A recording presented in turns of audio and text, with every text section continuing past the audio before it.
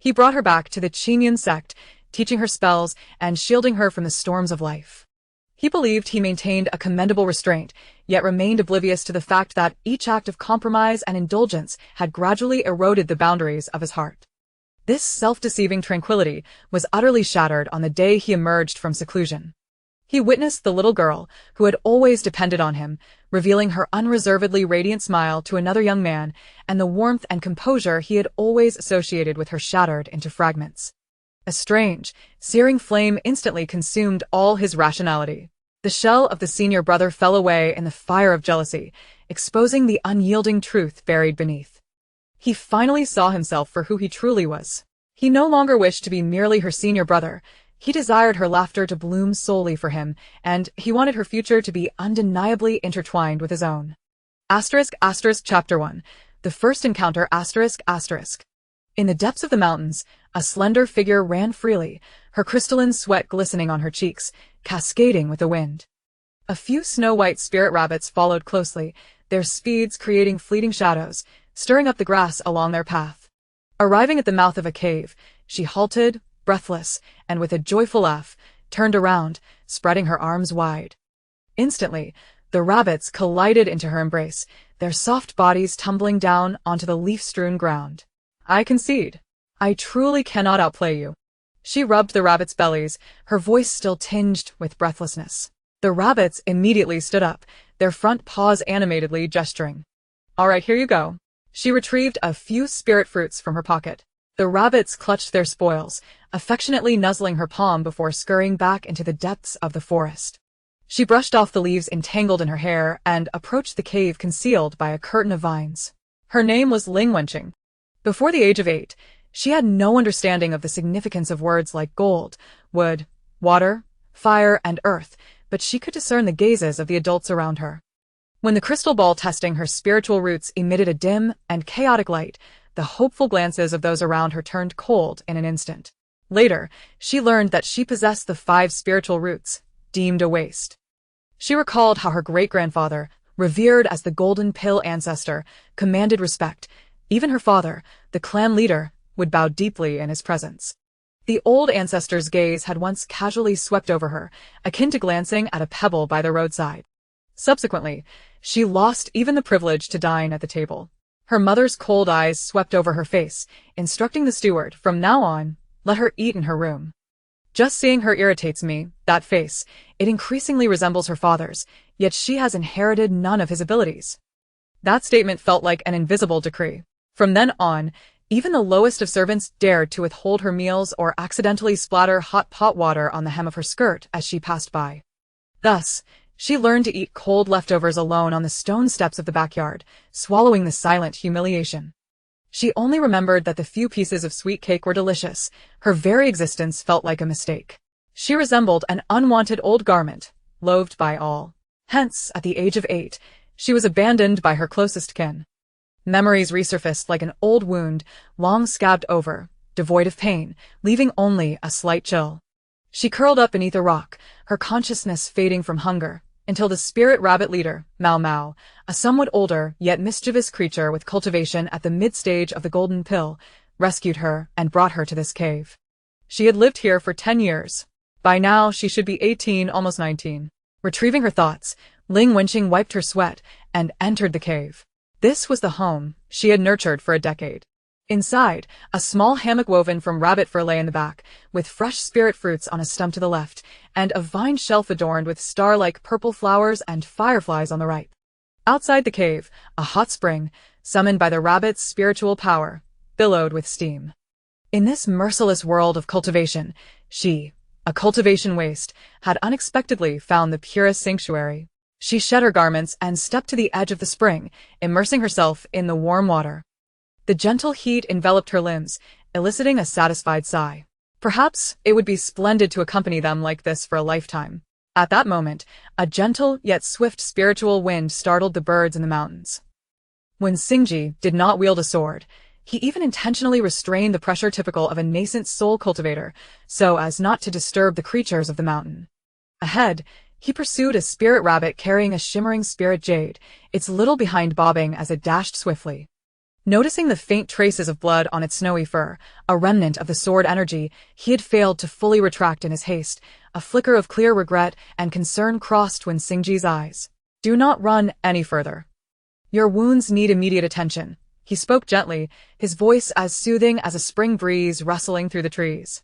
However, the rabbit merely glanced back at him, not only refusing to halt but also, with a proud kick of its hind legs, let out a loud fart before darting away even faster. Wen Xingji shook his head in mild exasperation. He was not angry. Although the spirit jade was a miraculous healing item, what concerned him more was this little creature, endowed with intelligence yet reckless. It had stolen the jade and appeared to be leading him somewhere for a reason, hinting at deeper matters at play. His consciousness flowed like quicksilver, sensing the mist ahead, along with a trace of a human girl's essence. With a subtle shift in thought, he followed the rabbit to the edge of the spring.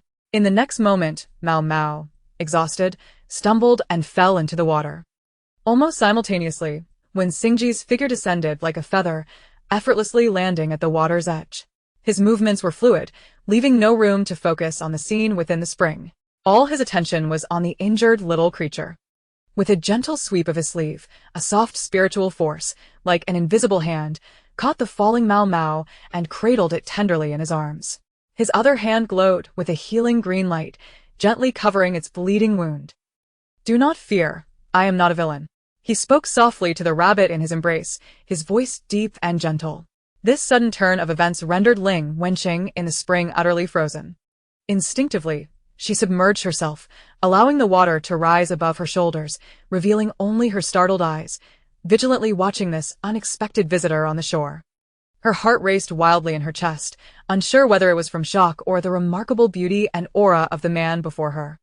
Yet, upon seeing the near-lifeless Mao Mao in his arms and the green light in his palm, her fear was eclipsed by a stronger wave of concern. Mao Mao. She forgot her shyness, abruptly rising from the water, her damp hair clinging to her snow-white neck. Her gaze fixed intently on the rabbit, her tone laced with desperation. What is wrong with it? You will save it, right? It was only at that moment that Wen Xingji finally lifted his eyes, meeting hers through the misty water.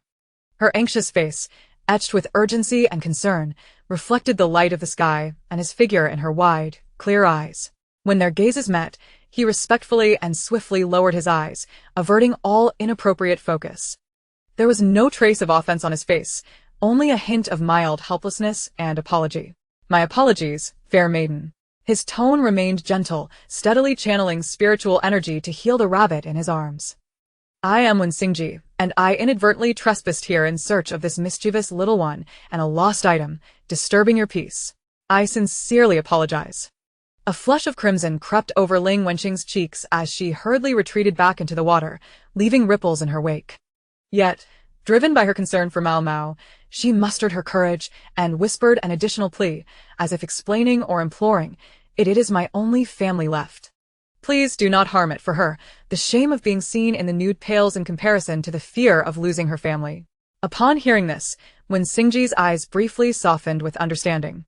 He continued to avoid looking directly at her, adopting a gentler tone, as if soothing a frightened young creature. Do not worry, my lady. The little one stole my spirit jade, likely in an effort to draw near to you, hoping to find a gift. Though it has sustained some injuries, it is not in grave danger and will recover shortly. His demeanor was as composed as a neighborly elder visiting for a friendly chat. The initially tense atmosphere transformed into one of reassurance after his explanation. Ling Wenqing felt a wave of relief wash over her. A rush of warmth surged to her cheeks, reddening even her ears. She nestled in the water and stammered. May I trouble you to look away for a moment? Wen Xingji immediately nodded. I was remiss. Before he finished speaking, he cradled the little rabbit in his arms and lightly glided to a nearby branch, turning his back to the hot spring, standing tall like a pine tree, granting her the space she needed. Once he had distanced himself, Ling Wenqing let out a long breath. She hurriedly stood up from the spring, splashing water around her. The mountain breeze caressed her damp skin, sending a shiver through her. With no time to dry off thoroughly, she dashed barefoot across the grass and into the cave. Inside, the familiar scent enveloped her, calming her racing heart. She picked up the simple cotton linen long dress from the ground and hurriedly slipped it on. After hastily dressing, she stepped out of the cave. As she emerged, Wen Xingji noticed the movement. The rabbit in his arms had recovered and was squirming restlessly. He gracefully landed and had barely settled in front of Ling Wenqing when the rabbit eagerly wriggled free, bounding into her embrace. With a soft thud, the spirit jade fell from the rabbit's mouth and onto the grass. Unfazed, the little creature affectionately nudged her palm, appearing quite proud of itself. Seeing this, Ling Wenqing felt the warmth return to her cheeks. Filled with apologies, she picked up the spirit jade, carefully wiping it with the hem of her dress, and returned it to Xingji, her voice tinged with embarrassment. "I'm so sorry, Taoist. The little one is quite mischievous. I apologize on its behalf. Here is the jade. Back to you." Xingji did not immediately accept it. His gaze gently brushed over her fingers as she cleaned the jade, then shifted to the rabbit, which was anxiously hopping in place, eliciting a smile from him. "There is no need for such concern, my lady." His voice was warm, his eyes sweeping over the cozy cave and the lively hot spring outside, already understanding much of the situation. This jade, known as the warm spirit jade, indeed possesses the ability to nourish both body and mind, and to soothe the meridians. This little rabbit, with its keen sense of smell, must have sensed your delicate aura and sought to present it to you. "It holds little use for me, but if it can benefit you, please accept it." His words were sincere, devoid of pretense. The warm spirit jade was indeed a precious artifact, capable of subtly enhancing the constitution of ordinary mortals when worn. However, he chose to omit the fact that it was a token bestowed upon him by the sect master of Qingyun sect, imbued with a protective spell potent enough to deflect a lethal blow in times of peril, making it a rare treasure in the realm of cultivation. He wished for this gift not to become a burden to her. Ling Wenqing was unaware of this detail, only perceiving the sincerity and care in his words. Looking down at the jade, warm in her palm, and then at the rabbit, which was persistently nudging her hand, her last doubts dissolved in a wave of warmth. No longer resisting, she gently grasped the jade, offering him a shy yet brilliant smile. "Thank you, Taoist, for this precious gift." Observing her pure smile, Xingji felt that no matter how valuable an item might be, if it serves no purpose to oneself yet can be gifted to one in need, it is indeed a worthy act. Ling Wenqing cradled the warm spirit jade in her hands, its lustrous texture captivating her. However, when she attempted to tie the jade around her neck, she found herself at a loss. Having grown up in the mountains, she was more accustomed to vines than silk threads, and her slender fingers struggled to fashion a proper knot. Xingji watched silently, noticing her struggle with the thread. His brow furrowed slightly as he smiled gently. "I apologize for my rudeness." He stepped forward naturally, slightly bending down to take the thread from her hands. His movements were soft and practiced, his fingertips occasionally brushing against the skin at the back of her neck. They stood in close proximity. As he focused on tying the knot, she instinctively held her breath, gazing at his profile in a daze. A few strands of hair cascading from his shoulder intertwined with her dark tresses in the gentle breeze, becoming inseparable. Just as the knot was nearly complete, Xingji raised his eyes to inquire about its tightness, only to meet her clear, trusting gaze. Her eyes reflected his image, filled with untainted trust and innocence. His fingers, deftly tying the knot, paused almost imperceptibly. He lowered his gaze to conceal the fleeting moment of fluster, swiftly finishing the final knot and stepping back to maintain an appropriate distance. "Done." His voice remained warm and steady, as if the previous moment had never occurred. "This jade needs to be worn close to the body, my lady, so do not part with it." Ling Wenqing nodded, her eyes brightening as she looked at the warm spirit jade resting against her chest. The gentle touch of the jade sent a wave of warmth coursing through her limbs. She raised her head, her eyes crescent-shaped with brightness, exclaiming, "Taoist, would you like to come in and sit for a while? You've been standing out there for quite some time. You must be tired." Her intentions were pure. Feeling immensely grateful for his kindness, she thought it only right to invite him to rest. Xingji, upon hearing this, let his gaze wander over the meticulously tended space before him. After a moment of contemplation, he felt it was only right to pause and ascertain whether she required assistance, and nodded, "Then I shall intrude for a moment." Seeing him acquiesce, Ling Wenqing's smile widened. She bent down to pet the rabbit, which had been closely beside her, and softly said, "Mao Mao, would you please return now? Your kin needs you. I will just have a brief chat with the Taoist." Mao Mao stood up, its ruby-like eyes scanning Xingji thoroughly, its nose twitching slightly, as if to confirm his presence one last time. After a moment, It seemed to deem this human reasonably trustworthy, nuzzling against Ling Wenqing's palm in acknowledgement before turning to vanish like a white shadow into the depths of the forest. Daoist, please this way. Ling Wenqing turned, gathering her loose strands of hair, and led the way to the cave entrance draped with hanging vines. She parted the curtain, creating space for him, revealing a small world adorned with fireflies and purple flowers within. When Xingji stepped inside as instructed, though the cave was small, it radiated warmth from every corner. Ling Wenqing quickly moved to the corner, retrieving a small chair woven from old tree roots, still entwined with delicate purple flowers. She set it down in front of Wen Xingji. Daoist, please take a seat. Wen Xingji gracefully settled onto the chair, exuding elegance and composure. Ling Wenqing turned, rummaging through the vines nearby, and selected the plumpest spirit fruit that Mao Mao had brought earlier, offering it to Wen Xingji with both hands. He thanked her and took it, while she picked up another for herself and took a small bite, her cheeks puffing slightly. The cave fell into a tranquil silence, punctuated only by the delicate sound of her nibbling on the spiritual fruit. The atmosphere, far from awkward, radiated a sense of warmth and serenity. When Xingji's gaze rested gently upon her, and after a moment of contemplation, he spoke softly, "This place is indeed a rare sanctuary. May I inquire why the lovely lady has chosen to dwell here in solitude, without reuniting with her parents and family?" His question was phrased delicately, yet Ling Wenqing grasped its essence. She swallowed the morsel of fruit, casually wiped her mouth, and her expression was one of indifference. "They left me here when I was 8, she replied succinctly, her tone devoid of any hint of sorrow or resentment, her clear eyes revealing no trace of shadow. This unadulterated nonchalance pricked Wen Xingji's heart, as he pondered what disappointment and cold past could lead a child to erase all affection for their kin, leaving behind such an air of detachment. He realized he had ventured into a realm best left untouched. A flicker of regret and sympathy crossed his mind as he rose and bowed respectfully. "I apologize for my indiscretion in mentioning the lady's sorrowful past." Seeing his earnest apology, Ling Wenqing waved her hand somewhat flusteredly, about to utter "it's fine," when Wen Xingji seamlessly redirected the conversation. He regarded her with a natural demeanor, shifting the topic. "This spiritual fruit is sweet and juicy, rich in the essence of wood spirit, which would greatly benefit your health. It would be wise to partake of it more."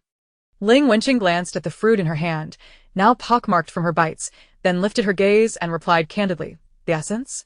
I seem to have never felt it." Her tone was gentle and soft. "When I was young, they spoke to me about many things, spiritual roots, talents. But those concepts are intangible and elusive. For me, it is far more practical to discern which fruits are the sweetest and which sunny slopes are the warmest." When Xingji studied her intently, her heart was neither numb nor dull. Rather, she gently brushed aside the world's relentless pursuits, nurturing a vibrant essence and curiosity akin to an entire forest. This purity, born of authenticity, was more captivating than any gifted arrogance. The regret born of his earlier inquiry quietly transformed into a sense of compassion and an unspeakable admiration. A gentle smile graced his lips as he spoke in a soothing tone. "If one cannot see or touch it, one does not dwell upon it. Your disposition, dear lady, aligns harmoniously with the principles of nature." He paused slightly. "If you do not mind, I possess a modicum of ability in exploration, and I could perhaps glimpse what your unseen spiritual roots truly resemble. Consider it a means to satisfy my curiosity, if you will." Ling Wenqing perceived that Wen Xingji was a remarkably kind individual. Upon his inquiry, she nodded without hesitation. "Sure." She closed her eyes, her long eyelashes casting a small shadow beneath.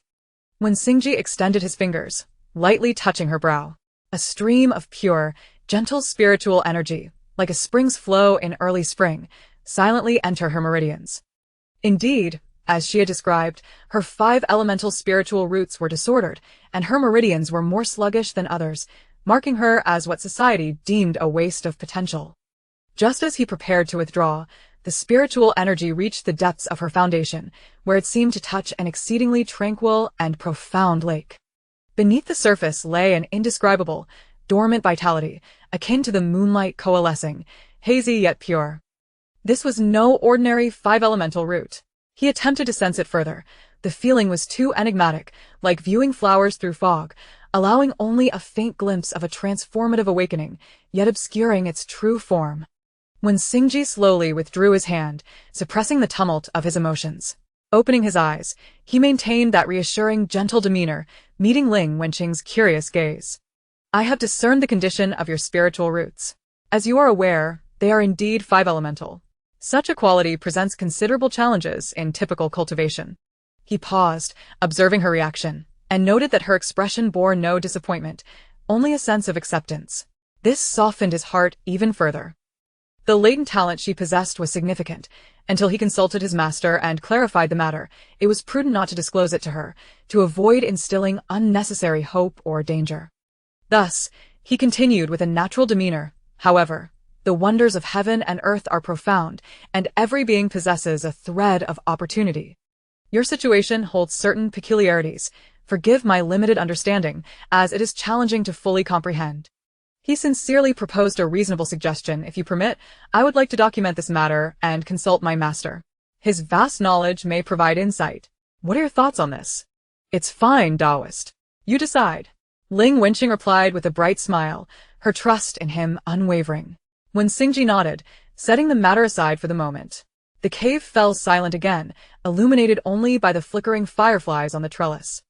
As dusk deepened, Ling Wenqing felt the fatigue from her daytime frolics wash over her. Unable to stifle a yawn, she covered her mouth gently, a few tears glistening at the corners of her eyes. When Xingji, who had been attentive to her, immediately said, "The night has grown deep. You are not a practitioner and require rest to rejuvenate. Please retire early." He stood gracefully. "Tonight, I shall meditate outside the cave, keeping vigil for you." Ling Wenqing nodded, approaching the soft rabbit fur hammock, curling up within it.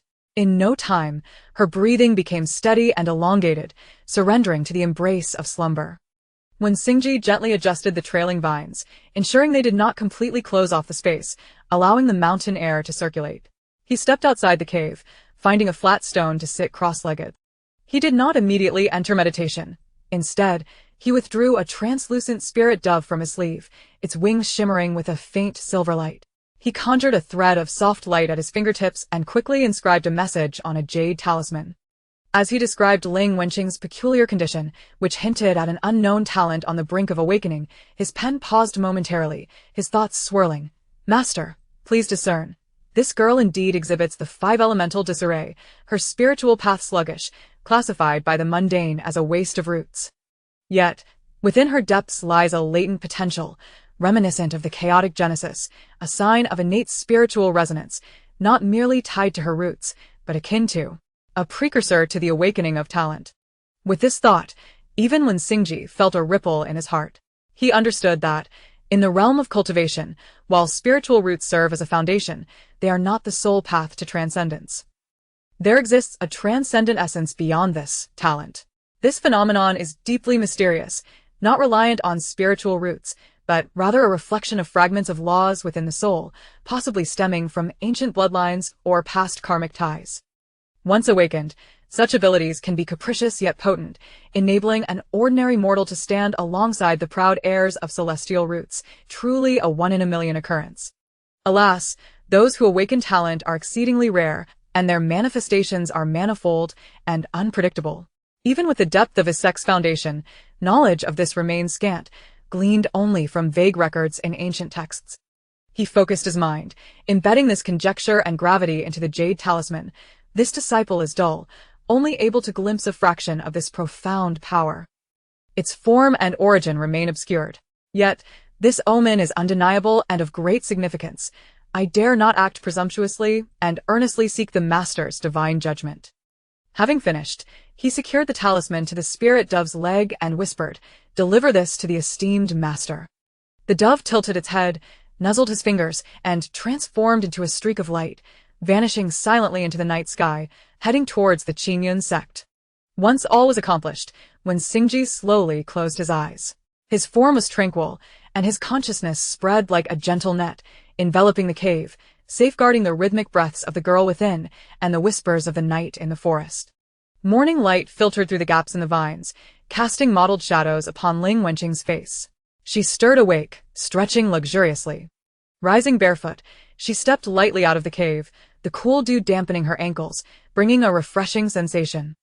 As she was about to wash up at the spring, Ling Wenqing noticed when Xingji sitting cross-legged on a nearby blue stone, his posture upright and his aura tranquil as water, almost merging with the morning mist. She immediately softened her movements, quietly approached the spring, and splashed her face with the cool water, feeling rejuvenated. Returning to the cave, she found the last few spiritual fruits left from yesterday on the vine rack. She picked one to nibble on, then carefully selected 2 more and gently placed them in front of Wen Xingji, who remained in meditation, showing no signs of awakening. Choosing not to disturb him, she turned and briskly made her way towards the grassy slope where the Mao Mao clan often gathered. At the moment she turned to leave, a faint smile curved at the corners of Wen Xingji's lips. With his cultivation level, he had already sensed her presence the instant she stepped out of the cave. He observed her careful attempt not to disrupt his meditation and noted the gift she had left behind. He chose not to awaken immediately, wishing to allow her the freedom to find her companions. Only after her footsteps faded did he slowly open his eyes, his gaze falling upon the 2 spiritual fruits, which he reverently gathered into his palm, still warm as if touched by the girl's fingertips. Ling Wenqing glided gracefully through the familiar woods. The valley occupied by the Spirit Rabbit clan was nestled among towering mountains.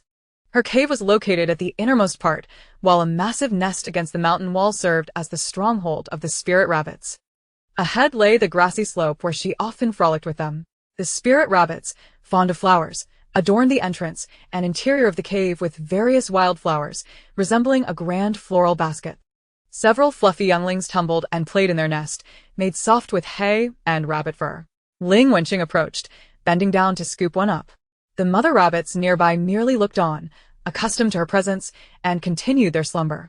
This secluded valley remained untouched because the Spirit Rabbit clan was not weak. Their leader, Mao Mao, had attained mid-golden core stage. In this world, the path of cultivation was long and arduous. Achieving the golden core realm was enough to establish oneself as a formidable force, founding sects or leading families, earning the reverence of many, a height that countless cultivators could scarcely hope to reach in their lifetimes. As for the nascent soul realm above the golden core, such individuals were rare, each capable of significantly influencing the region, akin to legendary figures whose presence was seldom seen. The higher realms, such as transformation and fusion, were nearly mythical and exceedingly few. Thus, under the leadership of a golden core great demon and the Spirit Rabbit clan's innate vigilance and familiarity with the terrain, this valley was as fortified as a citadel. It was precisely because of this that when Xingji's effortless intrusion into their heartland underscored the depth of his cultivation, indicating he was at least a nascent soul cultivator. However, Ling Wenqing did not grasp the complexities of these realms. She relished the tranquility of her time with the Rabbit clan. After a while, she set the youngling down, brushed off the grass and rabbit fur from her clothes, and glanced around the nest, but did not find the familiar figure she was searching for. A mother rabbit nearby, tending to her long ears, noticed her and raised a front paw, pointing towards the fruit grove to the east of the valley. Understanding the gesture, Ling Wenqing expressed her gratitude and cheerfully made her way in that direction. Indeed, beneath the spirit fruit trees they often visited, Mao Mao stood attentively, examining a plump fruit on a branch. "Mao Mao," Ling Wenqing called out, running to its side, "let's find something. That Taoist one is a good person. He gifted me a spirit jade and healed you. We must gather something to express our gratitude." Turning at the sound of her voice, Mao Mao's eyes reflected the sincerity of the girl's face. Always responsive to the girl it had watched grow, it pondered for a moment, then lowered its head to rummage through its dense, soft fur, ultimately emerging with a pearl the size of a longan, which it placed in Ling Wenqing's open palm. The pearl felt warm to the touch, clearly not an ordinary object.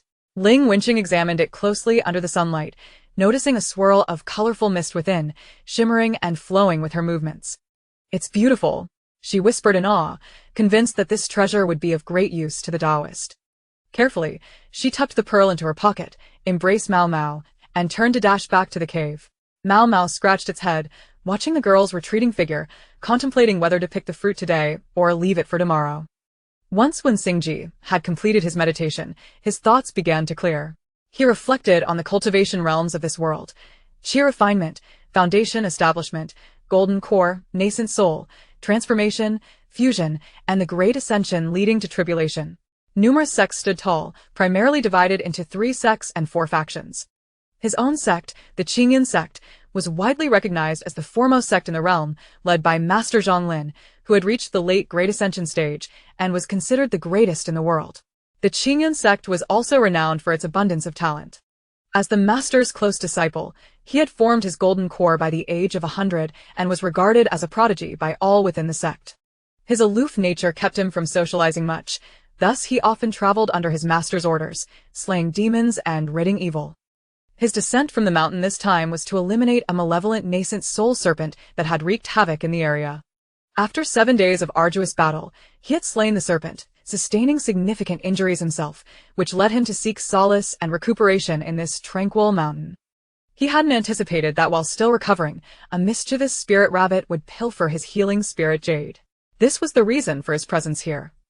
At this moment, he weighed his options, to return to the sect or to wait for his master's response regarding Ling Wenqing's unique constitution before heading back. As he pondered, he suddenly sensed a familiar aura rapidly approaching. Had she returned so soon? Chapter 2. The Gift. He lifted his gaze just in time to see Ling Wenqing sprinting through the woods. Perhaps in her haste, she failed to notice the branches underfoot and stumbled forward. When Xingji's gaze flickered, and in an instant, he steadied her shoulder. Startled, her face was close, her wide eyes reflecting a hint of lingering panic as they locked onto his. Ling Wenqing regained her balance with the support, her cheeks flushing with embarrassment as she softly murmured, "Thank you, Taoist." When Xingji discreetly withdrew his hand, taking a half step back and replied warmly, "It was but a small effort. It is good to see you unharmed." Ling Wenqing nodded, recalling her purpose, and hurriedly retrieved the pearl from her bosom, presenting it to him with both hands. "This is for you. Thank you for the spirit jade and for healing Mao Mao." When Xingji's gaze fell upon the pearl, instantly recognizing it as a wood spirit pearl, rich in pure natural vitality, effective in nourishing plants and purifying spiritual herbs, a rare treasure for alchemists and herbalists. He refrained from reaching for it and looked at Ling Wenqing, explaining, "This item, known as the wood spirit pearl, is quite precious and would greatly benefit your life in these mountains. You should keep it for yourself." "No," Ling Wenqing interrupted, pushing the pearl forward with determination in her clear eyes. "You helped us. This is a token of gratitude. I don't want to owe anyone. Please accept it. It will put my mind at ease." Unfamiliar with the intricacies of social obligations, she simply believed that kindness should be repaid. Seeing her steadfastness, when Xingji understood that this was perhaps her way of maintaining her pride and inner peace. To refuse again would inadvertently tarnish her pure intentions. He ceased his objections, accepting the wood spirit pearl with a smile gracing his lips. "Very well, I shall accept your generous gift. Thank you, fair maiden." Upon seeing him finally accept it, a bright smile blossomed on Ling Wenqing's face as the warm sensation of the pearl radiated from her palm. Indeed, with his master's response still pending, and considering her unique constitution, which led her to live alone in the depths of the forest, it was difficult for him to feel completely at ease. Moreover, as his gaze lingered on her face, he realized he was not quite ready to leave just yet. "Fair maiden," he said, carefully storing the spirit pearl away. "I have a humble request. Might I be allowed to linger here for a while?" Upon hearing this, Ling Wenqing's eyes sparkled with delight. She immediately nodded vigorously, her voice brimming with uncontainable joy. "Of course. You may stay for as long as you wish." Having grown up alone, despite the company of a spiritual rabbit, the presence of someone as gentle and handsome as Wen Xingji nearby, who would listen to her and share sunrises and sunsets with her, felt like a dream come true. Witnessing her unguarded happiness, the corners of Wen Xingji's lips involuntarily lifted into a faint smile. He surveyed the surroundings, his gaze settling on a gnarled ancient tree not far away. "That spot will suffice." He approached the ancient tree, his sleeve gently sweeping the air, causing a ripple of soft spiritual energy to emanate. The weeds and vines on the ground seemed to come alive, retreating spontaneously, clearing a pristine space. With a flicker of spiritual light at his fingertips, he guided the cascading vines and adjacent bamboo to weave into a small, elegant treehouse in a remarkably short time, seamlessly blending with the surrounding environment, providing shelter from the elements while preserving the forest's natural beauty. "I shall reside here for the time being." He turned back to Ling Wenqing, who was momentarily rendered speechless, and said warmly, "Should you have leisure, feel free to come visit." Ling Wenqing gazed at the scene before her, slightly dazed. When Xingji, clad in white, stood illuminated by the light, gazing at her tenderly. Behind him stood the treehouse. A gentle breeze rustled his wide sleeves and the vines behind him, creating a harmonious dance. In that fleeting moment, Ling Wenqing felt as if something lightly bumped against her chest, sending forth a wave of unfamiliar yet profound emotions. This sensation took her by surprise, leaving her momentarily flustered as she instinctively pressed her hand against her heart. She could not comprehend this feeling, yet it filled her with more joy than witnessing the morning light or spiritual fruits in the mountains. This joy, tinged with an indescribable confusion, made her fingertips warm. She stared at his handsome features, momentarily entranced. Noticing her silence and the way she pressed her heart, her cheeks tinged with a faint blush, when Xingji gently inquired with concern, "Are you unwell?" Ling Wenqing jolted back to reality at his voice, hurriedly lowering her lashes and shaking her head. She dared not meet his gaze, her voice a mere whisper, yet laced with an unrecognized reliance. "I am fine. I just feel that it is wonderful to have you here." The words slipped from her lips before she could process them, leaving her momentarily stunned. Her cheeks flushed deeper, resembling a child caught in mischief, her gaze wandering until it settled on her tightly clenched garment. Seeing her pure delight, when Xingji recalled how he often observed senior disciples comforting younger ones in the sect, yet he had never experienced such closeness with anyone. Noticing her slightly reddened ears, he hesitated for a moment, then raised his hand, tentatively brushing through her hair, an action so unfamiliar to him that he paused momentarily before mimicking the gentle gestures of his seniors. Ling Wenqing was taken aback by the warmth that enveloped her from above. She had never been so close to anyone, feeling as though the spot he touched ignited a small flame of warmth that swiftly spread throughout her being. Her heart raced, its rhythm erratic, as if it were attempting to escape her chest. In that instant, it felt as if vibrant fireworks silently exploded before her eyes, highlighting his smiling gaze, while the surrounding sounds faded away, leaving her world filled solely with her resounding heartbeat and the warmth that stirred both her panic and longing. This unfamiliar, overwhelming joy rendered her nearly incapable of thought. As soon as when Xingji's hand withdrew, she instinctively took a small step back, her hands covering the spot he had just touched.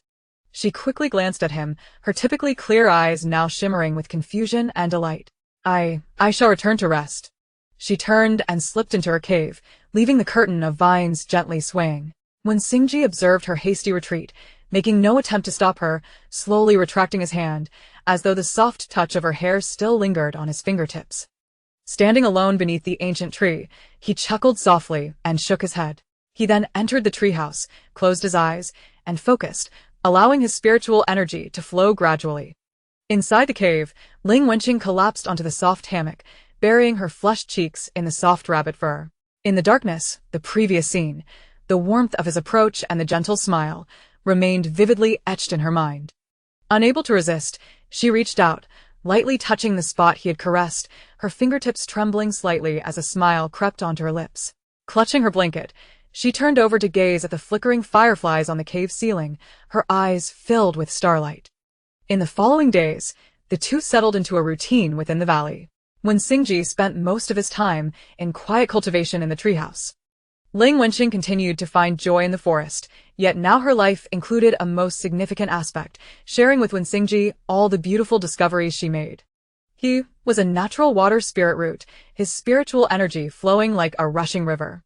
After battling a fierce primordial infant, he gained a deeper understanding of water's ability to encompass all but also its inherent rigidity. At this moment, he was refining the purest water spiritual energy within his meridians, solidifying it into a formidable ice. Those who reached a certain level of cultivation could attempt such transformations, yet few could achieve the level of purity he did with ice elemental energy at the early stage of the primordial infant. A wisp of cold air escaped from his fingertips, forming ice crystals in the air, which melted into warm droplets in the next moment. He primarily practiced the sword path, understanding the balance of strength and gentleness, and this insight enhanced his sword intent. His aura solidified, and the long stagnant bottleneck of his early primordial infant stage began to loosen slightly. He was on the brink of a breakthrough to the mid-stage, just awaiting the final push. Gradually, he opened his eyes, a glint of frost flashing through them. The familiar sound of footsteps approached from outside the treehouse, causing the ice crystal at his fingertips to dissipate into mist. When Ling Wenqing appeared at the door with spiritual fruits in her hands, he appeared as unremarkable as ever. In the past few days, she frequently visited the treehouse, sometimes bringing several spiritual fruits, other times a bouquet of freshly picked wildflowers. She would gently place them at the entrance or, during his moments of rest, approach him with a look of eager anticipation. Wen Xingji found this endearing yet somewhat exasperating. Having refrained from consuming worldly food for years, he had little need for such earthly delights in his cultivation. However, upon seeing her pure, untainted eyes and her desire to share beauty with him, he would transform his exasperation into acquiescence, accepting whatever she brought, be it fruits or flowers, with a warm, "Thank you, they are delightful." He would then preserve the perishables using a small solidification spell, storing them in his mustard seed bag. A few nights later, a golden communication talisman flew in. It passed through the vines and hovered before Wen Xingji. He slowly opened his eyes, the icy blue spiritual light fading from his gaze. He extended 2 fingers and gently grasped the talisman, the familiar and authoritative consciousness of his master flowing into his mind. The message was clear. His master confirmed his assessment, revealing that Ling Wenqing possessed a rare dormant talent within her, which had gone unnoticed in her childhood, possibly due to certain unique circumstances. At the end of the message, his master stated, "If this girl has a pure heart, she may be brought back to the sect, where we will assist her in awakening her potential. Should she wish, she may also enter the fold for cultivation." The golden light from her fingertips gradually faded, transforming into specks of starlight. When Xingji stood still for a moment, his gaze drifting past the window of the treehouse towards the cave concealed behind the vines not far away. Within the cave, the hazy glimmers of fireflies and purple flowers flickered, reminiscent of the pure, untainted eyes of the young girl. To take her back to the Qingyan sect? On one hand, it would be a blessing for the sect to usher such exceptional talent into the realm of immortality, a duty of the righteous path. On the other hand, he was genuinely uneasy about allowing her to remain alone in these deep, secluded mountains, even with a spirit rabbit for company. That naive innocence required more secure protection. Yet, did she understand what the sect entailed? The path of cultivation starkly contrasted with her current, peaceful existence in the wilderness. Would she be willing to abandon this place she considered home? As his thoughts surged, the dawn light began to brighten. When Ling Wenqing arrived at the treehouse, as she did every morning, cradling freshly picked spiritual fruits, she found Wen Xingji waiting at the entrance, seemingly having anticipated her arrival. "Daozhong," she exclaimed, running forward with a smile and presenting the fruits. Wen Xingji accepted them as usual, not immediately stowing them away, instead gazing into her eyes. "Beautiful girl, I have received a message from my sect." Ling Wenqing blinked, curiosity lighting her expression. The elders of the sect have said, he carefully chose his words, striving to avoid complex vocabulary, that within you lies a unique power, akin to a seed yet to sprout. The sect possesses methods that may awaken it. He bent down to meet her gaze, his demeanor solemn yet inviting. "They invite you to return with me to the Qingyan sect. There, you will find greater safety and discover a broader world. Would you be willing to come and see?" He placed the choice in her hands. The morning breeze of the valley caressed them, carrying the scent of grass and trees, and ruffling the strands of hair at her temples. Ling Wenqing pondered, a look of turmoil rising in her eyes. When Xingji observed her struggle, without pressing for an answer, patiently waiting, Ling Wenqing tugged at the hem of her garment, distressed. I don't want to leave Mao Mao," she murmured, her greatest concern laid bare. After a pause, she lifted her head, surveying the cave she had lovingly decorated, her eyes filled with reluctance. "I can't bear to leave this place. I worked hard to make it feel like home." Finally, she turned to Wen Xingji, "And if I go with you, will I still be able to play freely as I do now?" Upon hearing her childlike words, Wen Xingji couldn't help but chuckle. So the lovely girl worries about such matters." His voice was gentle, soothing like a balm for a restless child. "As for Mao Mao, while it is the leader of its kind, you and I will not be departing forever. The Qingyan sect has spirit beasts for transportation, and the vast landscape can be traversed in an instant. If you miss it, we can return any time, and it can also visit you at the sect." His gaze swept over the cave, transformed into a dreamlike sanctuary by her efforts, and he promised, "As for this home, if you like, once we arrive at the sect, beside my abode, you may choose a place you adore, and I shall assist you in creating an identical, if not more beautiful, dwelling. How does that sound?" Finally, he regarded her eyes, which sparkled with a desire for play, his tone imbued with guidance and acceptance. "And the path of cultivation does not require you to forego all joy immediately. The world is vast, filled with wonders, riding the winds, treading upon waves, witnessing the ever-changing blooms of the seasons, and frolicking with mystical beasts. Are these not another form of play? Not everyone must endure relentless hardship. You may explore this world in ways that resonate with you. He painted her familiar pastimes as a vibrant, unrestrained future. Ling Wenqing listened, her eyes gradually brightening. The thought of returning to see Mao Mao, the promise of a new home, and the prospect of exploring through more thrilling avenues filled her with anticipation. Her hesitation melted away, replaced by curiosity and eagerness. She looked up at him, nodding vigorously yes. I will go with you. In that moment, she chose to embrace a future filled with promises of joy and companionship. When Xingji watched her radiant smile blossom, his heart illuminated by her pure delight. Then, after a moment's thought, she grasped her clothing's hem, somewhat shyly asking, Daozhong, may I call you something else? Calling you Daozhong feels too distant. When Xingji observed her innocent demeanor, sensing her desire for closeness, after a brief contemplation, he nodded gently, of course. If the lovely girl wishes, you may call me Xingji. Upon receiving his consent, Ling Wenqing's face lit up with a smile, nodding enthusiastically, great. Xingji, wait for me. I'll be ready to go with you in no time. With that, she turned and dashed back into the cave. When Xingji watched her retreating figure, the smile lingering on his lips. With a flick of his sleeve, the exquisite treehouse transformed into shimmering light and vanished. From his storage pouch, he retrieved a flying artifact, a small, verdant lotus leaf, glimmering with dew, its charm undeniable. Before long, Ling Wenqing emerged, clutching her few belongings, a handful of simple garments, her cherished purple flowers, and several vibrant spiritual fruits. I'll help you, when Xingji said, taking the scattered items and carefully stowing them into his pouch. Impressive. Ling Wenqing gasped as she witnessed the items vanish into thin air. This is merely a common technique of spatial manipulation. Once you join the sect, you will possess it as well. As he spoke, a flicker of light from his fingertip enlarged the lotus leaf artifact, hovering just above the ground. Wow. Ling Wenqing's eyes widened in awe. Give it a try, when Xingji encouraged. Cautiously, she climbed aboard, settling in the soft center of the lotus leaf, marveling at the coolness of its surface. Xingji. She suddenly recalled something and looked at him eagerly. Before we leave, can we say goodbye to Mao Mao? Certainly. When Xingji nodded, a ripple of thought passing through him as he gently descended behind Ling Wenqing, standing together atop the lotus leaf. A warm yet powerful aura enveloped them, akin to waves, as they sensed the direction of the Spirit Rabbit clan. The lotus leaf gradually lifted them into the air, smoothly gliding toward their destination. Along the way, the rustling leaves prompted Ling Wenqing to exclaim in delight. Soon, they hovered above the Spirit Rabbit's burrow.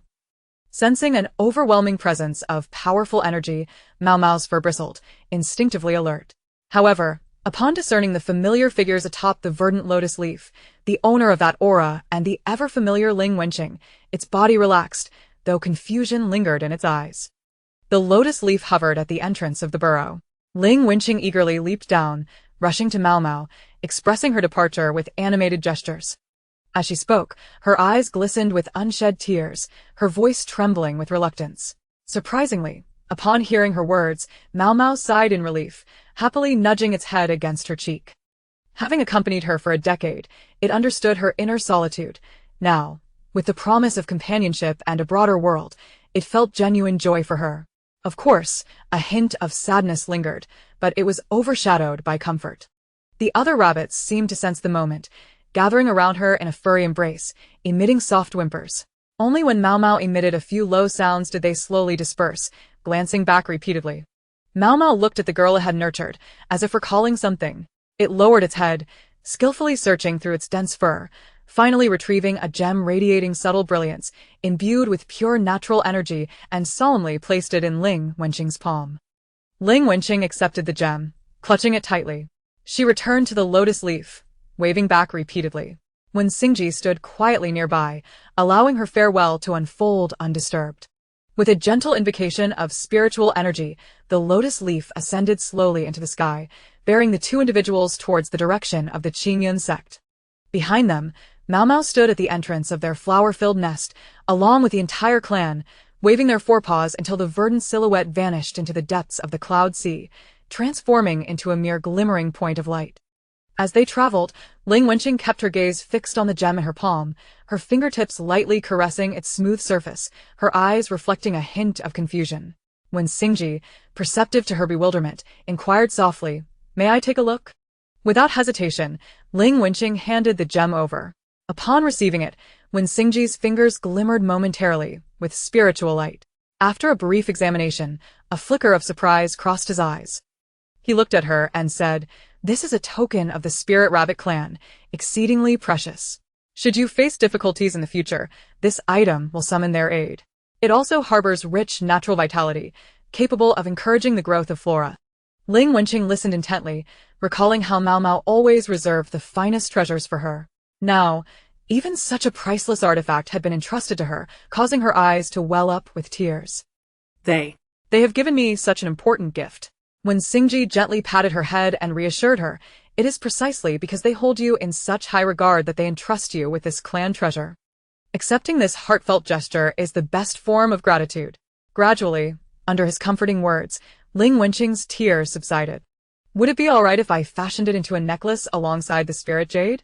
When Xingji suggested softly, "This way, it can be worn close and is less likely to be lost." Ling Wenqing nodded vigorously, quickly unfastening the spirit jade from around her neck and handing it to him. When Xingji accepted it, promising, "Upon our return to the sect, I shall craft it for you." She nestled back against the soft lotus leaf, gazing at the flowing mountains and clouds below. A gentle breeze brushed against her cheek, carrying his warm, magnetic voice. One Xingji shared with her some information about the realm of cultivation. The world of cultivation is vast, with 3 sects and 4 schools coexisting.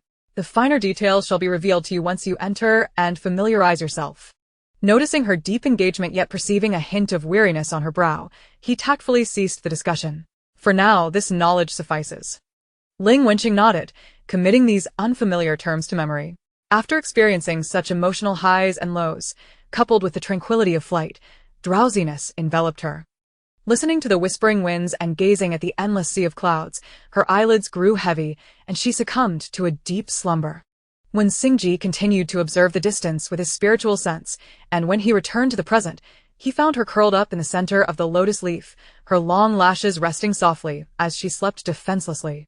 With a subtle movement of his fingers, a gentle and clear spiritual energy enveloped her like a delicate veil, shielding her from the high winds outside.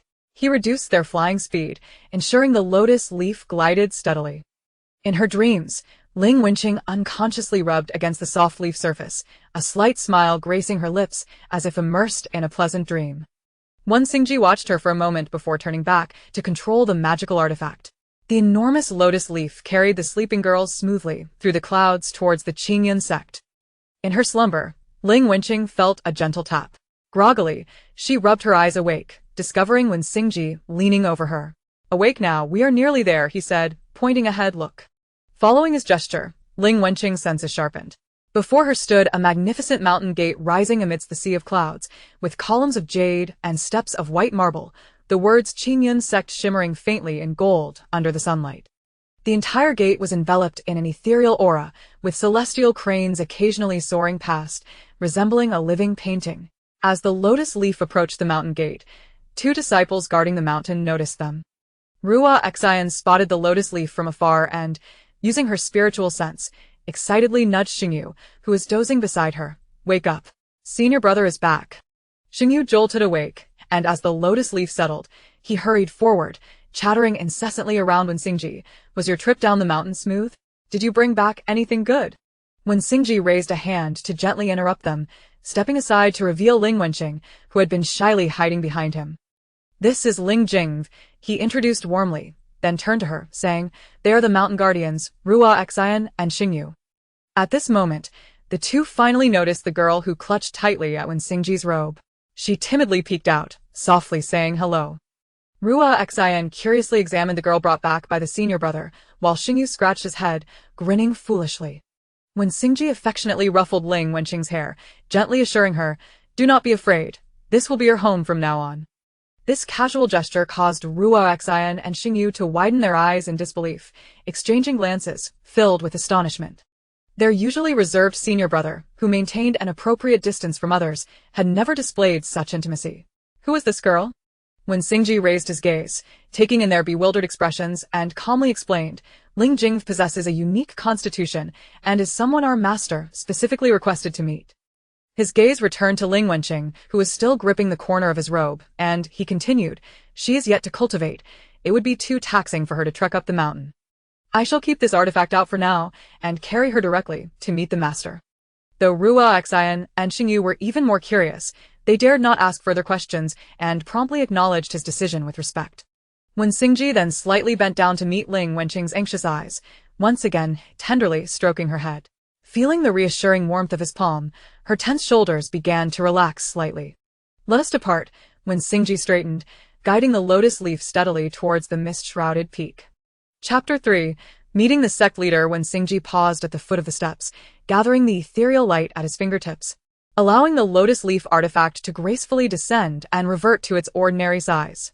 He ascended the steps first, turning back to extend his hand toward Ling Wenqing, who was seated upon the lotus leaf. In a gentle tone, he said, "Come, we have arrived." Ling Wenqing grasped his hand and leaped down from the lotus leaf, her feet touching the smooth, white jade ground. She tightened her grip on his wide sleeves, following closely beside him. When Xingji permitted her to lead, guiding the diminished lotus leaf artifact behind them with a gentle stream of spiritual energy as they stepped into the majestic hall. The sect leader, Zhang Lin, had long been seated in the main position, holding a cup of fragrant tea. He sensed their presence as when Xingji crossed into the sect's domain. At this moment, he set down the teacup and regarded them with a kind gaze, first glancing over his elegant disciple, then settling on the small figure nestled closely beside him. When Xingji released the guiding energy and respectfully cupped his hands in greeting, saying, "Master." Ling Wenqing, curious yet shy, surveyed the elderly man with white hair and beard. Radiatine à Serenora. Having not interacted with outsiders for a decade, she instinctively hid half her body behind when Xingji's tall frame, revealing only her bright, inquisitive eyes. When Xingji succinctly reported the events of slaying the malevolent flood dragon, retrieving the dark purple dragon spirit core, and several other treasures, which he presented with both hands, saying, "All that we have obtained is here. Please take a look, master." With a light wave of his sleeve, Zhang Lin accepted the treasures into the sect's treasury. Stroking his beard in approval, his gaze drifted back to the small hand gripping his disciple's robe. "Is this the child you mentioned in your message?" When Xingji gently guided Ling Wenqing forward, bringing her before Zhang Lin. In a serious tone, he replied, "Indeed. I have sensed signs of talent awakening within her, though its form remains unclear. I humbly request Master to examine her personally." Zhang Lin rose to his feet. Ling Wenqing looked up at the kind yet imposing elder, feeling a twinge of anxiety. Sensing her unease, when Xingji caressed her head, softly assuring, "Do not fear. Master is here to help you." Upon hearing his words and seeing the old man's benevolent expression, Ling Wenqing's apprehension eased slightly, and she stood still. Zhang Lin smiled, encouraging her not to be afraid, then gestured with his fingers, conjuring a force far more powerful than when Xingji's earlier probe, yet equally gentle and nurturing, which flowed into her meridians like a spring breeze. As the spiritual energy circulated, Zhang Lin nodded slightly. The evidence of her 5 spiritual roots was indisputable, yet when his consciousness delved deeper into her foundation, he indeed encountered an area shrouded in chaos, yet faintly illuminated by the light of primordial chaos. Just as when Xingji had stated, there were signs of latent talent ready to awaken, and under the radiance of his immense spiritual power, those signs became clearer than before. Retrieving his spiritual energy, Zhang Lin stroked his long beard thoughtfully. It appeared that when Xingji's pure water spiritual power had coincidentally resonated with the hidden talent within the child, causing the dormant seed to stir slightly. This matter, however, could not be rushed. After a moment of contemplation, he spoke softly, "The path of talent is profoundly mysterious. Even I, in my old age, possess only a minuscule understanding." His gaze turned contemplative, as if reminiscing. It was said that beyond the 3 sects and 4 factions, a certain supreme being from the demon realm possessed the ability to traverse the void, manifesting wherever their thoughts led. Meanwhile, a certain Buddha from the Western Temple had awakened an indestructible golden body, impervious to all forms of attack. As for the more common talents, such as rapid healing, nurturing spiritual plants, and enhancing physical strength, while they may seem ordinary, they are of immense benefit on the path of cultivation.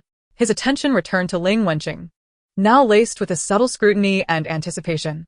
The potential she held remained uncertain, yet if she possessed the power to disrupt worldly equilibrium, her future would be extraordinary.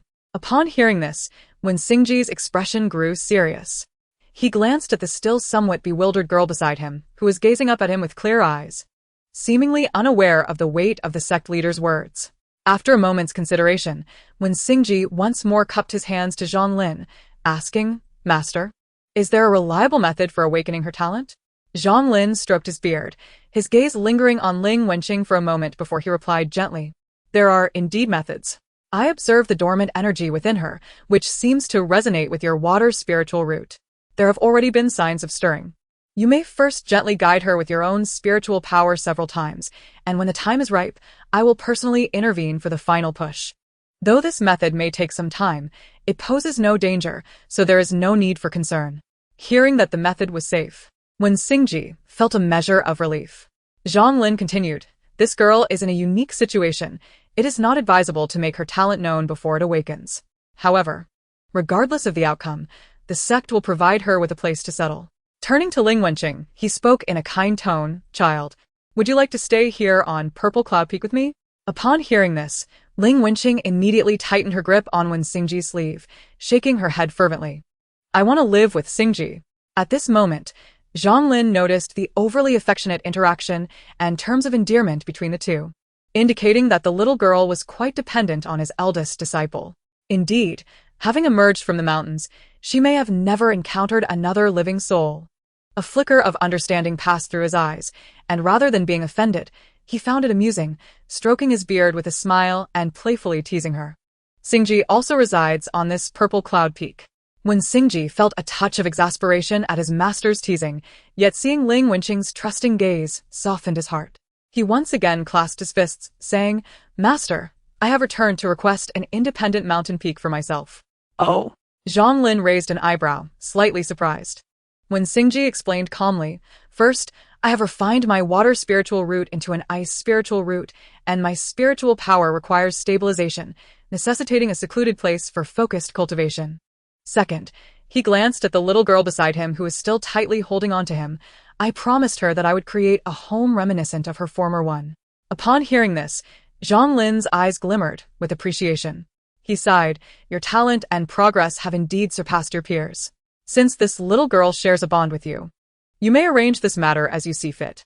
At that moment, Ling Wenqing gently tugged at Wen Xingji's robe, reminding him that she had not yet fasted.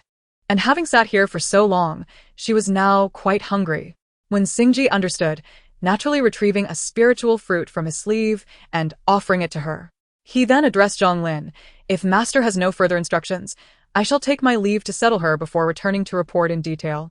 Zhang Lin nodded, his gaze sweeping over Ling Wenqing, who was engrossed in devouring the spiritual fruit, and then back to his usually aloof disciple, a hint of a smile flickering in his eyes. "Very well. It is rare for you to have something to worry about. You've been too little socializing, always descending the mountain for training."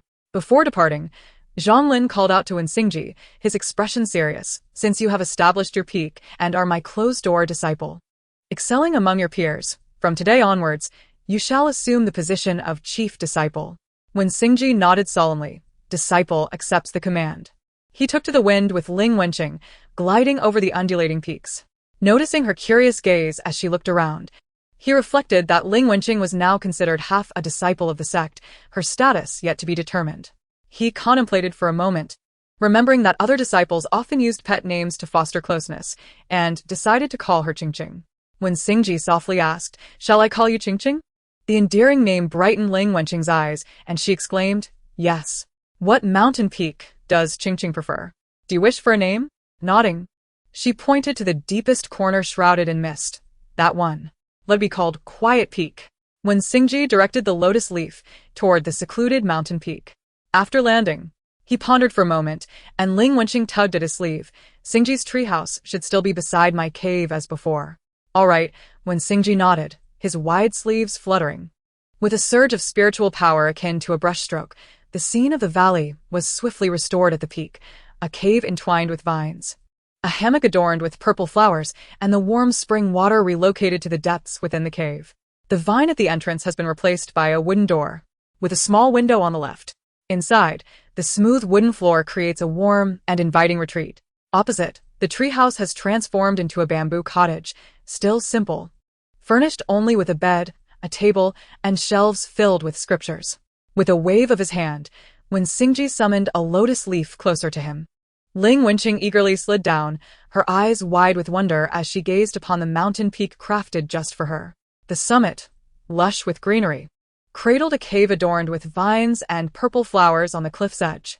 Instead of a crude vine, a meticulously crafted wooden door graced the entrance, accompanied by a small window. This familiar yet freshly new abode elicited a delighted gasp from her, prompting her to run joyfully towards it. She pushed open the wooden door, revealing not rough stone walls, but a cozy space lined with smooth wooden planks. The familiar hammock and shelves remained, now more exquisite and comfortable than before.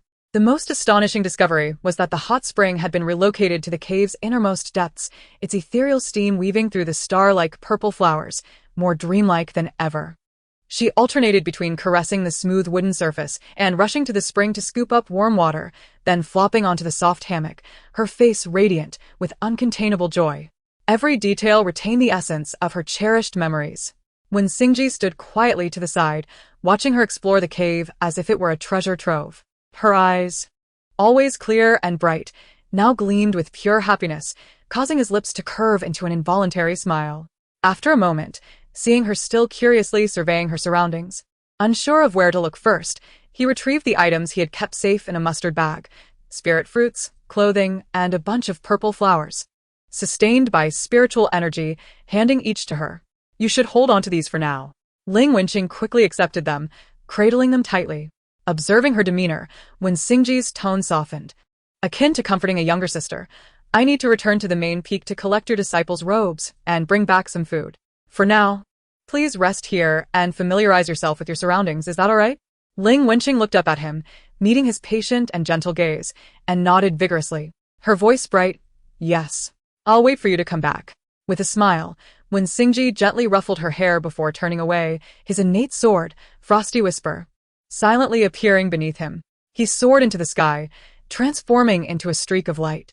As he departed the mountain's range, he altered his hand gestures, creating an invisible yet resilient barrier of spiritual energy akin to an inverted crystal bowl, accompanied by the faint sound of ice crystals forming, enveloping the entire summit.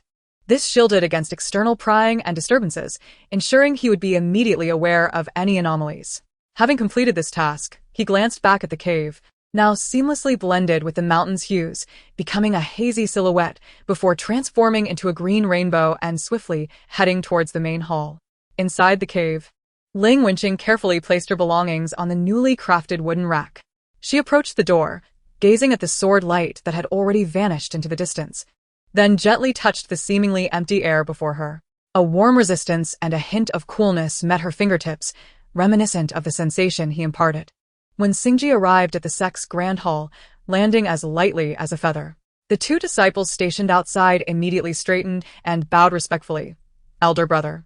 He nodded slightly and walked directly toward the deacon hall. The attending disciple, noticing his arrival, promptly stood. "Elder brother, are you here to collect supplies?" Two sets of female disciple robes and a newly crafted mustard bag, when Xingji replied, his voice gentle yet carrying a hint of authority. The disciple swiftly retrieved the garments and a blue mustard bag embroidered with cloud patterns, unable to resist asking, "Elder brother, are you taking in disciples?" When Xingji offered only a faint smile, just caring for a young friend for now, he accepted the items, swiftly scanning the mustard bag with his spiritual sense to confirm their accuracy before turning towards the dining hall. From a distance, a disciple spotted the familiar azure figure and hurried to greet him. "Elder brother, what brings you here today?" "I need some easily digestible spirit food suitable for those who have yet to break their fast," he paused, adding, "and some sweet pastries." Although the disciple was curious, he refrained from asking further and quickly prepared a food box.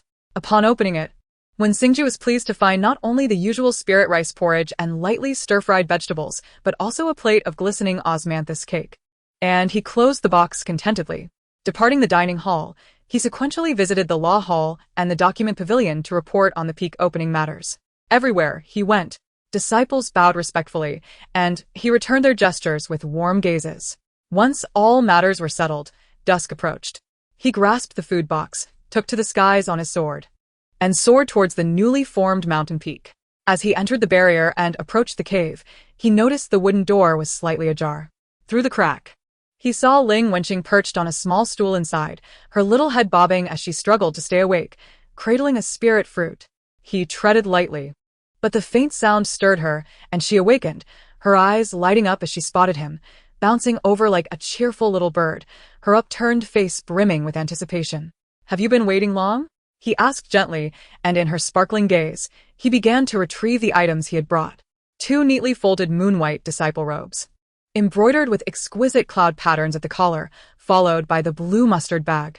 He patiently explained how to use it, guiding her to attempt accessing the small bunch of purple flowers a few times with her weak intent. "First, let us eat something." He presented the food box to her. Ling Wenqing opened it and, upon seeing the lustrous spirit food and pastries inside, her eyes sparkled even brighter. Instinctively reaching out to grab, she was gently stopped by Wen Xingji. It dawned on him that having grown up in the mountains, she might have never used chopsticks before. Watching her confused yet eager expression, his heart softened. "Look at me," he said, sitting beside her and picking up another pair of chopsticks, moving slowly. "This is how you hold them properly." His long fingers demonstrated the correct posture, and with great patience, he covered her small hand, helping her adjust her clumsy grip. "Yes. Place your thumb here and press down with your index finger." His palm was warm, and his voice resonated softly in her ear. Ling Wenqing focused intently, her movements still awkward, and a few times she nearly dropped the rice grains on the table. However, under his guidance, she finally managed to tremblingly pick up a piece of green vegetable and successfully bring it to her mouth. "I did it!" she exclaimed excitedly, looking at him. When Xingji, observing her delight at mastering this simple skill, felt his smile deepen. He helped her lift a piece of glistening osmanthus cake, saying gently, "Try this next." Ling Wenqing mimicked his actions, cautiously lifting a piece of cake. When the pastry was successfully delivered to her mouth, her eyes lit up with joy, and she turned to give Wen Xingji a big hug. The girl's soft form pressed against him unexpectedly, carrying a sweet fragrance. It was as fleeting as a gust of wind. Before he could react, she had released him, refocusing on the delicious food before her, as if her previous embrace had been the most natural expression of joy. Yet, when Xingji remained momentarily stunned, he lowered his gaze at the girl, now savoring the cake with her head bowed. The warmth from her earlier embrace lingered, and as he watched her, his expression remained unchanged, but a subtle tension gripped him. Sighing inwardly, he resolved to be mindful. He had sensed that although her physical age was 18, her mind was still maturing. She was still a child. Taking a slow breath, he settled into silence, observing her content profile, his thoughts clear. Her nature was pure, her words and actions springing from an innocent heart. As her guide, he should adhere to propriety, offering appropriate care in his role as her elder brother. Ling Wenqing finished her meal. In her pure heart, Wen Xingji and Mao Mao were both beings worthy of complete trust, requiring no defenses whatsoever. Remembering her new clothes, she hurriedly went to change. As Wen Xingji watched her joyfully rush towards the inner room, forgetting to close the door, a pang of concern gripped his heart. He quickly stepped forward and softly called out to her at the door's edge. Ling Wenqing turned back, her eyes still sparkling with lingering joy and a hint of confusion. When Xingji raised his hand to gently close the door, and through the narrow gap, his voice was warm yet earnest. "Remember, when changing clothes in the future, always close the door and windows." Noticing her still bewildered expression, he paused and explained in the simplest terms, "You must not let others see, especially men like me, who differ from you in form, and do not embrace casually." Following his gaze, Ling Wenqing looked down at herself, then up at his tall silhouette outside the door. She seemed to vaguely grasp something, though the boundaries remained unclear. Nodding obediently, she replied, "I understand." Only then did Wen Xingji nod and gently close the door for her. Ling Wenqing struggled with the complex disciple's robe for quite some time. Having never worn such layered garments, she felt constrained and, in her growing anxiety, the fabric seemed to tighten around her waist like a water snake, making it hard to breathe. She considered calling for Xingji, but recalled his earnest admonition, biting her lip to avoid appearing too dependent. However, the discomfort of the binding fabric became increasingly pronounced. Ultimately, the tangible discomfort overshadowed her innocent hesitations, and she couldn't help but softly call out, "Xingji." When Xingji, who had been patiently waiting outside, immediately responded, "I am here." "What is it?" Her voice came through the door, tinged with a helpless nasal tone. "I'm stuck, it hurts." When Xingji's gaze flickered, he could easily imagine how she had ensnared herself. A wave of helplessness washed over him. He recalled Ganyu, the female disciple known for her meticulousness under Elder Li Chongqing. She would be most suitable for this task. Sending a message through a jade talisman, he quietly dispatched it. Meanwhile, he softened his voice, patiently reassuring her through the door. "It's all right. Do not move anymore. I have asked a senior sister to assist you. She will arrive shortly." Inside, Ling Wenqing ceased her futile struggles, responding with a reluctant moments later. A graceful figure appeared in the courtyard. Clad in simple blue garments, the newcomer exuded tranquility, her gentle demeanor bringing a sense of reassurance. Ganyu, the senior disciple of Elder Li Chongqing. She approached Wen Xingji and respectfully bowed. "Uncle Wen, thank you for making this trip," Wen Xingji acknowledged, glancing towards the door. "This is Ling Wenqing, a junior sister who is new here and unfamiliar with the disciple's attire. She may have become ensnared in her clothes." "Do not worry. Leave it to me," Ganyu replied with a gentle smile, her eyes clear and devoid of curiosity about the sudden appearance of the girl or her relationship with Wen Xingji. She turned to lightly knock on the door. "Junior Sister Ling, I am Senior Sister Ganyu. Is it convenient for me to come in?" Upon receiving permission, she entered and closed the door behind her. Wen Xingji turned away, facing the courtyard. Inside, a flurry of soft sounds mingled with Ling Wenqing's quiet explanations and her embarrassed gasps. Ganyu's tone remained kind and patient. "It's nothing to be concerned about. It's normal to struggle the first time wearing such garments.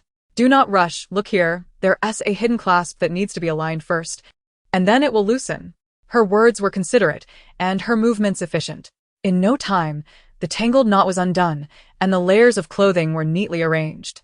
"All done," Ganyu said, smoothing the last part of Ling Wenqing's attire. Observing the relief wash over her face, she added softly, "There are indeed nuances to wearing this dress. If you ever have any difficulties in the future, do not hesitate to seek me out. I often work near Danxia Pavilion." Ling Wenqing, feeling her waist no longer bound, let out a long sigh of relief. She looked up at the gentle and reliable senior sister, her heart full of gratitude and fondness. "Thank you, Senior Sister Ganyu." "It was but a small effort," Ganyu replied with a slight smile, her gaze sweeping over Ling Wenqing's bright eyes and the now well-fitted disciple's robe, fostering a fondness for the innocent and pure-hearted girl. After a brief farewell, she quietly departed. As Ling Wenqing stepped out, her brows relaxed. She shyly glanced at Wen Xingji's back, then her attention was drawn to Ganyu's departing figure, saying softly, "Xingji, that senior sister is truly kind." When Xingji turned back to see her looking quite composed, a hint of relief crossing his gaze. "Ganyu has always been steady and considerate. You should seek her out often within the sect for guidance." Ling Wenqing nodded earnestly, committing the names Danxia Pavilion and Senior Sister Ganyu to memory. Soon, this small episode was overshadowed by the novelty of her new surroundings. She lifted the hem of her new clothes and joyfully continued to explore every corner of her new home. When Xingji stood still, watching her carefree silhouette. Soon, he recalled his master's counsel. If he were to help her navigate her innate obstacles, he must not allow any slack in his own cultivation, particularly in mastering the water-ice spirit root, which needed to become ever more pure and harmonious. He collected his thoughts and turned to enter the elegant bamboo house, the door silently closing behind him, isolating him from the world's clamor.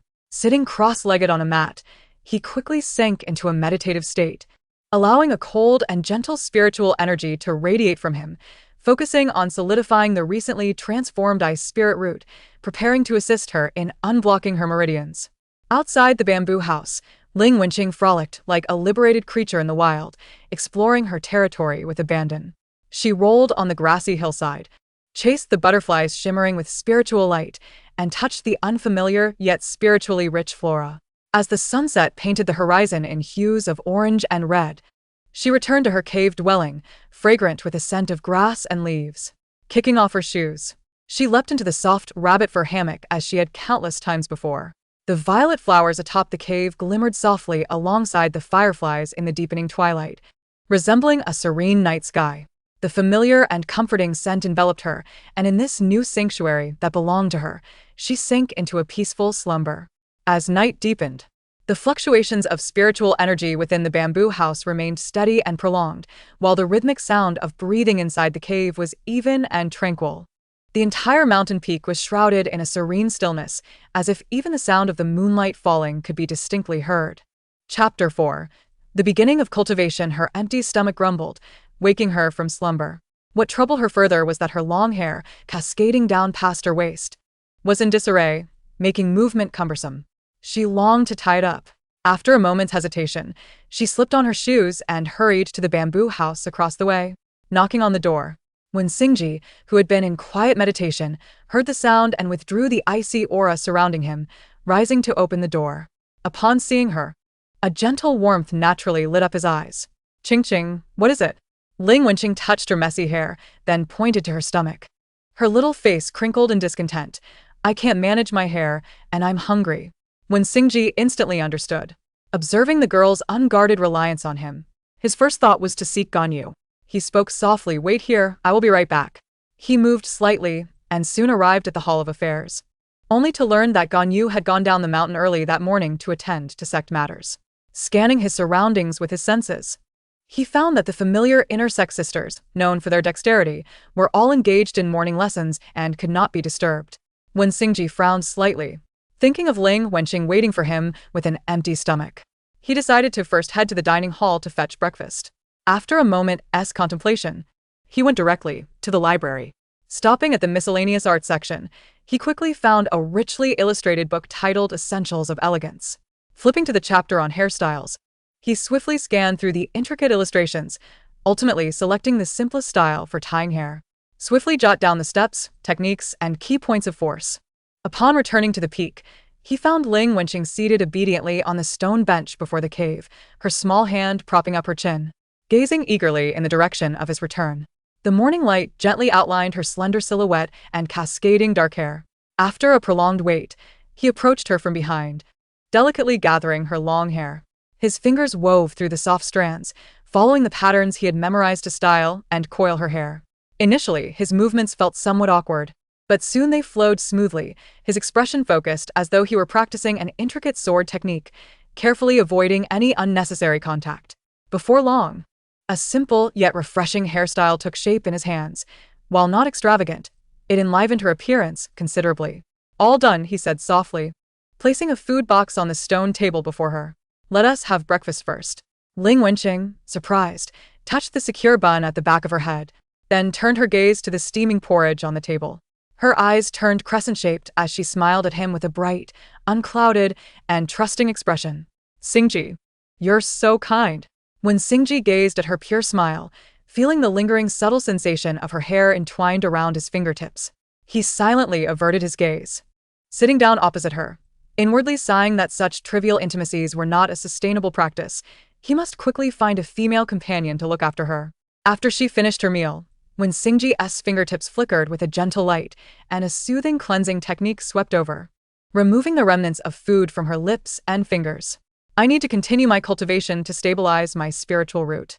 Looking into her clear eyes, he gently instructed, "You may play freely within the peak, but do not venture beyond the barrier. If there is anything urgent, call for me outside." Ling Wenqing nodded, acknowledging his words. Only then did when Singji turn away, his azure robes gently swaying as he leisurely returned to the modest bamboo house. With the door softly closing behind him, he sat cross-legged, and soon, a chill and warm intertwining aura enveloped him, plunging him into his own realm of cultivation.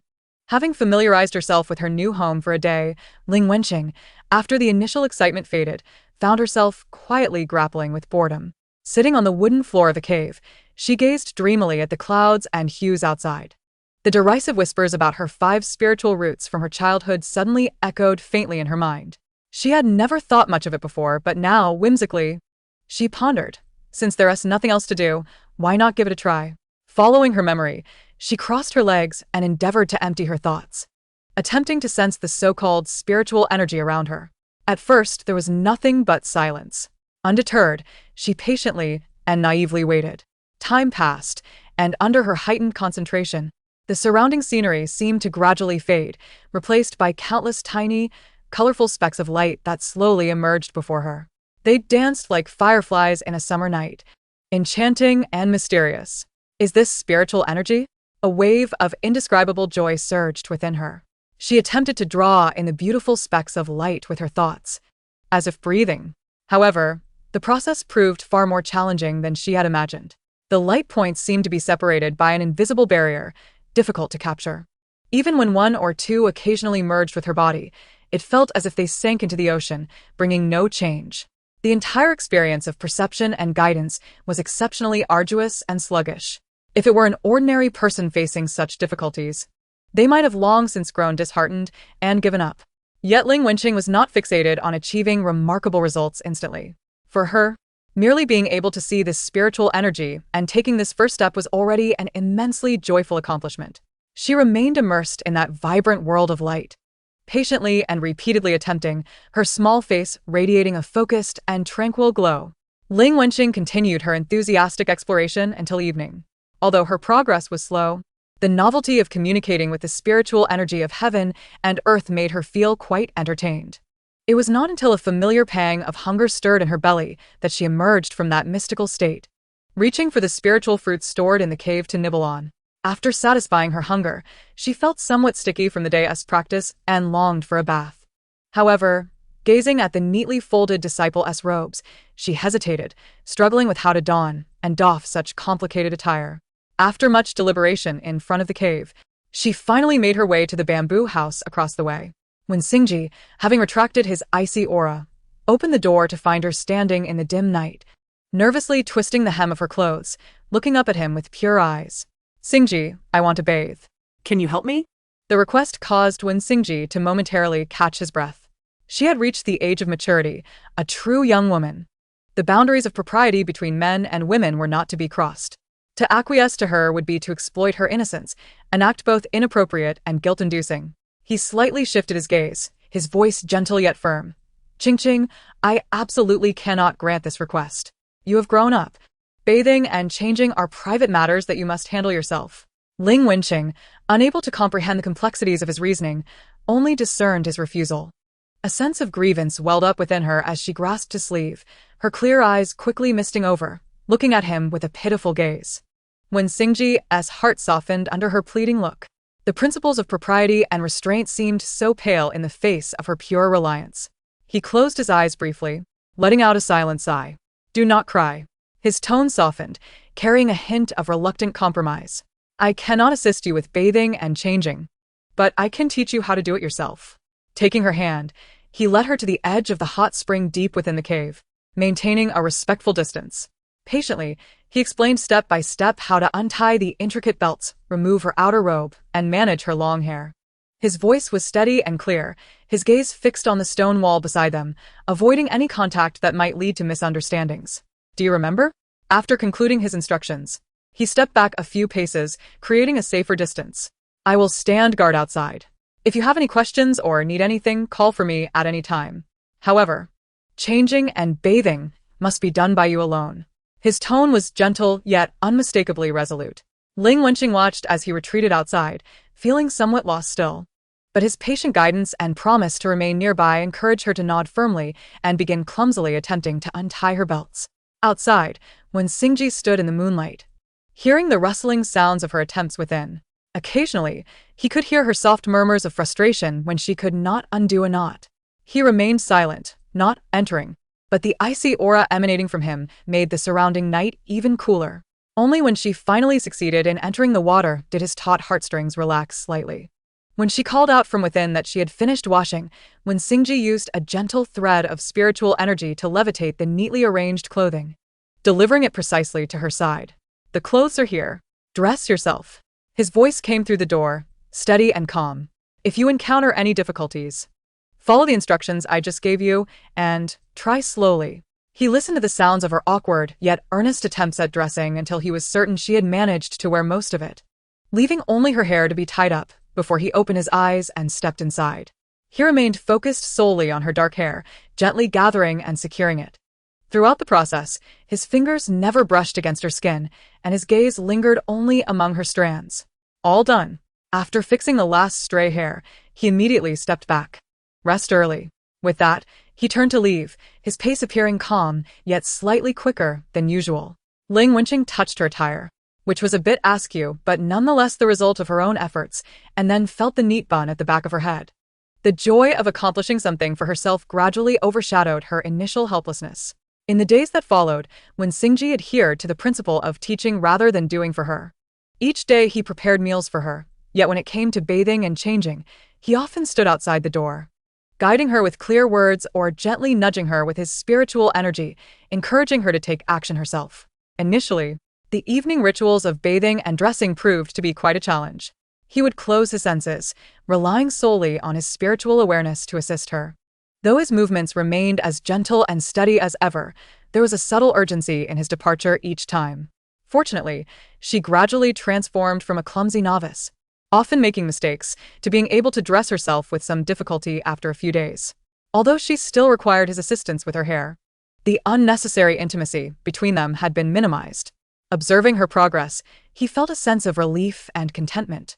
For the next half-month, he diligently practiced in the bamboo cottage, the icy and warm energies within him becoming increasingly pure and refined. He would always prepare the day's meals in advance, using his spiritual energy to keep them warm within a specially crafted container, ensuring that Ling Wenqing could enjoy hot food at any time.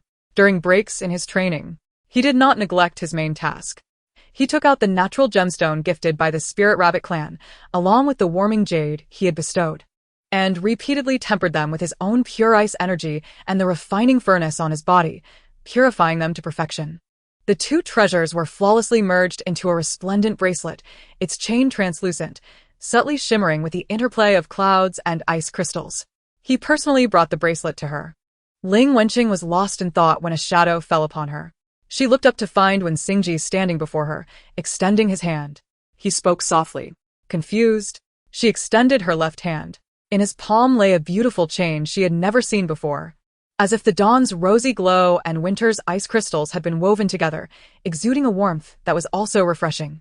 Remarkably, the color of the main stone shifted with the light, at times resembling the pansy petals favored by Mao Mao, at others evoking the warming jade he had previously given her.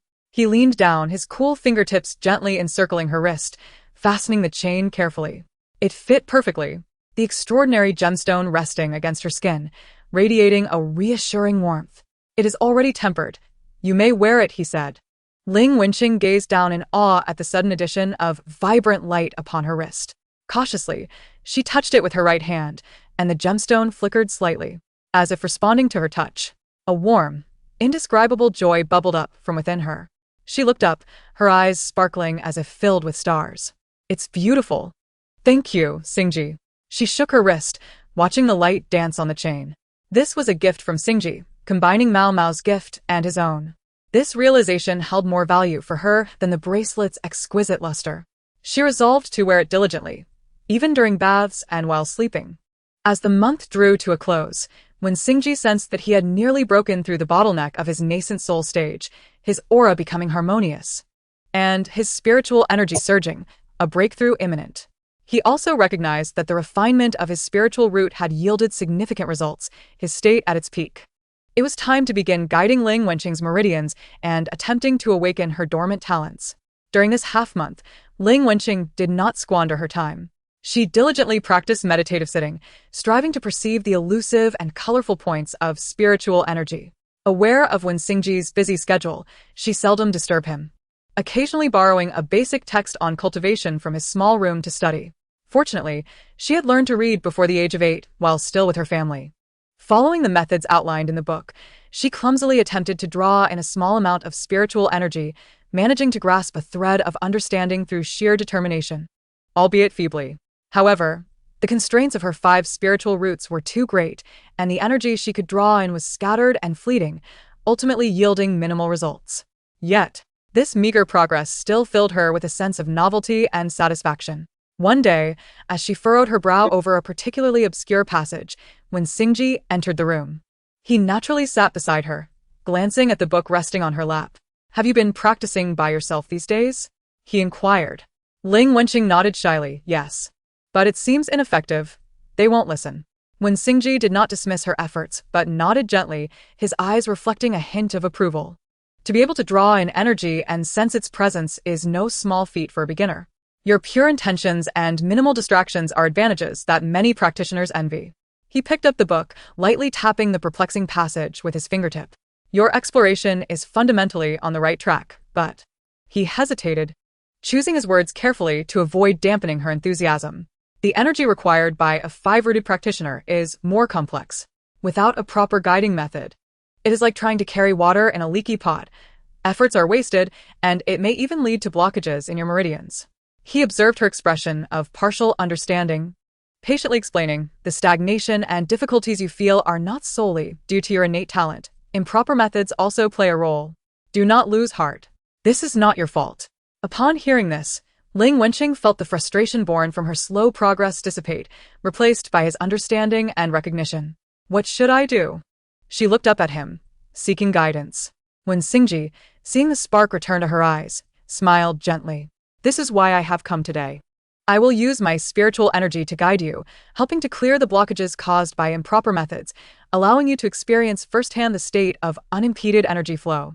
His tone was calm, glossing over the potential discomfort that might accompany the process, emphasizing only the positive aspects. Upon hearing that she could enhance her practice and personally experience that profound state, Ling Wenqing immediately forgot her earlier frustrations and nodded eagerly, her eyes filled with anticipation. All right, let us begin quickly.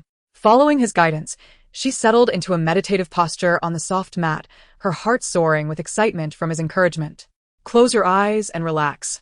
If you sense my spiritual energy flowing in, do not resist it. Try to guide it, just as you do when drawing in energy, but this time, follow my lead. Ling Wenqing complied, striving to empty her mind. Soon, she felt a cool hand gently resting on her back. A wave of warm, pure energy, far more vast than what she could summon herself, flowed into her like a thawing stream in early spring, gradually nourishing her previously neglected meridians. She could even sense the stagnant areas within her, once dry and unresponsive, now awakening to life under this warm current. Cautiously, she guided her feeble intention, following this powerful warmth, feeling both curious and reassured. However, as this energy reached deeper, stubborn blockages within her meridians began to resist. The sensation transformed from comfortable warmth to a dull, grinding pain, as though something deep within her was taking root, slowly being pried apart by the gentle yet insistent force. Ling Wenqing's brow furrowed, beads of sweat forming on her brow as she bit her lip and tensed her body, her focus beginning to scatter. Ching. Relax and follow my lead, when Xingji's steady voice echoed just in time. Simultaneously, the energy he was channeling softened, its flow slowing to a near crawl, allowing her a moment to adapt and breathe. However, the obstruction was remarkably stubborn. No matter how much he slowed his pace, the inherent pain arising from the blockage persisted, intensifying with each passing moment. It transformed from a sharp sting into a pervasive, undeniable sensation of soreness and tearing that stirred her very insides.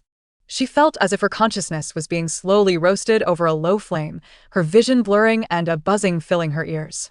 Struggling to suppress any sound, her nails dug deeply into her palms, while her body trembled uncontrollably. Finally, at the moment when yet another particularly heavy obstruction was cleared, the sudden surge of excruciating pain overwhelmed her, causing her to lose her seated posture, and a whimper escaped her throat. Her body went limp, tipping forward. In that instant, when Xingji swiftly retracted his hand, supporting her frail, sweat-drenched shoulder with his steady arm, preventing her from collapsing to the ground. Leaning against his solid embrace, Ling Wenqing gasped for breath, her complexion pale as paper, her damp hair clinging to her cheeks. The fatigue of her body left her little room for thought as she leaned against him. When Xingji gazed down at the weakened girl in his arms, his expression laden with concern. Her ability to endure such pain for so long revealed her tenacity, yet it also stirred a flicker of sympathy within him. With his fingers poised like a sword, he gently brushed the damp strands of hair from her cheek, his fingertips imbued with a gentle, cleansing spiritual energy. Before placing this soothing energy upon her sweat-soaked forehead, his voice, deep and tinged with sincere apology, resonated softly. I miscalculated. The urgency in channeling the spiritual energy has caused you undue suffering. Ling Wenqing took a breath, gently shaking her head against his supportive embrace. No, it's all right, Xingji. I feel as though there has been a release. When Xingji could sense her body's involuntary shivers, he did not push her away. This moment of support was essential. Maintaining his hold, He placed his other hand lightly on her back, directing a purer, gentler source of spiritual energy into her. The subtle vibrations from his palm prompting him to soften his movements. These past 2 weeks of being together had gradually taught him how to interact with her untainted purity. No longer did he avoid all contact as he once did. Instead, he learned to offer comfort in a manner she could perceive and understand. "You have done exceptionally well," he murmured softly, akin to a soothing balm, his words brushing against the crown of her head. "This session has already cleared several key obstructions." After a brief pause, as he felt her breaths becoming steadier, he continued, "From now on, your absorption of spiritual energy and circulation will be much smoother. The natural energies of the world that you perceive will resonate more harmoniously with you." Though Ling Wenqing remained weary, the gentle energy flowing through her forehead and back, like a warm current, dispelled the chill and pain, while his steady voice and the reassuring presence nearby provided the utmost comfort. Leaning against his embrace, she softly responded with a weary murmur, unconsciously seeking a more stable position within his hold. This trust and dependence, coupled with the sense of security he provided, gradually obscured the painful memories that had nearly torn her apart. Chapter 5. Waiting. After resting in Wenxingji's embrace for quite some time, the piercing dull ache gradually subsided, leaving only a soft, exhausted sensation. She felt his long fingers gently caress her forehead, wiping away the uncomfortable stickiness of sweat, ultimately smoothing out the lingering pain. Once her breathing became even and her limbs regained some strength, she gently stirred in his arms. Wenxingji supported her as she found her footing, slowly withdrawing his arm as he guided her to sit on the prepared soft mat beside them. He leaned down, his gaze warm as it settled on her still pale face, softly asking, "How do you feel? Is there any lingering discomfort?" Ling Wenqing nodded, although recalling the recent ordeal filled her with trepidation. She could not deny the genuine sense of relief coursing through her body. Stagnation in the meridians does not occur overnight. It requires a gradual process. His voice softened, adopting a tone of negotiation, as if seeking her consent. "From now on, we shall conduct these sessions every other day, if that suits you. Once the blockages within you are resolved, your path of cultivation will become much clearer." Ling Wenqing looked up at him. "Every other day means the day after tomorrow. Will I have to endure that same pain again?" Instinctively, she recoiled slightly, her fingertips unconsciously clutching the soft mat beneath her, her face betraying signs of reluctance and fear. Wenxingji immediately sensed her apprehension. His gaze flickered, recalling her upbringing in the wild, untouched by such trials. Raising his hand, he initially intended to stroke her hair but paused mid-motion, ultimately allowing his fingers to brush lightly over her shoulder, dispelling non-existent dust. The initial stages of meridian clearing may indeed be difficult, but after enduring it, your spiritual clarity and physical vitality will greatly benefit your cultivation. He leaned slightly closer, maintaining an appropriate height in his gaze, akin to a mentor patiently guiding a junior. "How about this? After each session, I could arrange for a plate of honeyed spiritual fruits to be prepared. If you feel up to it, I could also take you to the stream behind the mountain to observe the fireflies for a moment, as a respite from your studies." The sweet aroma of the honeyed fruits seemed to awaken memories, melting on her tongue, and the idea of visiting the stream stirred something within Ling Wenqing. She cherished the time spent with Xingji, and the prospect of observing the flowing stream was enticing. This anticipation dulled her fear of pain somewhat. Looking at him with renewed hope, she asked, "Could we go down the mountain to play? I want to see the bustling market outside." She had heard tales of the lively bazaars below, filled with many unfamiliar wonders. When Xingji observed the instant illumination in her eyes sparked by this new thought, suppressing a smile as he slowly shook his head. "Not just yet." Noticing her immediate disappointment, he patiently explained in terms she could comprehend, "Your meridians are not yet clear. It's like a congested path that requires careful repair. Moreover, my master has advised that until you are ready, it is best not to let too many people know of your progress." Her little face fell, but he quickly shifted the conversation, offering tangible comfort. "How about this? Once you feel better, I shall invite Sister Ganlu to visit often and keep you company.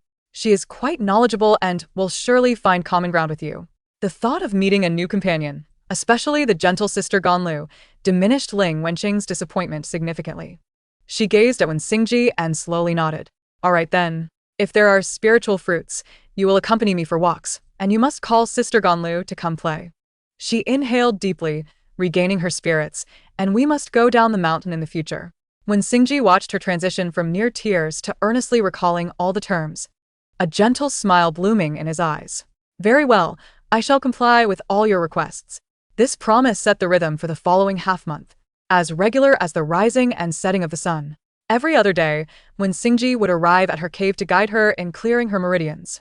In the initial sessions, Ling Wenqing still clutched her clothing nervously, and when the familiar pressure and pain returned, she couldn't help but stifle a groan. Yet, when Xingji's control over his spiritual energy grew increasingly refined and gentle, always managing to ease the pressure precisely at the brink of her endurance. After each session, when Xingji honored his promise, sometimes it was a plate of heartwarming honeyed fruits, and other times, he would take her to the stream behind the mountain, listening to her animatedly recount her small discoveries. Over the course of the month, Sister Ganlu, following Master Wen's instructions, would occasionally ascend the mountain to check on the new little sister. With each visit, the two became more familiar with one another. One afternoon, Ling Wenqing observed the innate grace that Sister Ganlu exuded in her movements and could not help but ask out of curiosity, "Sister, what realm are you currently in?" Ganlu gently pushed a plate of freshly made pastries towards her and smiled warmly. "I am now at the mid-stage of the golden core."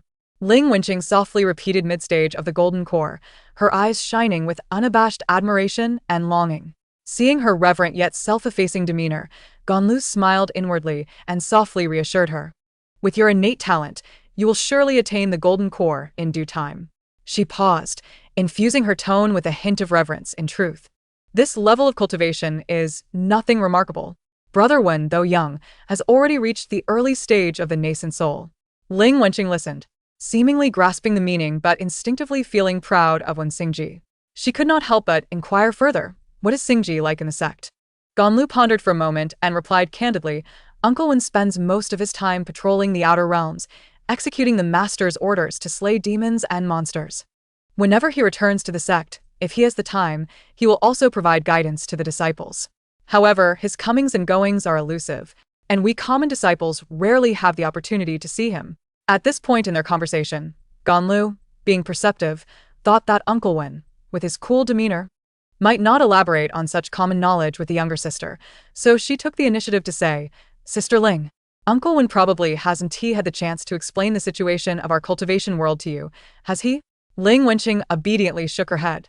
Ganlu patiently explained, "In this realm, there are numerous cultivation sects, the most prestigious of which are collectively referred to as the 3 sects and 4 schools."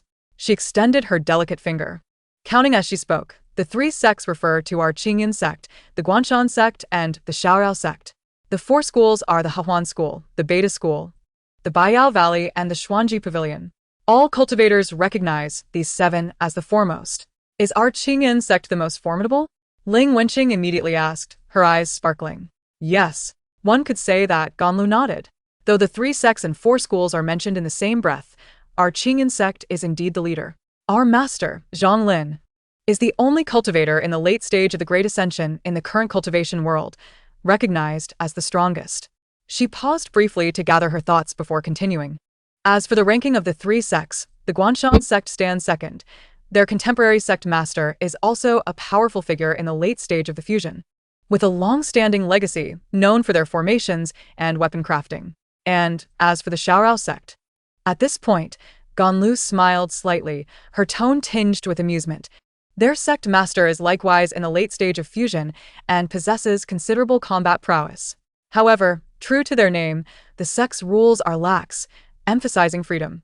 Many of their disciples are free spirits who wander through various realms, rarely congregating within the sect, thus their number falls short compared to the first 2 sects, leading to a comprehensive strength ranking of 3rd.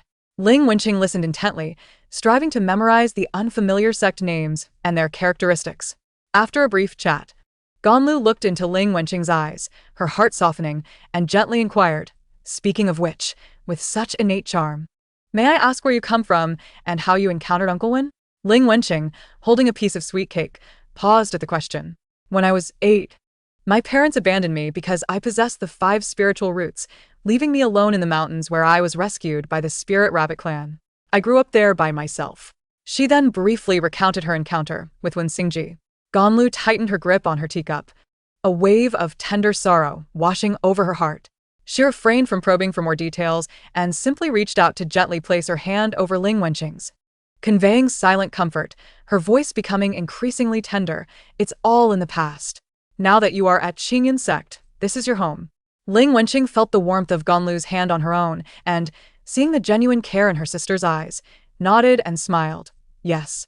After conversing a while longer, as the sun began to set, Ganlu stood to take her leave, softly saying, "Sister, be sure to rest well. I shall come to visit you again in a few days." "Okay. Goodbye, sister." Ling Wenqing waved her hand, watching the gentle figure depart, feeling fulfilled by the presence of such a thoughtful sister and gaining a deeper understanding of this vast world. Ling Wenqing discovered that the pain from her previous sessions of spiritual cleansing truly diminished day by day. The once stagnant areas within her body became increasingly free-flowing and light. She even began to perceive, albeit faintly, the gentle spiritual energy belonging to Xingji, acting as the most reliable guide, leading her feeble spiritual sense along the broadening and smoothening path. Eventually, the process of spiritual cleansing transformed from one accompanied by cold sweat and tension into a peculiar experience where she could clearly sense her continuous purification and growth. She would even relax her body proactively as his spiritual energy flowed in, welcoming and cooperating with an eager intention. Half a month passed quietly, and the little girl who once gripped her mat tightly in fear at the thought of his arrival was now able to obediently sit up when he came and even raise her face to ask him with a hint of pride. "Xingji, did I perform better today?" When Xingji looked into her eyes, which sparkled with increasing brightness and the joy born from her own transformation. "Yes," he replied, a faint smile gracing his lips, his voice laced with unmistakable praise. This time, as his spiritual energy circulated through the Lingxiu acupoint, the previously stagnant energy that required 3 breaths to dissipate now flowed freely with just one. Your intent in guiding your spiritual sense is also more refined and focused than last time. Upon returning to his bamboo cottage, when Xingji sat in the tranquil fragrance of bamboo, carefully reflecting on Ling Wenqing's circumstances. Over the past half-month, he had conducted daily sessions with her, accomplishing 2 things. First, he had utilized his spiritual energy to clear her naturally stagnant meridians caused by her 5 spiritual roots, though this process was painful. They were now nearly unobstructed. Second, as instructed by his master, he had gently nurtured the dormant special talent surrounding her with a soft water spiritual energy, preparing it for awakening. He turned his attention inward, noting that the barrier of the early stage of the nascent soul had become as thin as a cicada's wing, and he was on the verge of breaking through to the mid-stage of the nascent soul in the coming days. After his ascension, his spiritual energy would become even more pure and formidable. He resolved to take her to meet his master thereafter. With this thought, he made his plans. For now, he needed to focus on his breakthrough. Before that, he would go and see her. Ling Wenqing sat on the stone steps in front of her cave dwelling, her fingers unconsciously tracing the colorful bracelet around her wrist as she pondered the contents of a book. The evening glow cast a warm light on her profile. Hearing familiar footsteps, she turned joyfully, her eyes naturally curving into a smile. When Xingji squatted down before her, the hem of his azure robe brushing the ground. "Ching-ching," he said gently, his tone more solemn than usual. "I need to enter seclusion for a period to break through to the next realm." Ling Wenqing blinked. She had read about seclusion in her books. It was a very important matter that should not be disturbed. A slight sense of reluctance surged within her at the thought of not seeing him for several days. Yet, as she gazed into his focused eyes, she nodded, her voice clear. "Yes. I understand. You need to concentrate. I won't disturb you." Her tone carried understanding and support, yet could not hide her inherent reliance on him. When Xingji looked at her adorable expression, his gaze softening, and the slight concern arising from his seclusion seemed to weigh more heavily on his heart. He raised his hand, intending to ruffle her hair, but hesitated mid-motion, gently tucking the wind-tousled strands behind her ear. "The barrier has been reinforced, and I have prepared provisions for you in the mustard seed pouch." He stood up, casting a reassuring glance around. "You can rest assured here. It is very safe. I will be out of seclusion soon." "Okay." Ling Wenqing tilted her face up, then her eyes shifted slightly as she voiced her most straightforward desire. "But can I have a hug before you enter seclusion?" There was no hint of shyness in her tone, only complete dependence, like a small creature instinctively seeking comfort before a brief separation from its owner. When Xingji was visibly taken aback at her words, he gazed at her outstretched hand and those clear, bottomless eyes, rationality clearly advising him that this action was inappropriate. He shook his head slightly, refusing no, ching. As soon as the words left his lips, he noticed her mouth, which had been smiling, now drooping in a pitiful manner, her earlier exuberance instantly waning. Resembling a forsaken kitten caught in the rain, evoking an undeniable sense of sympathy. Under her gaze, when Singji's heart began to crumble, he sighed heavily within, ultimately succumbing. Very well, he acquiesced, his voice tinged with a resigned indulgence. He then leaned down, opened his arms, and gently embraced her. It was a brief yet restrained embrace. Ling Wenqing let out a contented sigh, resting her cheek against his garment that carried the refreshing scent of bamboo. When Singji cautiously encircled her, patting her back as if soothing a restless child. After just a few moments, he was the first to release her. All right, his voice softer and more tender than before. Wait for me to finish my retreat. Ling Wenqing, having received the comfort she sought, beamed with a smile akin to the warm sun, nodding vigorously. In the bamboo cottage, when Singji sat cross-legged upon the mat, his mind fully sinking into the purple mansion.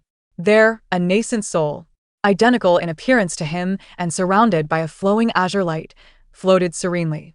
The once tranquil spiritual energy surrounding the nascent soul now surged tumultuously, akin to the undercurrents gathering strength beneath the ocean surface. He did not rush to break through, but first turned inward to adjust his state to its peak.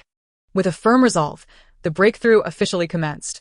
He channeled the sect's cultivation techniques with all his might, his meridians transforming into countless whirlpools, frantically absorbing the heavenly spiritual energy converging beneath the mountain. The vast spiritual energy surged into his meridians, yet it did not directly flow into the nascent soul. Instead, he guided it with his will, allowing it to traverse through the core of the already partially transformed ice spirit root.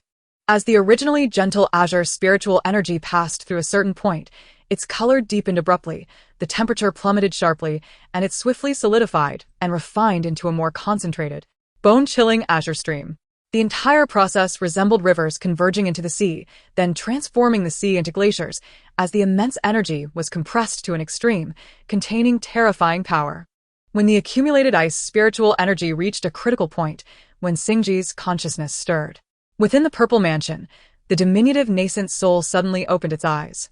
A brilliant ice-blue radiance emanating from its gaze. It formed hand seals, guiding the overwhelming ice spirit power, which transformed from a gentle flow into an unyielding ice crystal giant sword, crashing fiercely against the solid barrier that was imperceptible yet real, obstructing his realm advancement. Boom. Deep within his consciousness, a thunderous roar echoed. The entire purple mansion trembled violently, yet the barrier remained unyielding, the rebound force dimming the nascent soul's glow. When Singji's expression remained unchanged, his will as firm as iron, commanding the tidal waves of spiritual energy to launch relentless assaults.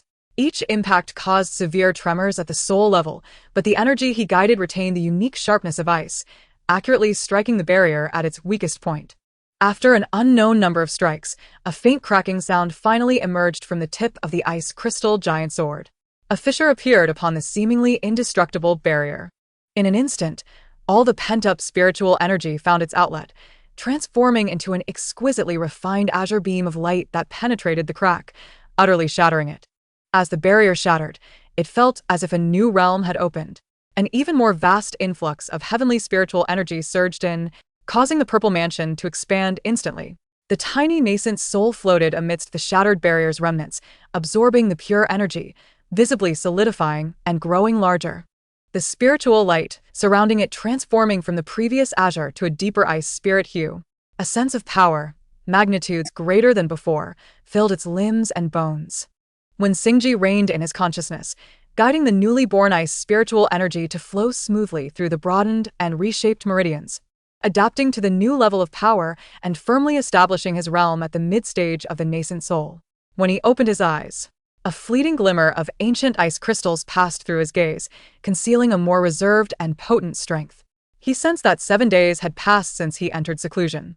His consciousness spread swiftly, gently sweeping across the entire mountain, accurately landing on the girl who sat on the stone steps at the entrance of the bamboo cottage, resting her chin on her hand and staring blankly at the closed door. For Ling Wenqing, these 7 days felt rather lengthy. She did not squander her time. Instead, She focused intently on her cultivation. Following his earlier guidance and the methods detailed in the book Understanding of Cultivation, she diligently meditated daily in the cave, guiding her breath. Unlike her previous experiences filled with stagnation and difficulty, her meridians now flowed freely, and the operation of spiritual energy felt remarkably smooth, as if everything was falling into place.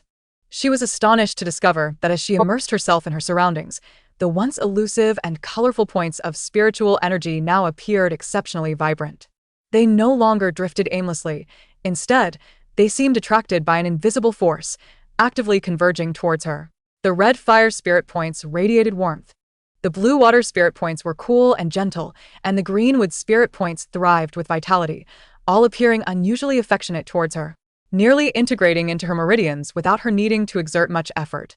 This extraordinary affinity with the 5 elemental spiritual energies significantly enhanced her efficiency in drawing energy into her body, even masking some of the disadvantages of her 5 spiritual roots.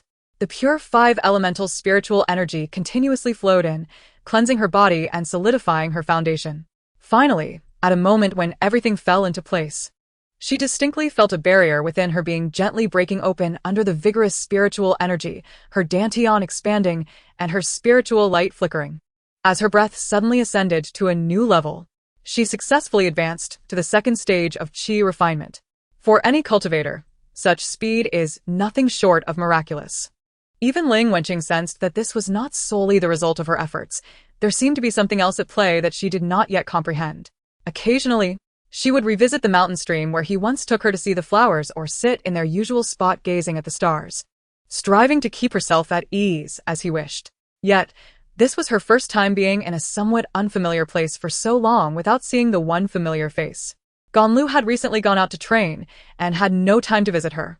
The sense of security provided by the barrier gradually could not suppress the subtle unease and emptiness blossoming within her heart.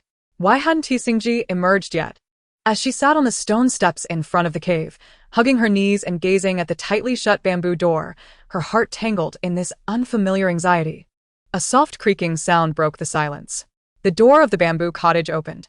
In the twilight, a figure, elegant and upright, stepped out, still clad in that familiar white attire, yet exuding a more tranquil and restrained aura than before.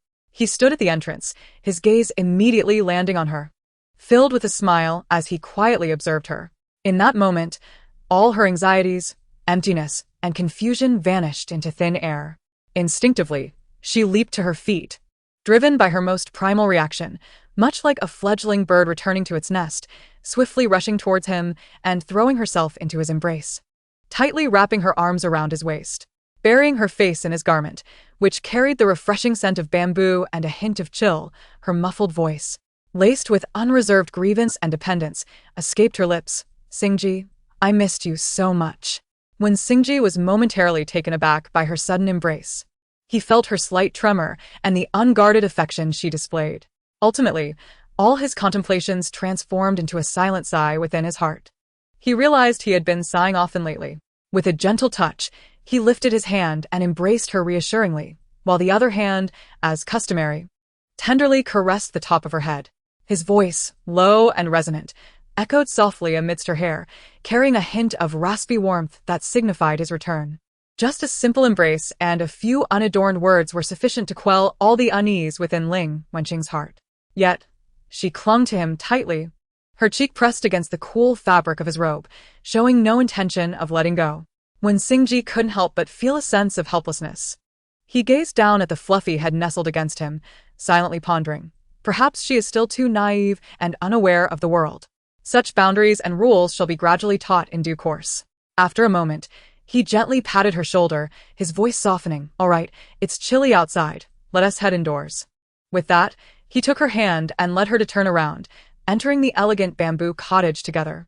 As they stepped inside, she felt an exceptionally gentle force, far purer and more profound than her own spiritual energy, akin to a warm current that subtly flowed into her meridians, circulating momentarily before retreating. She was completely unprepared for it, finding it immensely comforting, as if she were soaking in a hot spring. When Xingji delicately guided his spiritual energy into her body, tracing along her meridians, when he sensed her already stable cultivation at the second level of qi refinement, he paused, taken aback by the unexpected progress. He understood better than anyone the arduous nature of cultivating a five-element root. Each advancement required far more effort and time than ordinary practitioners. He had initially estimated that, even with his previous guidance and her diligent efforts, it would be a considerable feat for her to stabilize at the first level within a month. Yet, the reality before him was that she not only solidified her realm, but had also, with minimal external instruction, merely a foundational technique and his occasional hints, made such swift strides in a remarkably short time. This remarkable advancement transcended mere diligence. Such progress, even for a single-element genius, was nothing short of astonishing. He lowered his gaze to the girl who was dependently clinging to his arm, noticing that she inadvertently exuded an extraordinary quality. This astonishing speed of cultivation was likely intertwined with the dormant talent within her that even his master treated with utmost seriousness. His thoughts flitted by in an instant, and he suppressed the turmoil within his heart. She heard his voice, a blend of surprise and warmth, drift down from above. "You've reached the second level of qi refinement? Ching-Ching, you are quite impressive." Ling Wenqing looked up just in time to catch the lingering astonishment in his eyes. His straightforward praise filled her with a sense of pride, mixed with a touch of bashfulness, prompting her to bury her face into his shoulder, whispering, "I have been working very hard on my cultivation." "I know," he replied, brushing her long hair with a gentle hand. His tone softened further. "It is precisely because of your diligence that I believe it is time." He slightly withdrew, allowing her to see the seriousness in his gaze. His voice slowed, carrying a tone of inquiry and guidance. "Ching-Ching, I wish to take you to see the master, so he can help you awaken the special power slumbering within you. Would you agree? This way, your future path of cultivation will be much smoother." To find that old man with the white beard? Ling Wenqing immediately envisioned the figure of the sect leader, Zhang Lin.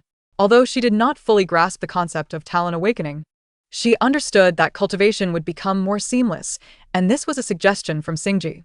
She looked into his gentle yet determined eyes, and without a hint of hesitation, she nodded vigorously, leaning back towards him, her voice bright and clear. "Yes. Xingji, take me there and I will go." Chapter 6. Awakening Talent. When Xingji observed her unwavering trust and nodded in agreement. "Very well, let us prepare briefly before we set off." He instructed her to return to her dwelling for a moment to tidy up, while he stood still in the courtyard, attuning himself to the more harmonious and surging spiritual energy that pulsed through him post-breakthrough. After a brief contemplation, he concentrated, gathering spiritual light at his fingertips to form a spirit dove. He inscribed a concise message, "Master, the disciple has successfully broken through. I am immediately taking Ling Wenqing to Ziyun Peak to awaken her talent." With a thought, the spirit dove flapped its wings, transforming into a streak of light that pierced through the barrier, heading towards Ziyun Peak. Preemptively notifying the master was both a matter of courtesy and preparation. In a short while, Ling Wenqing emerged briskly, with remnants of purple flower petals still clinging to her hair from her hurried preparations. Upon noticing this, when Xingji reached out to brush the delicate petals from her temples, then, with a flick of his sleeve, a lotus leaf appeared before them, radiating a gentle spiritual light. "Come," he said, stepping onto it first and extending his hand back to her. Ling Wenqing placed her hand in his palm, using his strength to leap onto the lotus leaf, settling comfortably in front of him. With a subtle gesture of his fingers, the lotus leaf steadily lifted them into the air, gliding towards Ziyun Peak. Within the grand hall of Ziyun Peak, Zhang Lin sat at the head, his expression benevolent. When Xingji entered with Ling Wenqing, both bowing respectfully, Zhang Lin nodded, his gaze passing over Wen Xingji to rest upon the somewhat shy Ling Wenqing. "Come closer, little one. Let me take another look," he spoke gently. Taking a deep breath, Ling Wenqing stepped forward. Zhang Lin's eyes sparkled with spiritual light as they lingered on her for a moment before breaking into a smile. Your meridians are exceptionally well nurtured, and your foundation is solid. Everything is falling into place."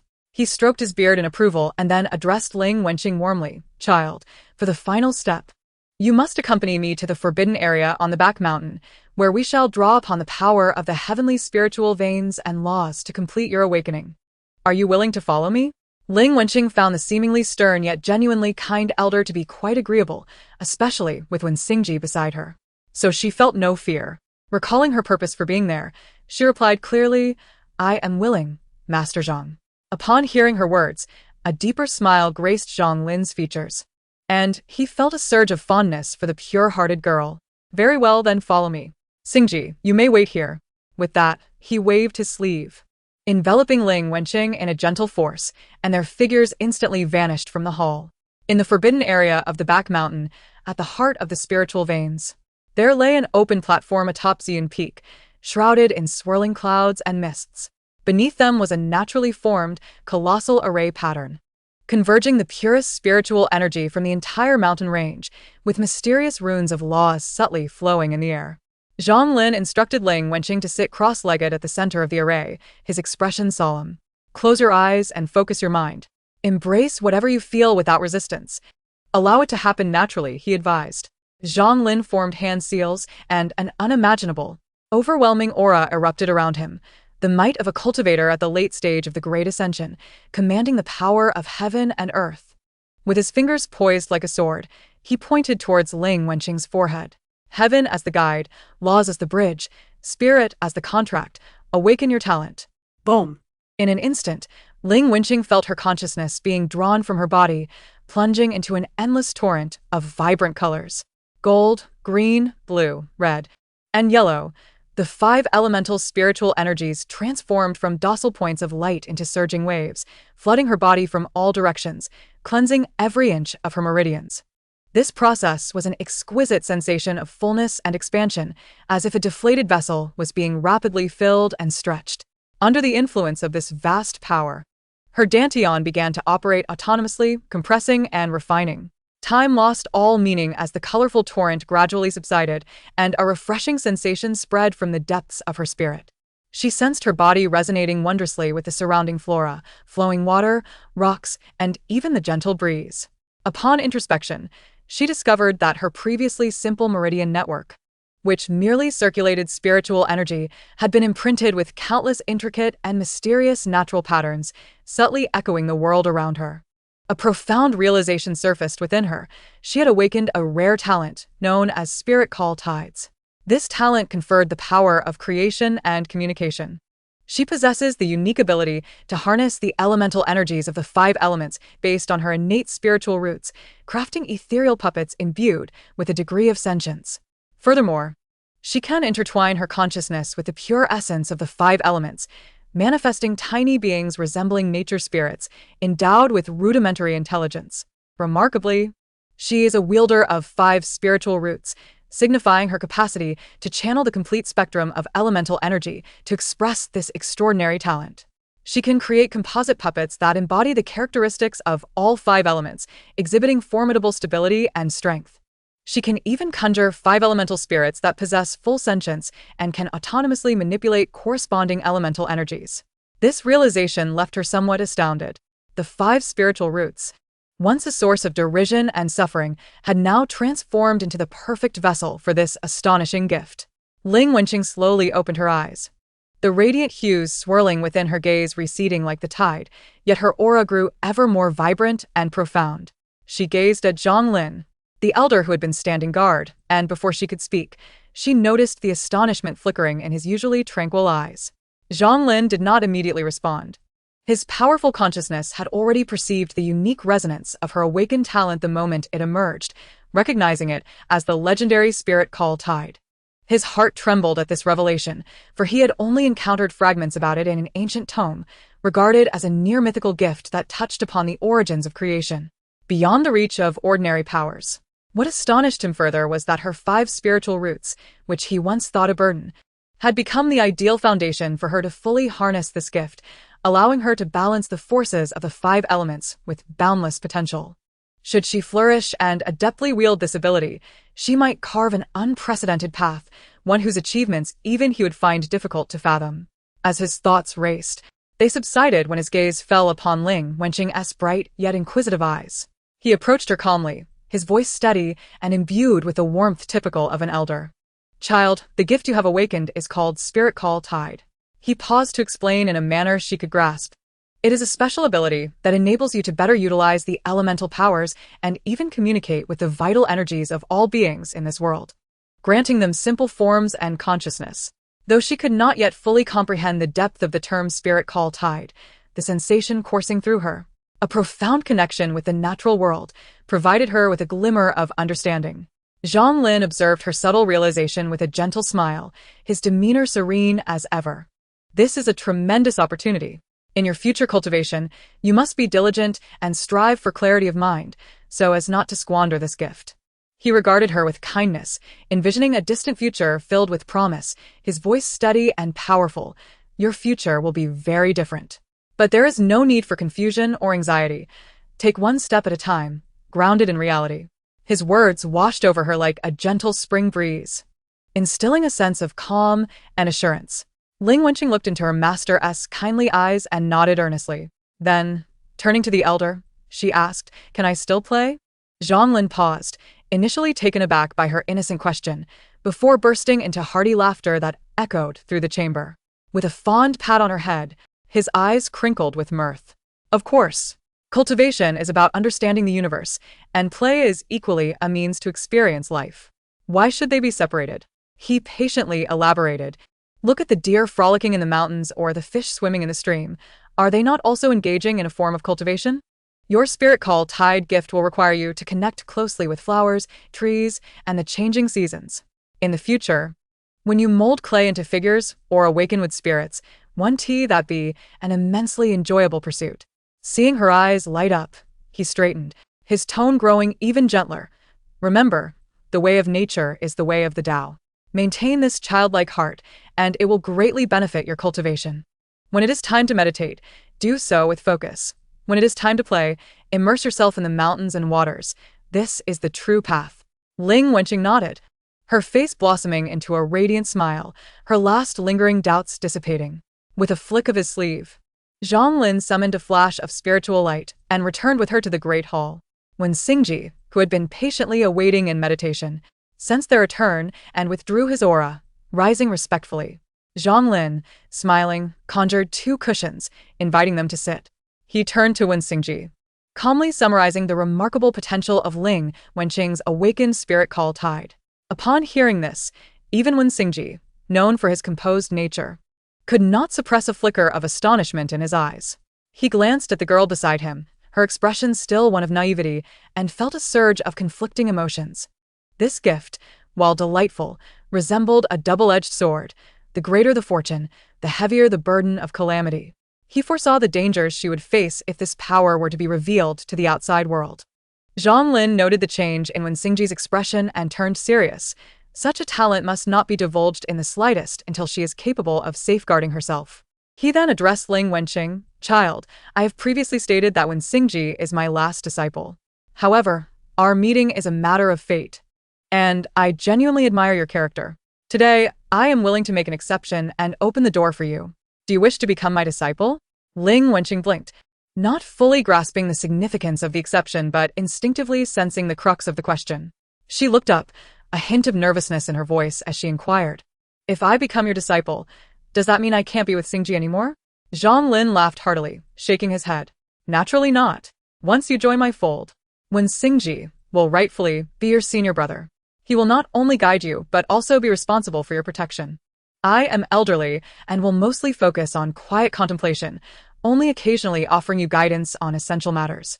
However, once you become my disciple, I shall impart all I know to you, without holding back." Ling Wenqing's face broke into a wide smile, and she turned to Zhang Lin with a bright voice. "I am willing. Disciple Ling Wenqing, paying respects to my master." She clumsily mimicked the bow she had seen before. Zhang Lin's eyes twinkled with delight, feeling increasingly that this pure-hearted child was destined for his tutelage. Nodding in acceptance of her bow, he smiled as she completed her gesture. Once she had finished, Zhang Lin gently stroked his beard with a smile. "Since we are now family, we must arrange your living quarters properly. Are you comfortable staying at the Quiet Peak?" Ling Wenqing's eyes sparkled, and she eagerly nodded. "Yes, master, may I stay at the Quiet Peak forever?" Zhang Lin chuckled, glancing at Wen Xingji. "Wen Xingji, the Quiet Peak is your place of serene cultivation. Since your junior sister has just arrived, it would be inappropriate for her to reside with you long-term, as it may disturb your practice. Instead, let her move to the Purple Cloud Peak, where I can personally oversee her."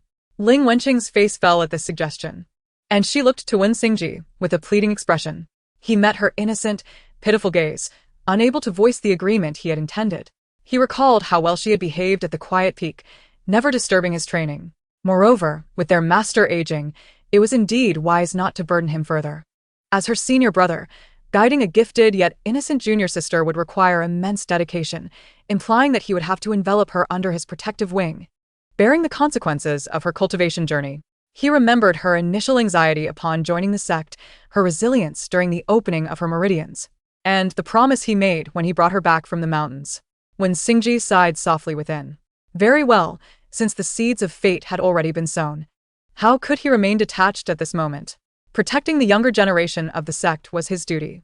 Now, it merely entailed extending that protection to one individual. Rest assured, Master. Junior sister has been quite well behaved at the quiet peak and has not disturbed my cultivation. We have already set up a room for her, and it would be perfect to accommodate her. If she were to move to Xian Peak alone, the disciple would worry about her lack of care. Zhang Lin glanced between the two and ultimately shook his head with a smile. Very well, since you insist, I shall defer to your wishes. Xingji, the responsibility of guiding her now lies upon your shoulders. The disciple understood and respectfully acknowledged this. Ling Wenqing immediately beamed with joy, subtly inching closer to Wen Xingji. Observing her demeanor, Wen Xingji's lips curved into a slight smile. Very well. After a moment of contemplation, he spoke. Since you have joined my sect, I shall present you with a few trinkets as a token of our first meeting. Zhang Lin's gaze swept over the pendant adorning her neck. As the former owner, he instantly recognized the exquisitely transformed, luminescent jade pendant, which was once a healing treasure he had bestowed upon Wen Xingji. Now it had been crafted into a necklace, elegantly worn around the young girl's neck, clearly cherished for a long time. A flicker of curiosity crossed his gaze as he glanced at Wen Xingji, who stood beside him. However, his disciple met his gaze with a serene demeanor, unperturbed and without any inclination to explain, as if bestowing such a precious treasure upon another were perfectly natural. Seeing her forthrightness, Zhang Lin felt a sense of understanding. It seemed that the girl had previously suffered from a damaged foundation or encountered obstacles in her cultivation. Upon realizing this object would benefit her, Xingji had casually gifted it for her protection. His disciple had always been generous, never hesitating to lend a hand to fellow sect members in need, which aligned perfectly with his established character. A glimmer of comprehension crossed his eyes, and he chose not to elaborate further. The younger generation had their own paths to tread, and as a master, he need not clarify every detail. With the necklace already bestowed, he decided to create something else. With a thought, spiritual light gathered in his palm, and a more exquisite and intricate bracelet gradually materialized. The chain, woven from an unknown spiritual material, radiated a gentle luster, with several small, multicolored spiritual orbs adorning it, subtly resonating with her innate 5 spiritual roots and newly awakened talents. This bracelet is named 5 Elements Essence, and it is most compatible with your constitution and talents. Wearing it regularly will assist you in better comprehending and harmonizing with the 5 elemental spiritual energies, nurturing your spirit, he explained. As he spoke, he shaped his fingers like a sword, and a concentrated source of spiritual power, imbued with formidable intent and protective will, was quietly infused into the colorless main orb of the bracelet, causing it to gleam with extraordinary brilliance. This contained a protective force from the master. Should you encounter any life-threatening danger in the future, you may activate it autonomously for your protection, and I will immediately sense it and come to your aid. This act undoubtedly added a vital talisman for her safety. Next, he retrieved several dazzling treasures, rare herbs, and peculiar stones, presenting them one by one before her, all of which were difficult to find in the outside world. Ling Wenqing gazed at these items, though she did not fully comprehend their value. She could feel the gentle power and goodwill that they contained.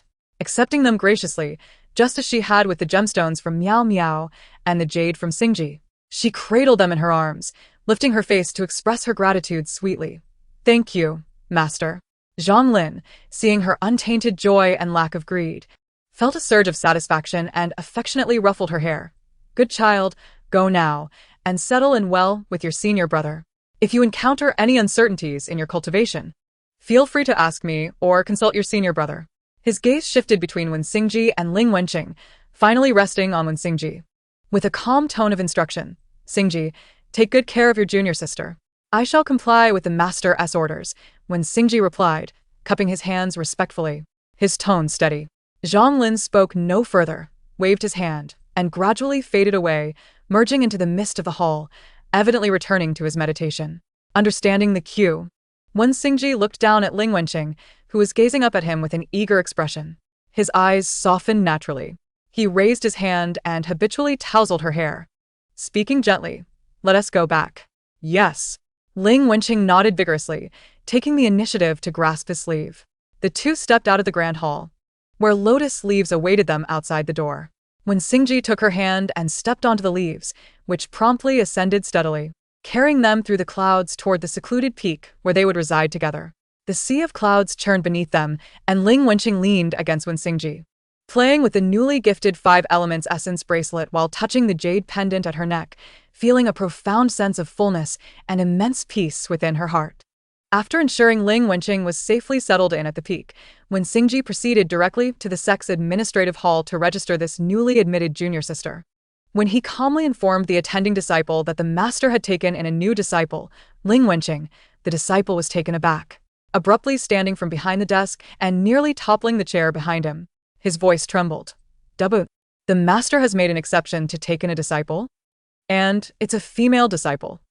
He stared incredulously at Wen Xingji's unflappable expression, confirming it repeatedly before tremblingly preparing the jade token representing the master's personal disciple and respectfully handing it to Wen Xingji. This sensational news struck like a stone cast into a tranquil lake, instantly creating ripples throughout the sect. Within moments, it spread at an astonishing pace. "Have you heard? The master has made an exception to take in a disciple." "What? Is it true? Senior brother when personally register her." What? In an instant, every peak, training ground, and alchemy room where disciples gathered erupted into a cacophony of astonished exclamations. The disciples, no longer focused on their cultivation, rushed to share the news, causing the entire Qingyun sect to buzz with excitement over this sudden development. The commotion was so significant that it quickly drew the attention of the elders from various peaks and the vice master, Cui Rujuan, who oversaw the secular affairs of the sect. Although she was a woman, Cui Rujuan was known for her decisiveness and competence. With the master often absorbed in meditation and neglecting worldly matters, she had managed nearly all affairs of the sect single-handedly, bearing much responsibility. Stuck at the late stage of the transformation stage for a long time due to the complexities of sect affairs, she had just resolved an outer sect dispute when she noticed her disciples were all agitated and lax in their training. After inquiring, she learned that the master had quietly accepted a new disciple without even informing her. The vice master, Cui Rujuan, unable to maintain her composure, was both shocked and somewhat frustrated to be kept in the dark. She swiftly rushed to Xian Peak, forgoing any formalities, and knocked urgently on Zhang Lin's meditation chamber door. "Senior brother, what on earth is going on? Why was I not informed about such an important matter as accepting a disciple?" Her voice was filled with urgency and inquiry. The door to the meditation chamber opened silently. Zhang Lin, interrupted from his meditation, looked at his anxious junior sister with a hint of helplessness in his smile and invited her in. "Rujuan, please calm down." He waved his sleeve to create a soundproof barrier and explained, "I acted on a whim. I felt a connection with that child and decided to take her in. It was all quite simple, and I momentarily forgot to inform you. That was my oversight." Upon hearing this, Cui Rujuan frowned deeply. "A connection? Senior brother, that reason seems rather frivolous. Do you realize the uproar this has caused within the sect?" Zhang Lin, understanding her temperament, no longer concealed the matter. His expression grew serious as he transmitted his thoughts. "That child is special, bearing a hidden talent of great significance. Before she matures, we must not disclose anything externally. We shall simply say that I have a connection with her. The specific reasons are not to be divulged. This matter requires your assistance to maintain order within the sect and minimize its impact." Upon hearing it involved a hidden talent, and seeing Zhang Lin's solemnity, Cui Rujuan's dissatisfaction and confusion were somewhat quelled, replaced by a sense of gravity. She fully understood that her senior brother would not act without reason. Since he had made such a decision, it undoubtedly carried profound significance. She took a deep breath to calm her emotions and said helplessly, "Since it is the command of the senior brother, I shall handle it properly. However, I kindly request that you inform me in advance, next time, to prevent such upheaval within the sect." With that, she bowed and turned to leave. intending to manage the chaos that had arisen from the sudden decision of the sect leader. As Cui Rujuan departed from Xian Peak, her expression was as somber as water. Her mind already calculating. She did not directly reprimand the agitated disciples. Within the Qingyan sect, aside from the sect leader Zhang Lin and herself, the daily affairs were primarily managed by 8 elders. Among them, the Grand Elder Li Wenqing was known for his diplomatic nature and adeptness at coordination, often representing the sect leader in negotiations. Elder Gao Shida, on the other hand, was known for his unwavering integrity, overseeing the education of disciples and the sect's ethos, commanding immense respect among the younger generation. Additionally, there were Elder Xianqing, responsible for resource allocation, Elder Xiling, managing external affairs, and the formidable Elder Yanhua, who enforced discipline. She promptly sent a message requesting the presence of Grand Elder Li Wenqing and Elder Gao Shida. The two soon arrived at the council hall, their faces marked with astonishment and gravity. Deputy Sect Master, is it true that the sect leader has accepted a disciple? Elder Gao Shida inquired urgently as he took his seat. Indeed, it is true, Cui Rujuan affirmed with a nod. The sect leader has identified a genuine affinity between himself and the child, thus making an exception to accept her as a disciple. This decision has been made personally by the sect leader, and we are to follow accordingly. She bypassed the details regarding Ling Wenqing's talents, her tone resolute and unyielding. Currently, the disciples are abuzz with speculation, distracted from their cultivation, which is certainly not a blessing for the sect.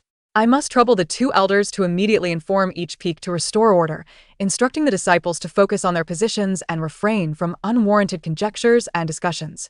The sect leader's acceptance of a disciple is a source of joy for our sect, but if it leads to a neglect of personal cultivation, it becomes a case of misplacing priorities. Her gaze shifted to Li Wenqing. Elder Li, you are meticulous by nature. I would appreciate it if you could draft a notice that is gentle yet reassuring, stating that this young woman possesses exceptional comprehension and character, earning the sect leader's favor, and that the disciple should regard her as a model for diligent practice, not to squander the sect's nurturing. She then turned her attention to Gao Shida. Elder Gao, should any disciples remain restless or voice grievances in private, it will be your duty to enforce the sect's regulations and maintain proper conduct. The 2 elders, recognizing her well-structured arrangements and the authority of the sect leader's decree, understood that stabilizing the sect's order was of utmost importance at this moment. They promptly rose and clasped their hands in acknowledgement. We shall obey the deputy sect master's orders and attend to this matter at once. Cui Rujuan breathed a subtle sigh of relief and added, additionally, convey my directive that next month, all inner disciples shall receive an extra 3 high-grade spirit stones, while outer disciples shall receive an additional 1, as a means to share in the joy of the sect leader's acceptance of a disciple. This gesture aimed to soothe the unrest and redirect attention to more positive matters. Once the 2 elders departed to fulfill their tasks, Cui Rujuan sat alone in the council hall, rubbing her temples. She understood that mere suppression and reassurances would not suffice. A substantial rationale was needed to quell the whispers of discontent. After a moment of contemplation, she devised a plan. She summoned a trusted disciple and whispered a few instructions. Before long, a new, more concrete narrative began to circulate quietly within the sect. It was said that the disciple named Ling Wenqing, though seemingly of ordinary talent, possessed an almost innate sensitivity to formations, and had inadvertently assisted the sect leader in resolving a long-standing conundrum. The sect leader, recognizing her sincerity and innate gift, decided to make an exception in accepting her as a disciple. This account not only elucidated the reasons behind the sect leader's exception but also confined Ling Wenqing's uniqueness to her comprehension and character, thus averting excessive scrutiny from others. It sounded reasonable and was far more acceptable than vague notions of fate. The ripples caused by the sect leader's unprecedented acceptance of a disciple gradually subsided within the Qingyan sect. People's curiosity shifted from questioning the reasons behind her acceptance to wondering about the nature of her exceptional character and the forthcoming distribution of spirit stones. Chapter 7. The Little Bunny. Upon returning to the peak, Ling Wenqing found herself captivated by the new surge of power within her. She hurriedly ran to the open area before her cave dwelling, eager to experiment. Crouching down, she extended her finger, cautiously touching the ground. As she focused her thoughts, the strange spiritual energy within her began to flow naturally, and a faint multicolored glow emanated from her fingertips. An astonishing scene unfolded before her eyes. The soil her fingertip brushed seemed to come alive, gently writhing and slowly coalescing into a small, indistinct shape resembling a rabbit. Although it could only maintain its form for a few breaths before dissipating back into the earth, it filled her with delight and wonder. She then attempted to beckon a nearby patch of wild grass, and to her amazement, the green wood elemental spiritual energy danced among the blades of grass, which began to sway gently, without any wind. Just as she became entirely engrossed in trying to make a nearby stone move, a gentle voice called out from behind her. Ching ching. Ling Wenqing turned at the sound, finding Wen Xingji standing a short distance behind her, dressed in white and illuminated by the soft sunlight, his gaze serene as he observed her.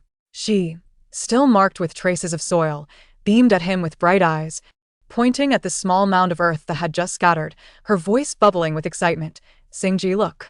It seems I can make the move."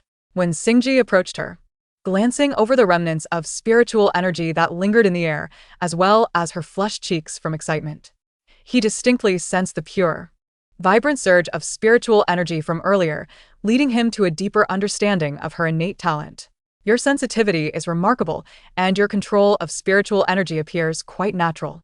Given time, as your mastery improves, you will find that your creations can last longer and become increasingly intricate." Encouraged by his affirmation, Ling Wenqing's smile widened. Then, when Xingji opened his palm, revealing a jade token inscribed with intricate cloud patterns and her name. "This is your identity token, serving as your pass for Qingjing Peak. It contains a calming formation that will aid you in stabilizing your mind during your practice." He handed the token to her, then cautioned, "The sect is vast, and each area has its own protocols. As a newcomer, should you wish to visit other peaks or significant halls, please inform me first, or find a guiding disciple to accompany you. It is imperative that you do not wander alone, lest you inadvertently enter restricted areas or encounter trouble." Ling Wenqing accepted the jade token, still warm from his hand, and replied obediently, "I will remember, Xingji." Watching her carefully stow the token away, he continued, "Today marks your first encounter with this power. It would be unwise to exert yourself excessively. Let us return and stabilize your energy, nurturing your spirit." His arrangements were meticulous and comprehensive, affirming her attempts while providing clear guidance and necessary constraints. "All right," Ling Wenqing replied eagerly, rising to her feet and brushing off the dust from her hands as she followed him closely. Seeing her obedience, a subtle softness flickered in Wen Xingji's eyes. He slowed his pace to match hers as they made their way back to the cave dwelling. The setting sun stretched their shadows along the cobblestone path, one steady as a mountain, the other fluid as water. After fiddling with the jade token for a while, Ling Wenqing realized her stomach felt empty. Although the spirit fruit was delicious, constantly thinking about food seemed to hinder her cultivation. Recalling something she had read about fasting, she thought it a practical solution. Turning around, she naturally tugged at Wen Xingji's sleeve, looking up at him with a slightly pleading expression. "Xingji, could you teach me how to fast? I'm always hungry, and it distracts me from reading." When Xingji looked down at her hand gripping his sleeve, then met her innocent gaze that reflected merely a desire to alleviate her hunger rather than pursue any lofty aspirations, and he couldn't help but chuckle internally. He indeed ought to teach her this. It wouldn't do to let her be constantly distracted by her hunger. "Very well," he replied gently, settling onto a nearby stone bench and gesturing for her to take a seat opposite him. "The practice of fasting is not merely an exercise in enduring hunger. Rather, it is a gentle guidance of the internal spiritual energy, replacing the essence derived from grains and nourishing the physical body, leading to a lightness of being and clarity of mind." He extended his finger, a faint ethereal glow emanating from his fingertip as he slowly sketched several simple meridian pathways before her, primarily related to the spleen and stomach. The essence lies in the harmony between intention and spiritual energy. One must cultivate a tranquil focus, envisioning the pure spiritual energy as a gentle warmth, gradually converging in that location. He lightly tapped her abdomen at the point of the qi si, guiding it to flow along these pathways, nourishing her organs and alleviating the sensation of hunger. As he withdrew his hand, observing her earnest engagement, he continued, "Initially, one may only sustain this for an hour or two, requiring gradual adaptation. If discomfort arises, a small amount of food may be consumed. One must not be overly forceful to avoid damaging the foundation."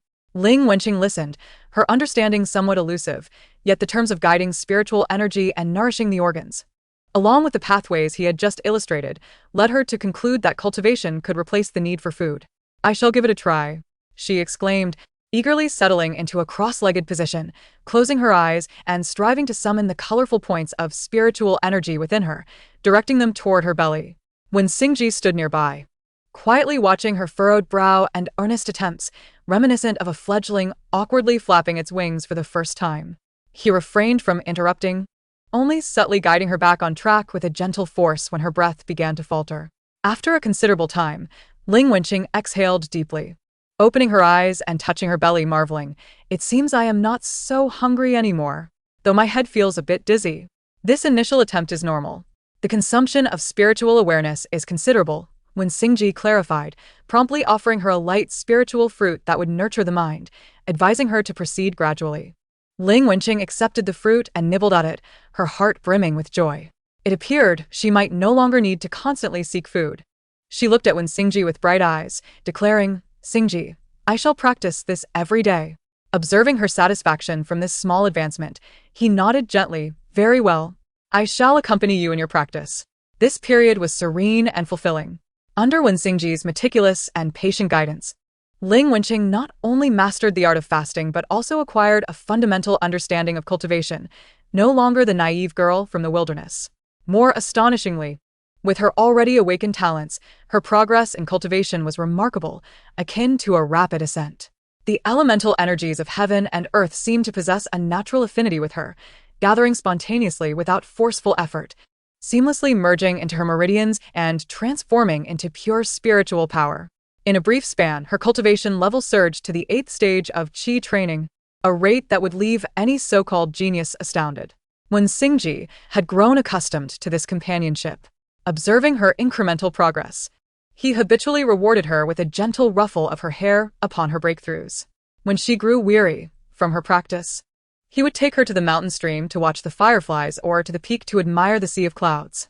Each morning, he patiently braided her hair, his technique becoming increasingly adept. This daily warmth subtly deepened the bond between them. Ling Wenqing's astonishing advancement resonated like a bell, awakening a sense of responsibility and urgency within Wen Xingji.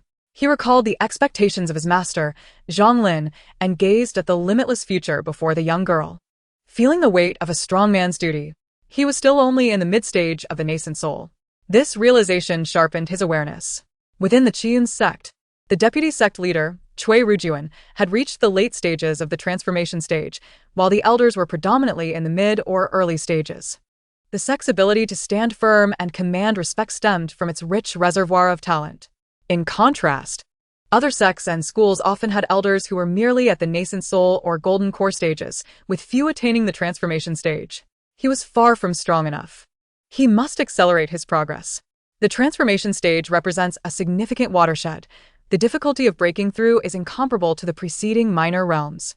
Yet his resolve was steadfast, with clear goals and imperative reasons to advance. Thus, while diligently guiding Ling Wenqing, Wen Xingji also began to invest more of his focus into his own cultivation, preparing for the breakthrough to the transformation stage. Upon concluding her practice, Ling Wenqing excitedly ran to the flower field atop the peak, crouching down to continue experimenting with her abilities. Extending her small hand, she earnestly summoned the still somewhat feeble elemental energy, her fingertips aglow with a faint, multicolored radiance, guiding the essence of the surrounding soil and plants. Soon, a vague outline, a rudimentary form of a small rabbit made from dirt and grass, began to coalesce beneath her palm. It appeared endearing, yet it could not truly stand, nor could it detach from the tether of her spiritual energy. In just a few breaths, as her focus wavered, the small rabbit dissipated with a soft pop, reverting to ordinary dirt and grass. Undeterred, she found it amusing and clapped her hands, preparing to try again. At that moment, a warm hand gently grasped the back of her collar, lifting her from the ground. Now covered in dirt, Wen Xingji's deep voice resonated from behind. He instructed her to stand still, meticulously brushing away the grass and mud from her dress. Then, with a flicker of spiritual light from his fingertip, a cleansing technique swept over her, removing all grime and calming her restless spiritual energy, which had been stirred by her playful activity. He gazed at her still excited little face, pondering for a moment before speaking, "Qingqing, in the coming days, I may not be able to accompany you as frequently as I do now." Ling Wenqing's smile instantly faltered as she looked up at him, her eyes wide with concern. when Xingji gently ruffled her hair, patiently explaining, "Your cultivation has now entered the right path. You have grasped the foundational techniques. The road ahead requires more of your own insight and accumulation. Once you break through to the foundation establishment stage, I will return to clarify any doubts you may have." He paused, his voice softening. "I also need a period of seclusion for focused cultivation." Watching her eyes brim with unshed tears, filled with reluctance, his heart softened. Yet he knew he had to complete the necessary arrangements. He recalled that since her arrival at the sect, aside from the occasional visits from Ganlu, she had had little interaction with other disciples. Though her disposition had brightened since then, she remained overly reliant on him. He could not allow her to remain confined within this small world forever. With this in mind, he gently guided her, "Qingqing, during your time at the sect, aside from Sister Ganlu, you have yet to formally meet other fellow disciples. There are many disciples of your age within the sect, and they are quite curious about you, our little junior." He paused slightly, noticing her attentive demeanor, and continued in a tone of suggestion, "Tomorrow, I will take you down the mountain to explore, to witness the lecture square, and to meet other brothers and sisters from different peaks. How does that sound? Making more friends will be beneficial for mutual exchange and support in your future cultivation journey." Going down the mountain? Meeting many unfamiliar faces? Ling Wenqing instinctively felt a twinge of apprehension, but the encouraging gaze of Xingji soothed her anxiety. She trusted him, knowing he would not place her in an uncomfortable situation. That slight fear of the unknown began to be overshadowed by a budding curiosity about new friends. She looked at Wen Xingji, her small hand still gripping his sleeve, and ultimately nodded, replying softly, "Okay."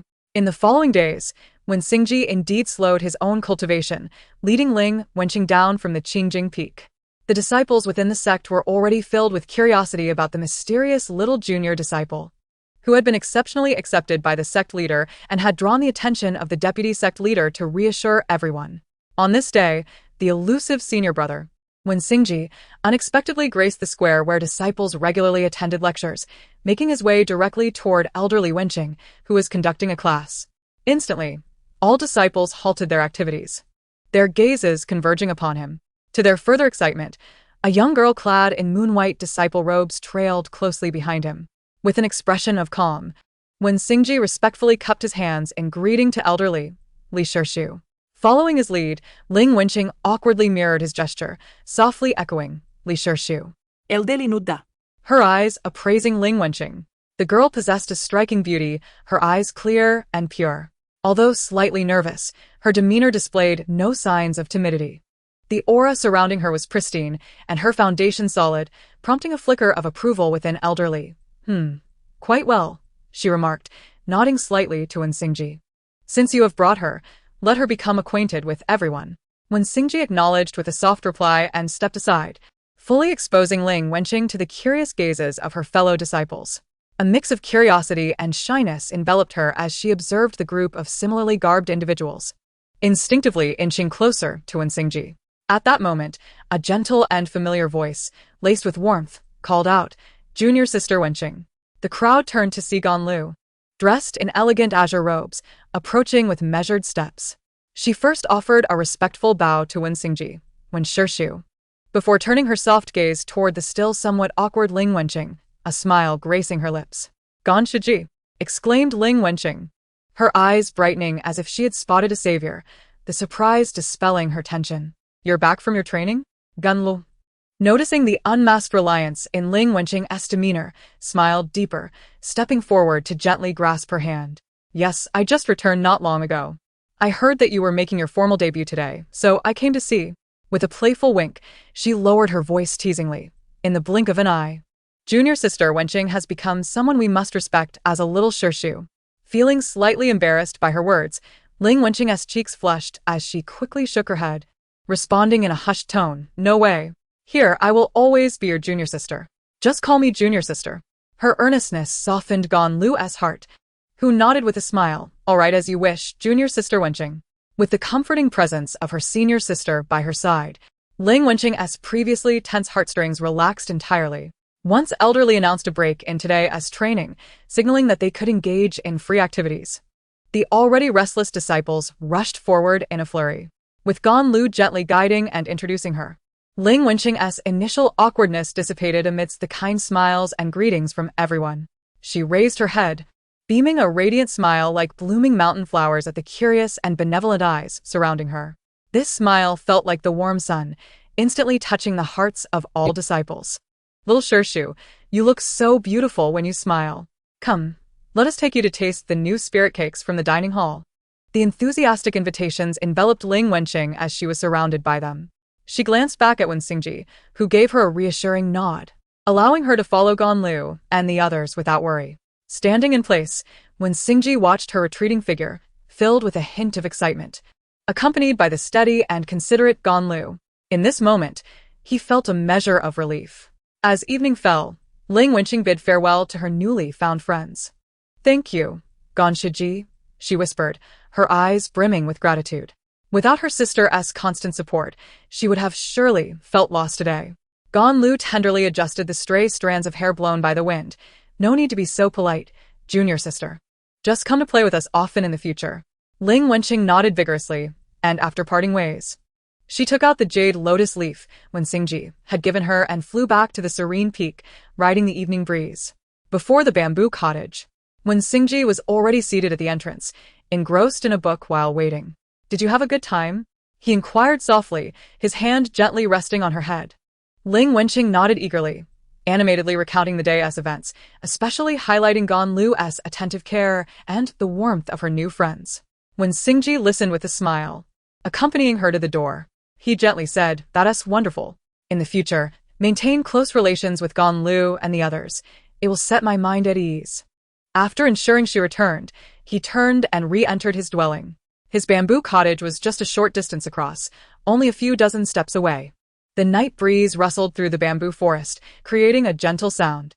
As Wen Xingji stepped inside, he settled into a meditative position on the mat, his eyes slightly closed, allowing his spiritual energy to circulate gradually as his mind delved once more into the vast realm of Tao. Days passed, and as he observed Ling Wenqing becoming increasingly accustomed to the interactions within the sect, her smile blossomed more frequently. Wen Xingji felt it was time to focus on his own cultivation. One morning, he accompanied her for breakfast at the table outside the cave dwelling, the warm sunlight bathing them both. After a moment of contemplation, he finally spoke, "Qing." Ling Wenqing, nibbling on a pastry, looked up, her mouth dusted with crumbs. Her clear eyes fixed on him. "You have now adapted to this place, and your cultivation is on the right track," he spoke gently, as if discussing the most mundane of matters. "I, too, must retreat for a period to consolidate my spiritual power, aiming to advance from the mid-stage of the nascent soul and attempt to touch the threshold of the late stage." Ling Wenqing's chewing slowed as she gazed at him, her eyelashes fluttering slightly as she recalled his previous words. A hint of reluctance bubbled up like tiny bubbles beneath the surface, but she swiftly suppressed that emotion, her voice ringing clear. "Yes. Xingji, don't worry, I will be just fine." She offered him a reassuring smile. When Xingji naturally noticed her initial moment of surprise and the subtle way she gripped the hem of her clothing, his heart felt as if it had been gently brushed by a feather, soft and utterly tender. Unable to resist, he reached out, delicately wiping the fruit residue from her lips. With a subtle flick of his finger, he lightly tapped the jade pendant at her neck. A gentle and pure ice-blue spiritual energy, as if alive, silently merged into the jade, causing its surface to shine with an even warmer and more subdued radiance. "You must wear this necklace at all times," he said earnestly, looking into her eyes. "I have left a thread of my consciousness within it. Should you encounter any dangers that you cannot face, or if your spiritual power surges violently, it will sound an alarm on its own. No matter where I am, I will be aware. Do not be lax in your daily cultivation, but also do not be overly harsh on yourself. Progress steadily. If you encounter difficulties, remember to seek out the elder in charge. They will assist you." He continued to advise her on various matters, his guidance meticulous, akin to a parent preparing to embark on a long journey, unable to shake off concerns for their young child. Ling Wenqing listened attentively to each word. Finally, he watched her return to her practice before turning toward the tranquil cave prepared on the back mountain. After when Xingji entered seclusion, the serene peak seemed to quiet considerably. However, Ling Wenqing did not feel lonely. She diligently practiced, breathing in and out, operating the gradually increasing yet subtle spiritual energy through several cycles. Thanks to her 5 spiritual roots and the influence of the spirit-waking tide, she became acutely aware of the elemental energies permeating the world. The various luminous points floating in the sunlight, swirling among the flora, and nestled within the soil joyfully surged into her meridians, making her cultivation remarkably efficient. Once her daily tasks were completed, she would often stroll to the expansive mountaintop flower field above her cave, bathed in the glow of the setting sun. This place was her personal paradise. At this moment, she squatted amidst the vibrant blossoms, her expression focused, channeling the strands of mixed elemental spiritual energy within her. She gathered them at her fingertips. With delicate fingertips, she gently touched a dewdrop-laden petal and a handful of moist earth as soft light flickered and intertwined in her palm, gradually taking shape. This time, the process was significantly smoother. In just a moment, a small rabbit, no larger than a palm, formed from petals, ethereal light, and soil, affectionately nudging her palm and even attempting to hop. It lasted much longer than before and appeared more lively. Ling Wenqing held her breath, joy swelling in her heart as she gazed at this tiny creation that thrived on her spiritual energy. Yet, the foundation of her qi cultivation was still rather shallow, and such sustained consumption was quite taxing for her. After about a stick of incense had burned, she felt a wave of emptiness in her dantian. The light in her palm quickly dimmed, and the once lively rabbit transformed into specks of colorful spiritual light, dissipating like fireflies in the gentle breeze of the flower field. Ling Wenqing looked at her empty palm, feeling no trace of disappointment. She raised her small hand and clumsily pinched her fingertips, as if to encourage herself. Her little face radiated evident satisfaction and a hint of pride. She had made considerable progress compared to last time, maintaining the form longer, and the rabbit was more animated. To her, this was quite impressive. Tomorrow, once her spiritual energy was restored, she would return here. Perhaps she could attempt to create a bird that flapped its wings? She found great joy in this cycle of creation and dissolution, deftly managing her own spiritual energy while experiencing the marvelous and harmonious resonance between herself and the elements of nature. As time passed, the days on the peak seemed to be bathed in a soft glow, quietly slipping by in rhythmic cadence. Ling Wenqing established a clear schedule for herself. She would absorb the violet aura of the rising sun in the morning, diligently practicing without rest. In the afternoons, if she had leisure, her lively figure could often be seen near the pavilions and martial training grounds of the Qingyun sect. Every evening, without fail, she would appear in her cherished flower field atop the mountain, engaging in her favorite task of shaping that increasingly vibrant little rabbit with her spiritual energy. Such a regular lifestyle allowed her cultivation to steadily advance without her realizing it. Her adeptness in utilizing spiritual energy grew more refined and agile. Time flew by, and 2 months had passed in the blink of an eye. One day, while completing yet another creation in the flower field, she gazed at the clearly defined little creature in her palm, which even mimicked a real rabbit grooming its front paws, her heart filled with tranquil joy. At that moment, the spiritual energy in her dantian, which had accumulated to the point of overflow, seemed to break through some invisible shackles, suddenly surging and flowing through her meridians in a more profound cycle. Her pores seemed to open wide in an instant, allowing a more abundant influx of the world's spiritual energy. An unprecedented lightness and fullness enveloped her, her senses sharpened to the point where even the veins of distant bamboo leaves were discernible. Ling Wenqing paused, glancing down at her hands, which glimmered with a gentle sheen, and felt the significantly amplified and more consolidated spiritual energy within her. It seemed she had naturally stepped into the initial stage of foundation building. The spiritual energy in her palm fluctuated slightly due to this small breakthrough, causing the freshly shaped little rabbit to wobble, but not immediately dissipate. Rather, it persisted for a longer moment than before transforming into points of light and returning to the cosmos. Ling Wenqing blinked, a sense of novelty surging within her. Chapter 8. Training in the main hall of the Purple Cloud Peak, Zhang Lin slowly exhaled a breath of turbid air, the overwhelming spiritual energy around him gradually settling into tranquility.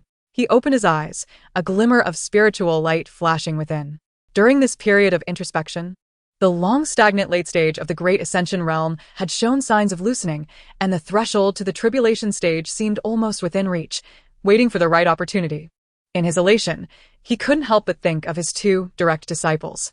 His eldest disciple, Wenqing, was steady in temperament and diligent in cultivation, requiring no additional concern from him. However, it was the newly accepted little apprentice, Ling Wenqing, with her pure intentions and the rare talent of spirit calling tide, that kept him preoccupied with thoughts of her well-being. He wondered how well she had adapted. With a flick of his dust whisk, his figure vanished from the mat, reappearing the next moment above the Qingjing peak. At that time, Ling Wenqing, meditating in her cave, keenly sensed a powerful and familiar aura entering the peak. Her heart skipped a beat, thinking it was Wenqing emerging from seclusion, and she immediately interrupted her practice, darting out of the cave like a joyful little sparrow. Xing. Her clear voice echoed through the mountains, but what met her eyes was the figure clad in the sect master's robe, exuding an ethereal presence. Ling Wenqing paused, a fleeting and unmasked disappointment flickering in her bright eyes, yet that feeling dissipated in an instant, replaced by genuine joy at the sight of her revered master. She quickly stepped forward, like a light cloud, fluttering before Zhang Lin, tilting her little face up, sweetly calling out, "Master! Ah, good child." Zhang Lin stroked his long beard. His eyes filled with affection and gently ruffled the top of her head with his broad palm. Simultaneously, a strand of divine consciousness swept over Ling Wenqing, and the findings made him nod inwardly. Indeed, she was exceptionally talented. In just 2 to 3 months, she had progressed from qi cultivation to foundation building. With such a solid foundation, her elemental spiritual energy flowing harmoniously without obstruction. Are you accustomed to living on Qingjing Peak? Have you encountered any difficulties in your cultivation? He inquired warmly, his tone imbued with the care of an elder. I am accustomed. My senior brother has arranged everything well. Cultivation is going fine, she replied, a hint of bashfulness curling her lips into a smile. Hearing this, Zhang Lin's smile deepened as he shifted to the main topic. Very well. I came today to see how your spirit calling tide has developed recently. Have you gained any new insights? At the mention of this, Ling Wenqing's spirit was instantly lifted, her eyes shining brighter. Yes, yes. I can't wait to show you, Master. She eagerly responded, hastening to a more open patch of grass, holding her breath and focusing as she summoned her initial stage foundation-building energy. Her nimble fingers danced, drawing forth the vitality of the surrounding flora, the earthy essence of the soil, and the varied spiritual lights of moisture and sunlight in the air, which converged and intertwined in her palm with much greater speed and stability than 2 months prior. In mere moments, a vividly lifelike small rabbit, composed of spiritual light and natural elements, sprang into her palm. Not only was its form stable and its gaze lively, but it could even perform a little somersault at her will before dissipating into specks of starlight as the supply of spiritual energy was interrupted. After her demonstration, Ling Wenqing turned to Zhang Lin, a touch of pride and anticipation in her gaze, as if awaiting his evaluation. Zhang Lin fixed his gaze upon the little rabbit performing a somersault in Ling Wenqing's palm, a hint of unnoticeable astonishment flashing in his eyes. Having cultivated for millennia, he understood that the ability to directly imbue elemental spiritual energy with life was a rare talent that touched upon the fundamental laws of the universe. When he and Wenqing had helped Ling Wenqing open her spiritual veins and awaken her talent, he had already perceived the essence of this power. Now, witnessing her ability to imbue her creations with such spirit at the initial stage of foundation building, it was evident she had indeed worked hard over the past 2 months.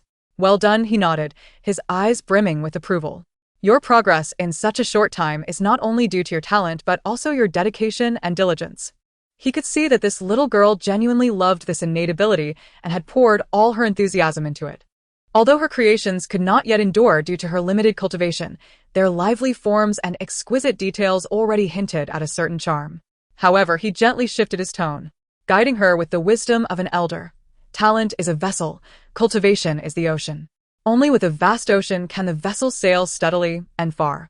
You must remember to continuously solidify your foundation and elevate your realm. This is the fundamental way to truly let your talent shine. Ling Wenqing listened with a semblance of understanding, yet the admiration and expectation reflected in her master's eyes were unmistakable. She nodded earnestly, silently etching his words into her heart. Zhang Lin observed her obedient and earnest demeanor, his smile deepening. This young disciple, with her simple nature and extraordinary talent, undoubtedly possessed a limitless future given time. Zhang Lin felt a sense of comfort seeing her adeptly control her innate abilities. Sensing the profound and tranquil aura emanating from Wenqing's secluded retreat, he knew he was at a pivotal moment of breaking through barriers. He gently ruffled Ling Wenqing's hair, saying, "Focus on your cultivation. I shall return to see you in due time." Just as he was about to transform into a stream of light and depart, he felt a gentle tug at his sleeve. Looking down, he saw his little disciple grasping his garment, her clear eyes sparkling with anticipation. Having heard that foundational disciples could descend the mountain for training, she too wished to witness the world beyond. Zhang Lin stroked his beard thoughtfully. According to sect traditions, foundational disciples were indeed expected to venture out. However, with her exceptional ability to summon the spirit tide and her still limited cultivation, he felt a twinge of concern. Yet, recalling the colorful 5 elements spirit-infused bracelet on his wrist, which contained a protective force and a lethal strike from his late-stage Mahayana, he realized that should she encounter danger, he would sense it immediately. His gaze then shifted to the necklace around her neck, which also had been bestowed upon her. With these 2 treasures for protection, perhaps it was indeed time for her to explore the world.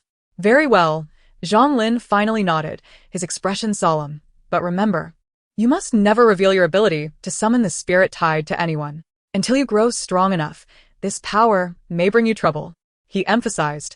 Always wear the 5 elements spirit-infused bracelet and keep the spirit jade close. Ling Wenqing met her master's concerned gaze and nodded earnestly. After Zhang Lin departed, he did not return directly to Xian Peak. Instead, he subtly moved his fingers within his sleeve, sending a concentrated stream of spiritual light towards the main peak's servant hall. Deputy Sect Master Cui Rujuan, engaged in sect affairs, sensed the unique communication light from the sect leader and promptly set aside her documents. Scanning its contents, she learned that her senior brother's young disciple was preparing to descend the mountain for training. Though she did not know Ling Wenqing well, having only seen her from a distance when she last ascended, she would certainly handle the arrangements properly since the sect leader had personally sent the message. She calmly communicated with the servant hall to prepare all the necessary items for the second disciple of Qingjing Peak's descent. Following sect protocol, the standard training tokens, foundational elixirs, spirit stones, and protective talismans were promptly gathered and delivered to her cave dwelling. With a clear and concise order, the servant hall immediately commenced its operations. Upon receiving the training supplies from the servant disciple, Ling Wenqing began to diligently organize her belongings. She secured the 5 elements spirit-infused bracelet gifted by her master around her wrist and wore the spirit jade necklace crafted by Wenqing close to her. Gazing at the jade talisman capable of summoning the spirit rabbit clan, she recalled its soft and gentle appearance, a tender smile gracing her lips. The sect supplies were comprehensive: a training token engraved with the Qingyun sect's emblem, several bottles of foundational elixirs, a pouch of spirit stones, and multiple protective talismans. She meticulously stored them in her mustard seed bag, her movements deliberate yet unhurried. Earlier, a few familiar disciples had invited her to join them, which she had politely declined. Even Sister Ganlu, upon learning of her descent, had sought her out, taking her hand and saying, "I too must descend to handle some sect affairs. Our paths align closely. Why don't we travel together? We can look out for one another." Ling Wenqing felt warm at this invitation, understanding that her sister was concerned for her safety. Her cheeks flushed slightly, and she shyly lowered her head, fingers unconsciously twisting the hem of her garment, yet her voice bore a soft determination as she replied, "Thank you, sister, but I wish to go alone this time." She raised her head to meet Ganlu's gentle, smiling eyes, striving to convey her thoughts, just like when we were in the valley. "Some paths I want to try walking alone, to see for myself." Ganlu, seeing her shyness, yet the clarity and determination in her eyes, smiled in understanding. She gently patted Ling Wenqing's hand, unfazed by the rejection, saying, "Good. Our Wenqing has grown up. Then I shall respect your wishes. Be sure to take care of yourself while you're out there." "Yes." Ling Wenqing nodded vigorously, her heart warmed by her sister's understanding and support. It was not that she disliked the companionship. Rather, she felt an innate sense that her descent should be a solitary journey. Much like when she resided alone in the valley, some vistas needed to be experienced alone, and certain growths must be accomplished independently. Once she had everything packed, she thoughtfully wrote a note to her senior brother, informing him of her training, before heading to the main hall to officially register for her descent. Upon entering the hall, she noticed an unusual bustle today. Deputy Sect Master Cui Rujuan sat at the head, with several profound elders seated below, seemingly discussing sect matters. Startled by the presence of so many high-ranking members, Ling Wenqing momentarily hesitated, feeling a twinge of anxiety. Steeling herself, she approached and respectfully performed the customary greeting, Disciple Ling Wenqing pays her respects to deputy sect master and esteemed elders. I am here to report that I am prepared to descend the mountain for training. Cui Rujuan's gaze fell upon her, noting her slight shyness yet proper etiquette. Her eyes reflected a measure of approval. She did not rush to address her duties, but rather softened her tone, asking, "Is everything prepared?" "Yes, deputy sect master. All is ready," Ling Wenqing replied dutifully. Cui Rujuan nodded slightly, observing her lingering timidity, and decided to offer a few more words of encouragement. Speaking as if to a younger family member, "When you venture out, prioritize your safety. Remember the sect's rules, and do not take unnecessary risks. Think things through. And if you encounter difficulties, seek help from the sect's outposts along the way." A kind-hearted elder beside her chuckled, "Little disciple, it's your first time descending the mountain. There's no need to be overly nervous. Witnessing the world is beneficial for your cultivation." Another elder, known for his strict demeanor, also gave her a slight nod of encouragement. Feeling the warmth and lack of reproach in the elder's words, Ling Wenqing's anxiety gradually dissipated. She lifted her head, offering them a bright smile. "Thank you, Deputy Sect Master. And thank you, esteemed elders, for your guidance. I will remember it." Seeing her relax, Cui Rujuan waved her hand. "Off you go. The sooner you leave, the sooner you can return." "Yes, I take my leave." The Qingyun sect has always maintained an open and accommodating attitude towards disciples' training, primarily divided into two forms. The first involves undertaking specific tasks issued by the sect, with clear objectives and subsequent rewards upon completion.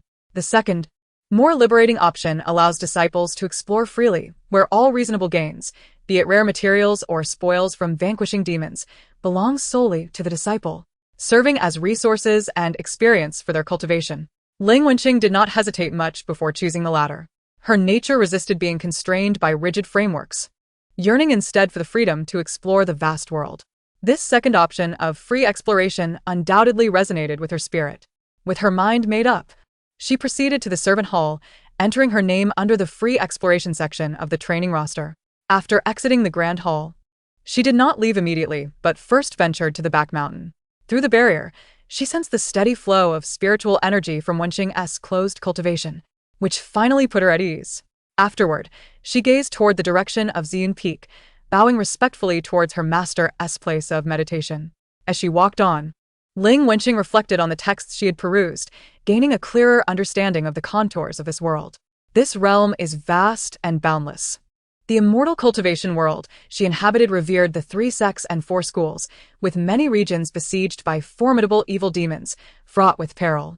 The mortal realm is a dwelling for countless ordinary beings, where dynasties rise and fall, and at times, incursions from the demon realm occur.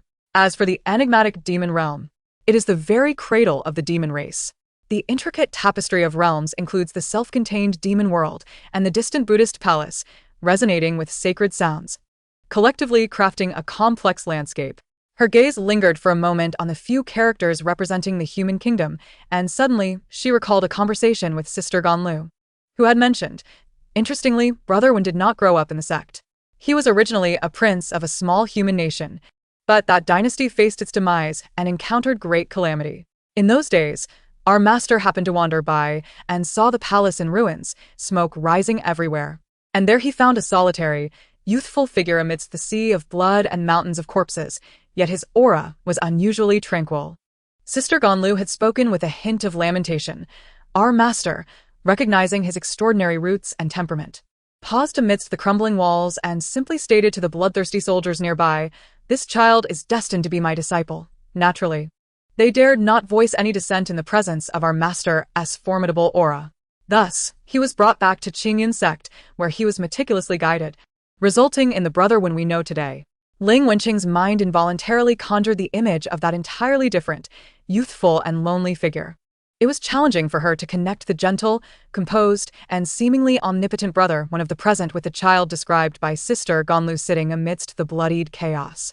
She gently caressed the warm necklace around her neck, and a complex mix of emotions, tinged with an indescribable heartache, quietly blossomed within her regarding Wen Xingji's past.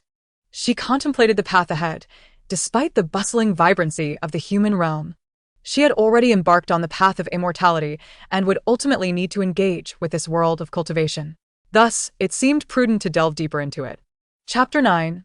Trials and Training. After some contemplation, she summoned the jade-green lotus leaf and made her way to the misty forest, located on the fringes of Qingyan sect's influence. This expansive forest was perpetually shrouded in a gentle mist infused with spiritual energy, its depths home to numerous demon beasts ranging from the qi refinement to foundation establishment stages, which would not exceed her current capabilities, perfect for a novice like her. More importantly, the serene environment resonated with her affinity for nature. She heeded her master's advice and refrained from recklessly using the spirit summoning technique. Along her journey, whether facing the swift windshadow wolf or the venomous thornback toad, she relied solely on her nascent foundation establishment's spiritual power, the spells she had diligently practiced, and the practical techniques taught by Wen Xingji. In her encounter with the windshadow wolf, she utilized the vine technique to hinder its speed, then employed the precise golden needle technique to breach its defenses, seizing a fleeting opportunity to end the battle with a flowing fire spell. Against the thornback toad, she shielded herself with the golden stone shield to block its venom, disrupted its balance with the ground sink technique, and ultimately pierced its vital point with a water arrow. Though the battles were not without difficulty, at times requiring a tactical retreat, she consistently maintained her composure in seeking victory. She also adeptly applied the simple formations taught by Wen Xingji, successfully setting a maze formation to ensnare a formidable ironback demon bear, allowing her to escape unscathed. Over several days, her practical experience grew rapidly, and her mastery of her spiritual power became increasingly refined. Her mustard seed pouch gradually filled with valuable materials harvested from demon beasts such as wolf fangs, bear bile, and toad skin, each a trophy earned through her own efforts. One day, after slaying a particularly troublesome foundation establishment stage demon python, she found herself covered in blood and dust. While traversing the forest, she stumbled upon a secluded, crystal-clear lake, its surface shimmering under the sunlight filtering through the leaves. She crouched by the water, cupping it in her hands to wash her face, the cool sensation dispelling much of her fatigue.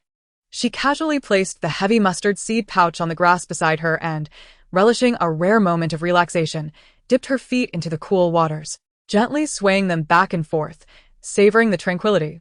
As she gazed into the lake, her peripheral vision caught a slight movement from her mustard seed pouch. Curiosity piqued. She focused her attention. To her astonishment, a small, palm-sized creature, entirely jade green, had appeared, effortlessly probing into her secured pouch with its tiny paws, rummaging for something without a care in the world. Ling Wenqing's heart raced.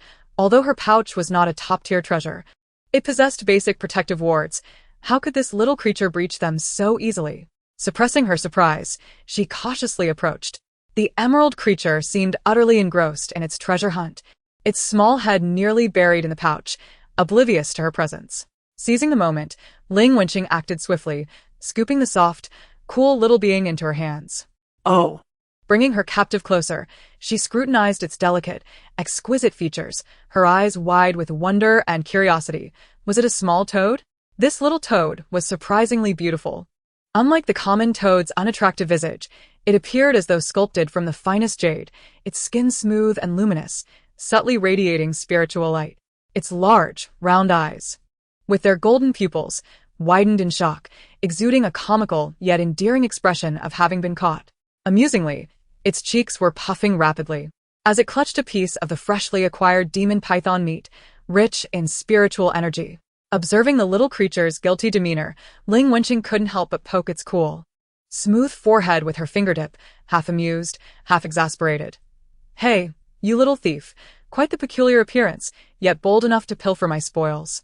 The little toad shrank back at her touch, emitting a sound that seemed to express both protest and embarrassment. Goo. Feeling playful, she rummaged through her sleeve to see if she had any suitable treats to offer it. However, her gesture of searching for snacks was misinterpreted by the tense little toad, just caught stealing, as a signal that it was about to be reprimanded. The jade-like creature froze, and then unexpectedly performed an action that took Ling Wenqing by surprise. Its short front paws shot up, tightly covering its eyes and head, curling its entire body into a small, trembling green ball in her palm. Resembling a child who knew it had done wrong and thought that covering its eyes would spare it from punishment, a perfect embodiment of self-deception and contrition. Ling Wenqing blinked in astonishment, then quickly realized what was happening. Looking at the quivering little creature, its eyes covered in a mock deadpan, she finally burst into laughter. the remnants of her earlier aggression and fatigue dissipating in that moment of mirth. "You little rascal," she exclaimed, extending her index finger to gently stroke its cool, smooth back. Her tone laced with affectionate amusement. "What do you think covering your eyes will accomplish? Do you think I can't catch you like this? Such a timid creature, yet daring enough to steal." Noticing that the anticipated punishment had not come, the little toad gradually ceased its trembling, cautiously parting its tiny paws to peek at her with its golden eyes, filled with uncertainty. Seeing this, Ling Wenqing's smile brightened further, and she finally retrieved a small piece of the gentle, spirit-infused flour cake she often nibbled on, offering it to the creature. "Here, this is for you. It's far tastier than that raw meat. If you want something to eat in the future, just ask me directly, but no more sneaking around, understood?" The little frog gazed at the delectable pastry before it, exuding a sweet floral fragrance and an ethereal aura. Glancing up at Ling Wenqing's smiling, innocent face, it hesitated for a moment. Ultimately, it cautiously extended its tiny paw to accept the pastry, which was larger than its own head, clutching it tightly in its embrace and emitting a faint croak. Ling Wenqing was amused by its timid yet gluttonous demeanor, her eyes crinkling with laughter. She gently teased it with her fingers, and upon seeing it savoring the floral cake with delight, she contentedly set it down on the soft grass. "All right, little one. Off you go. Do not steal again next time," she said cheerfully, brushing off her dress as she prepared to tidy up and leave the tranquil lakeside. She turned to retrieve her seed pouch, completely oblivious to the unsettling ripples that began to disturb the once calm surface of the lake behind her, heralding the awakening of a hidden and formidable presence beneath the water. Ha! Ha! The jade-hued little frog, however, did not leave. It discarded the pastry and hopped anxiously, emitting sharp, urgent cries, its golden eyes fixed on the lake's surface, filled with terror.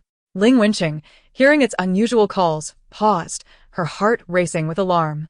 Almost simultaneously, her spiritual senses distinctly perceived an energy fluctuation far beyond her foundational level erupting behind her. With danger imminent, she reacted swiftly, bending down to scoop up the warning little frog and tucking it into her embrace, while simultaneously turning around, her spiritual power coursing through her. Yet it was too late. At the very instant she turned, a tremendous roar erupted as a massive, grayish-brown tentacle, thick as a grown man's waist and covered in suckers and slime, erupted from the lake's surface like a wraith, crashing down upon her with the force of a tempest.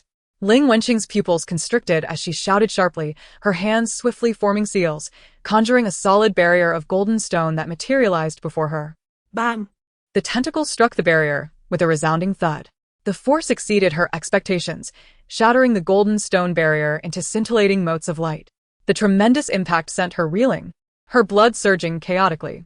Gritting her teeth against the discomfort, she summoned her spiritual energy once more, launching a flurry of sharp golden needles and a blazing fireball at the tentacle, but they merely scorched its resilient surface, failing to inflict any substantial harm. It was futile. They were simply not on the same level. The tentacle, seemingly enraged by the disturbance, coiled around her waist with alarming speed, akin to a giant python. An irresistible force constricted her, nearly suffocating her as her spiritual energy faltered. Ugh! She struggled fiercely, the light of her spells flickering under the tentacle's grip, yet she could not budge an inch.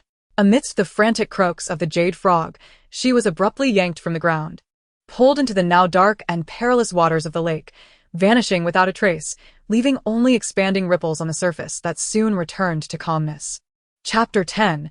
The initial stage of transformation. In the depths of the secluded cave in the back mountain, when Xingji sat cross-legged at the heart of the spirit-gathering array, surrounded by a dense aura of spiritual energy that enveloped him. He had been stagnating at the peak of the mid-yuaning stage for quite some time, and this retreat was intended to facilitate a smooth transition into the late yuaning stage. However, as he followed the principles of the Qingyun Dao canon, guiding the overwhelming spiritual energy to repeatedly assault the anticipated barrier of the late stage, an unexpected event occurred. The expected barrier did not materialize. Instead, his yuaning unexpectedly opened its eyes, its small hands forming seals and emanating a suction force far exceeding its usual capacity. The spiritual energy from the entire back mountain, and even the broader world, surged towards him in a frenzied manner, greedily devoured by the yuaning. What was originally intended to fill his yuaning for the late stage was consumed in an instant, and rather than becoming saturated, the yuan ying's brilliance intensified, its form beginning to blur and swell, exuding an aura of ancient majesty. This was not the late Yuaning stage, when Xingji's spirit trembled, as he instantly understood. The culmination of his accumulated power, coupled with a lingering concern for Ling Wenqing, inadvertently resonated with a profound aspect of the sect's secret method regarding emotional protection.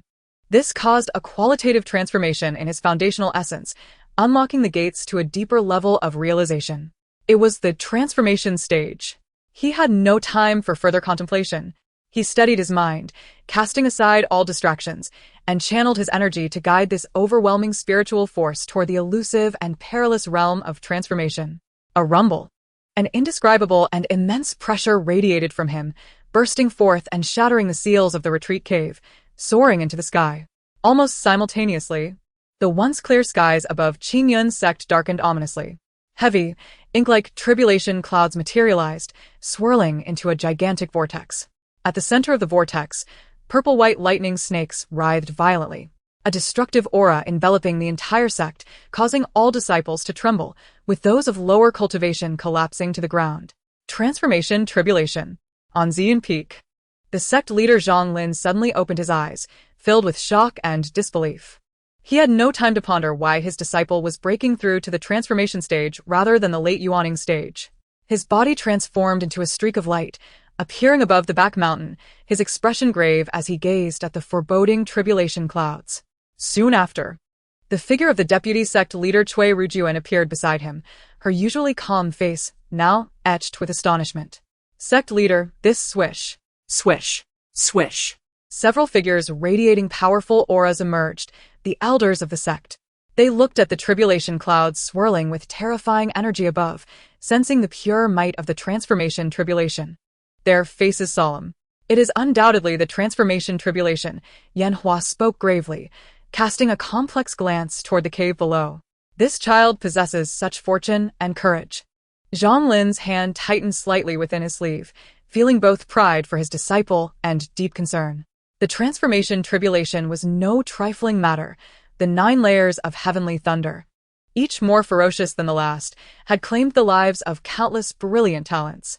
Although Xingji possessed a rich foundation for this breakthrough, the might of this tribulation likely far exceeded that of a typical transformation tribulation. Set up the great protective spirit formation. Without hesitation, Zhang Lin's voice boomed, resonating throughout the area. All disciples retreat to safety. Elders, join me in protecting Xingji and assist him in withstanding the tribulation. In an instant, the entire Qingyun sect sprang into action, every heart hanging in suspense over the roiling tribulation clouds and the aura emanating from below. The tribulation clouds darkened, the vortex at its center crackling with electricity, the aura of destruction suffocating. The stone door of the cave burst open, and when Xingji's figure shot forth like a white rainbow, charging directly toward the brewing tempest of terrifying power. His garments billowed, his expression serene. The moment he appeared in midair, crack. The first bolt of heavenly thunder, like a massive purple serpent tearing through the heavens, roared deafeningly as it struck down. The thick lightning instantly engulfed him. Activate the formation. With Zhang Lin's command, he, along with deputy sect leader Cui Rujuan and several elders at the transformation stage, unleashed their pure spiritual energy, weaving a massive luminescent shield above Wen Xingji. The shield collided with the tribulation, erupting in blinding brilliance. Yet some of the released thunderous power still penetrated through, striking Wen Xingji's body, causing him to tremble slightly as his protective spiritual light flickered violently. He let out a muffled groan but remained steadfast in the air, his internal techniques working furiously to refine his flesh and Yuan Ying with a penetrating thunderous energy. The second and third tribulations came in rapid succession, each more ferocious than the last, their colors shifting from purple to red, their power multiplying. Zhang Lin and the others worked tirelessly to maintain the protective formation, shielding him from the brunt of the pressure, yet each of their expressions grew increasingly grave. They could sense that when Xingji, relying on his profound inner strength, was enduring the onslaught, his white attire bore scorch marks, and blood oozed from the corner of his mouth. Yet, his breath did not falter. Rather, it became increasingly refined and pure amidst the tempering of the lightning. After the 6th dark red bolt of tribulation was jointly repelled, Zhang Lin exchanged glances with several elders, each recognizing the resolve reflected in the other's eyes. Withdraw the formation by 70% and protect the four corners, Zhang Lin commanded in a deep voice. The light barrier enveloping Wen Xingji thinned instantaneously, leaving only a faint shimmer to barely sustain it, as the majority of the thunderous power surged unimpeded toward Wen Xingji. Simultaneously, a more potent force of the barrier spread outward, safeguarding the mountain peaks and forests below, preventing the foundational roots of the sect from being destroyed by the residual waves of the tribulation. This signified that the seventh heavenly thunder was commencing, when Xingji must now truly rely on his own strength to withstand the celestial wrath. Zhang Lin gripped his whisk tightly. Cui Rujuan held her breath, while the elders' gazes became piercing, fixating on the seemingly diminutive yet upright figure amidst the tumultuous sky. The ninth thunder transformed into a deep, terrifying black hue, akin to a demonic dragon from the abyss, shrieking with a soul-rending cry as it thundered down. This time, no one could share the burden with him. When Xingji unleashed his spiritual power without reservation, his nascent soul within his dantian radiating an unprecedented brilliance, creating a subtle counterforce against the descending black thunder. Amidst the earth-shattering roar, his figure was completely engulfed in the endless lightning. Everyone's hearts leapt to their throats. Boom! The final, resounding thunder echoed through the heavens, as the swirling tribulation clouds seemed to exhaust all their strength, beginning to dissipate at a visibly rapid pace. Subsequently, instead of the anticipated scorched earth and desolation, a gentle rain of spiritual essence began to fall from the sky. This rain, imbued with unparalleled vitality, caused the scorched flora, ravaged by the residual waves of the tribulation, to sprout with astonishing speed, as the charred ground was once again cloaked in greenery. The air was filled with the refreshing aura of post-rain spirit energy, as if the very heavens were celebrating and nurturing the birth of a new divine being. He succeeded. The eldest disciple has triumphed. The disciples watching from afar were momentarily stunned before erupting into thunderous cheers, their joy intertwined with reverence for the powerful, resonating through the mountains. Zhang Lin, who had tightly clutched his whisk, finally loosened his trembling hand, exhaling deeply, his previously stone-carved expression now revealing an unmistakable smile of contentment. As the lightning completely dissipated, when Xingji's figure re-emerged in midair, he remained standing, albeit his white robe was tattered, marked with scorch marks and blood, appearing quite disheveled. Yet, the aura emanating from him had undergone a transformative change. It was a more vast and unfathomable pressure, as though he was now more in tune with the cosmos. His range of spiritual perception expanded tenfold, and his grasp of the world's spiritual energy reached an entirely new realm. His nascent soul had already undergone metamorphosis, becoming a more solid entity, indistinguishable from his own appearance, surrounded by a faint divine radiance. Particularly notable was the unprecedented purity of his water spiritual root. With a mere thought, moisture in the air could swiftly crystallize into ice, the chill piercing to the bone, far surpassing his previous abilities. Evidently, the ice attribute power he had diligently refined had ascended to a new pinnacle. As his thoughts flowed, a radiant spiritual light enveloped him, and beneath his tattered garments, the deep, charred wounds were visibly writhing and healing, new skin glistening like jade, stronger than ever before. An immense vitality surged within him, rapidly mending all the injuries inflicted by the tribulation. Swish, swish, swish. Zhang Lin, Cui Rujuan, and several elders of the transformation realm simultaneously flashed to Wen Xingji's side, encircling him protectively. Their faces were filled with awe and concern. Good, Good, good, Zhang Lin exclaimed thrice, patting his disciple's shoulder with great force, feeling the solid, vast spiritual power of the early transformation realm within him, pride gleaming in his eyes. You have transcended the realms, bravely confronting the formidable transformation thunder tribulation. Xingji, your remarkable feat is worthy of being recorded in the annals of our sect. When Xingji withdrew his aura, respectfully bowing to his master and the elders, his voice steady yet tinged with a raspy depth born of life and death transformation. Disciple has not failed in his mission. This success is also due to the protection of my master and esteemed seniors. As everyone rejoiced at Wen Xingji's successful tribulation, the Vice-Master Cui Rujuan and the astute elder Li Wenqing exchanged a glance, both perceiving the same astonishment and curiosity in each other's eyes. Xingzi, Cui Rujuan initiated. Her tone gentle yet probing.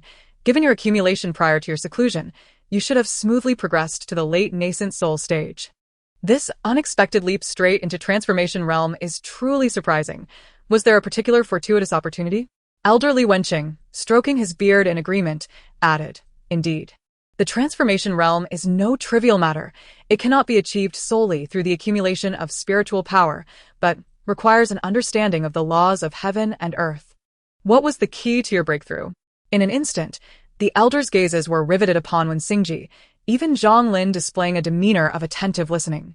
They all understood that this leap was no mere coincidence. Wenqingji, facing the inquiries of his elders, maintained a calm demeanor, pausing thoughtfully, as if organizing his thoughts. The overwhelming aura of his newly attained transformation realm gradually receded, yet his profound composure became increasingly pronounced.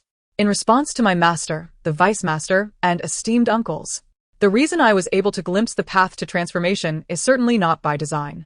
The root lies in a deeper understanding of the Qingyun Dao Classic, Heart-Sealed chapter, specifically the concept of the suspended mirror platform, which reflects myriad laws in a single meeting. He slightly raised his gaze, recalling a moment of clarity during his seclusion. During my past cultivation, though diligent in accumulating spiritual power and honing my nascent soul, I always felt a thin, ineffable barrier separating me from the transformation realm. In this seclusion, while attempting to break through to the late nascent soul stage, my mind entered a state of profound stillness. The various experiences of past trials, demon slaying, and the teachings of the sect naturally unfolded in my mind like a revolving lantern. In that flow of myriad phenomena, I suddenly grasped something. The so-called suspended mirror platform does not demand an absolute void of thought, but rather a heart as clear as a mirror, capable of reflecting one's own path, the responsibilities of the sect, and the principles of heaven and earth. By not clinging to a single thought or rejecting myriad connections, one can perceive the essence of all laws. With this understanding, the accumulated spiritual power of the past seamlessly fused with the clarity of heart in that moment. As if breaking some invisible restraint, his nascent soul, drawn by this insight, naturally underwent transformation, directly invoking a resonance with deeper laws of heaven and earth, thus enabling this tribulation of transformation. After sharing his insights, Wenqingji slightly bowed to the assembly. His explanation emphasized his comprehension of the Tao and the explosive culmination of his efforts, attributing his breakthrough to the natural realization, aligning perfectly with his consistent image of calmness and focus on the Great Way. Upon hearing this, Zhang Lin exclaimed, "Excellent." Not being hindered by material, nor trapped within the heart, reflecting the Tao with the heart, all laws arise naturally. This is true enlightenment. Kuiruiwan, elderly Wenqing. And the other elders nodded in agreement, their faces alight with admiration. Elderly Wenqing remarked, "From stillness arises wisdom, illuminating the true essence. With a clear heart mirror, the barriers dissipate. Xingji, your path is solidly laid. Your future is boundless." Everyone understood that Wenqingji's breakthrough was a perfect amalgamation of a century's worth of accumulation and a moment of enlightenment, a result that could not be forced, leaving them in awe. Observing that Wenqingji's aura had stabilized, they offered a few words of caution regarding the transformation realm before dispersing like fleeting light. Zhang Lin remained, watching his eldest disciple, now more graceful than ever, with a mix of satisfaction and expectation in his eyes. After a moment of contemplation, he finally spoke, "Xingji, now that you have reached the transformation realm, according to sect regulations, you may assume the position of elder. What is your inclination?" Upon hearing this, the nearby elders who had not yet departed slowed their movements, all ears to listen. Given Wenqingji's age and talent, if he were to take a seat among the elders, it would indeed be a blessing for the sect. Wenqingji listened intently, gently shaking his head. He bowed respectfully to Zhang Lin, his tone warm yet resolute. "I am deeply grateful for your esteemed affection, master." However, as he raised his gaze, his eyes swept over the familiar tranquility of Qingjing Peak, glancing at the disciples who, though hesitant to approach, gazed up with eager anticipation. Finally, his gaze returned to Zhang Lin, a habitual, gentle smile gracing his lips, reminiscent of a spring breeze. "I have grown accustomed to the flora and fauna of Qingjing Peak. Nurturing the growth of my fellow disciples brings me a sense of peace far superior to that of an elder's position. Should the sect require my assistance, I shall not hesitate to comply, yet I kindly ask for your permission to continue serving as the chief disciple of Qingyun sect." His words bore no hint of coercion. only heartfelt sincerity and unpretentiousness. Zhang Lin observed him with a penetrating gaze, understanding his disposition, and thus refrained from further insistence, merely nodding in agreement. If this is your true desire, I shall honor it. He paused, his gaze drifting toward the horizon, becoming distant. The paths to the Great Way are myriad, yet all lead to the same destination. You have discovered your own path. That is splendid. With that, Zhang Lin's figure gradually became ethereal, vanishing from sight as he returned to Xian Peak to continue his solitary cultivation. In the vast expanse above, only Wen Xingji remained, his garments fluttering in the wind. He felt the immense power of the transformation stage coursing within him, yet a twinge of concern for his junior sister lingered in his heart. With a flicker of motion, he melded into the breeze, and in an instant, he had set foot on the earth of Qingjing Peak. The familiar scenery greeted him. The purple flowers in front of the cave abode continued to bloom, and the bamboo cottage stood quietly across the way. However, an overwhelming silence enveloped the mountain, devoid of the usual crisp sounds of activity, and he could not sense the unique, vibrant essence imbued with the 5 elements that he had come to cherish.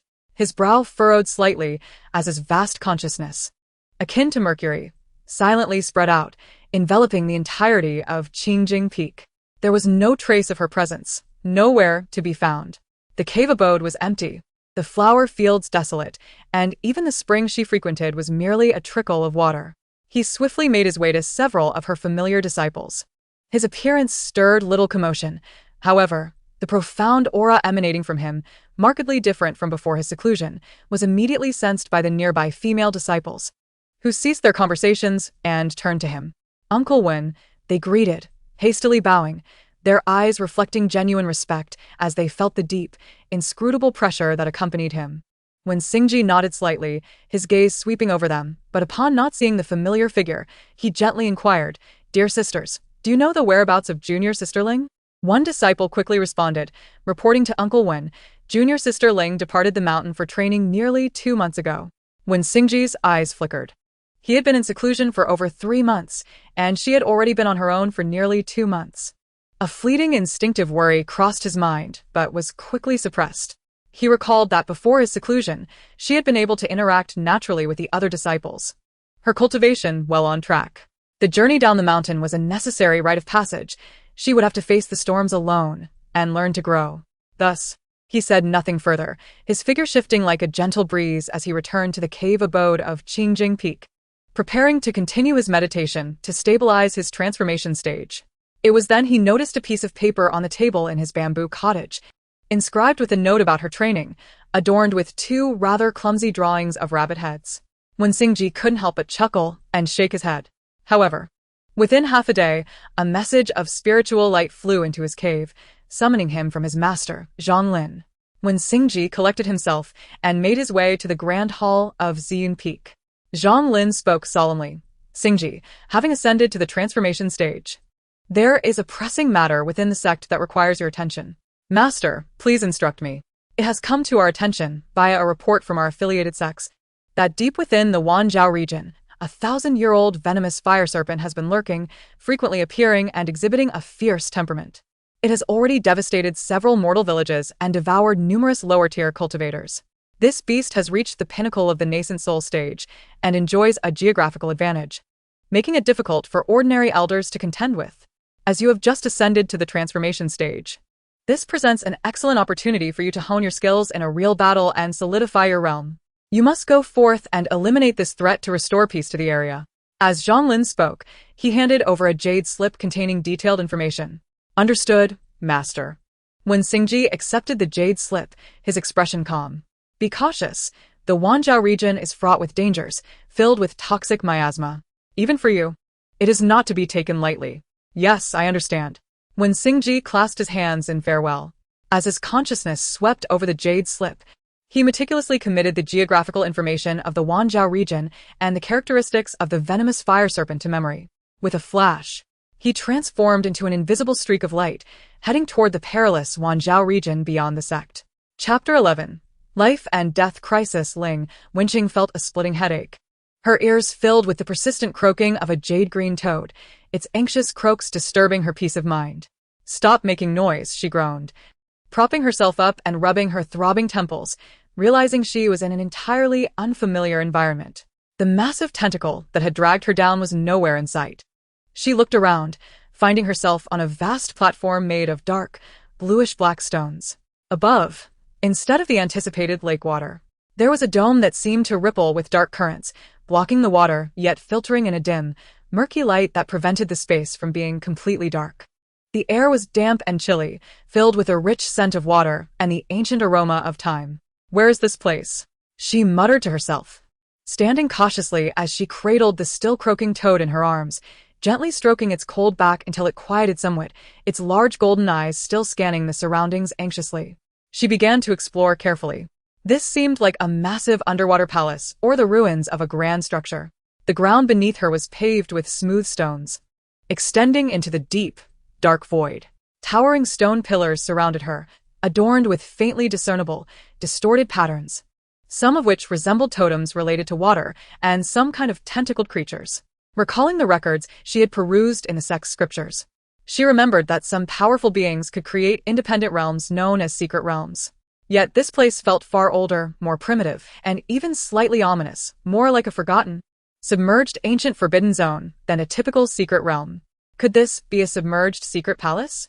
She speculated, growing increasingly cautious.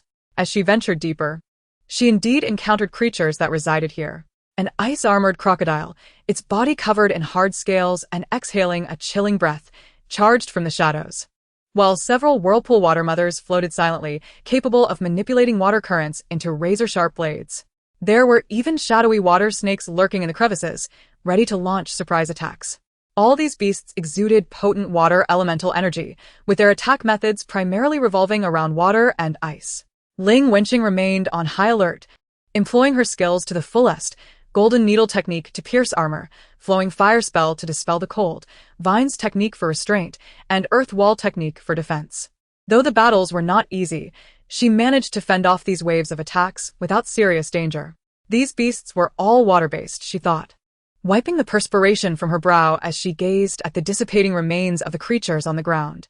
The mysteries of this ancient palace submerged beneath the lake only deepened. What secrets lay hidden here? Why were there so many water element beasts congregating? She tightened her grip on the little toad in her arms.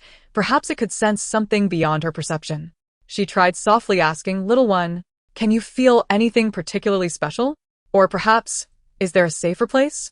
The toad stirred in her palm, tilting its head, its golden eyes blinking as if truly trying to sense the surroundings.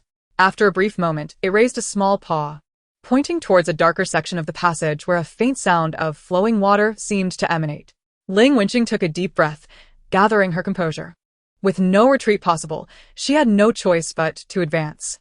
Channeling her spiritual energy, she enveloped her fingertips in a soft glow and cautiously proceeded in the direction indicated by the small toad, delving deeper into the enigmatic underwater palace. Cradling the restless toad in her arms, which seemed on the verge of exuberance, she continued her exploration of this profound submerged abode. As she approached what seemed to be a side chamber, the little toad suddenly erupted into a fervent cacophony, its cries filled with urgency and perhaps a hint of excitement. It kicked its short hind legs vigorously, resolutely directing her gaze toward a partially ajar, concealed stone door at the side of the palace, appearing eager to leap forth. All right, quiet down. You're going to deafen me," Ling Wenqing chided as she affectionately ruffled its head, her curiosity piqued by its unusual fervor. Following its lead, she cautiously edged closer to the stone door, warily pushing it open just a crack. Inside, instead of the anticipated danger, a dazzling array of treasures emerged, almost blinding in their brilliance. The chamber was filled with an assortment of exquisite gems, massive luminous pearls, and intricately adorned artifacts encrusted with gemstones, all gleaming like a trove of riches. Ling Wenqing cast a glance over the bounty, yet her attention remained fixated on the increasingly agitated creature in her arms. It struggled, clearly indicating its desire to be set down. Complying, she bent down and placed it on the cold stone floor. As soon as its feet touched the ground, it darted with purpose toward a corner of the treasure hoard, completely disregarding the dazzling jewels. It diligently sniffed and rummaged through seemingly ordinary items, appearing intensely focused. Ling Wenqing followed closely behind, intrigued by its industriousness. Moments later, she watched as it laboriously extracted a bead, approximately the size of a pigeon's egg, from beneath a pile of spiritual stones. The bead, while unremarkable at first glance, possessed a translucent azure hue, through which appeared to flow a clear stream, exuding an exceptionally pure and gentle water attribute spiritual energy. The little toad, clutching this bead it deemed significant, hopped back to Ling Wenqing's feet, striving to lift its small head high, presenting the azure bead with eager golden eyes, emitting soft croaks, as if to say, "Look, I found this for you." Ling Wenqing accepted the bead, feeling its warmth and the pure water spiritual energy it contained. Her heart warmed, and she gently stroked the toad's cool head, whispering, "Thank you, little one." Carefully storing the bead, she discovered that the treasure chamber extended further into a deep passageway. With the now quiet toad in her arms, she proceeded with caution. The passage twisted and turned, and she encountered several waves of water-type beasts, schools of arrow-scaled fish controlling water arrows, and stealthy dark current hunters that attacked suddenly. Ling Wenqing deftly countered each threat, moving deeper where the water spiritual energy intensified, even imbued with an ancient chill. Eventually, a colossal stone door adorned with intricate water patterns and emanating faint waves of restriction barred her path. Ling Wenqing sat cross-legged before the door, intently observing the engravings. Recalling the sect's records on water formation restrictions and attuning to the unique water spiritual rhythm of the area, she gradually gained insight. Gathering her spiritual energy at her fingertips, she gently tapped several key nodes on the stone door in a mysterious sequence.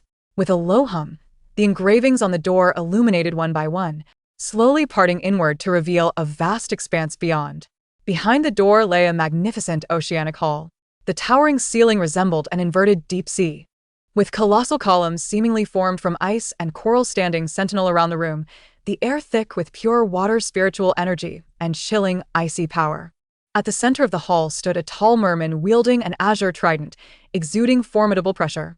As the stone door swung open, the merman abruptly opened his eyes, which were devoid of emotion, like millennia-old ice. "Who dares trespass into my slumbering domain?" His voice was deep and authoritative, resonating with ancient echoes. Before Ling Wenqing could utter a word in response, the merman's eyes flashed with cold light, and with a casual sweep of his trident, a condensed ice-blue water blade tore through the air, slashing toward her with bone-chilling intent. Ling Wenqing's pupils contracted. The power behind this attack exceeded her comprehension, far beyond what a foundation-stage cultivator could withstand. She quickly tucked the little toad into her storage bag while retreating rapidly, employing the smoke and veil technique to its utmost, narrowly evading the lethal strike. However, the residual force from the water blade sent her blood surging, her protective spiritual light flickering violently. "Ah?" The merman, surprised by her ability to evade, let out a soft exclamation, his expression shifting to one of irritation at being provoked by what he perceived as a mere ant. He no longer held back, and with a flourish of his trident, a barrage of even more ferocious attacks descended upon her like a tempest. Ling Wenqing recognized the futility of confronting him directly and pushed her agility to its limits, leaving behind fleeting afterimages as she struggled to dodge. Meanwhile, her innate ability to summon spiritual puppets activated. Her fingers moved rapidly, skillfully crafting temporary puppets from the elements of water, earth, and wood. These puppets were vague in form and weak in energy, often able to withstand only a single blow before disintegrating, yet they were rapidly assembled, just enough to absorb a portion of the merman's onslaught or distract his gaze, granting her a fleeting moment of respite. She fought while retreating, aiming to escape by the same route. Observing that a foundation-stage cultivator could endure so long against him, exhibiting extraordinary agility, the merman's ice-blue eyes flickered with realization and greed. A person with such talent cannot be allowed to live. It seemed the merman discerned her intentions as he scoffed. "You think you can come and go as you please?" A delusion. As his words faded, the trident in his hand erupted with unprecedented brilliance, an ice-blue spear of devastating power locking onto all her escape routes, surging forth with the intent to annihilate. This strike was swift, ruthless, and precise. Ling Wenqing sensed the imminent threat to her life, urging her movements to their peak, twisting like a specter to seek a sliver of survival. Her motions were flawless, narrowly avoiding the spear's most lethal point, yet the overwhelming residual force still slammed into her. In that critical moment, the one she wore around her neck suddenly blazed with radiance, enveloping her in a warm yet unyielding protective light. Simultaneously, a fierce, unmatched sword intent belonging to Nsingji erupted from the jade pendant, surging to meet the ice-blue sphere, with a resounding explosion echoing throughout the hall. The protective force left by Nsingji successfully mitigated much of the attack, but the penetrating shockwave still forced Ling Wenqing to taste blood, her complexion turning as pale as paper. Gritting her teeth against the searing pain, she swiftly retreated, her gaze sharpening as she remained vigilant, anticipating the merman's next assault. At that moment, when Nsingji, en route to the myriad marshes, abruptly halted, his gaze sharpened and he abruptly changed direction. A surge of spiritual energy coursed through him, and in an instant, his form became a blur, transforming into an indistinct flash of light. Rushing toward the sense location with the divine ability to traverse distance in an instant. Inside the great hall, Ling Wenqing was already at her wit's end. The fishman seemed to have lost patience. The trident was raised once more, gathering an even more terrifying power. "It's over, little bug." Ling Wenqing was struck by an invisible force, her body flying backward like a kite with a severed string, heading straight for the hard wall of the hall. The fishman's next fatal attack was already on its way, the icy blue light rapidly expanding in her swiftly shrinking pupils. The aura of death was unmistakably clear. Just as despair enveloped her, a cold, furious shout rang out, as if emanating from the depths of an icy abyss, reverberating throughout the hall. Chapter 12. Seizing Opportunity. A sword aura, even more refined and frigid than the fishman's attack, akin to the ability to freeze time and space, arrived first and struck precisely at the side of the icy blue trident. Boom! The deafening roar echoed as the fishman's lethal strike was forcefully dissipated, pushed back by this sudden sword aura. Ling Wenqing felt a gentle force catch her flying body, and the next moment, she fell into a familiar warm embrace imbued with the crisp fragrance of bamboo. She struggled to lift her eyelids, her vision was blurred, but she could only see the striking face, now adorned with frost, that was etched deep in her heart. Nsingji has emerged from seclusion. She weakly forced a smile, blood uncontrollably gushing forth, staining his pristine garments, and then darkness enveloped her, causing her to lose consciousness entirely. When Nsingji carefully caught her soft form, swiftly channeling a pure, gentle spiritual energy to protect her heart pulse, and gently laid her in a corner of the hall, establishing an ice spirit shield radiating a chilling aura. Having completed these tasks, he slowly turned to face the fishman, whose expression was filled with uncertainty. "You've injured her so gravely." At this moment, when Nsingji's countenance was calm and unperturbed, yet his usually gentle eyes had transformed into bottomless cold pools, exuding a murderous intent and chill that nearly froze the moisture in the hall. "You shall pay for this with your life." The fishman felt the spiritual energy fluctuations emanating from Nsingji, realizing he was at the early stage of transformation. Initial surprise morphed into fury. "Early transformation? Humph. You are utterly ignorant of your limitations. Disturbing my slumber. Today I shall eliminate both of you." As the words left his mouth, the fishman's demonic power surged, and the trident in his hand gleamed ominously, indicating his true rage. Meanwhile, when Nsingji pointed his fingers like a sword, his icy spiritual energy surging like a tide. A fierce battle was imminent. When Nsingji clearly sensed that the opponent was at the mid-stage of transformation, a realm surpassing his own. This would be a formidable contest. But he felt no fear, for he was not without the strength to fight back. The fishman took the initiative, aware of the advantage his realm conferred. He thrust the ice-blue trident with ferocity, summoning the vast water spirit energy around him, transforming it into a roaring torrent that bore down on Nsingji like an overwhelming wave. This pure display of strength aimed to crush his opponent in one fell swoop. When Nsingji's gaze sharpened, he did not choose to confront the attack head-on. His form glided back like a specter, while his hands formed seals, causing the cold air around him to surge.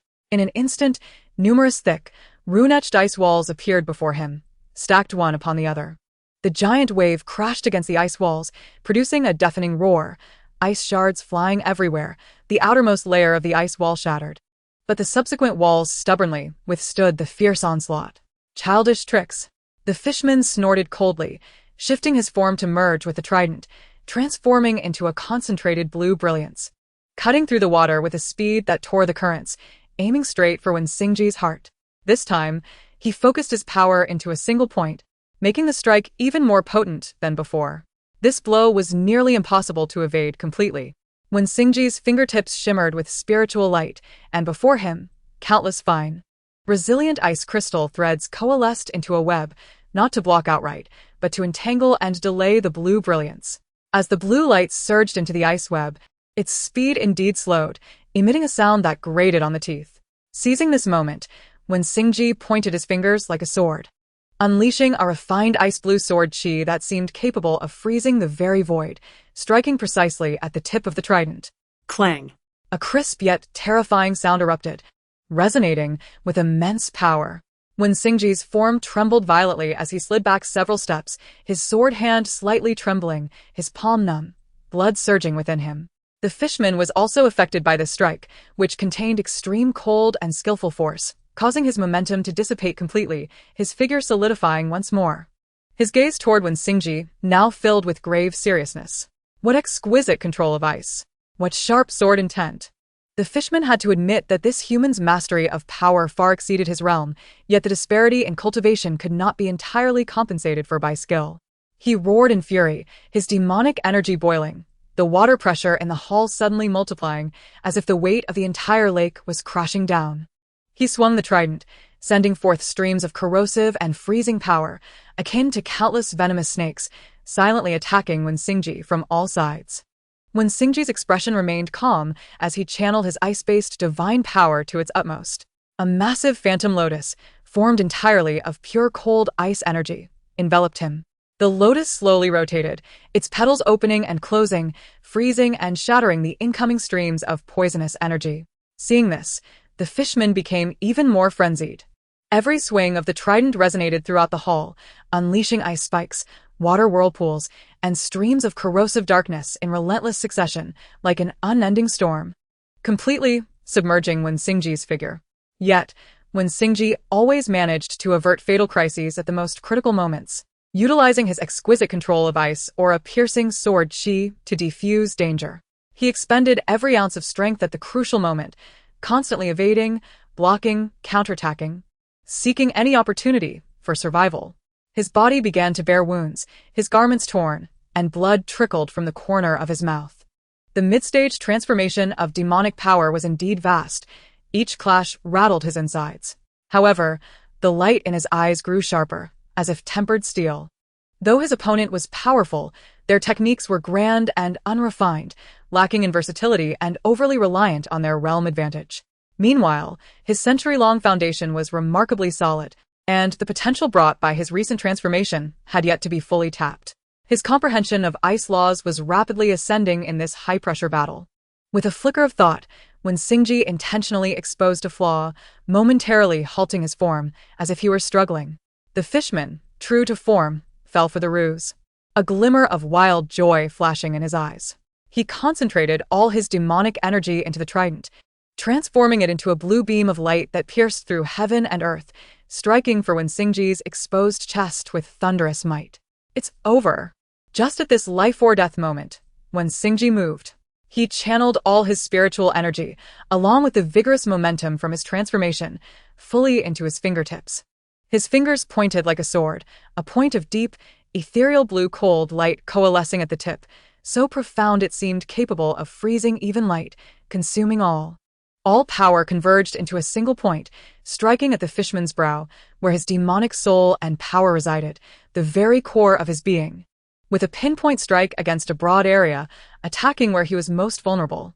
This one finger contained all his understanding of the ice laws and the ferocity of his spiritual power. The fingertip and the beam of light struck their target almost simultaneously. Boom! A terrifying explosion consumed all light and sound. When the energy turmoil finally subsided, Wen Xingji was seen half-kneeling on the ground, propped up by his hand. Gasping heavily, his face pale as paper, with a horrific blood hole in his left shoulder continuously oozing blood, staining his white garments, evidently injured by the residual force of the beam. Opposite him, the fishman remained in the thrusting position, frozen in place. A point of ethereal blue ice crystal rapidly spread from his brow, instantly enveloping his entire form. It was impossible. He struggled to utter a few words, his eyes brimming with incredulity and resentment.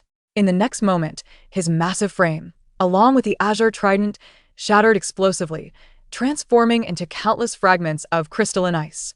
As the brilliance faded, the ice shards cascaded down. When Singji stood holding his sword, his breath slightly disordered, his garments speckled with tiny ice crystals and several scratches, while blood continued to seep from the wound on his left shoulder. The merman had vanished without a trace, leaving only a faint dispersal of azure ethereal light. With the merman's demise, the entire underwater palace seemed to lose its core support, beginning to tremble violently. Colossal columns fractured, and the dome collapsed, unleashing a chaotic torrent of water elemental energy and frigid power that spiraled uncontrollably in all directions. At that moment of collapse, when Singji keenly sensed an ancient and exceedingly pure ice attribute energy surging from the core of the hall, likely the primordial power that the merman had accumulated over the years, now dissipating with the palace's disintegration. Without hesitation, he lifted the still unconscious Ling Wenqing from the ground, and with a swift motion of his other hand, he summoned his mystical prowess to forcibly absorb and compress the dissipating pure energy into a deep blue crystal orb the size of a longan, suffused with bone-chilling cold, which he swiftly stored within his body.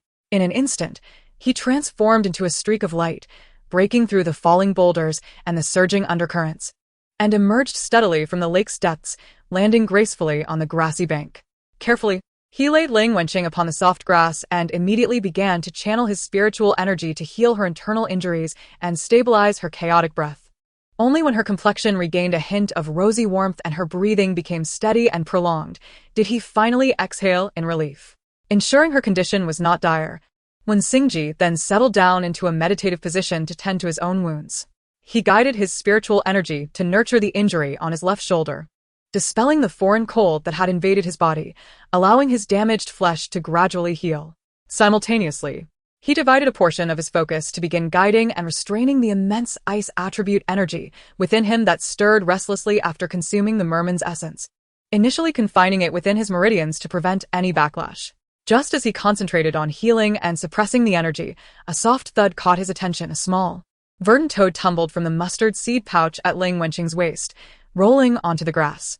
When Singji cast a glance, his consciousness stirring, and he quickly discerned its nature.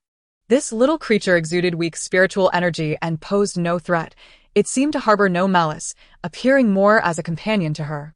At that moment, he needed to focus entirely on healing and assimilating energy, so he chose not to dwell on it further.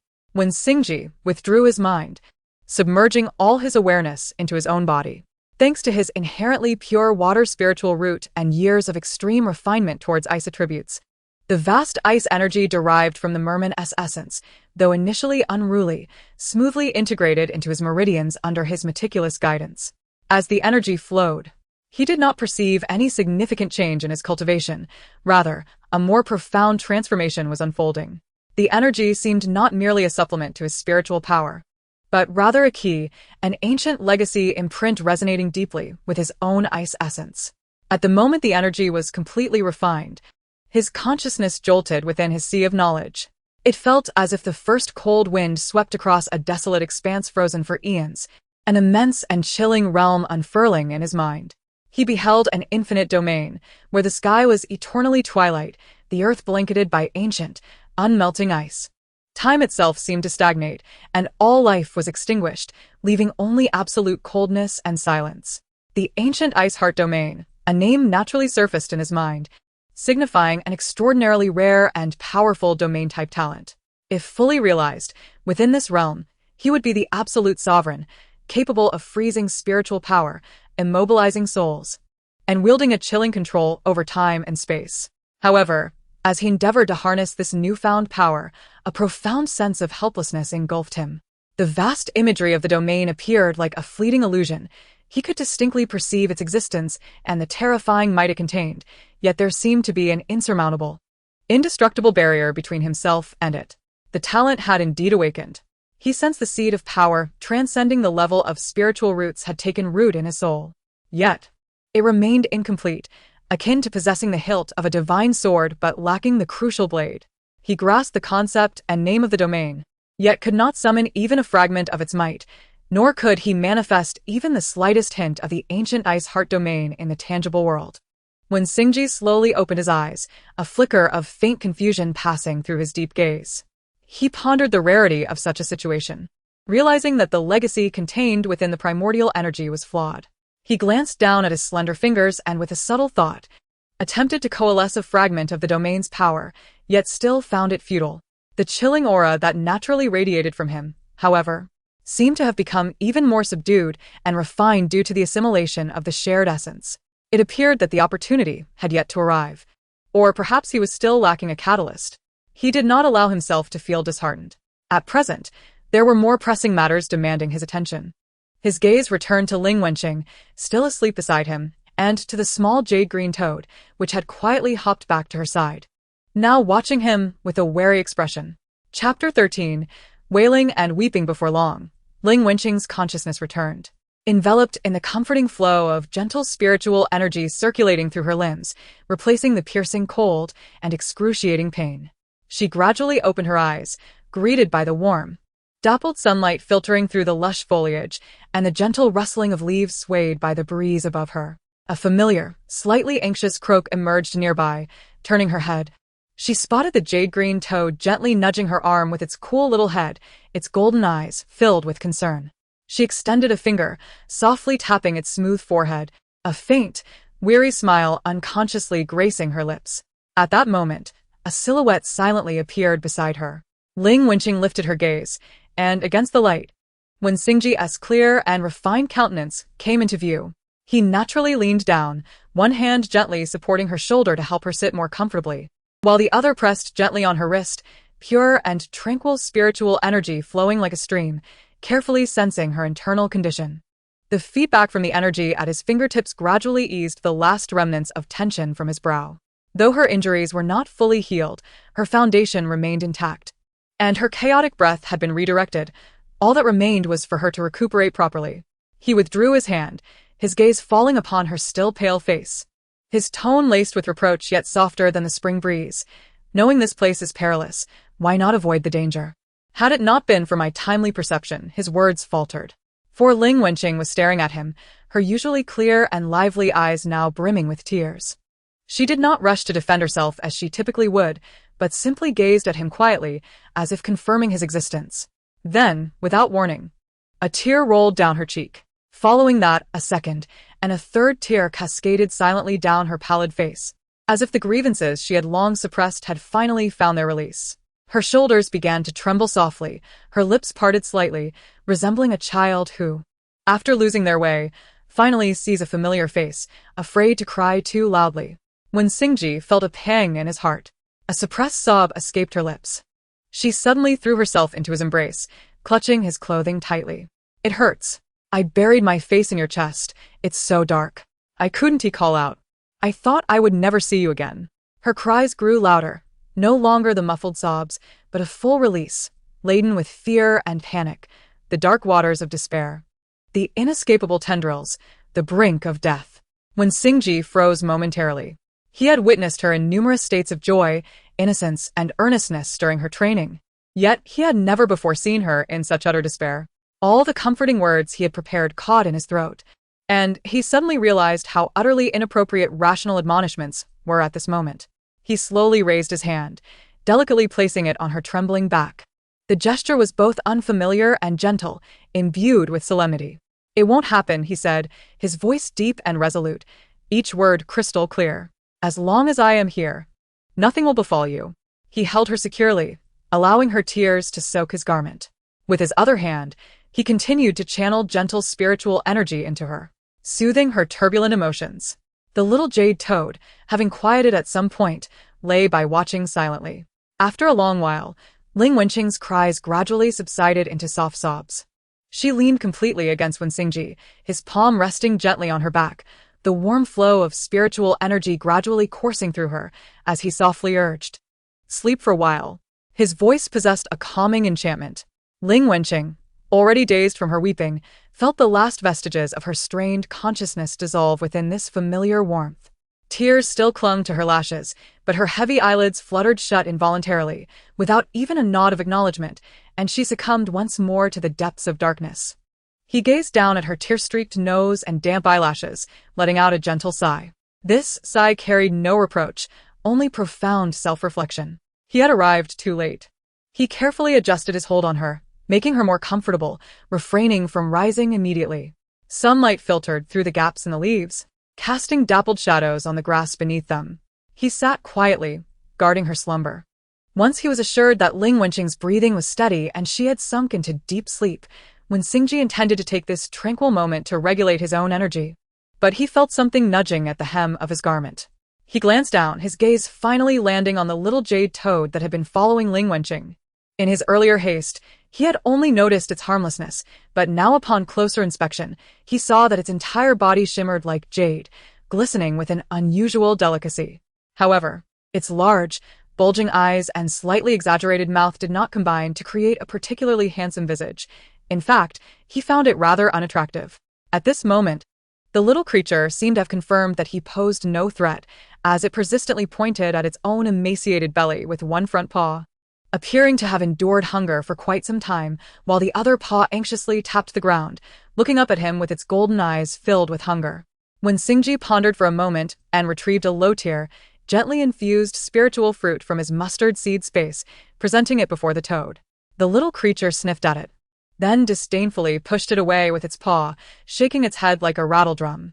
It then turned to dig into Ling Wenqing's mustard seed pouch, clearly intent on something. When Xingji furrowed his brow slightly, concerned that this commotion might awaken the peacefully sleeping Ling Wenqing, he flicked his finger, sending a gentle, irresistible current of spiritual energy that softly lifted the little toad away from the mustard seed pouch, causing it to tumble to the ground. Clearly irritated, the little creature scrambled to its feet, croaking angrily, and with a burst of energy, it leaped up like a little cannonball, repeatedly bumping its cool little head against Xingji's calf, its force not great but persistent, as if vowing not to relent until it received food. Observing its almost unreasonable antics, Xingji felt a mix of exasperation and amusement. His mind raced, recalling how it had previously disregarded restrictions to dig through the mustard seed pouch and its disdain for ordinary spiritual fruits. Perhaps it preferred treasures imbued with pure energy. With this thought, he deliberated briefly before extracting a small piece of unrefined deep-sea silver obtained from slaying a malevolent mid-stage nascent soul cultivator. While not the highest quality, it contained pure water elemental energy. Indeed, the moment the piece of deep-sea silver appeared, the little toad's eyes widened in astonishment, all its earlier anger forgotten. It leaped toward him, clutching the piece of silver, nearly as large as itself, with both front paws, trembling with excitement. Then, glancing around furtively, it nervously checked on the still sleeping Ling Wenqing, evidently worried about awakening her. Clutching its treasure, it quickly hopped behind a large rock not far away, where the faint yet hurried sound of crunching could be heard, indicating it was greedily feasting, acting quite stealthily. Watching the series of swift actions, even with his usually calm demeanor, Xingji couldn't help but let the corners of his mouth twitch slightly. He looked down at the girl resting in his arms, a hint of amused resignation blossoming in his heart. How peculiar were the beasts she encountered. First, there was the sneaky spirit rabbit, and now, this fastidious toad. He gently shook his head, dismissing these distracting thoughts, and closed his eyes once more, continuing to guard while cultivating.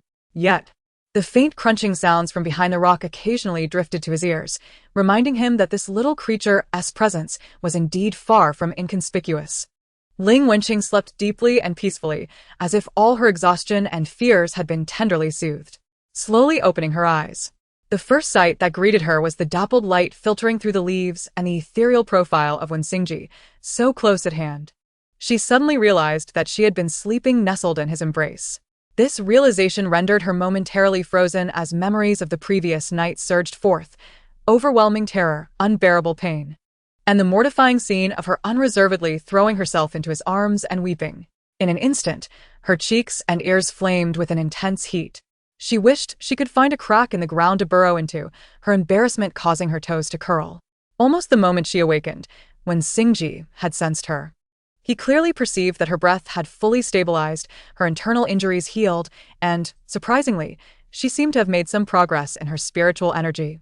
He did not acknowledge her current discomfort, instead naturally and gently helping her sit up, then subtly retreating a half-step to create a comfortable distance.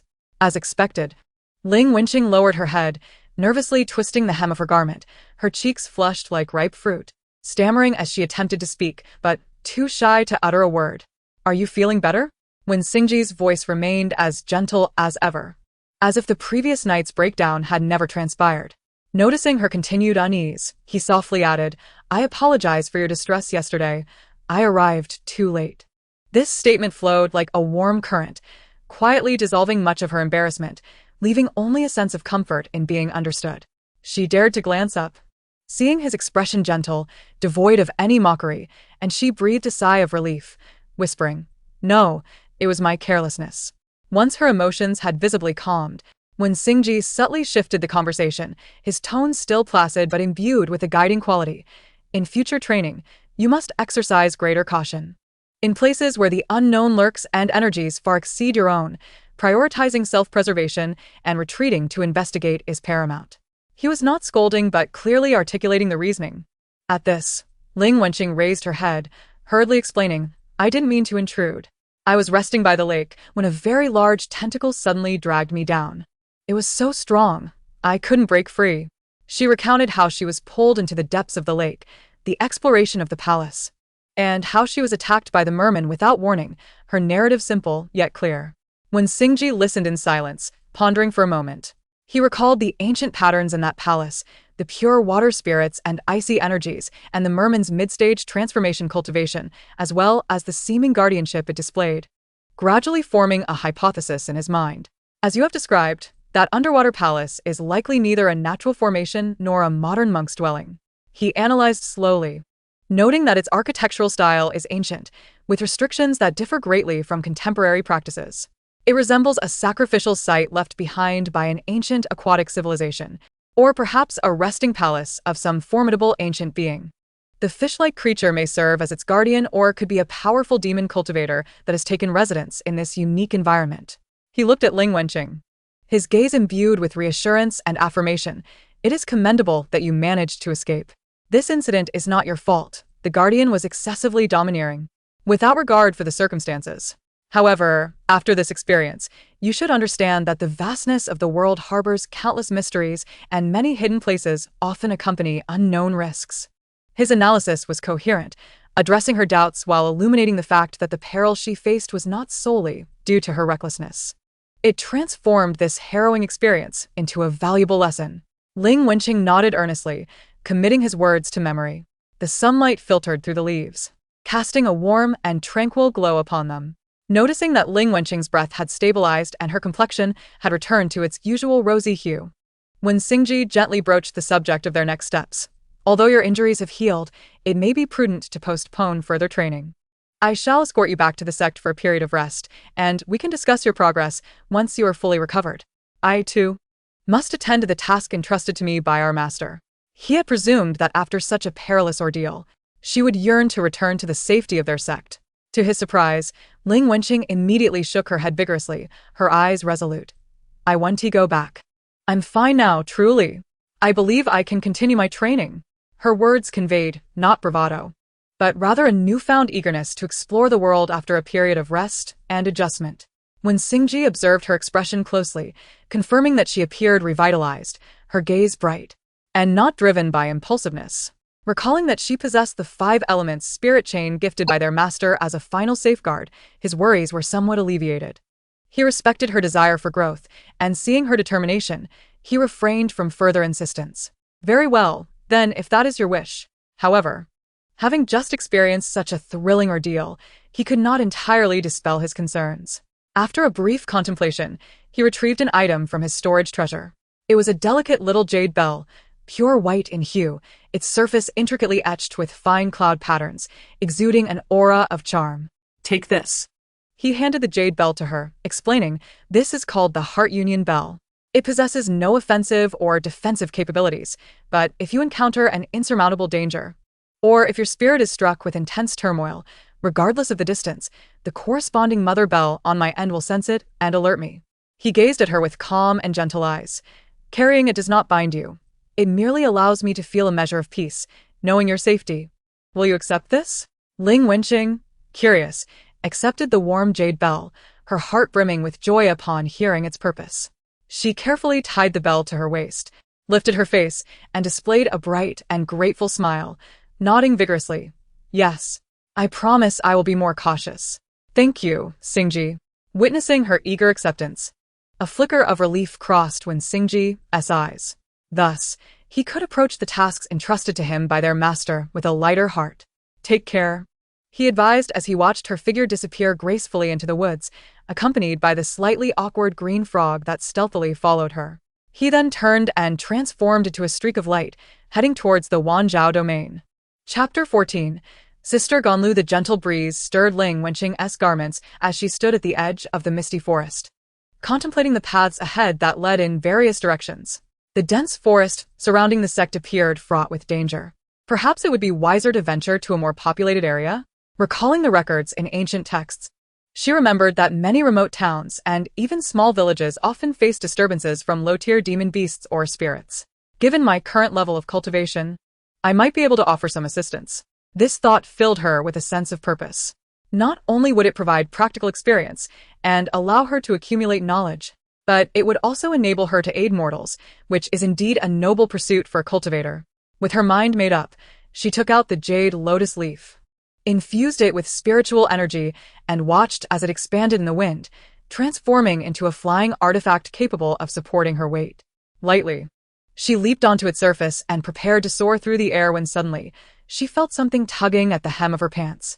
Confused, she looked down to find the small, vibrant green frog gripping her pant leg with its front paws, its golden eyes wide with anticipation, emitting urgent croaks.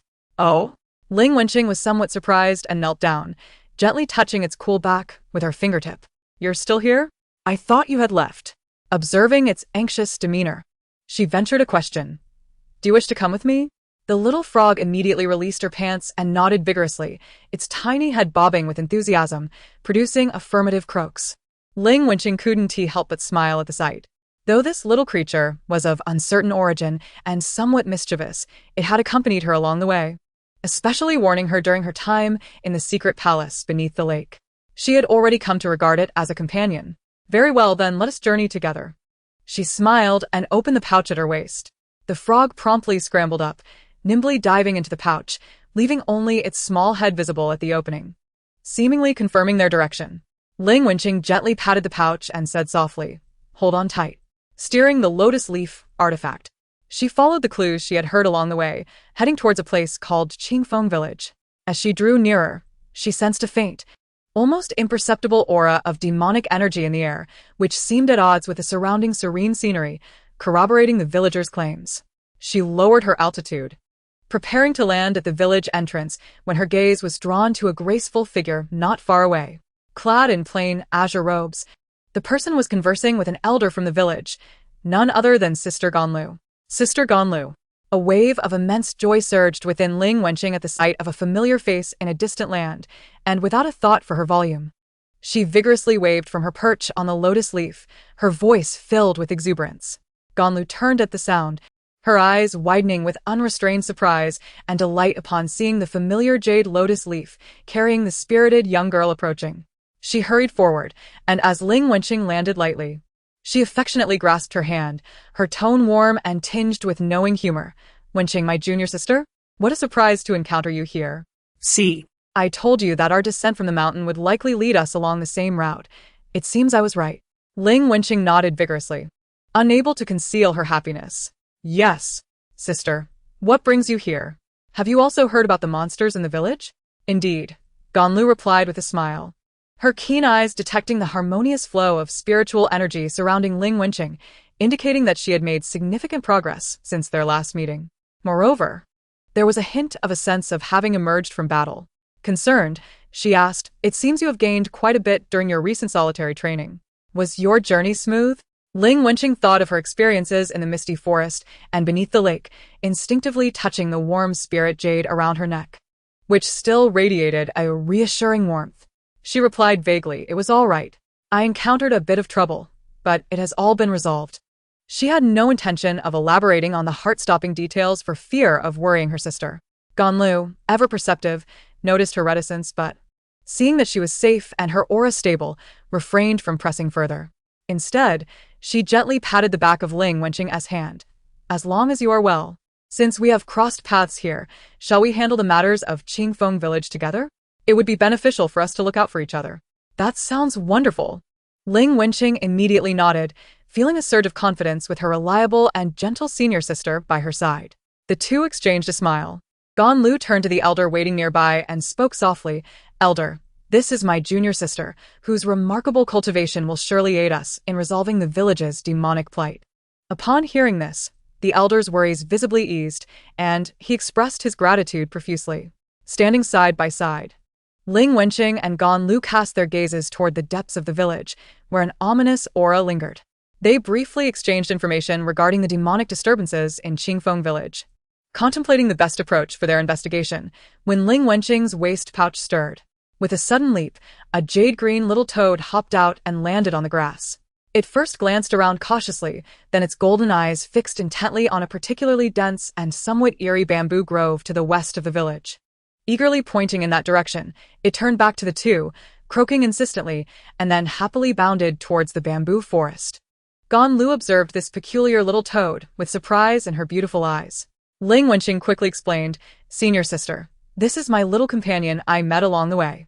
It seems particularly sensitive to spiritual energy and strange occurrences." Remembering how the toad had accurately located the azure pearl at the bottom of the lake, she nodded at Gan Lu, saying, "Shall we follow it? It seems to have discovered something." Intrigued by Ling Wenqing's trust in the little creature, Gan Lu readily agreed. "All right. Let us see where it leads us." The two followed the little toad into the depths of the bamboo grove. The further they ventured, the dimmer the light became, and the air was thick with an almost imperceptible sense of obstruction. Gan Lu halted, her brows furrowed as she concentrated for a moment, then spoke gravely, "Junior sister, wait. There's a formation here, its aura obscure and indistinct. Charging in recklessly could lead to unforeseen dangers.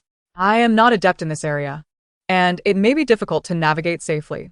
Just as she finished speaking, the little toad seemed to disregard the warning entirely, or perhaps was oblivious to the barrier. It casually hopped a few times at the edge of the bamboo grove, pressing its little paws against certain bamboo joints or protrusions on the ground, then boldly strutted into the formation's confines. "What?" Ling Wenqing was momentarily taken aback. After entering the formation, the toad noticed the two had not followed and poked its head out, looking at them with an impatient paw tapping on the ground, as if urging, "Why are you so slow? Hurry up." Ling Wenqing and Gan Lu exchanged incredulous glances, each reflecting disbelief. Gan Lu hesitated. "It seems to be able to ignore this formation. Should we try following it?" Ling Wenqing suggested. Cautiously, they mimicked the little toad's earlier hops and the points it had tapped, tentatively stepping forward. To their astonishment, the formidable formation, which could have harmed foundational-level cultivators, merely rippled like a stone cast into water when they stepped in, causing no rejection or attack. Thus, they followed the little green figure, cautiously yet unscathed, through the very formation that had posed a challenge even for Gan Lu. "We truly made it in?" Gan Lu marveled at the calmness of the formation behind them, glancing at the little toad leading the way, her eyes filled with wonder and curiosity. Ling Wenqing crouched down and gently patted the toad's cool head, sincerely praising little one. "You are remarkable." The toad squinted in enjoyment, emitting a contented croak, before energetically continuing deeper into the bamboo grove, signaling that the danger had not yet passed. The two dared not be complacent, immediately focusing their minds and following closely. They followed the little toad's guidance, traversing the dim bamboo grove for about the time it takes to burn a stick of incense, when suddenly the scene before them opened up to reveal a dark cave entrance, half concealed by vines and scattered rocks, from which a thick demonic aura emanated. At this moment, the little toad, which had been serving as their guide, seemed to sense something deeply unsettling and quickly darted back into Ling Wenqing's pouch, leaving the opening swaying slightly. Almost simultaneously, Gan Lu's expression hardened as she stepped forward, subtly shielding Ling Wenqing behind her.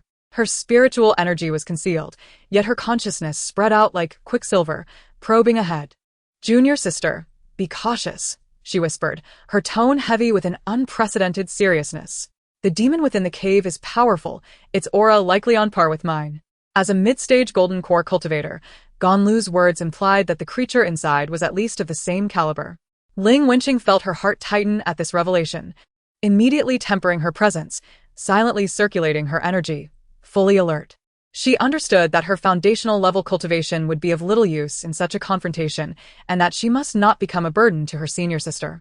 Ganlu's gaze was sharply fixed on the dark cave entrance, one hand discreetly resting on her talisman, her fair features set in a serious expression. She prepared to speak, intending to draw out the demon within or to probe further when suddenly a chilling wind, thick with a foul stench, howled from the cave. Humph! 2 ignorant girls dare to intrude here and disturb my tranquility. A hoarse and unpleasant voice, laced with anger and pressure, thundered from the depths of the cave, reverberating ominously. As the voice echoed, a massive shadow surged forth, accompanied by a gust of foul wind. It was a hulking black bear demon, nearly 10 feet tall, with bulging muscles, its scarlet eyes glaring, exposing its vicious fangs. The palpable demonic energy surrounding it indicated years of cultivation, rendering it exceedingly savage. Be careful, Ganlu Ethlimed. Pushing Ling Wenqing further behind her as her sword was unsheathed, transforming into a streak of azure light, charging forward. Clang. The sword clashed against the bear demon's massive paw, producing a metallic sound.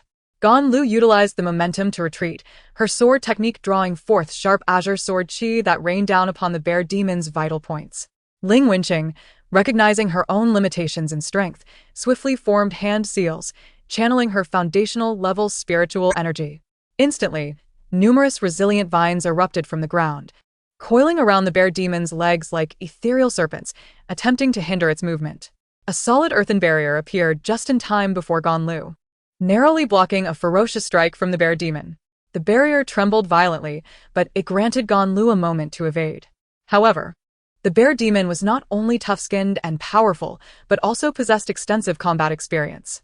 With a thunderous roar, it unleashed its demonic energy, shattering the vines around its legs. Its crimson eyes locking onto Ganlu as its massive paw swept through the air, stirring up powerful gusts of black wind, intensifying its assault. Ganlu's sword light wove through the air, her figure darting gracefully as she executed the Qingyun sword technique to its utmost potential, yet her heart sank with each exchange. The bear demon's cultivation was unexpectedly higher than hers, reaching the pinnacle of mid-stage golden core, and its demonic energy was tainted with a strong aura of bloodlust, indicating it had devoured many beings and was on the cusp of breaking into late-stage golden core. The depth of its demonic power exceeded her expectations. In a fierce clash, Ganlu was jolted by the overwhelming demonic force, her blood surging, nearly losing her grip on the sword as she staggered back several steps, her complexion paling slightly. The bear demon, sensing its advantage, roared and opened its maw wide, preparing to unleash a corrosive dark breath. Senior Sister Ganlu. At that critical moment, a clear and urgent voice echoed from outside the forest. Immediately, a scorching, formidable scarlet sword energy, akin to a meteor tearing through the heavens, traversed the battlefield with an astonishing swiftness, accurately striking the gaping maw of the black bear demon, which was poised to unleash its deadly breath. With a thunderous collision, the sword energy clashed violently against the demonic force, not only interrupting the bear's lethal assault, but also allowing the searing sword intent to penetrate its body, eliciting a pained and enraged roar, momentarily freezing its movements. How could Ganlu miss such a golden opportunity? She summoned a surge of spiritual power, merging seamlessly with her sword, transforming into a meticulously refined azure streak, intent on claiming the life of her adversary while it faltered. The sword light flashed and vanished, precisely embedding itself into the exposed throat of the black bear demon, which, with a sudden rigidity, collapsed, its crimson eyes dimming rapidly as it fell to the ground, stirring up a cloud of dust. With the crisis averted, Ganlu exhaled in relief and turned to see a genuine smile on her face.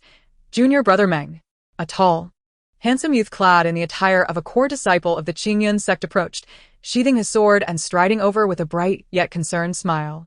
I hope I haven't arrived too late, senior sister. I just reached the village ahead, and the villagers informed me you were coming this way, so I hurried after you. Your timing is impeccable. Ganlu chuckled, shaking her head, and then introduced the somewhat curious Ling Wenqing. Junior sister Wenqing, this is Meng Jiajing, a disciple under Elder Gao Shirda, and a friend of mine. We often accompany each other down the mountain for training. She then added, and this is our newly recruited disciple by the sect master. Junior sister Ling Wenqing. Meng Jiajing turned his gaze toward Ling Wenqing, about to bow in greeting and exchange pleasantries, when his attention was suddenly captivated by something else. He noticed a glossy little green head peeking out from the pouch at Ling Wenqing's waist, its golden eyes curiously observing the newcomer. It was the little toad that had just tucked itself away not long ago. The words he had on the tip of his tongue abruptly changed course. His eyes lit up with the excitement of discovering a rare spiritual beast, and he exclaimed, pointing at the small toad, "Oh, Master Ant Ling, your spiritual pet possesses such remarkable qualities, such spiritual radiance. Could it possibly be a descendant of the long-extinct green-eyed golden toad? It is said that this toad is an auspicious omen, capable of locating treasures and bestowing fortune, with its saliva pearls rivaling the finest spirit stones. Master Ant, you have stumbled upon a tremendous opportunity." His enthusiasm grew as he spoke, as if witnessing a legend come to life, gazing at the little toad with awe, even a hint of reverence. The atmosphere fell into a sudden silence. Ling Wenqing and Ganlu's eyes were fixed on the innocent little toad, which blinked its large eyes innocently. An auspicious omen? Locating treasures? Saliva pearls rivaling spirit stones? Ling Wenqing's mind raced back to the moments when this little creature stealthily pilfered her spoils, was picky about its food, and hastily dove back into the pouch at the first sign of danger. Meng Shizizi, it might be, she began, attempting to clarify. At that moment, as if in response to Meng Jiajing's lofty appraisal, the little toad seemed uncomfortable being the center of attention, or perhaps simply bored. It opened its mouth, not to expel any auspicious saliva pearls, but to let out a tremendous, unrefined yawn, revealing its pink throat, and then, burp, a remarkably clear burp, tinged with the essence of the spirit treasure it had just consumed, resonated loudly in the still air. After burping, it disdainfully cast a glance at Meng Jiajing, as if to say, "What a foolish fellow," before leisurely retreating back into the pouch, leaving the opening swaying gently. Meng Jiajing's face, once filled with excitement as if he had witnessed history, now fell completely still, shattered and crumbled. Ganlu could no longer contain her laughter and turned her face away, her shoulders quivering slightly. Ling Wenqing observed Meng Jiajing's stunned expression, recalling the little toad's comical burp, and couldn't help but chuckle, quickly adding, "Meng Shizizi, it is merely a common little toad I found on the road, perhaps just a bit unique in appearance. It is not a green-eyed golden toad." After a moment's thought, she added, "And it is green." Meng Jiajing's handsome face flushed crimson as he awkwardly scratched the back of his head, sheepishly admitting, "Ah, is that so? Hee. It seems my eyes are not as discerning as I thought." He felt that his professional acumen as a cultivator had been severely tested, mistaking a burping ordinary toad, albeit somewhat special, for an ancient auspicious creature. In that instant, even the previously tense atmosphere from their fierce battle was entirely dissipated by this amusing misunderstanding. Chapter 15. Returning home as the three exchanged laughter, the atmosphere grew increasingly harmonious. Ling Wenqing then learned that her senior sister Ganlu and Meng Jiajing had come to deal with the demon threat in Qingfeng village, coincidentally crossing paths with her. Ganlu seemed to suddenly recall something and, with a hint of apology, smiled at Ling Wenqing. "Look at me. So caught up in the joy of seeing you that I completely forgot to mention we came on a mission. Also, at that time, she cast a sly glance at Meng Jiajing. This fellow suddenly insisted on addressing his urgent needs, so I ventured ahead to scout, momentarily forgetting about him." "Senior sister." Meng Jiajing blushed, protesting with a stiff neck. "Must you report such details to Master Antling?" His flustered demeanor prompted another soft laugh from Ling Wenqing. After the jest, Ganlu gently inquired, "Junior sister Wenqing, now that this matter is settled, where do you plan to go next?" A hint of nostalgia flickered in Ling Wenqing's eyes as she gently touched the jade talisman around her neck that could summon the Spirit Rabbit clan. She smiled bashfully and replied, I wish to return to the mountain where I used to live, to see the spirit rabbits that raised me, and the clan leader, Mao Mao." No sooner had she finished speaking than Meng Jiajing's eyes sparkled with excitement, and he nearly leaped up, exclaiming, "The Spirit Rabbit clan? That sounds fascinating. Master Ant, take me with you. I've never seen a fully realized Spirit Rabbit clan before. It must be far more enjoyable than dealing with the Black Bear Demon." His eagerness was palpable as he gazed at Ling Wenqing. Ganlu watched her junior brother's exuberance with a mix of amusement and exasperation, but she turned to Ling Wenqing and said, "Since our task is complete, there's no rush to return to the sect. If convenient, I would be happy to accompany you along with Jiajing. Consider it a chance to unwind after a mission. We wouldn't feel at ease leaving you to travel alone." Ling Wenqing looked at the enthusiastic Meng Jiajing and the gentle, dependable Ganlu. Though she had initially cherished the idea of journeying alone, the prospect of having companions made her heart swell with joy. She nodded vigorously, a bright smile illuminating her face as she cheerfully replied, "Of course. It would be wonderful. Mao Mao and the others will surely be delighted to meet new friends." Fantastic. Meng Jiajing cheered, already brimming with anticipation as he envisioned the Spirit Rabbit clan's territory. Thus, after a brief rest, the three set off, guided by Ling Wenqing, toward the Valley of the Spirit Rabbits. Ling Wenqing led Ganlu and Meng Jiajing through the familiar circular mountain range. They passed through a naturally formed, vine-covered narrow entrance, and before them lay the valley that held countless childhood memories. As they stepped into the valley, three white figures darted out from the nearby grass and rocks like lightning, blocking their path. These were three agile, sharp-eyed spirit rabbits, standing alert with their ears perked up, radiating the spiritual energy of a late Foundation establishment stage. Scrutinizing the three unexpected visitors, especially the unfamiliar Ganlu and Meng Jiajing. Ling Wenqing, seeing this, was about to declare their identities when the lead spirit rabbit, its ears tipped with a tuft of gray fur, twitched its nose. Its crimson eyes shifted from suspicion to disbelief, erupting in overwhelming joy. Chirp, chirp, chirp. A brief yet exhilarating squeal escaped its lips, prompting the other two spirit rabbits to respond immediately. In an instant, all three rabbits abandoned their wariness.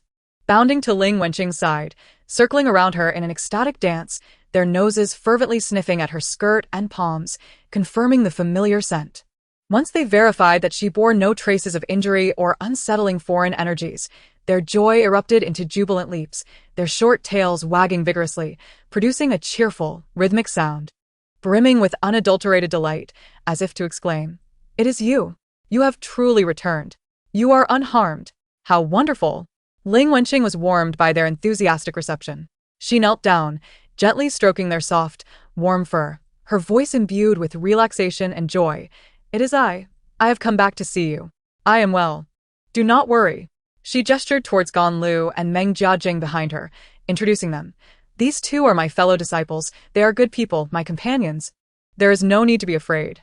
Only then did the three spirit rabbits temper their exuberance, yet they remained close to Ling Wenqing, curiously and somewhat shyly observing Ganlu and Meng Jiajing.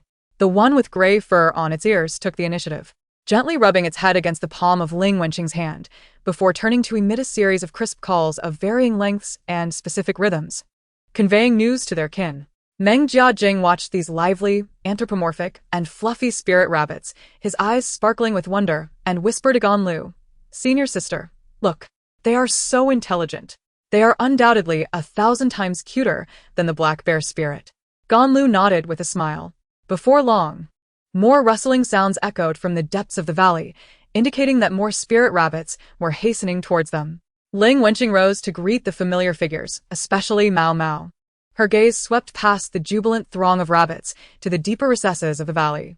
A white silhouette, more agile and robust than the average spirit rabbit, was charging towards her with remarkable speed, emanating a faint aura of spiritual energy that unmistakably signified it was at the late Golden Core stage.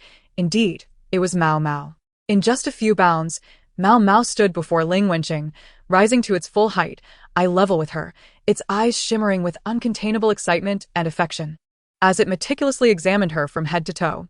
Upon confirming that the young girl before it was not only safe and sound, with a rosy complexion and an abundance of pure spiritual energy, but also devoid of the naivety and caution she had displayed while surviving alone in the mountains, Mao Mao finally set aside its last thread of concern, replaced by overwhelming relief. It had indeed been the right decision to allow her to leave with Wenqing.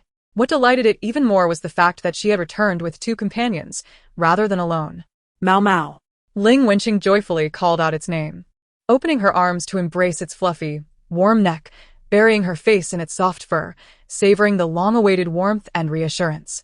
Mao Mao affectionately nuzzled her in return, emitting a contented purr from its throat. Then, it lowered itself, skillfully hoisting Ling Wenqing onto its broad, soft back. Around them, the exuberant spirit rabbits surged towards Ganlu and Meng Jiajing. Ah! Ganlu exclaimed softly, feeling herself lifted effortlessly as two particularly robust spirit rabbits carefully supported her from either side, depositing her securely onto the back of an exceptionally large spirit rabbit. Initially taken aback, She soon felt the warmth and steadiness beneath her, along with the pure goodwill radiating from the spirit rabbits, causing her to smile in wonder. A wave of novelty washing over her. Meanwhile, Meng Jiajing's experience was far more lively. Wow. What treatment? He exclaimed, only to be lifted by 3 spirit rabbits working in unison. How cool. Is this what it means to be a spirit rabbit knight? As he excitedly looked around, he felt something furry brush against him, followed by a gentle pressure. Ah. Who is nibbling my backside? He yelped, turning to find a young, inquisitive rabbit curiously gnawing at a part of him, seemingly studying the texture, its bright red eyes filled with innocent curiosity. Meng Jiajing was at a loss, half laughing, half exasperated, yet not daring to wriggle free for fear of harming the adorable creature. Ling Wenqing, witnessing the scene, collapsed into laughter atop Mao Mao's back. Ganlu couldn't help but chuckle as well, shaking her head in amusement. Mao Mao emitted a short, authoritative rumble, prompting the nibbling rabbit to release its grip, affectionately nudging Meng Jiajing's leg before hopping back into the throng of rabbits. Hold on tight, young human, do not fall off. A gentle voice resonated in Meng Jiajing's mind, emanating from Mao Mao. He promptly complied, gripping the soft fur of the spirit rabbit below him. In the next moment, led by Mao Mao, the entire assembly of spirit rabbits surged forward like a jubilant white river, carrying the 3 guests deeper into the valley, towards their beautiful haven of life. The air was filled with the spirit rabbits' joyful calls, Meng Jiajing's occasional exclamations of surprise, and Ling Wenqing's melodious laughter. Seated comfortably on the steady back of a rabbit, Ganlu marveled at the enchanting and vibrant scene unfolding before her, observing Ling Wenqing's deep connection with the spirit rabbits. Her heart swelling with sentiment. Here, indeed, was the true first home of her junior sister, Wenqing. Before long, the troop of spirit rabbits arrived at their central den. It was still the cave half concealed by vines adorned with a myriad of tiny flowers, spacious and dry within, with thick, soft hay and feathers spread across the center, exuding a warm aroma of sunlight and grass. Bioluminescent moss clung to the surrounding stone walls, casting a hazy and cozy glow throughout the cave. The 3 were gently placed down by the spirit rabbits. As soon as Meng Jiajing's feet touched the ground, he could not contain a series of exclamations. Wow! Is this the rabbit-'s lair? Wow. How beautiful. It even glows. He was like a child, curiously gazing around. Several lively little rabbits immediately surrounded him, nudging his legs with their heads, inviting him to play on the nearby lawn. With no resistance to the fluffy creatures, Meng Jiajing instantly beamed and ran off with them, leaving behind a cheerful shout of "Wait for me, little ones." Ling Wenqing and Ganlu settled down by the soft nest in the center of the cave. Instantly, numerous spirit rabbits affectionately gathered around Ling Wenqing, some nuzzling her hand, others lying contentedly on her lap, purring softly, expressing their longing and dependence as if to make up for the time they had spent apart. A few more composed and considerate spirit rabbits quietly kept company with Ganlu, occasionally offering a fresh, juicy spirit fruit or gazing at her with warmth, welcoming her presence. At that moment, having settled everything, Mao Mao approached the 2 calmly, first regarding Ling Wenqing, surrounded by the rabbits, with affectionate eyes, then turning its gaze to the gentle and graceful Ganlu, nodding slightly. Then a warm, somewhat aged voice resonated directly in the minds of Ling Wenqing and Ganlu. Welcome to the Spirit Rabbit Tribe as guests, friends of Qinyan sect. Ling Wenqing. Her hand paused in mid-stroke of the rabbits, suddenly lifted her head, her eyes wide with disbelief as she stared at Mao Mao, who spoke with human words, or rather, through spiritual communication, her mouth slightly agape in shock as she stammered, "Mao, Mao, Mao. You can speak." Seeing her astonished yet endearingly dazed expression, a glimmer of mischief and affection flickered in Mao Mao's eyes, its demeanor contrasting sharply with the dignified and composed presence it usually maintained within the tribe. It continued conveying its amused thoughts through spiritual communication. "Silly child, our spirit rabbit tribe is quite special. One must cultivate to the late golden core stage to initially refine the horizontal bone and communicate with all things through spiritual consciousness. It is also my fault. I spent those 10 years by your side, remaining stuck at the mid-golden core bottleneck, unable to find the opportunity to break through. In the past 2 years, a sense of awareness had blossomed within her, enabling her to take this fortunate step forward and achieve success." As it spoke, it extended its forepaw, gently stroking Ling Wenqing's head, just as it had countless times before. Ling Wenqing savored the familiar softness of its paw pads and the clarity of its words resonating in her mind. How wonderful! Mao Mao.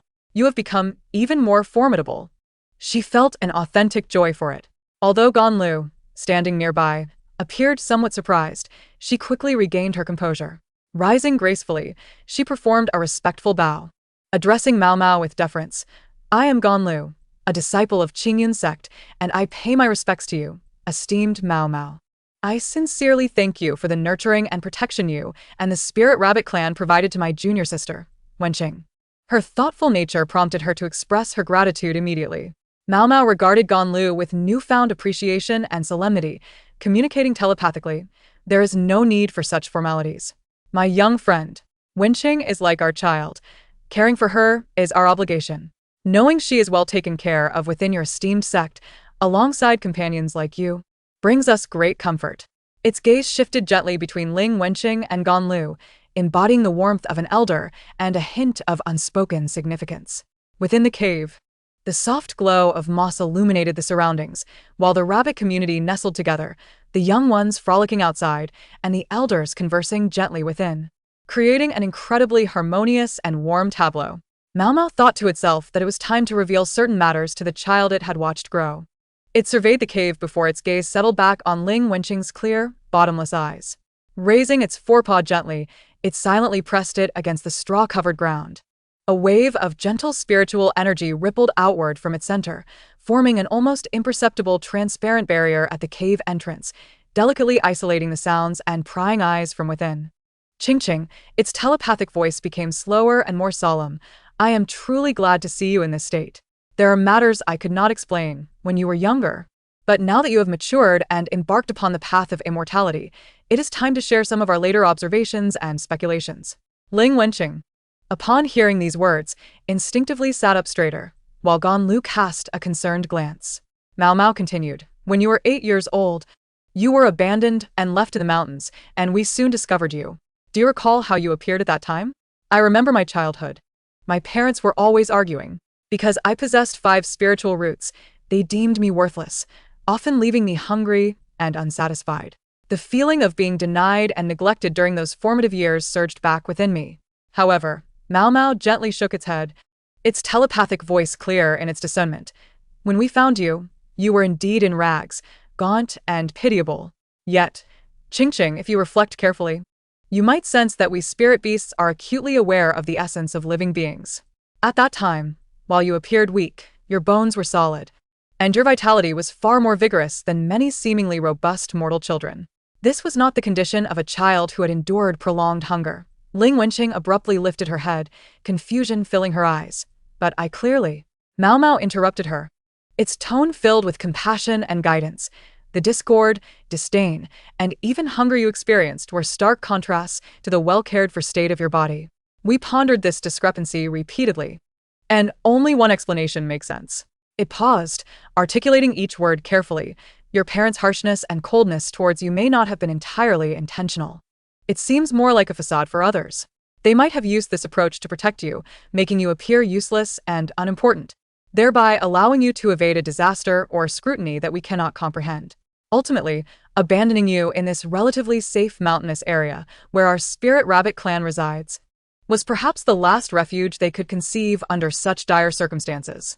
Ling Wenqing was rendered speechless, her mouth opening and closing without sound. This speculation erupted in her mind like a thunderclap, shattering her established beliefs. The daily quarrels, disdain, and feelings of hunger were so palpably real. Yet Mao Mao's observations regarding her physical vitality could not be overlooked. What if all that suffering were merely an act? A wave of dizziness washed over her, her heart in turmoil. Ganlu, equally shocked, quickly grasped the implications, speaking solemnly. Are you suggesting that Wenqing's parents likely faced troubles beyond their control and resorted to such a seemingly callous measure, including ultimately abandoning her, to secure her a chance at survival? That is the most rational explanation, Mao Mao affirmed, its gaze complex as it regarded the still-dazed Ling Wenqing. We allowed you to leave with that nascent soul cultivator from Qingyun's sect, hoping their influence might one day uncover the truth behind this. Silence enveloped the cave, punctuated only by Ling Wenqing's slightly hurried breaths. She lifted her head, emotions swirling in her eyes, confusion, shock, and a hint of an unnameable realization that her parents might not have been entirely devoid of affection for her. She murmured, "So, it wasn't because I was worthless that they abandoned me?" Mau Mau stepped closer, nuzzling her gently, conveying silent comfort and support. Just then, a rabbit seeking solace brushed against her, inadvertently knocking open the seed pouch at her waist. With a gentle release, a small, previously silent toad rolled out, landing softly on the straw. It seemed to have just awakened from slumber, squatting in place with bleary eyes, still disoriented, before being encircled by a group of curious rabbits. Under the gaze of so many furry creatures, it shrank back nervously and emitted a startled croak. This abrupt yet somewhat comical sound shattered the heavy atmosphere. Mau Mau's attention was drawn to it, and when its gaze landed on the small toad, translucent with an ethereal glow pulsating beneath its skin, its eyes widened in astonishment, the previous warmth and gravity replaced by sheer incredulity. A spirit toad of the ruins? Its telepathic tone turned serious, as if it had encountered a phantom that should not exist in this world. Ancient texts spoke of their kind being born in the realm of the ruins, naturally able to trace the origins of myriad formations and traverse the voids of various realms. I had thought this lineage, like many ancient beasts, had long since vanished into the annals of time. Ling Wenqing, taken aback by Mau Mau's unprecedented seriousness, instinctively echoed, "A spirit toad of the ruins?" Indeed, Mau Mau inhaled deeply, its gaze still fixed on the trembling little creature that had become the center of attention. They are the inherent paradox of formations. All barriers and constraints are as nothing to them. Hence, they consume no worldly treasures, relying instead on their unique abilities to traverse the void. Their nature is exceptionally alert. With a mere thought, they can vanish without a trace. Many powerful beings in ancient times sought to find them, yet failed. Mau Mau's tone shifted slightly, laced with a hint of resigned amusement. The heavenly Tao is impartial. It has granted them such extraordinary abilities while stripping them of all means of self-defense. They possess almost no combat prowess, being exceedingly fragile.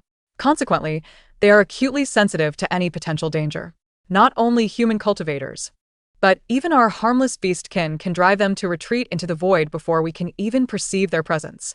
Turning its complex gaze toward Ling Wenqing, filled with wonder, it remarked, "It is truly remarkable that this creature follows you so obediently, even sleeping peacefully within your pouch." This revelation sparked clarity within Ling Wenqing. She recalled that throughout their journey, this little toad, no, the spirit toad of the ruins, had indeed been remarkably docile. A stark contrast to the almost legendary descriptions she now heard. A thought flickered through her unsettled mind like a flash of lightning. Is it because of that? Hesitating momentarily, she gently extended her hand, her thoughts stirring. A gentle and intangible force began to ripple from her palm. Before the Su Lingchan could respond, Meow Meow beside her suddenly fell silent. Its eyes constricted sharply, becoming infinitely distant and profound. It remained silent for a full 3 breaths, calling out to Ling Shi. "So it is this power that you have awakened." Ling Wenqing felt somewhat flustered by its reaction, dissipating the spiritual energy from her palm and cautiously inquiring, "Meow Meow, do you know of Ling Shi? In our ancient lineage, this power has been mentioned. It is not merely the ability to command flora, but a breath of life that is closer to the essence itself, capable of nurturing the spirits of all things." Its gaze refocused on Ling Wenqing, now devoid of surprise, replaced by a clarity of understanding and a sense of compassion. "I seem to grasp the anguish of your parents, should this talent be exposed. It would not be a blessing for you, but rather a death warrant. They are not abandoning you, Ching Ching. They are, in their own way, striving for a dim future for you amidst desperation. This forest is not only a sanctuary, it is likely the only soil they have chosen that could quietly allow this power to take root and blossom." Ling Wenqing stood there, her heart tumultuous. Instead of the expected exhilaration, she felt a heavy, slow-drenching sensation. It was not abandonment, but a push with all their might from the edge of the abyss. Chapter 16. Following, the room fell into a heavy silence once more. Ling Wenqing gazed down at the Su Ling Chan on her wrist, her heart a tumult of emotions. Gan Lu exchanged a glance with Meow Meow, and in each other's eyes, they saw the weight of sorrow. The light at the cave's entrance was obscured by a cheerful figure. "Hey, what are you all doing standing around? What serious whispers are you sharing?" Meng Jiajing's voice rang out brightly as he breezed in, cradling two slightly ruffled snow-white rabbits in his arms. His face beaming with a smile that stood in stark contrast to the atmosphere within the cave. He immediately spotted the vibrant green crystal on Ling Wenqing's wrist, his eyes brightening. Ah, it's this little fellow. I saw its green skin from afar. It's quite eye-catching. As he spoke, Meng Jiajing stepped closer. And at that moment, Miao Miao's forepaw, which had been pressed against the ground, subtly shifted. The transparent ripple that enveloped the entrance dissipated silently, as if brushed by a gentle breeze, leaving no trace behind. Before the little toad could react, he gently lifted it from Ling Wenqing's wrist and plopped himself down on a soft bedding of hay and warm fleece, casually tucking the small creature into the cozy pile beside him. The Su Ling Chan, with its jade-like body nestled among the white fleece, initially appeared dazed, blinking its drowsy little eyes a couple of times before realizing what had happened. It squawked loudly, attempting to struggle free in protest. Don't worry, don't worry. I've got some delightful treats to calm you down, Meng Jiajing said with a smile, rummaging through his storage bag.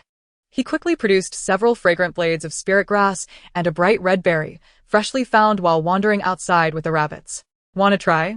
The once protesting little toad's eyes sparkled at the sight of the spirit-laden treasures in his hand. In a flash, it snatched the spirit grass and fruit, stuffing them into its mouth, its cheeks instantly bulging as it contentedly croaked. Gah! Meng Jiajing was amused by its ravenous speed and cheeky demeanor, laughing heartily. Slow down. No one is going to snatch it from you.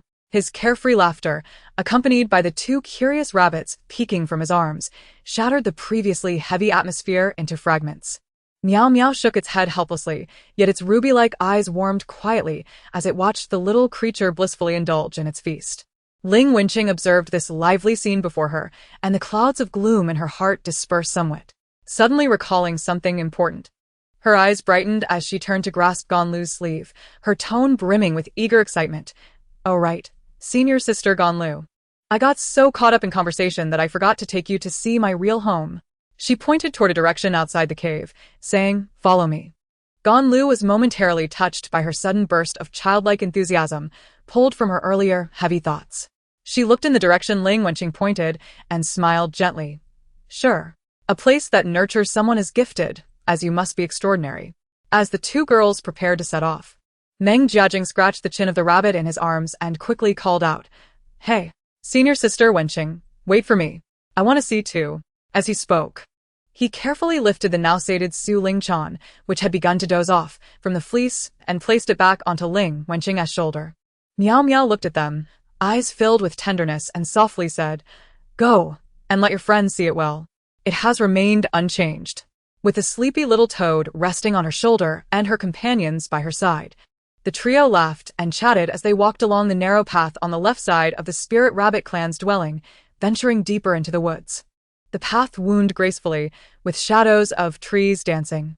Before long, Ling Wenqing paused in front of a particularly dense curtain of hanging vines, reminiscent of a natural drapery. She gently parted the vines and grass, and the familiar sight instantly unfolded before her. Still the secret and warm cave. There was a hammock, a shelf with a few smooth pebbles and dried flower bouquets scattered atop, and the entrance draped with a curtain of vines. Beside the entrance, the spirit spring still exuded a faint mist, and around the spring's mouth, clusters of delicate white flowers bloomed quietly. Everything seemed unchanged from when she had last left. Wow. It's a hot spring, Meng Jiajing exclaimed first, rushing in with bright eyes, pointing at the spirit spring, and poised to take off his shoes to test the water's temperature. Hold on. Ganlu's voice, laced with a hint of exasperated amusement, rang out just in time. She elegantly bent down, her delicate fingers lightly brushing over the surface of the spring, sensing the pure spiritual energy. This is not a hot spring, junior brother Meng. It's a rare spirit spring, a treasure for nurturing cultivation, not for soaking your feet. As she spoke, she cast a mildly reproachful glance at Meng Jiajing, who sheepishly withdrew his foot, scratching his head with a silly grin. Ganlu then straightened up, her gaze tenderly surveying the small space. Her eyes reflected unmasked affection as she took in the surroundings. Junior sister Wenqing, this place is truly wonderful. Though simple, every corner exudes thoughtfulness and tranquility. Growing up here must have given you many joyful memories, right? Meng Jiajing also fell silent, curiously picking up a colorful stone from the shelf to examine it before carefully placing it back, speaking softly. Senior Sister Wenqing, this place feels so comfortable. Like a little secret base. Ling Wenqing felt a wave of emotion at their appreciation for this small haven. Just as she was about to speak, the little toad, drawn by the spirit spring's aura, croaked and leaped down, bounding into the water to swim. The three of them laughed at its audacious antics, the small cave filling with a long-lost sense of ease and warmth. In the following 4 or 5 days, the trio spent their time in the forest, casting aside all sect-related trivialities and worries about their backgrounds. Until dawn broke once more, Ganlu, though reluctant, gently spoke. Junior Sister Wenqing, we must return to report. What about you? Do you plan to return with us to the sect, or continue your training? Ling Wenqing was about to respond when Ganlu thoughtfully added, suddenly serious. Pressing her fingertip against her heart, her voice low enough for only the two of them to hear. I, Ganlu, vow here that the talents and background we discussed that night shall never be revealed to a third party in this lifetime. Heaven and earth bear witness. Should I break this vow, my heart shall be utterly destroyed. Ling Wenqing was momentarily taken aback. Ganlu's expression was solemn and sincere. She had not anticipated that Ganlu would make such a grave vow. After lowering her gaze for a moment, she lifted her eyes again, her voice softer than usual. Thank you, Senior Sister. Ganlu gently clasped her hand. No need for thanks. Just proceed with confidence. However, her gaze caught sight of a scene in the nearby rabbit den, and she couldn't help but chuckle softly. Ganlu followed her line of sight and shook her head with a hint of exasperation. There lay Meng Jiajing sprawled in a starfish position on a soft bed of hay, nestled among a group of fluffy rabbits, sleeping soundly. A clear, glistening droplet of saliva hung from the corner of his mouth, quivering slightly with his steady breathing. While he mumbled incoherently, Meng Shidi, Ling Wenqing stifled her laughter, crouching down to gently nudge him. Wake up, it's time to go back. Meng Jiajing groggily mumbled in response, instinctively tightening his grip around a similarly drowsy rabbit, mumbling, don't disturb, just pick a few more. At that moment, a little toad hopped over from the side, accurately landing on Meng Jiajing's forehead. It glanced down at the damp pillow beneath it, seemingly dissatisfied, croaked loudly, and then gracefully jumped back to Ling Wenqing's shoulder. The cool sensation on his forehead and the croak finally jolted Meng Jiajing awake. He sat up abruptly, hurriedly wiping the drool from his mouth, his cheeks flushed. Huh? Go back. Oh right, back to the sect. Only then did he fully awaken, looking at the two senior sisters who were trying to suppress their laughter.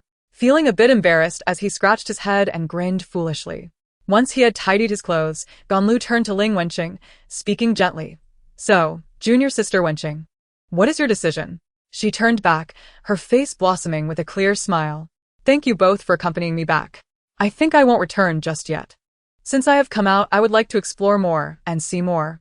Ganlu observed the youthful glimmer in her eyes and replied, very well. Please take care of yourself. Meng Jiajing immediately patted his chest in assurance, still blushing from having just woken up. Absolutely. If you need anything, just call me. The figures of Ganlu and Meng Jiajing gradually faded from sight at the end of the forest path. Ling Wenqing returned to the cave to bid a final farewell to Mao Mao. Are you ready to leave? Mao Mao looked at her. In this moment, the affection for this place, no longer needing to be concealed before the elder who trusted her completely, came to the fore. Ling Wenqing gently nodded, her eyes slightly reddened, responding softly. Mao Mao stepped forward, gently touching its forehead to hers. This is a good thing. You have grown. Go out and see the world. Walk your own path. It paused, its tone becoming increasingly steady and resolute. I will remain here, not going anywhere. This mountain, this forest, and your little nest will always be here. When you are tired, return. When she comes back, it can still play with her as carefree as before, taking her to pick fruits. The fluffy paw began to rummage through its own thick, soft fur with diligence. Ling Wenqing looked on with curiosity. Before long, it extracted several items from the depths of its fur, the powder from the heart of a millennium-old wood, imbued with a potent life force, capable of restoring bones and dispelling toxins, enhancing one's spiritual recovery in critical moments, a few gonlin fruits, which could instantly replenish significant amounts of spiritual energy, providing confidence in confrontations. And this, it pointed to an ancient-looking jade talisman, speaking with grave importance. This protective talisman contains my innate divine power. In dire situations, It can instantly transport you to the most vibrant woodland within 100 miles, aiding your escape from peril. Remember, this item has unique power, but can only be used once.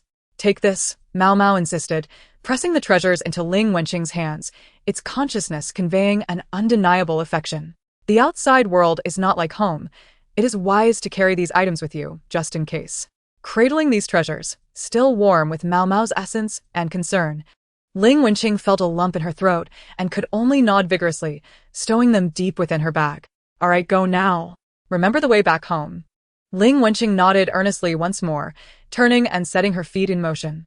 She walked along the forest path, the warm gaze following her until her figure vanished amidst the lush greenery, leaving that gaze seemingly suspended in place. As the sword light receded, the massive body of the poisonous fire dragon collapsed with a resounding thud, and the residual malevolent energy dissipated accordingly. Wen Xingji did not leave immediately. Sensing the significant mischief this beast had wrought upon the nearby villages, he moved swiftly, gliding over the afflicted village. With a gentle flick of his sword, he eradicated the small demons that had been tainted by the dragon's malice, or those that sought to take advantage of the chaos. Amidst the ruins, he rescued a child trapped beneath a beam, barely clinging to life, and infused spiritual energy into the child's meridians to stabilize their condition. The child's parents stumbled forward, embracing their regained child, overwhelmed with tears of gratitude, wanting to kneel and thank him.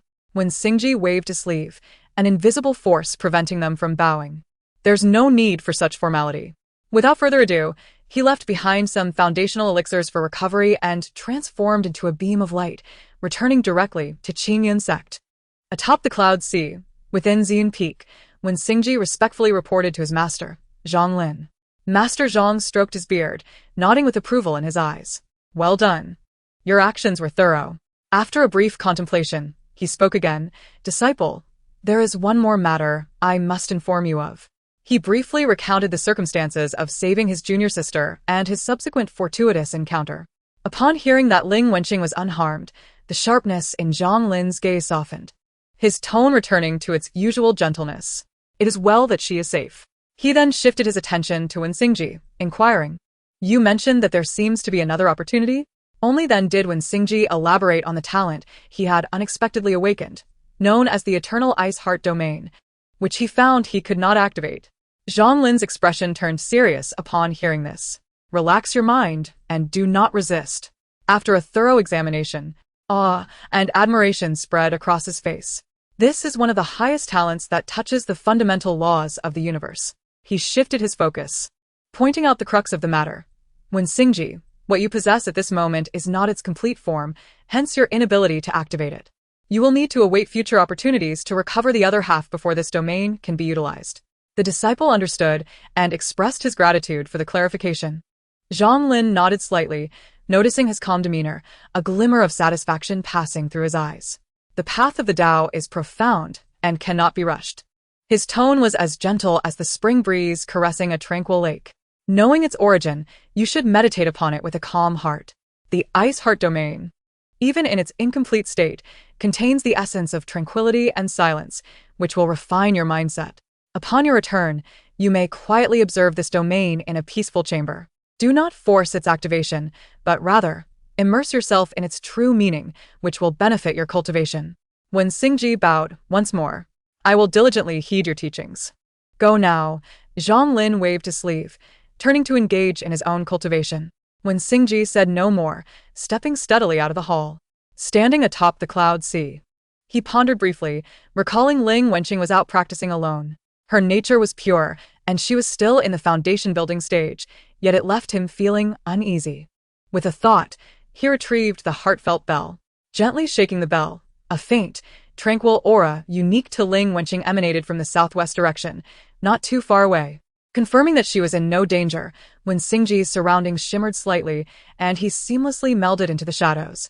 The next moment employing the technique of shrinking space to traverse towards the sense direction. In just a short while, he found himself by a stream in a valley adorned with unknown wildflowers, spotting the familiar figure. Ling Wenqing was crouched by the water's edge, unfurling a somewhat rough beast skin map before her. Her delicate fingertips moved back and forth between two marked points on the map, her pretty brow slightly furrowed, appearing quite troubled. To the south is Baihua City. I've heard it's always spring there, filled with the fragrance of flowers and sweet spiritual nectar. And there are many beautiful fluff birds, she murmured softly, her eyes reflecting a sense of longing. However, she swiftly traced her fingertip to another mark on the map, her tone wavering slightly. Yet, the Jinshi collection to the west seems more advantageous. It is a gathering place for artifact refiners, where rare spiritual materials or ancient texts on talent cultivation might be discovered. She sighed, retracting her hand and hugging her knees, her gaze flitting uncertainly between the 2 points on the map, murmuring to herself, such a difficult choice. Should I venture to a place of amusement or one of potential utility? After a moment of contemplation, her eyes suddenly sparkled with inspiration, as though struck by a brilliant idea. She reached out and gently captured the slumbering Sushu Lingchan resting on her shoulder, carefully pinching one of its cool, soft front claws. The little toad was abruptly awakened, bewildered by the sudden change, and before it could comprehend the situation, its small body was manipulated by Ling Wenqing. Its claw pressed onto the map, marking the location of Baihua City. "All right," Ling Wenqing declared with satisfaction, addressing the still-dazed toad in an authoritative tone. "You have chosen Baihua City, so we shall go there." The Sushu Lingchan croaked in confusion. Its sluggish mind finally caught up, realizing it had been compelled to make a choice and would bear the full responsibility for any potential misjudgment. Croak. Croak, croak. It immediately flailed its other claws, its emerald body squirming in her palm, emitting urgent protests in an attempt to clarify this injustice. However, Ling Wenqing feigned ignorance to its objections, cheerfully placing it back on her shoulder as she began to fold the map, her tone buoyant. "You agree, right? Great. Then, off we go to Baihua City." Concealed in the void, when Xingji observed the little girl's self-directed banter and her playful maneuver of shifting the blame onto her little spirit companion, unable to suppress a smile of amusement, shaking his head in resignation at her childishness. Chapter 17. Suspicion. As the little girl eagerly set her course, he quietly followed. Along her path, she occasionally encountered some low-tier demonic beasts or spirits. At her current foundational stage, Ling Wenqing managed to handle these chi refinement or similarly foundational creatures with a measure of competence, albeit with a hint of naivety. She was capable of slaying them. When Xingji refrained from intervening in these battles within her ability, merely observing with an evaluative gaze, tinged with subtle approval. As his consciousness swept over a deep mountain gorge ahead, he furrowed his brow ever so slightly. There lurked a venomous serpent akin to the initial stage of Golden Core, its aura fierce, having evidently claimed this area as its hunting ground. Given the cunning and strength of this beast, should Ling Wenqing encounter it, her life would be in grave peril. From dozens of miles away, an exquisitely condensed, formless sword intent emerged, akin to a decree from the heavens, precisely piercing the massive head of the venomous serpent. The beast did not even have time to emit a cry. Its colossal body stiffened, life extinguished, dissipating into nothingness. A gentle spiritual force enveloped its carcass, drawing it to the depths of the gorge, erasing all traces as if it had never existed. Unaware of this occurrence, Ling Wenqing, who was cautiously exploring ahead, felt an inexplicable quietness around her, prompting her to focus more intently on her journey. The Sushu Lingchan on her shoulder seemed to sense something amiss, its dazed little eyes blinking in confusion, but it was soon distracted by the wildflowers by the roadside. Uttering a perplexed croak, when Xingji remained concealed, maintaining an appropriate distance while enveloping the entire area with his consciousness. He observed her delight at discovering a cluster of luminous mushrooms, her occasional glances around, trying awkwardly to communicate with a startled forest deer using her summoning abilities, and her frustration at having taken a wrong turn. Finally, the vibrant outline of Baihua City appeared on the distant horizon. "We've arrived. Finally here, Baihua City," Ling Wenqing exclaimed joyfully, scooping up the still-dazed little toad and bounding towards the vibrant city gates as if she were a bird freed from its cage. At the city gate, an archway woven from an array of marvelous flowers welcomed her, the fragrant aroma enveloping her senses. Shops lined the streets, bustling with passers-by clad in splendid attire, all wearing smiles, embodying the lively essence she had envisioned of a bustling fairy city. Cradling the little toad, she eagerly examined everything around her, filled with a sense of wonder. Meanwhile, when Xingji, stealthily following, expanded his consciousness to encompass the entirety of Baihua City, his eyes narrowed slightly. There were formations ubiquitous and layered, a web of concealment and illusions enveloping the entire city.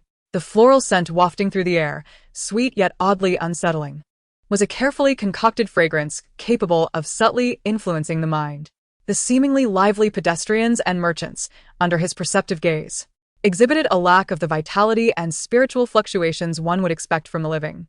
They moved freely, conversing and laughing, resembling intricately controlled puppets or, perhaps, phantoms bound by some fixed command. The city, appearing vibrant and prosperous, was steeped in an exquisite stillness. This was a dead city masquerading as a place of flowers and illusions. When Singji's gaze pierced through the void, resting upon the girl who remained blissfully unaware of the latent dangers, her curiosity leading her deeper into this lavish trap. He furrowed his brow momentarily before relaxing it again. Despite the strangeness of this place, he sensed no immediate lethal threats. As his thoughts raced, he suppressed the urge to intervene. This place, a blend of reality and illusion, concealed danger, yet also presented an exceptional opportunity for her to hone her skills. This enigma needed her to unravel it herself. Thus, he remained hidden in the shadows, watching her naivete as she stepped further into this vibrant snare. As Ling Wenqing reveled in her exploration, the little toad, initially enthusiastic, suddenly grew restless, gently nudging her neck with its cool body. Having spent time together, she had begun to understand its signals. Her heart quickened, though her visage remained composed. As she hastened towards the nearest inn, "Excuse me, I would like a room," she said, handing over a spiritual stone. After receiving the room key, she quickly ascended the stairs and entered. Upon closing the door, isolating herself from the external clamor, she brought the little toad before her, lowering her voice to inquire, "What is it? Have you sensed something amiss?" The little toad broke free from her grasp, cautiously hopping around the room, its jade-like eyes scanning the surroundings. After confirming there was no danger, it finally settled near the bed. Its gaze fixated on a bouquet of vibrant flowers positioned at the head of the bed, and it approached, gently nudging them with its nose. Ling Wenqing watched its actions in puzzlement, attempting to ask a few questions, but the little toad shook its head in discontent. Until it persistently nudged the bouquet once more, a spark of realization flickered in Ling Wenqing's mind. Tentatively, she whispered, "Do you mean there is something wrong with these flowers?" The toad promptly nodded its head in affirmation, confirming her suspicion. A chill ran down her spine, and she quickly moved the bouquet, which emitted a rich fragrance, to a corner of the room by the window. Sitting on the edge of the bed, she furrowed her brows in contemplation, pondering what exactly was wrong with the flowers. Was it poison, a hallucinogen, or something else entirely? Mere conjecture yielded no clarity. Thinking alone won't suffice. Let's go out and listen to what this city has to offer, she murmured to the little toad, placing it back on her shoulder and deciding to actively investigate. Once more on the bustling streets, the vibrant atmosphere remained unchanged. Yet now it inexplicably bore an air of insidiousness in her perception. She sought out a roadside stall bustling with patrons, ordered a bowl of wontons, and while appearing to focus on her meal, she keenly tuned into the casual conversations of surrounding diners. Soon, the dialogue of a few nearby individuals caught her attention. "Hey, in just 2 days it will be the Baihua parade again," a boisterous man remarked with a laugh. "Indeed," another person replied, their tone laced with a hint of doubt but predominantly infused with a carefree delight. "It is quite peculiar. Our grand flower parade, once a celebration held every March, has inexplicably transformed into a thrice-weekly event over the past 2 months. Yet it is rather enjoyable, akin to a perpetual festival. Huh, who cares? The lord of the city is generous, and we have much to behold and to relish. Isn't that what matters? Our esteemed lord truly deserves commendation." Just as this was being said, a more fervent clamor erupted from the end of the long street. The crowd instinctively parted, revealing a procession approaching with grandeur. At the forefront rode a figure clad in resplendent robes, adorned with exquisite jade, elegantly seated atop a magnificent white steed. Their demeanor refined and smile warm. It could be none other than the esteemed lord of the Flower City. "Lord, may you be well." The townsfolk lined along the street bowed in reverence, their faces radiating genuine smiles and affection, tossing fresh flower petals towards the procession. The lord, seated upon his steed, smiled and nodded repeatedly at his subjects, whose fervent cheers intensified with his gaze. Ling Wenqing's hand, which held a spoon, momentarily paused. The unusual frequency of these celebrations raised her suspicions.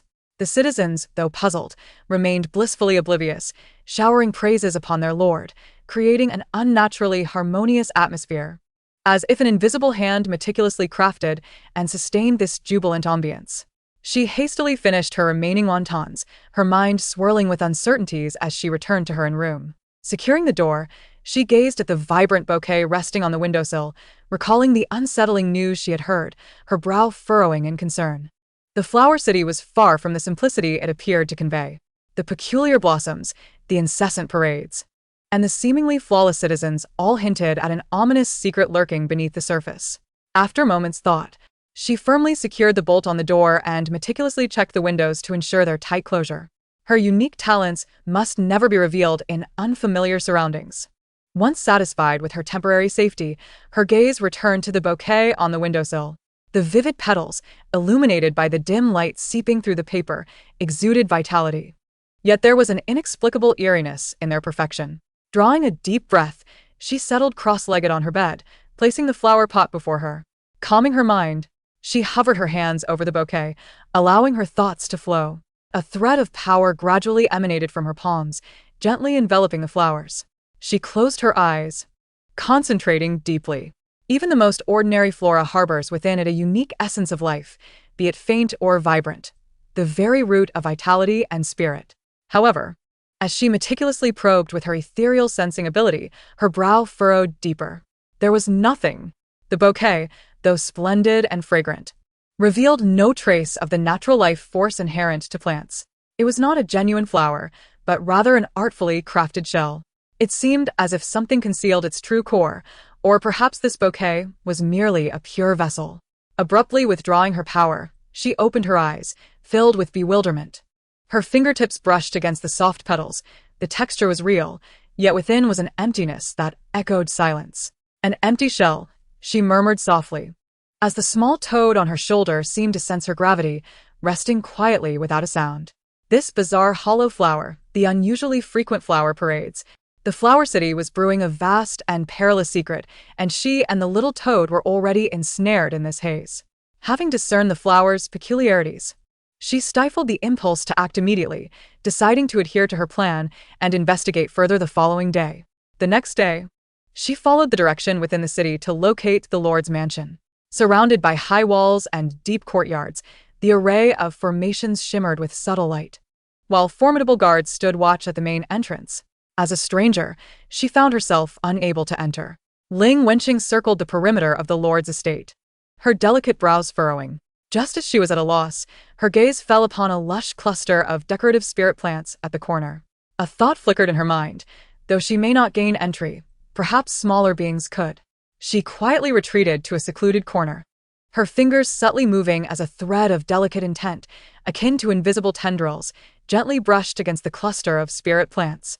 Moments later, several diminutive wood spirit bees, drawn by her essence, took flight, following her faint guidance as they silently crossed the wall and entered the Lord's estate. She closed her eyes, connecting with the feeble spirit of the wood spirit bees, sharing in the blurred images they perceived. The swarm followed the path of densest spiritual energy and the most ornate decorations, ultimately alighting upon a fine window in an exquisite courtyard. At that moment, through the bee's perception, she heard a maid respectfully reporting from outside, "My lord, the young lady has come to pay her respects."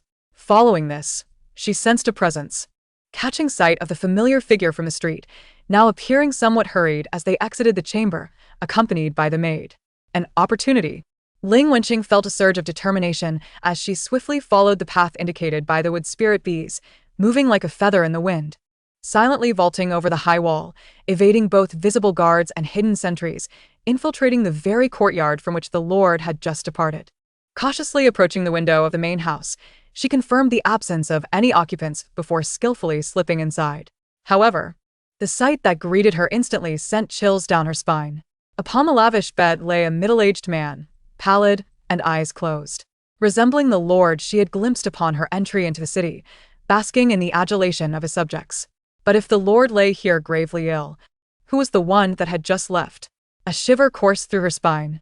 Suppressing her shock, she activated her ethereal sensing ability once more, cautiously probing the Lord's presence on the bed. Empty. Just like the bouquet she had examined yesterday. This vessel contained no trace of the life essence or soul vibrations of a living being. It was merely a well-preserved shell. Ling Wenqing gasped in disbelief, unwilling to linger. She retraced her steps, stealthily exiting the Lord's mansion, her mind in turmoil. To validate her suspicions, she subsequently inquired at various tea-houses and taverns throughout the city. Indeed, all whispers pointed towards the Lord of the Flower City being a benevolent figure, deeply caring for his subjects and particularly cherishing his ailing daughter. It was precisely due to his benevolence that the Flower City thrived in peace and prosperity. Cherishing his daughter, Ling Wenqing recalled the maid's words, "The young lady has come to pay her respects." A terrifying hypothesis began to take shape in her mind. Perhaps not only the Lord was a shell, but that young lady, and even the seemingly joyful citizens of the city, had long ceased to be their original selves. Chapter 18. The Flower Parade. Ling Wenqing returned to her inn, centering herself, adjusting her state to its optimal condition as she silently awaited the commencement of the Flower Parade. The following day, as the appointed hour arrived, the entire Flower City seemed to pulse with a newfound vitality. The thunderous sound of gongs and the ethereal strains of music resonated in harmony, while petals danced through the air like a never-ending cascade of vibrant blossoms. On the main street, resplendent carriages adorned with countless flowers meandered through, as ethereal beings clad in colorful garments gracefully danced atop them. The streets brimmed with throngs of people, a symphony of cheers and laughter merging into one. The rich fragrance almost materializing, enveloping the city in an exquisite, almost frenzied celebration. Ling Wenqing sealed off her sense of smell. The Lord, still astride that magnificent white steed, appeared in the most prominent position, radiating warmth as he waved to his subjects, reveling in their adoration and affection. As the parade reached its zenith, the city lord raised a hand, signaling for the music and cheers to gradually subside. Scanning the crowd, his voice resonated clearly through the array. Reaching every corner, the God of Flowers has bestowed favor upon our city. Today, 3 sincere individuals shall be selected to accompany me to the sacred grounds of the Back Mountain after the hour of the pig tonight, to receive the blessings of the God of Flowers, granting longevity and nourishing one's spiritual roots. At this proclamation, the crowd erupted in fervent envy and excitement. Soon, 3 fortunate individuals were summoned to the platform, their faces alight with incredulity and joy. Ling Wenqing lingered at the edge of the crowd, observing everything from a distance. The cacophony and splendor heightened her unease, exuding an indescribable eeriness. The parade continued until the hour of the pig, concluding with another round of brilliant fireworks. Reluctantly, the crowd dispersed. The city once again cloaked in the night, leaving only scattered lights and lingering scents in the air, creating an atmosphere of tranquility. She concealed her form, restraining all her presence, like a shadow in the dark, stealthily joining the procession led by the city lord. The night was thick, the path to the Back Mountain winding. Shadows of trees dancing, adding an air of depth and mystery compared to the earlier revelry.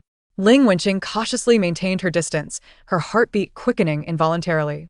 Utilizing the innate ability of her small toad to ignore the array, she navigated through the intricate and perilous restrictions of the Back Mountain, finally slipping into an open area unscathed. Before her stood a vast circular altar, constructed from pale jade, adorned with twisted runes. At its center was an object tightly enveloped by numerous thick, writhing, bizarre flower branches, only a vague human silhouette discernible. That entity emanated an ominous energy, a blend of intense floral fragrance and the stench of decay. The 3 selected individuals were now kneeling reverently before the altar, their faces filled with anticipation. The city lord approached the altar's edge and, in a tone bordering on pleading, softly addressed the figure ensconced in the flower branches. "Daughter, look. Father has brought you the ingredients you need. Be good, absorb them, and you will recover." Yet, before his words could fade, the central figure seemed to be jolted by an immense shock, trembling violently, the encasing flower branches thrashing wildly, emitting a piercing sound of friction, clearly resisting and suffering. Enough! A furious shout erupted from the shadows. A young man, clad in a blue robe and bearing an expression of anguish, rushed forth, bellowing at the city lord. "Master, how long will you remain deluded? Look at what has become of senior sister. She does not wish to live like this. This is not saving her. It is transforming her into a monster, dragging the entire city to its doom. What do you understand? The city lord abruptly turned, his gentle facade shattered, revealing a deranged obsession. As long as she lives, as long as this city of flowers remains, as long as memories, emotions, and lifespans flow, she can exist. I do not care what she becomes. The intense argument allowed Ling Wenqing to piece together the truth. This entire city of flowers was a vast, cruel illusion. It siphoned the most cherished memories, emotions, and lifespans of those who entered, sustaining the false illusion of the city's prosperity, while channeling all the stolen energy into the altar to prolong the bizarre state of the city lord's daughter. Neither alive nor dead, those from whom the essence was stolen would become soulless puppets upon leaving. And it seemed the citizens of the city had long since become such entities.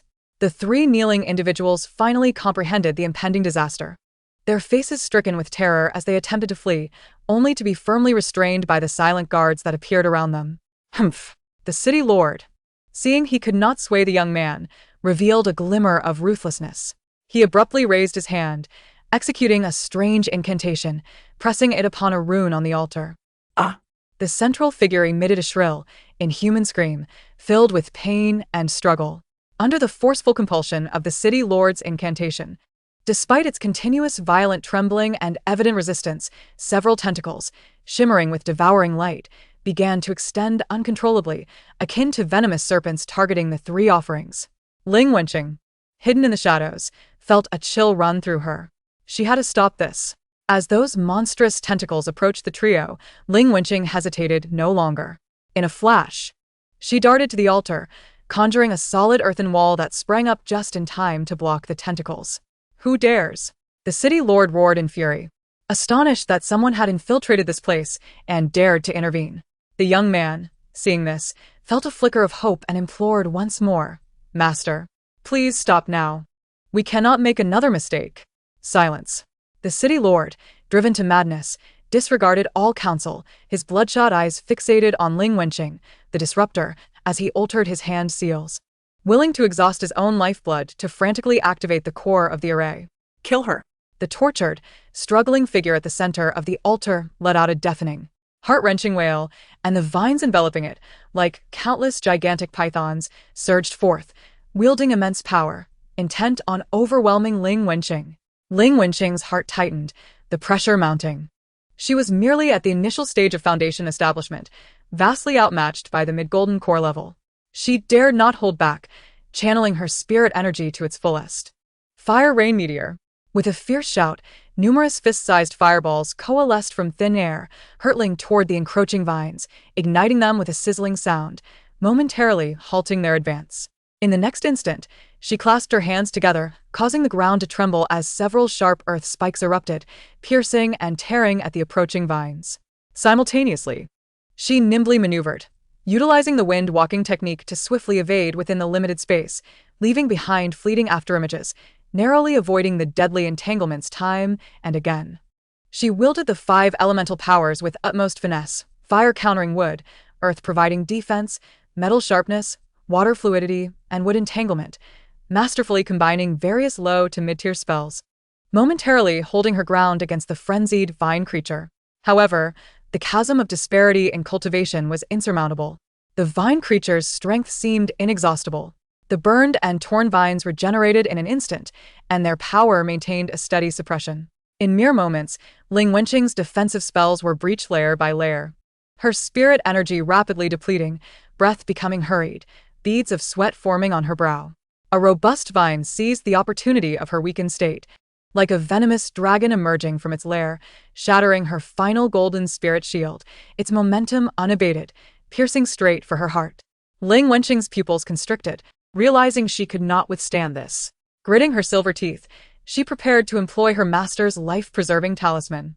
Just as the situation reached a critical juncture, a gentle, luminous presence, imbued with strength, swept across the battlefield like a clear spring under the moonlight. The deadly vine, upon nearing Ling Wenqing, seemed to fall into an invisible quagmire, its speed diminishing, then gradually fracturing, dissipating into pure with spirit energy in the air. A tall, slender figure, accompanied by the fragrance of green bamboo, appeared before Ling Wenqing, shielding her securely behind him. "Do not fear." A soothing, tranquil voice resonated. Who else could it be but Wen Xingji? His arrival instantly turned the tide of battle.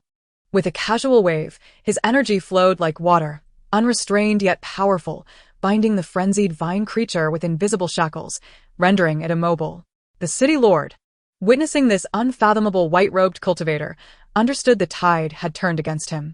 As though all strength had been drained from his body, he collapsed to the ground, his expression frenzied.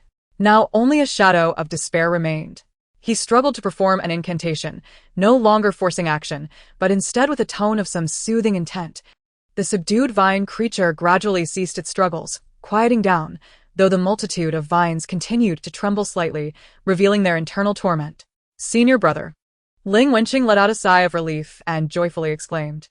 When Xingji gave a slight nod, his gaze lingering on her for a moment to confirm her safety, and spoke in a calm tone, "It is good if there is nothing amiss."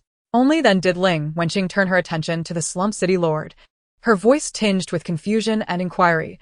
"My lord, what reason compelled you to endanger the lives of all in this city and lay such a cruel formation?" Upon hearing this, the city lord lifted his head, his gaze fixated on the now silent Treant, and after a prolonged silence, he finally managed a bitter smile. His voice hoarse. "Her name is Zhang Baozhu. My late wife left her to me, the only daughter." Pain and obsession welled up in his eyes. "She has been frail since childhood, and my wife passed away early. I vowed to protect her, but how could I bear to watch her leave? I refuse to let go. I cannot let go." His agitation grew with each word, his expression becoming increasingly chaotic.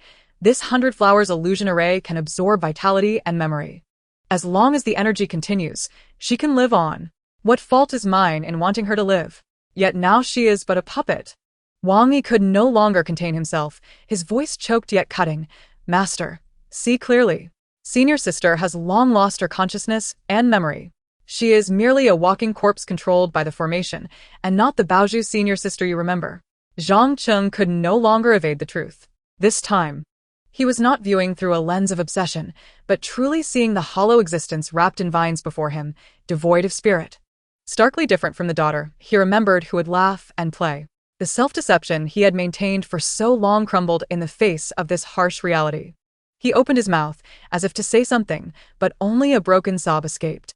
He collapsed to the ground, gazing at the lifeless shell. Chapter 19.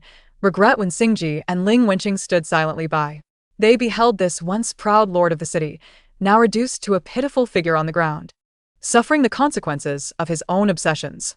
When Xingji's eyes held no emotion, his rationality assessing the situation. This matter was far-reaching, beyond the jurisdiction of a single individual. It necessitated notifying the Xianyang sect that govern this region to handle the aftermath and deliver a fair judgment. His gaze returned to the distorted Treant at the altar's center. This entity was the core of the evil formation, gathering countless stolen vitality and twisted resentment, and its continued existence would only bring calamity.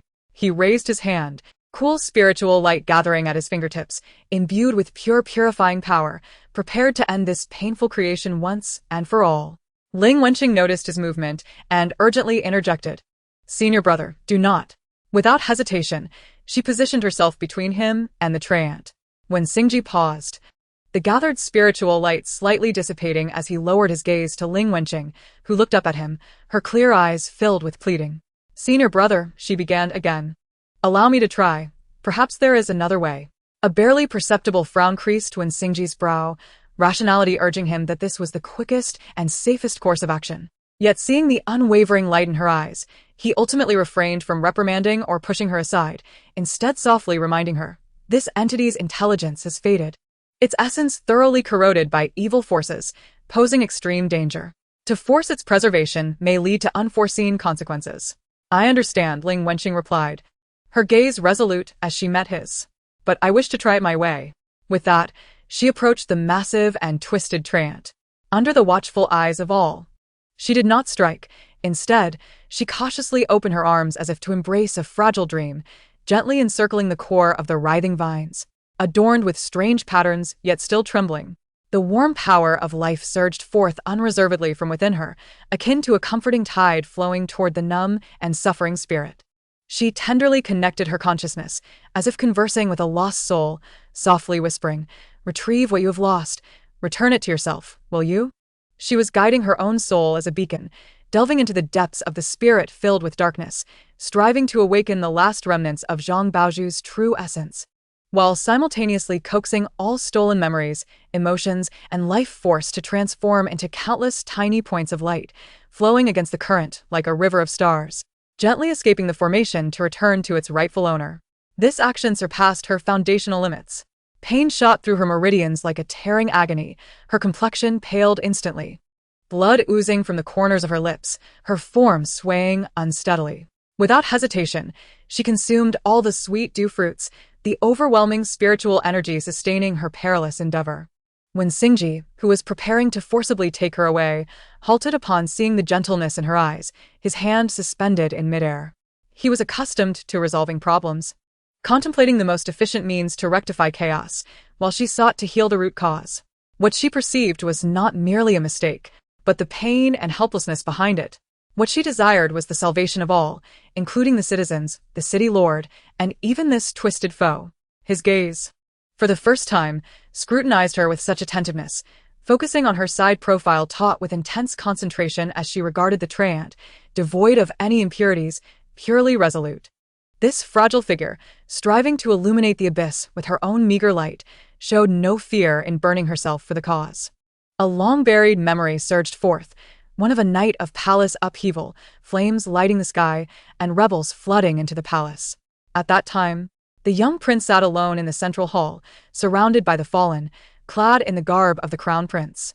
The air was filled with anguished cries and the clash of weapons, yet his eyes remained tranquil, as if this calamity that threatened to topple the dynasty was merely another chess game requiring careful consideration. From the moment he could remember, life had been an endless calculation. How to preserve oneself amidst fraternal strife, how to maintain balance among ministerial factions, how to demonstrate value under his father's scrutiny. Each step required precise measurement, every gesture of goodwill potentially concealing a blade.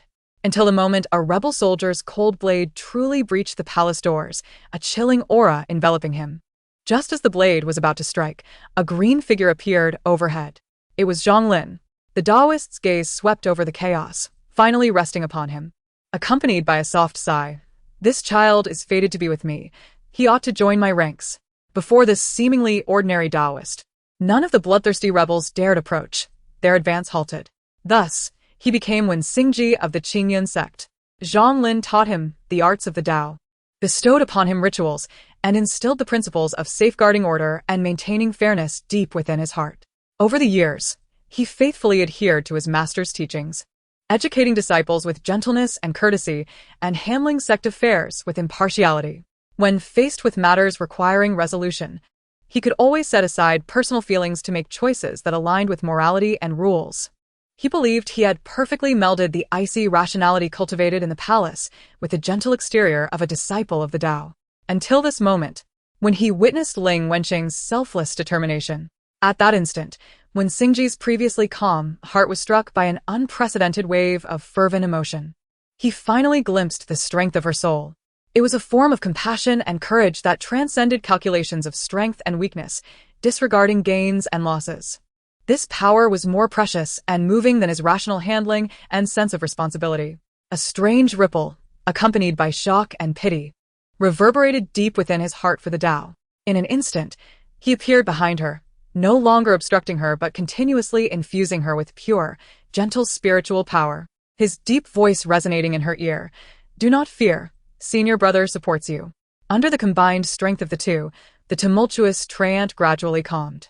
Countless vines slowly dissipated, ultimately transforming into a myriad of warm lights, like fireflies, flying toward the city, merging into the bodies of those numb puppets. Where the light faded, the treant had vanished.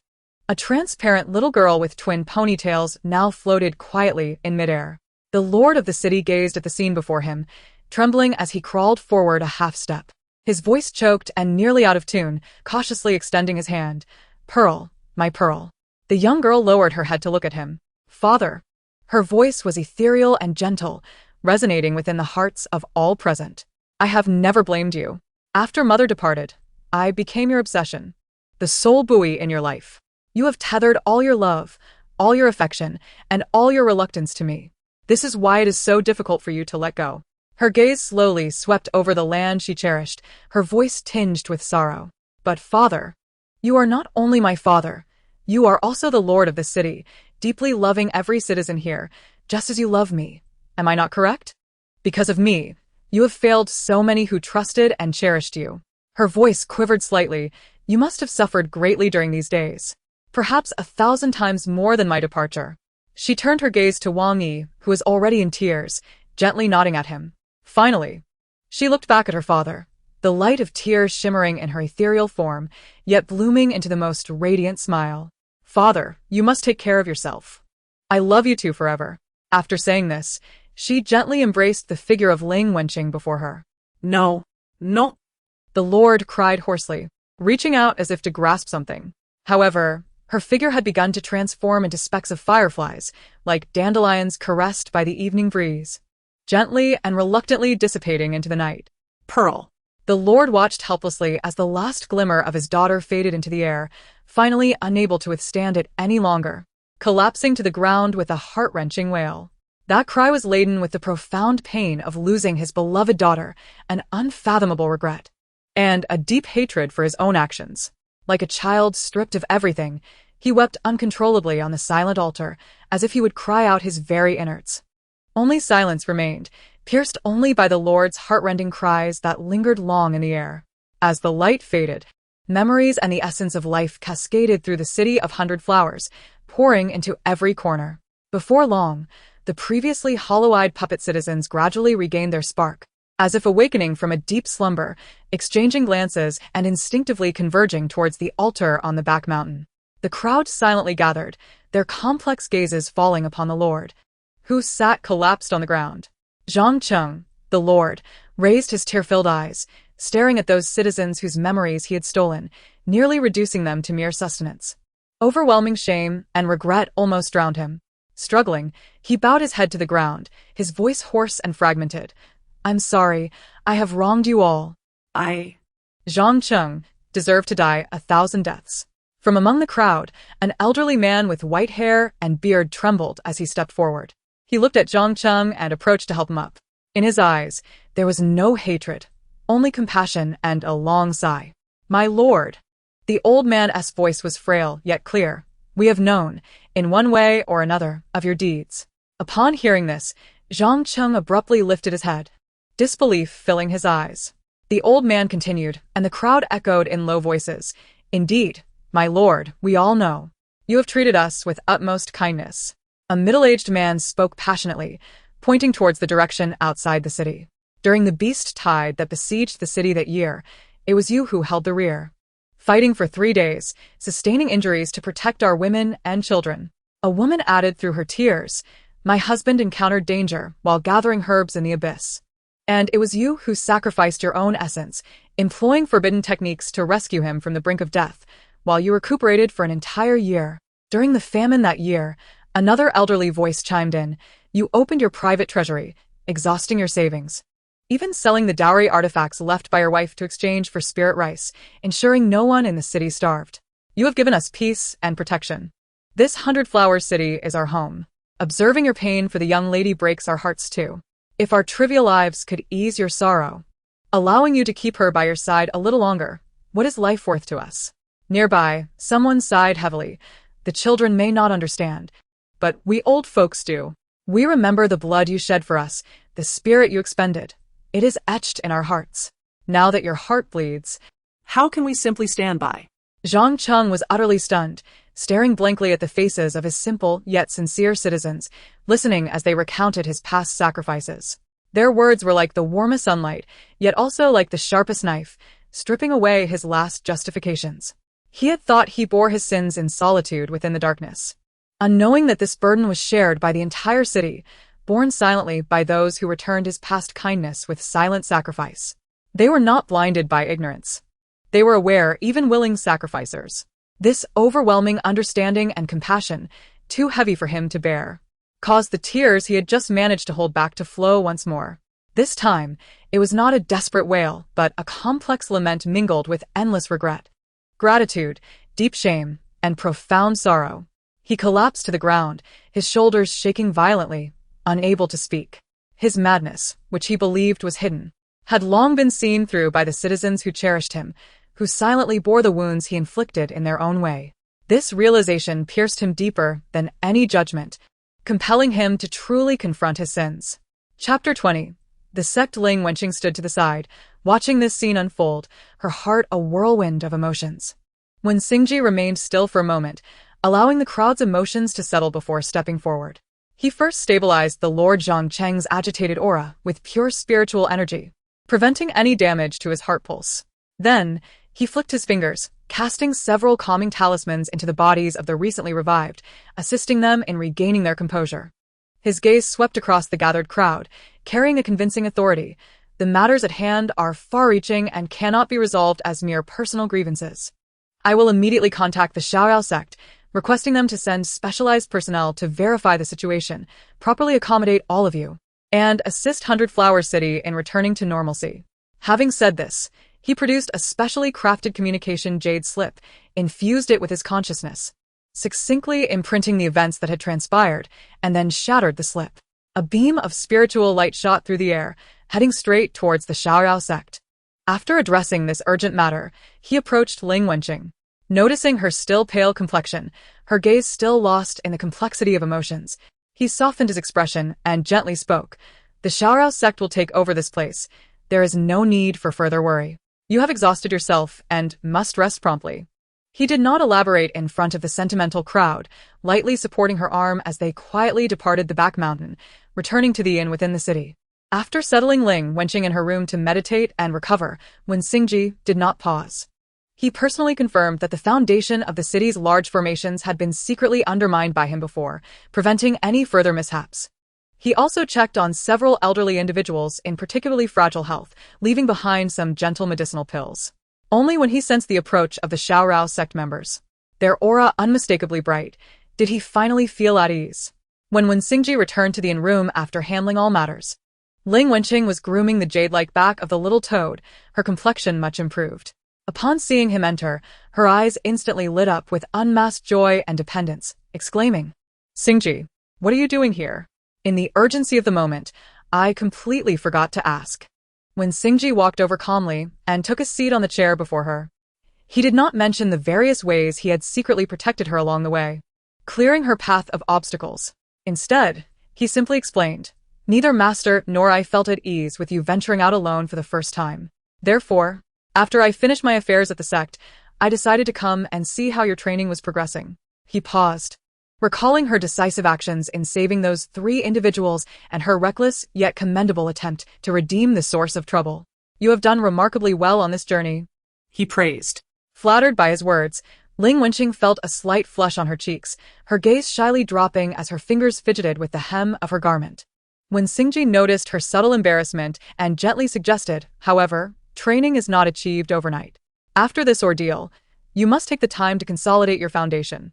Come back to the sect with me today, and once your realm stabilizes, we will explore further.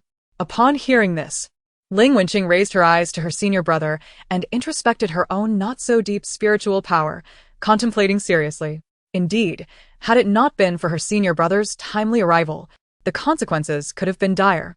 In the vast realm of cultivation, her foundation in the early stage of building a foundation was still quite insufficient. "You're right, senior brother," she acknowledged, nodding obediently. "My cultivation is too low, and I owe much to your aid. Let us return, and once I grow stronger, I shall venture out again." Seeing her understanding, when Xingji nodded slightly, "Very well, let us head back." When Xingji escorted Ling Wenqing back to Qingyan sect, he promptly sent a message to report their return, and then took her back to the tranquil peak. As he pushed open the familiar courtyard door, the gentle wave of familiar restrictions brushed over them, isolating them from the outside world. Finally back, Ling Wenqing sighed in relief. Returning to the familiar and safe environment, her previously tense spirit completely relaxed, revealing traces of fatigue but predominantly comfort. When Xingji followed her into the courtyard, his gaze sweeping over her still pale complexion. "This journey has taken a toll. Once you return to your room, do not rush to cultivate.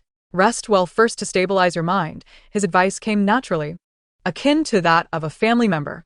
"Understood, senior brother," Ling Wenqing replied obediently, holding the small toad that had unknowingly fallen asleep on her shoulder as she walked toward her room. Upon reaching her door, she seemed to remember something. Turning back to look at Singji, still standing in the courtyard, her eyes curved with joy. "Senior brother, I am back." This declaration of returning held a deeper meaning for him. It signified not only her physical return to the courtyard, but also the conclusion of her solitary journey. As she once again stood beneath his protective wing, hearing her words, when Singji met her dependent gaze, his handsome features appearing particularly gentle under the moonlight. A subtle smile gracing his lips as he nodded in acknowledgement. "Yes, rest well." After Ling Wenqing closed her room door, when Singji did not return to his own room immediately, he stood quietly in the courtyard for a moment, enveloping the entire peak with his spiritual consciousness to ensure the formation operated smoothly and the surrounding aura was tranquil.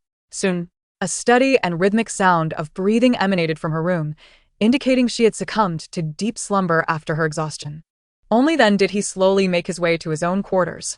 The next morning, Ling Wenqing awoke from her profound sleep, feeling her spiritual power brimming with vitality, even more vigorous than before. The previous day, as extensive exertion of spiritual energy, coupled with her full application of the spirit calling tide, had refined her meridians through a cycle of depletion and replenishment, causing her to subtly brush against the barriers of breakthrough. A surge of joy filled her heart as she immediately sat cross-legged, focused her mind, and guided the turbulent spiritual energy within her to circulate through her meridians. The energy surged like a tide, repeatedly crashing against the invisible barrier, and the process unfolded surprisingly smoothly. In less than half an hour, accompanied by a faint hum within her body, the barrier shattered.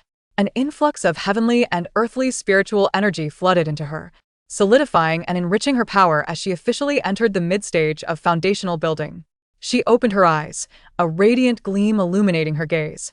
Filled with the delight of her breakthrough, grabbing the small toad that was still soundly asleep beside her, she excitedly leaped out of bed, flinging open her door and calling out with familiar affection, "Singji, I've broken through." In the courtyard, when Singji had already risen, seated on a stone bench as he perused a scroll of Taoist scriptures. The sunlight fell upon his white robe, accentuating his refined and elegant profile. Hearing her voice, he lifted his gaze, slightly pausing as he sensed the stabilized spiritual pressure emanating from her, indicative of her advancement to the mid-stage of foundational building. A genuine smile graced his lips as he set the scroll down, warmly nodding, "Yes, you have reached the mid-stage of foundational building. The repeated depletions of spiritual energy yesterday have paradoxically aided you in expanding your meridians and solidifying your foundation, turning misfortune into fortune." When Singji's gaze lingered on her exuberant face, recognizing that as her realm began to rise, it was essential to cultivate a solid foundation. "Starting tomorrow, I shall personally guide you in understanding the nuances of cultivation to help you fortify your Tao foundation. Once your foundation is stable, I will lead you step by step to knock upon the door of the golden core." His tone naturally conveyed the responsibility of an elder brother. "For now, you must focus your mind and devote yourself to your cultivation." "Yes, I understand, Singji. I will diligently cultivate." However, her innate vivacity and affection for the place soon surged forth. With a playful blink, a hint of mischief and nostalgia sparkling in her eyes, she tugged at Singji's sleeve, her voice unconsciously taking on a slightly spoiled tone. "But, Singji, can we start tomorrow? I haven't been to the flower fields on the back mountain in ages. I want to go and mold a few rabbits first." When Singji gazed at her brightened eyes, filled with anticipation, as if not molding those few rabbits would be an immense regret. Understanding her temperament, he recognized that being overly strict would be counterproductive. Balance was the right path. With a hint of indulgent amusement, he gently nodded. "Go ahead." "Understood. Thank you, senior brother." Ling Wenqing's face broke into a radiant smile, like a bird released from its cage, as she turned and quickly dashed toward the flower fields on the back mountain, her skirt swirling joyfully in the air. When Singji stood in place, watching her jubilant figure disappear down the bamboo-lined path, shaking his head in mild exasperation, he withdrew his gaze, picking up the scroll once more. Yet his heart felt particularly tranquil and soft due to her retreating silhouette. Ling Wenqing arrived at the familiar flower fields atop the peak, taking a deep breath of the fresh air infused with the scent of earth and blossoms. She closed her eyes, her fingertips fluttering as the power of spirit calling tide rippled out like invisible ripples. This time, she could distinctly sense the difference. as her thoughts flowed. The surrounding fallen leaves, blades of grass, morning dew, and even the damp soil seemed to come alive, dancing gracefully under her invisible guidance. In mere moments, small rabbits formed from natural elements appeared in the flower field. They were more vivid, with distinct outlines, and one could even see the dewdrop dyes and the fine fur textures simulated by delicate blades of grass, undeniably more substantial than before. A gentle thought from her stirred one of the earthen rabbits to awkwardly hop forward a couple of times. However, when she attempted to slowly retract the sustaining power of spirit-calling tide, the once vibrant rabbits began to blur from the edges, becoming transparent before ultimately dissipating into ordinary leaves, dew, and soil, as if they had never existed. Ling Wenqing gazed at the flower field returning to tranquility, gently exhaling. The progress was tangible, yet the beings created by this power ultimately could not exist independently without her spiritual energy support. She was not disheartened. Rather, a glimmer of contemplation shone in her eyes. At least, she had moved one step closer to her goal. Time flew by, and it had been several months since her return from Baihua City. During this period, Ling Wenqing's life had become almost regimented. Every morning, when Xingji would unwaveringly appear in her courtyard, explaining the essentials of cultivation methods, personally guiding her in the operation of her spiritual energy, or assigning tasks that required deep contemplation, his teachings were rigorous and systematic. In their interactions, when Xingji gradually discovered more ways to engage with her. Initially, they learned to communicate in ways she could perceive and understand, providing comfort as they navigated their relationship. This time, their bond grew even closer. Ling Wenqing often found herself making mistakes, receiving gentle reprimands from her senior brother. Occasionally, she would descend the mountain to converse with Sister Ganlu, seeking solace for her restless mind. However, the majority of her time was spent atop the peak, deeply immersed in her cultivation. Her fervent desire for swifter advancement stemmed not merely from a pursuit of power, but from an intrinsic love for the vibrant life surrounding her, the gentle breeze, the morning dew, and the flourishing flora and fauna. She yearned to endow the little beings, formed from the essence of the spirit-waking tide, with independent and enduring life, enabling them to exist freely in this realm, rather than merely relying on her transient spiritual energy. Moreover, she aspired to grow stronger in order to uncover the truth behind her parents' abandonment. This pure and warm wish served as a guiding star, illuminating her path through the repetitive cycle of cultivation. In the months that followed, the life of Wenqing took on a silent rhythm. During the day, he would patiently guide Ling Wenqing in her practice at the tranquil pavilion, elucidating techniques and correcting minute discrepancies in her spiritual energy flow. Much like a diligent gardener nurturing a tender sapling, when Ling Wenqing was engrossed in meditation or self-training, he would quietly manifest an incarnation to delve into the depths of the sect's library, while his true self remained on the peak. His consciousness immersed itself in ancient texts, continuously researching accounts of talent awakening, particularly those regarding individuals with extraordinary gifts like himself and Qingqing. As his research deepened, he discovered that those possessing unique talents faced perilous trials during their ascension to higher realms, specifically the formidable 5 elements heavenly thunder tribulation. This tribulation not only wielded enhanced might, but also bore a hint of divine punishment for those who defied the natural order, rendering it exceedingly dangerous. By harnessing his formidable consciousness and precise searches, he unearthed an ancient jade slip that detailed certain characteristics of the spirit-waking tide. This time, he read with heightened diligence, scrutinizing every potentially relevant ancient rune. Finally, within an exceedingly obscure appendix at the end of the jade slip, nearly erased by time, he uncovered vital information. It stated that high-level talents associated with awakening and creation, whose powers touched upon the core rules of heaven and earth, were indeed likely to invoke a far more formidable thunder tribulation during major breakthroughs, with intensity and attributes often remaining unpredictable. The appendix also recorded a secret. Should 2 cultivators share the same source of talent, even if their expressions and attributes differ, their power's origin remains consistent. Their connection could, under specific conditions, temporarily deceive the perception of the heavens. One party could, during the other's tribulation, use their shared source of power to actively share or even fully bear part or all of the thunder tribulation. This method was termed the heavenly deception technique. However, the appendix sternly warned that this method was exceptionally perilous, demanding high levels of cultivation, temperament, and mastery over the shared source power from the bearer. A slight misstep could result in both parties being annihilated by the backlash of the heavenly laws. Furthermore, this transfer of tribulation required the bearer to possess a foundation far exceeding their current realm and a profound understanding of their inherent abilities. Meanwhile, his incarnation remained vigilant, closely monitoring various movements within the cultivation world. By cross-referencing ancient texts with recent fragments of information, a crucial lead emerged. The dragon-slaying abyss, which had recently exhibited unusual coldness, bore a strong resemblance to the missing half of the eternal ice heart domain. The clue was clear. Ling Wenqing was attempting to imbue the rabbit in her hands with greater vitality when she sensed a gaze upon her. Looking up, she saw Wenqing Ji smiling at her. There was no rush.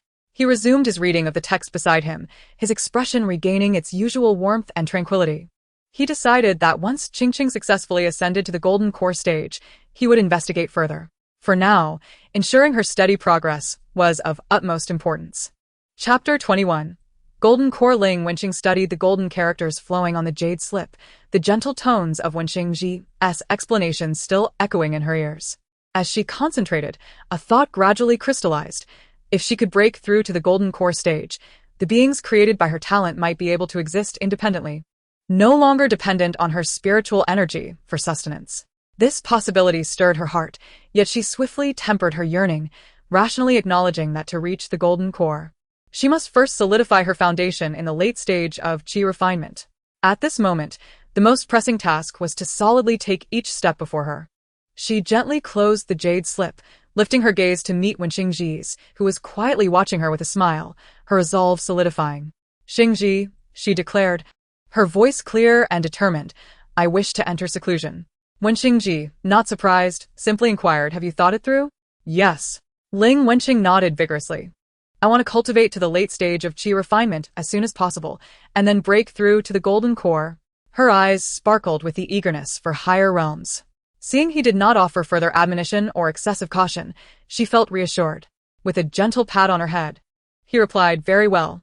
You may enter seclusion here. I will guard you." His bamboo cottage was enveloped in protective formations, rich in spiritual energy and tranquility, an ideal place for seclusion. More importantly, with him by her side, no one could disturb her focused cultivation, and he could provide support whenever needed. Ling Wenqing felt a sense of certainty in her heart, her face breaking into a radiant smile. With Xingji present, she could charge forward without distraction. She stood and walked lightly toward the quiet room within, turning back at the door to wave goodbye before closing it gently behind her. Outside, Wenqing waved his sleeve, setting up a more intricate protective barrier. He then sat cross-legged in the courtyard. During this time, his true self remained at the tranquil peak, while the manifested incarnation appeared in the sect's service hall. Upon his arrival, the surrounding spiritual energy momentarily stilled, and the attending disciples bowed respectfully. This adjustment in the sect's responsibilities had been meticulously arranged with the master's approval. The vice master, Cui Rujuan, had dedicated centuries to the sect, and her cultivation had been postponed for too long. Now, she was determined to enter seclusion and strive for the fusion stage, which was a significant boon for the sect. The burdens she relinquished would not fall solely on Wenqing, as among the many. Only he possessed the extraordinary capability to manage her affairs.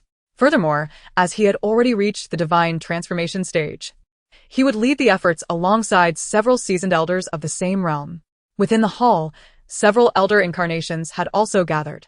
Upon seeing Wenqing's arrival, they greeted one another with respectful gestures. An elderly elder, with hair and beard white as snow, who oversaw the sect's resource allocation, stroked his beard and remarked, "Now that you have reached the divine transformation stage, many matters that previously required prolonged discussions can be resolved more easily with your presence."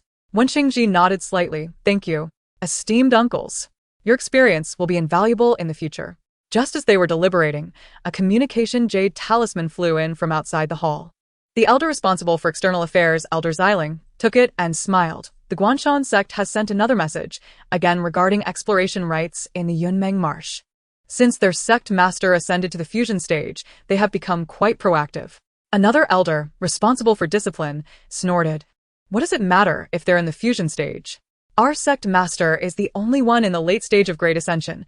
Their efforts are merely futile." Elder Xianying interjected, silencing him with a glance towards the attending disciples. Wenqing took the jade talisman and, with a slight focus of his consciousness, grasped its contents. After a moment's contemplation, he addressed Elder Xiling, reply to the Guanshan sect that exploration rights can be allocated as per the past rules. But the core areas must await our sect's completion of investigations. Please keep the tone polite. Understood. Elder Xiling nodded, immediately focusing on her response. As the elders attended to their respective matters, Wenxing Ji's incarnation suddenly paused. Within the bamboo cottage at Tranquil Peak, Ling Wenqing's aura began to fluctuate dramatically, indicating she was at the critical moment of her breakthrough. Here, I leave the matters to you all, he said, offering a slight bow to the elders before disappearing in an instant. Elder Xianqing gazed at the direction in which he had vanished and murmured softly, "It seems that the little disciple of the master of Qingjing Peak has reached a critical juncture." When Xingji's true form opened its eyes in the bamboo courtyard, his entire focus tethered to the bamboo door beyond.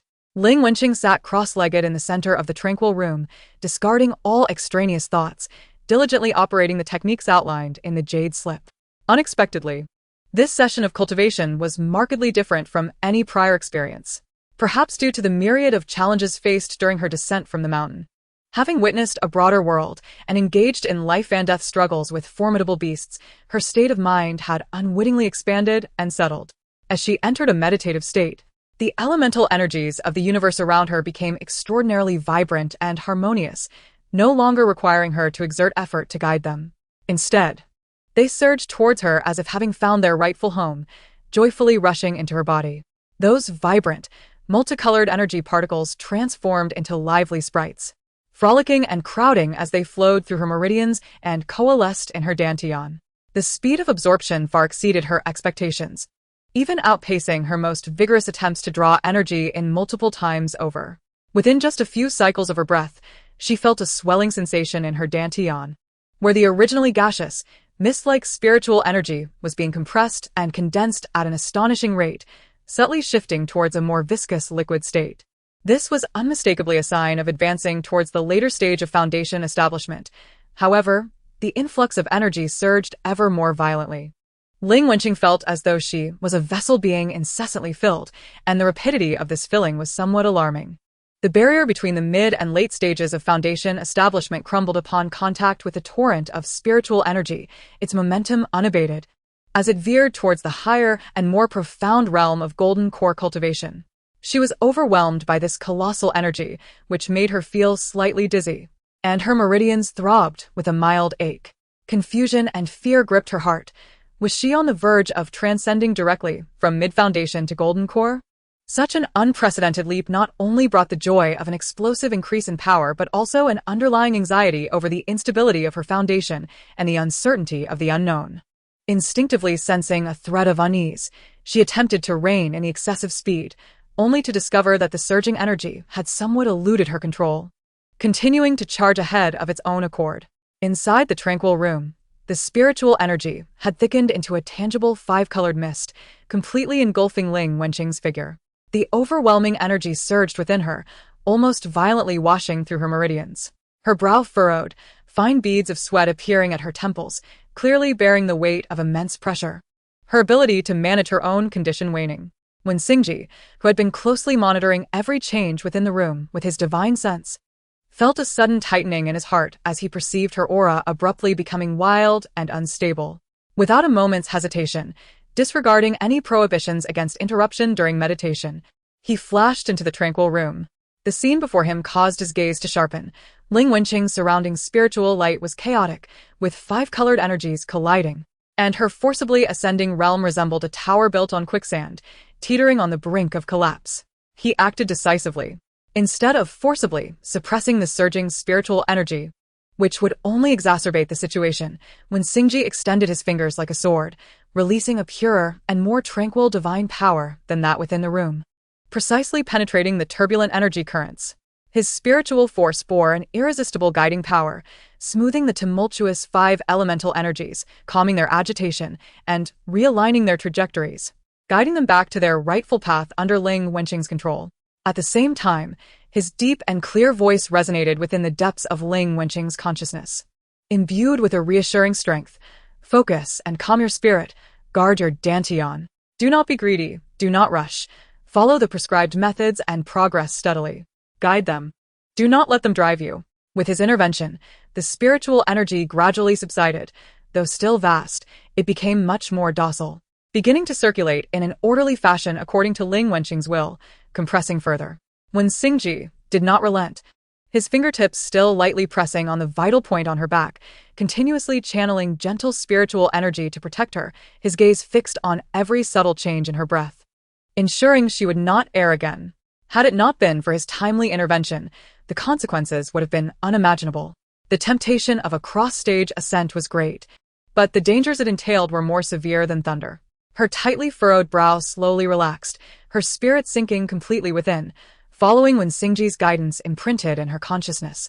She focused on her dantian and devoted herself to operating her cultivation method. The overwhelming 5 elemental energies, which had nearly caused calamity, were skillfully diverted. A portion continued to solidify her newly attained late-stage foundation.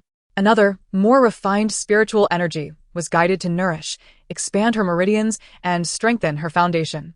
Time slipped away unnoticed, and when the last trace of restless spiritual energy was completely pacified and integrated into her own energy cycle, Ling Wenqing's aura finally stabilized.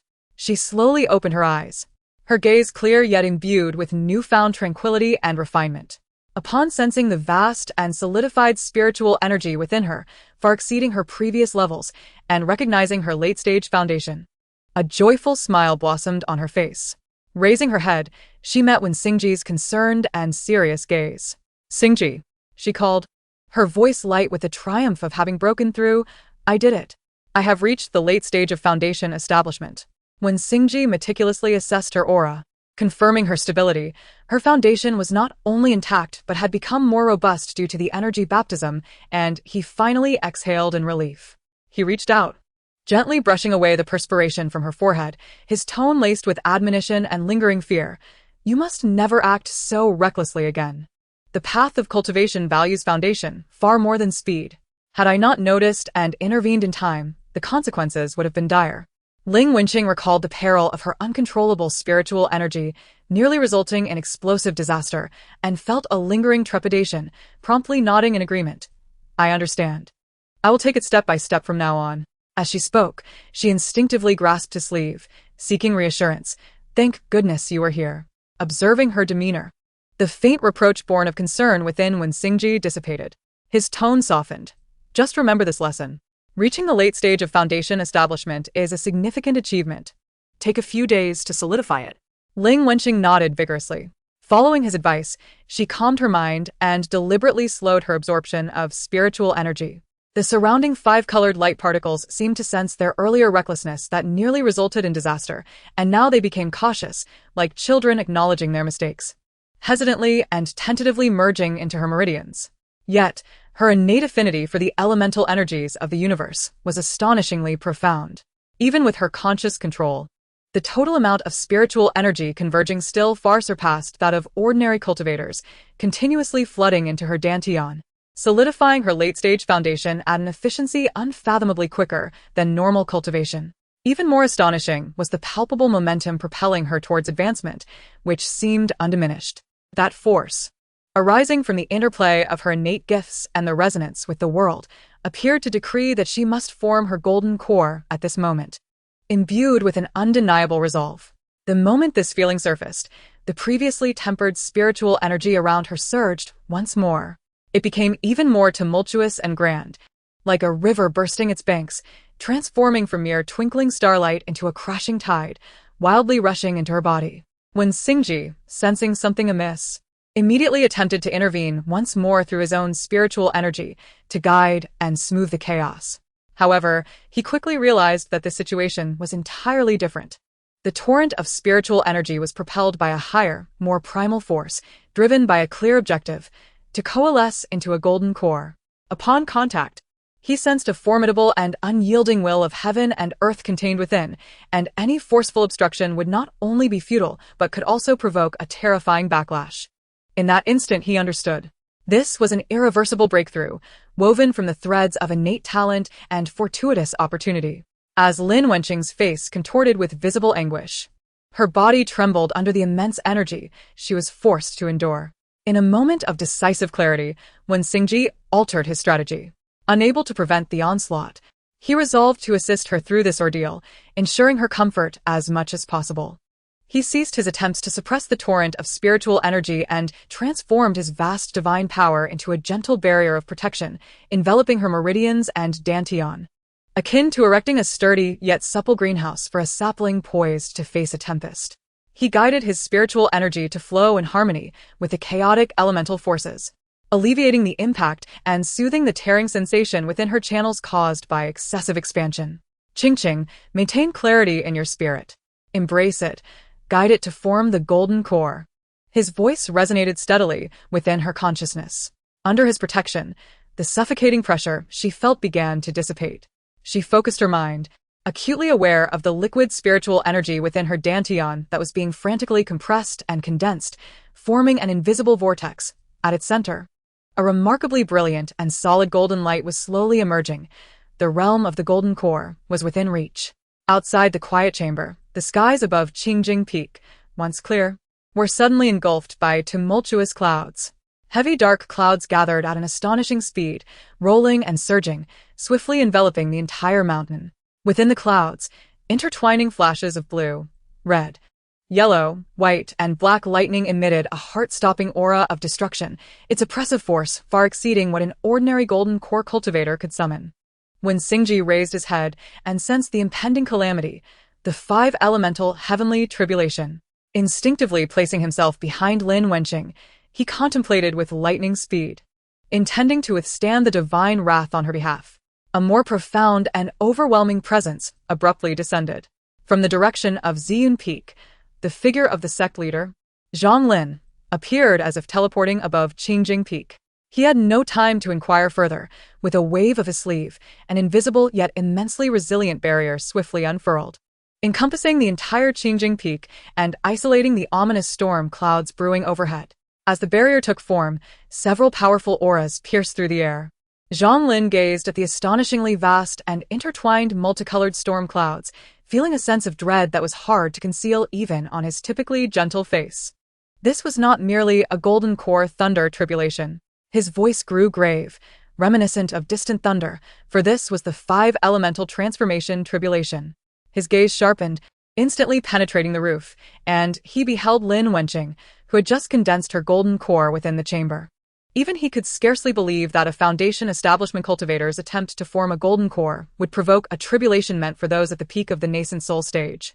Infused with the power of heavenly laws.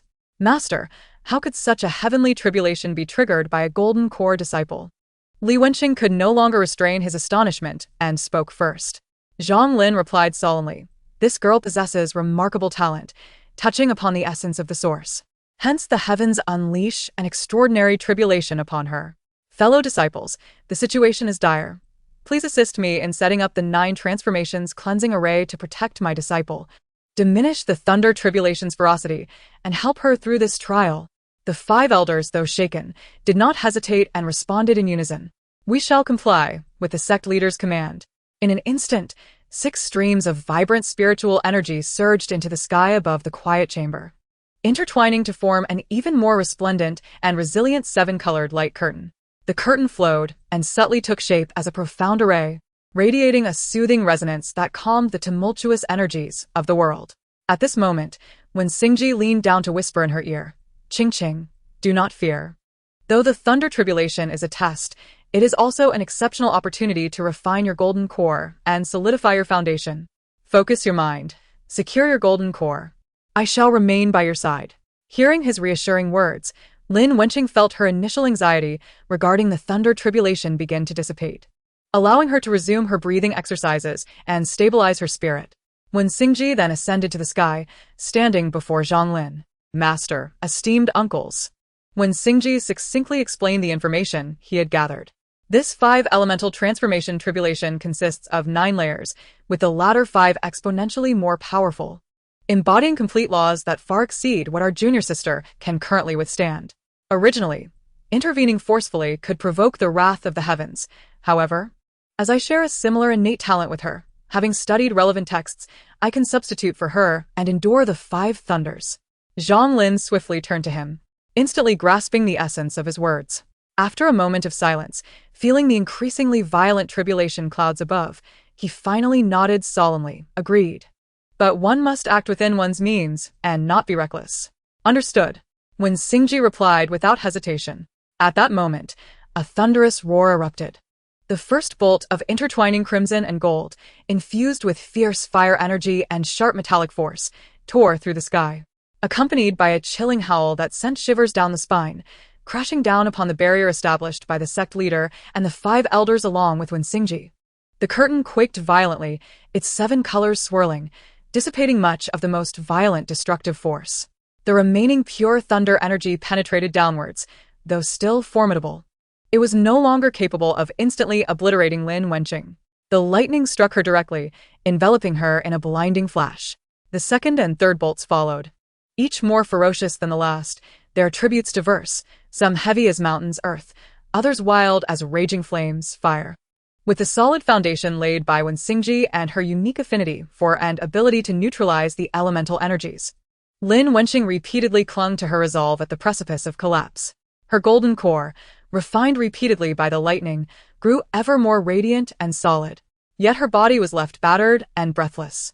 As the 6th bolt, brimming with boundless vitality yet accompanied by a frenzied growth that threatened to rupture her meridians, began to coalesce, Lin Wenqing looked up at the heart-stopping verdant lightning, feeling the near exhaustion of her spiritual energy and the precarious state of her golden core. A deep sense of helplessness seized her. She gritted her teeth, attempting to muster the last vestiges of strength to rise. Just as the overwhelming wood element lightning was about to strike, a figure appeared before her, enveloping her entirely in his shadow. It was her senior brother. His broad back seemed to shield her from all the chaos and danger of the world. Without glancing back at her, he raised his hand to confront the lethal wood element lightning. Boom. The thunder was drawn entirely toward him. The emerald lightning surged wildly around him, tearing at his robes. Yet it could not budge him an inch. He was suffused with the vast spiritual power of the transformation stage and a deeper, more potent innate strength that shared a source with Lin Wenqing, steadfastly enduring the 5th thunder tribulation while filtering and diffusing its more violent aspects. Lin Wenqing, too weak to speak, gazed at him. It was only then that Singji slowly turned his head, a trace of blood trickling from the corner of his mouth. Yet his gaze remained steady and resolute, radiating a comforting strength. "Leave the next 5 to me." His voice was resolute as he maintained the integrity of his golden core, operating his techniques, guiding the thunder's energy to refine and solidify her core. "This tribulation is a necessary path for you, and it is also a tremendous opportunity. Trust yourself." With that, he said no more, turning his gaze back to the heavens, completely shielding Lin Wenqing behind him as he faced the subsequent, even more terrifying thunder tribulations capable of obliterating the heavens and earth. The 6th, 7th, and 8th thunder tribulations, the chilling cold of the water element, the incinerating fury of the fire element, the balance and destruction of the yin-yang thunder, and ultimately, the primordial thunder imbued with a sense of judgment, were all borne by Singji alone. He stood like an unyielding rock amidst the storm. Each strike of lightning penetrating his body caused blood to spill from his lips, his breath becoming erratic and tumultuous, yet he remained steadfast, never retreating even a step, shielding the one behind him and creating a safe haven against the onslaught of annihilation. Under his protection, Lin Wenqing was able to catch her breath, barely operating her cultivation technique to absorb the pure and gentle remnants of the thunder calamity, filtered by Singji. These remnants contained precious fragments of laws that nourished her nascent golden core. As the final surge of primal thunder was forcefully withstood by Singji, the catastrophe clouds began to slowly dissipate, and the sky was bathed in a radiant glow, with spiritual rain cascading down. A crisp sound, reminiscent of a shattering from the depths of the soul, echoed. At that moment, all the cracks adorning the surface of her golden core were completely mended and soothed by the vast and magnificent force of rebirth. A flawless, round golden core, swirling with chaotic, multicolored brilliance and naturally inscribed with profound thunder patterns and traces of the Tao of heaven and earth, rose resplendently within her dantian. The light was warm and expansive, instantly dispelling all coldness and pain, as an immense surge of pure spiritual power poured forth, nurturing her battered body and soul like a gentle rain, healing all her injuries at a visibly rapid pace.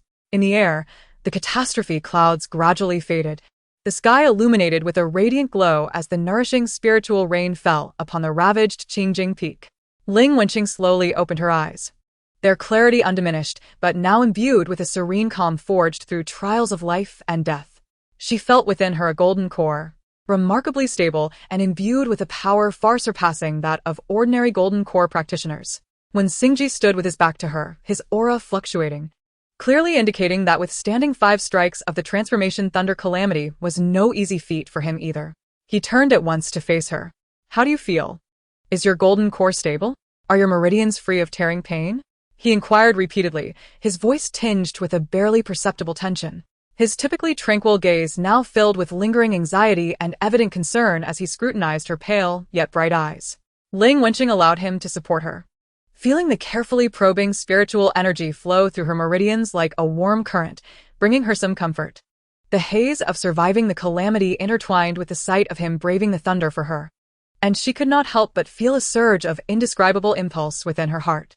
Using the strength of Wen Xingji's support, she slightly straightened her posture, and before he could react, she wrapped her arms around his waist, pressing her cheek against the fabric of his robe, which bore the scent of thunderfire and a faint hint of blood. "Senior brother," her voice was weak, "how are you? You took so many strikes of the thunder for me." As she spoke, her fingers unconsciously brushed against the scorched marks on his sleeve. Her eyes filled with worry and heartache. When Xingji was momentarily taken aback by her embrace, he grasped her outstretched hand and gently shook his head. "I am unharmed. I just need to rest momentarily." His gaze remained fixed on her face. "Your golden core has just stabilized. You must focus on nurturing it and not be distracted." At that moment, several powerful auras descended. The sect leader, Zhang Lin, along with several elders including Li Wenqing and Gao Shida, flew in. Master, Ling Wenqing, supported by Wen Xingji, managed to perform a bow, her voice weak yet clear. "Disciple has not failed in my mission. The golden core is formed. However, I have caused senior brother to be injured." Zhang Lin did not say much. He extended 2 fingers and lightly tapped her forehead, instantly channeling spiritual energy into her body to carefully examine her condition. Moments later, the furrow in his brow relaxed slightly, a flicker of undeniable astonishment flashing in his eyes. "It is indeed a chaotic golden core. Though you have narrowly escaped death, the foundation of your Tao is unprecedentedly profound." He withdrew his hand, looking at Ling Wenqing, who was nearly nestled within Wen Xingji's embrace, his tone laced with a hint of apprehension, yet filled with genuine relief. "Child, you have truly frightened this old man." His gaze shifted to Wen Xingji, perceptively noting a trace of disarray in his aura. "Xingji." Without waiting for response, Zhang Lin's hand gently rested on his back. A more potent and pure spiritual energy, infused with the Tao's essence, surged forth, nurturing Wen Xingji's damaged meridians and dispelling the accumulated thunderfire's hostility. After a moment, Zhang Lin withdrew his hand and nodded. "Your internal energy has been mostly restored, but the Tao's source turbulence caused by the thunder calamity still requires your own quiet cultivation to resolve. You have some internal injuries. Take care to rest well when you return. Do not be negligent." "Thank you, Master." When Xingji felt a sudden clarity within his body and respectfully replied.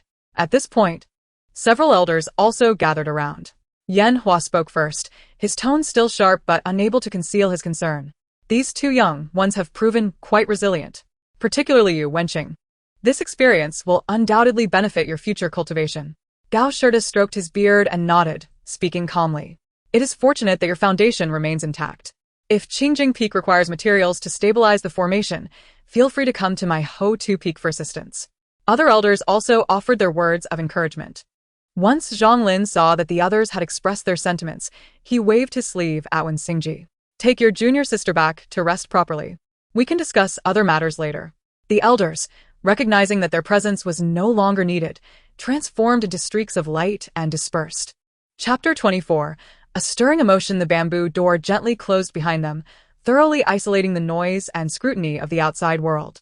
Inside the bamboo house atop Qingjing Peak, only Wen Xingji and Ling Wenqing remained. Wen Xingji settled her on the bamboo couch by the window and walked toward a nearby mat.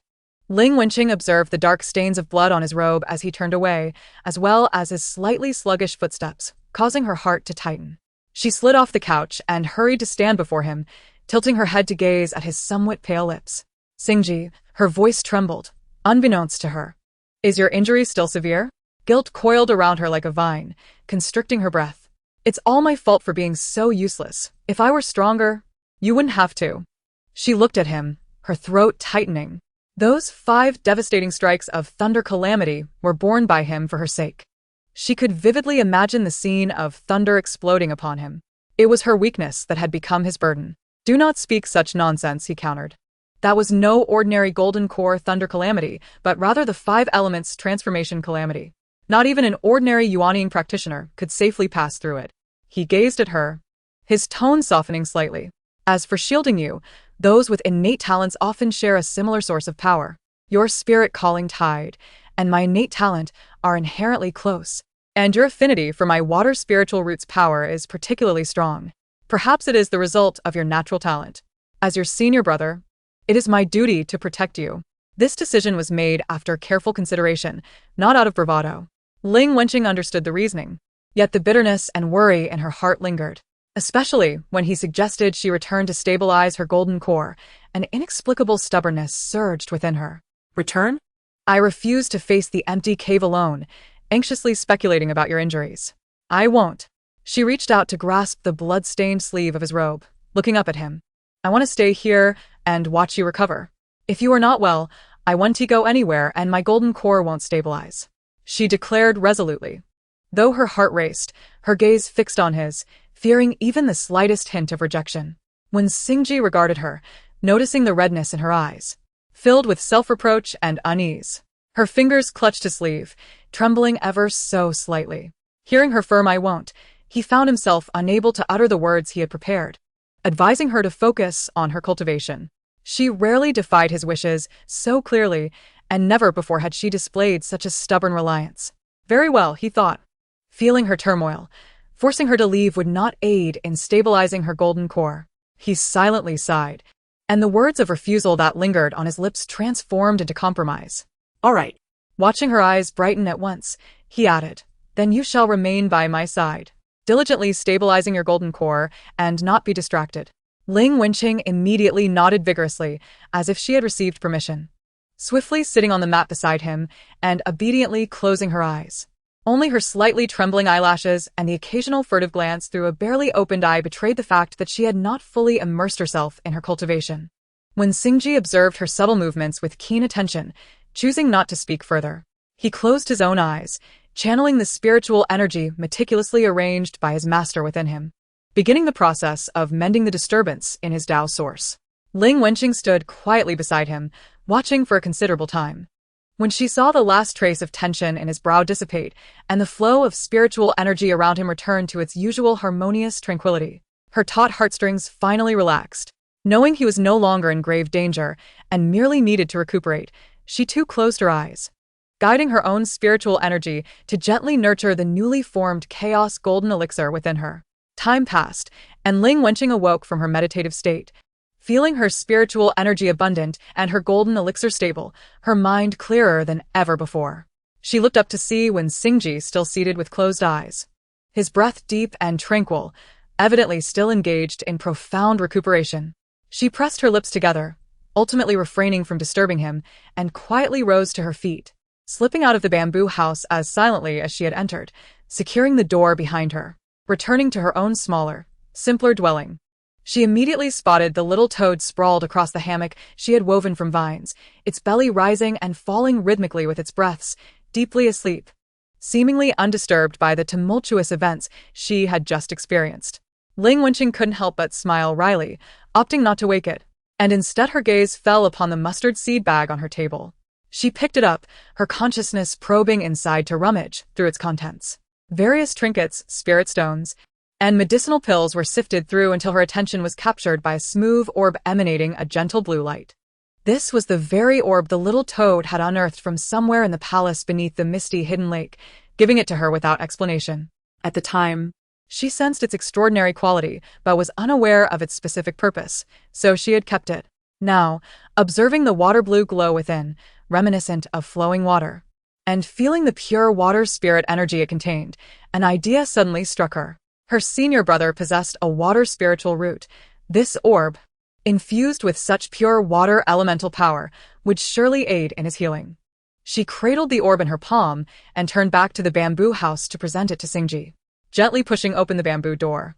She found Wen Singji still seated in a meditative pose, his spiritual energy flowing steadily, indicating he was at a crucial stage of recuperation.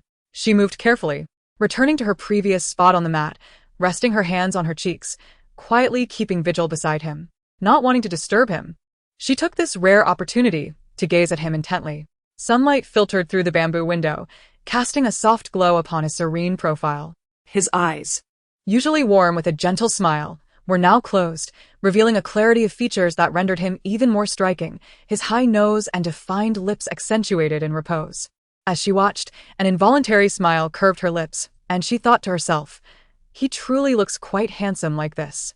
Ling Wenqing continued to gaze at him, her eyes reflecting a satisfaction she was unaware of. After a while, she remembered that her golden elixir had formed, and she would surely have greater control over the spirit tide. Once he had recovered, she would attempt to mold a little rabbit again. This time, it would surely come to life.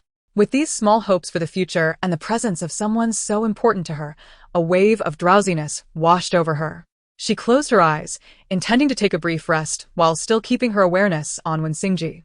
Time slipped by, and as Wen Singji slowly withdrew from his meditation, he opened his eyes just as Ling Wenqing, who had been lightly napping beside him, startled awake. She sprang to her feet, eagerly leaning forward to gaze into his eyes. Singji, are you feeling better? Her voice still held the softness of sleep, but her tone was unmistakably filled with concern and joy. Before he could respond, she seemed to remember something, quickly lowering her head to retrieve the water blue orb from her sleeve, cradling it in her hands as she presented it to him. This is for you. Something I found earlier. I believe it may be of use.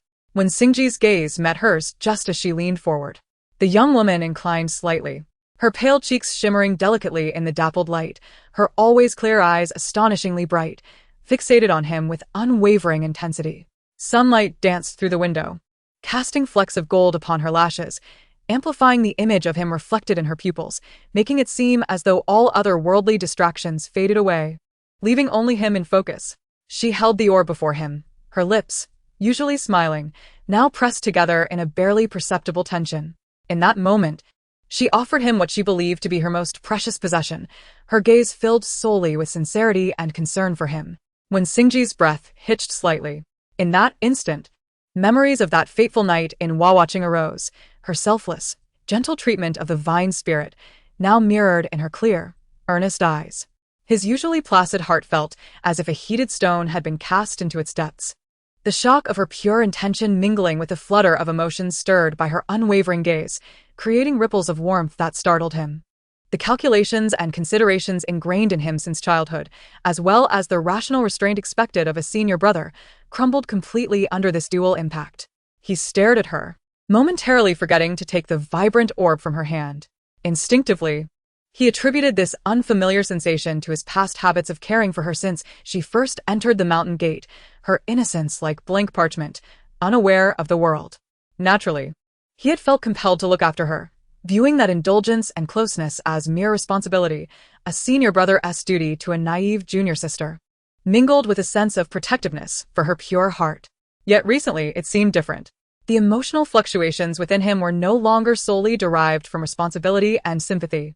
They were intertwined with something he could not clearly discern, disrupting his usual calm demeanor. This realization took him slightly aback.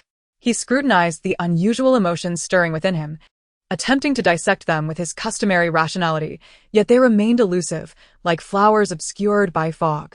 Unable to comprehend it, he decided to set it aside for the time being, for he had never favored entangling himself in matters without resolution. Ling Wenqing noticed that when Singji was merely staring at her in a daze and finding it odd, couldn't he help but gently wave her hand before his eyes. What's wrong? When Singji snapped back to reality, the tumult of emotions in his eyes suppressed instantly, his demeanor returning to its usual warmth. It's nothing. His gaze shifted back to the orb in her hands, and as he sensed the profound purity of the water elemental essence within, he recognized it must have originated from the palace beneath the lake that day. It was indeed a treasure of water attribute, beneficial for both his injuries and cultivation. However, he gently pushed her hand away, his tone gentle yet firm. This item is your fortuitous gain. It belongs to you, and I cannot accept it. He paused before adding, moreover, I possess my own means of healing. If you require anything, feel free to ask me. Ling Wenqing was immediately flustered. He had borne the brunt of that terrifying heavenly thunder for her, and now he wouldn't even accept her small token of affection. Insisting instead on giving her something in return? A mix of guilt and urgency surged within her, and her stubbornness flared up. I don't care. Her tone became resolute again, leaving no room for him to refuse as she seized his wrist and pressed the warm orb into his palm, firmly holding it there, insisting that it would indeed be useful to him. Before he could respond, she had already released him and darted toward the door, her clear voice trailing behind with the wind. I'm going to the peak flower field to practice. When Xingji was taken aback by her swift actions, and by the time he regained his composure, her slender figure had vanished beyond the shadows of the bamboo. He lowered his gaze to the blue orb resting quietly in his palm, sensing it still held the warmth of her fingertips and the undeniable concern that accompanied it. He instinctively gathered his fingers, silently sighing as he recalled her bashful and introverted demeanor when she first stepped into the secular world from the mountains. In stark contrast, her current vivacity and obstinacy, even daring to play tricks on him, brought a smile to his face. Such transformation was not without its merits. He cast his gaze upon the azure-hued pearl in the palm of his hand, its warmth a soothing touch, infused with the pure essence of water spirit, which was immensely beneficial to him. Since she insisted on gifting it, he would accept it, planning to later seek even finer treasures to compensate her. With this thought, he gently released a wisp of spiritual energy from his fingertips, awakening the energy within the pearl. A refreshing and pure essence of primordial water flowed into his meridians, nourishing the areas previously scorched by the wrath of thunder and fire. However, amidst this gentle infusion of water spirit energy, he keenly detected a faint yet resonant trace of the ancient ice heart domain, which subtly echoed with his own essence. Though delicate, this aura was supremely pure, reminiscent of the primordial chill at the dawn of creation, its value far surpassing that of the pearl's intrinsic water spirit power. His gaze deepened, rippling with profound gentleness as he tenderly caressed the pearl in his palm, murmuring, Indeed, I have been graced by a touch of clarity. The unusual phenomena above the tranquil peak ultimately could not be entirely concealed.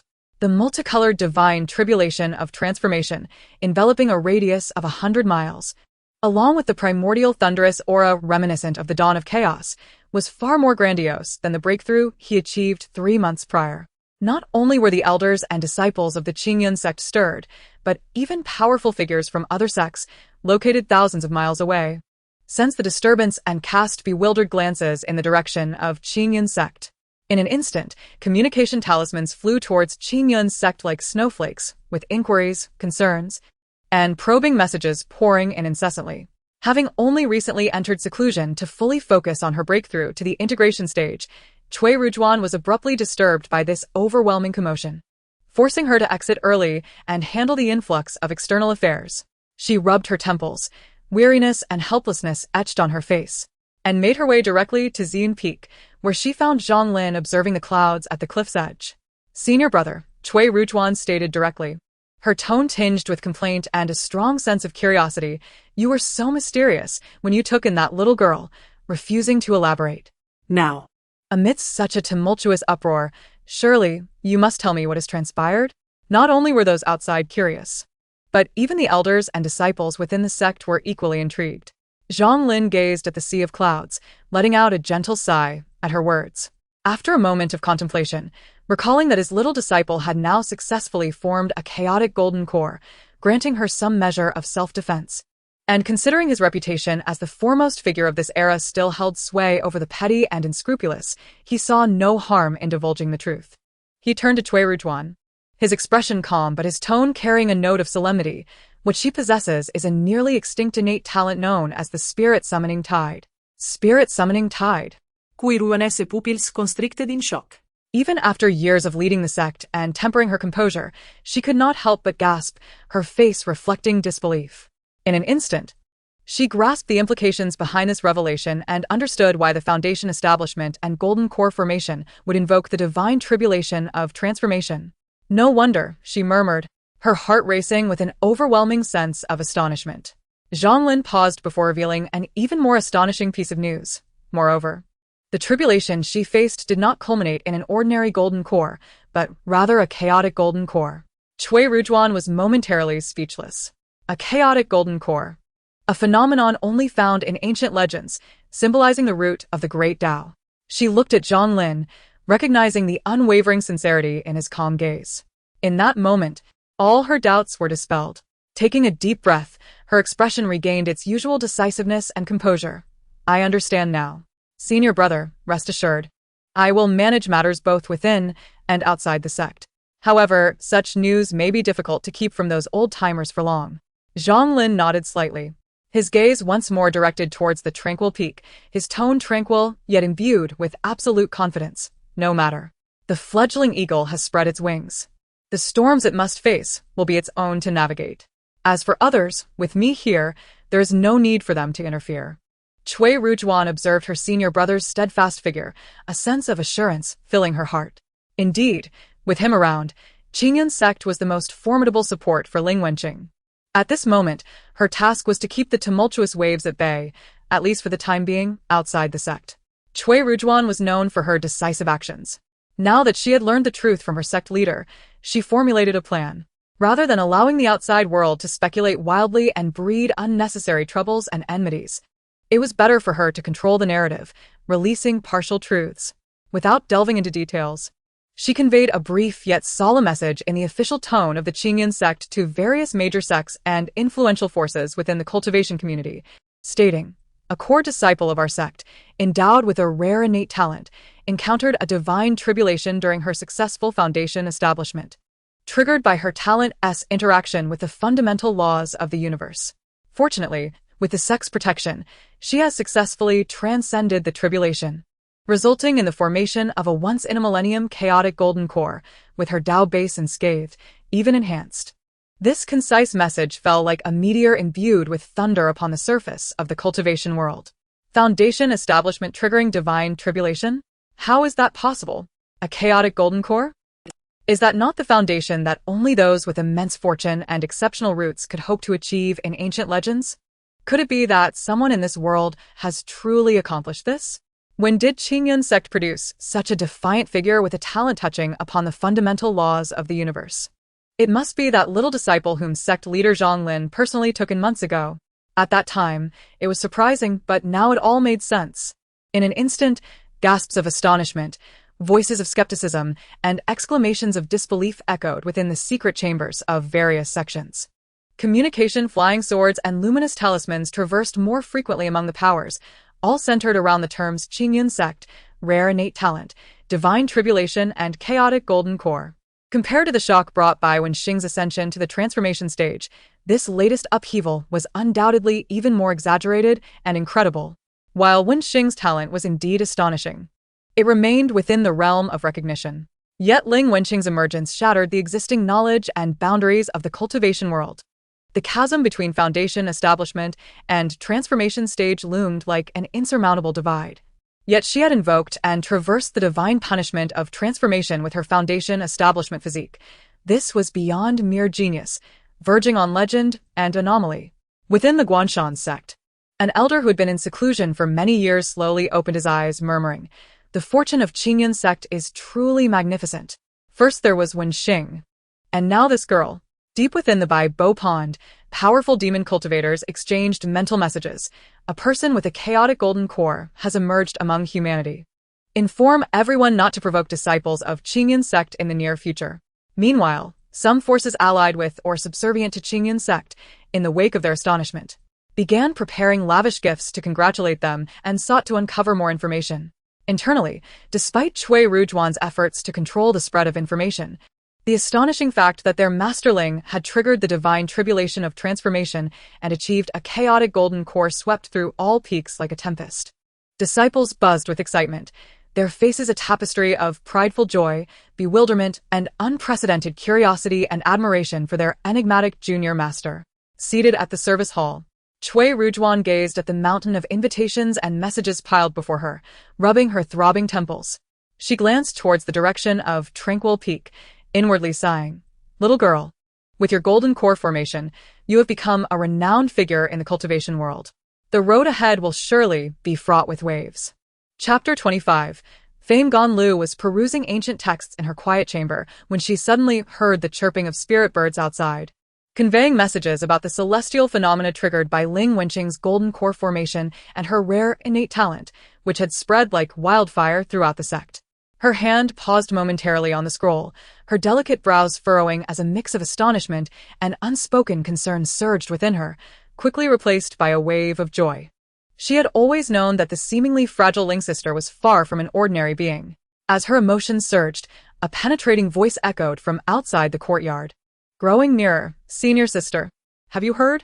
Uncle Ling, she's simply incredible. She possesses innate talent. The chaotic golden elixir. The youth swept in like a gust of wind, his face flushed with excitement, eyes sparkling with pride. However, upon noticing the calm, almost unsurprised expression on Ganlu's face, his enthusiasm deflated, replaced by a look of utter disbelief and grievance. Senior sister, you knew all along. Meng Jiajing pointed at her, his voice rising in pitch. Wearing an expression of mock injury, such monumental news, and you didn't share it with me. Ganlu set down her scroll, casting him a wry glance. Her words sharp. What good would it do to tell you? So you could blabber it to the world? Stifled. Meng Jiajing opened his mouth to retort but found no words, sulking as he turned his face away, muttering under his breath. Disregarding his petulance, Ganlu rose, adjusting her sleeves, and spoke gently. I intend to visit junior sister Ling at Qingjing Peak. Would you like to accompany me? His ears perked up, eyes shining anew. Of course. Let's go. In an instant, his earlier displeasure vanished, and he eagerly bounced beside Ganlu, urging, Come on, senior sister, let's hurry. I haven't seen Uncle Ling in ages. Observing his rapid mood shift, Ganlu shook her head lightly. Yet a faint smile flickered in her eyes as they transformed into a stream of light, heading toward Qingjing Peak. At the summit's flower field, Ling Wenqing had just settled, preparing to practice, when two familiar voices approached, brimming with joy. Junior sister Ling. Uncle Ling.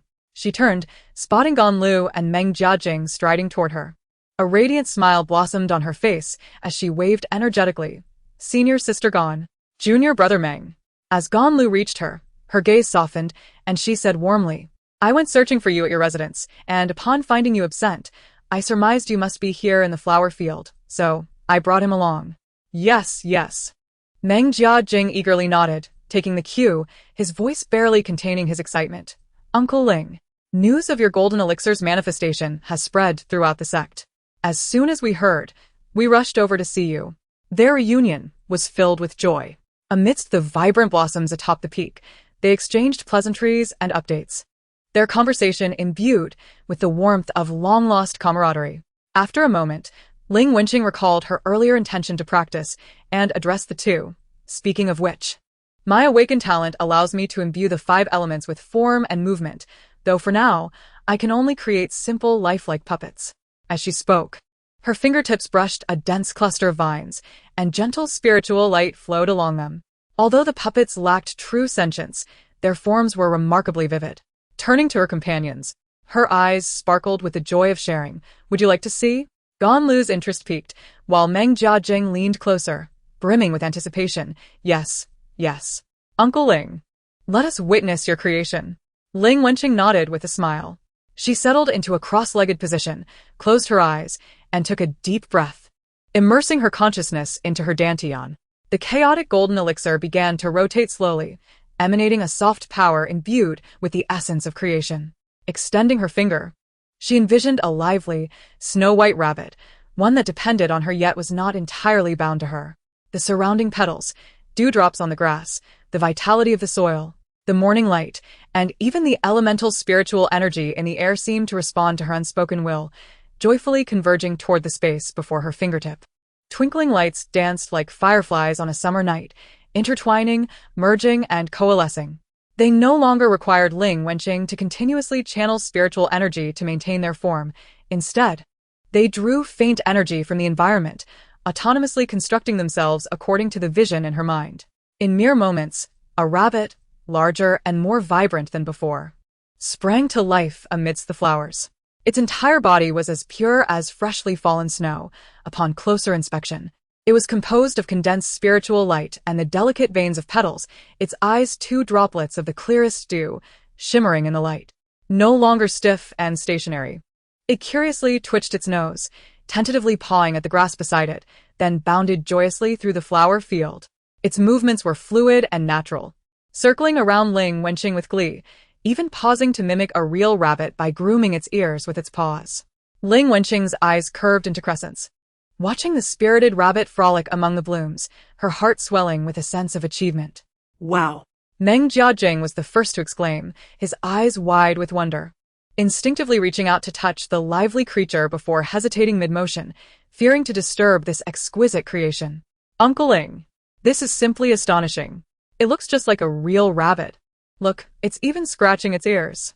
He circled the hopping spirit rabbit, his face alight with astonishment and excitement, unable to contain his curiosity. Uncle, can it understand us? How long can it last? Though Gan Lu maintained her composure, the astonishment in her tranquil gaze was evident. She leaned slightly closer, examining the small life formed of petals, dew, and spiritual light, sensing the gentle vitality and intricate balance within. Incredible, she murmured in admiration, turning her gaze toward Ling Wenqing, her tone sincere and tinged with respect. Junior sister Ling, this transcends mere technique. It approaches the realm of creation itself. Ling Wenqing, somewhat bashful from the praise, felt warmth creep into her cheeks as she nodded gently.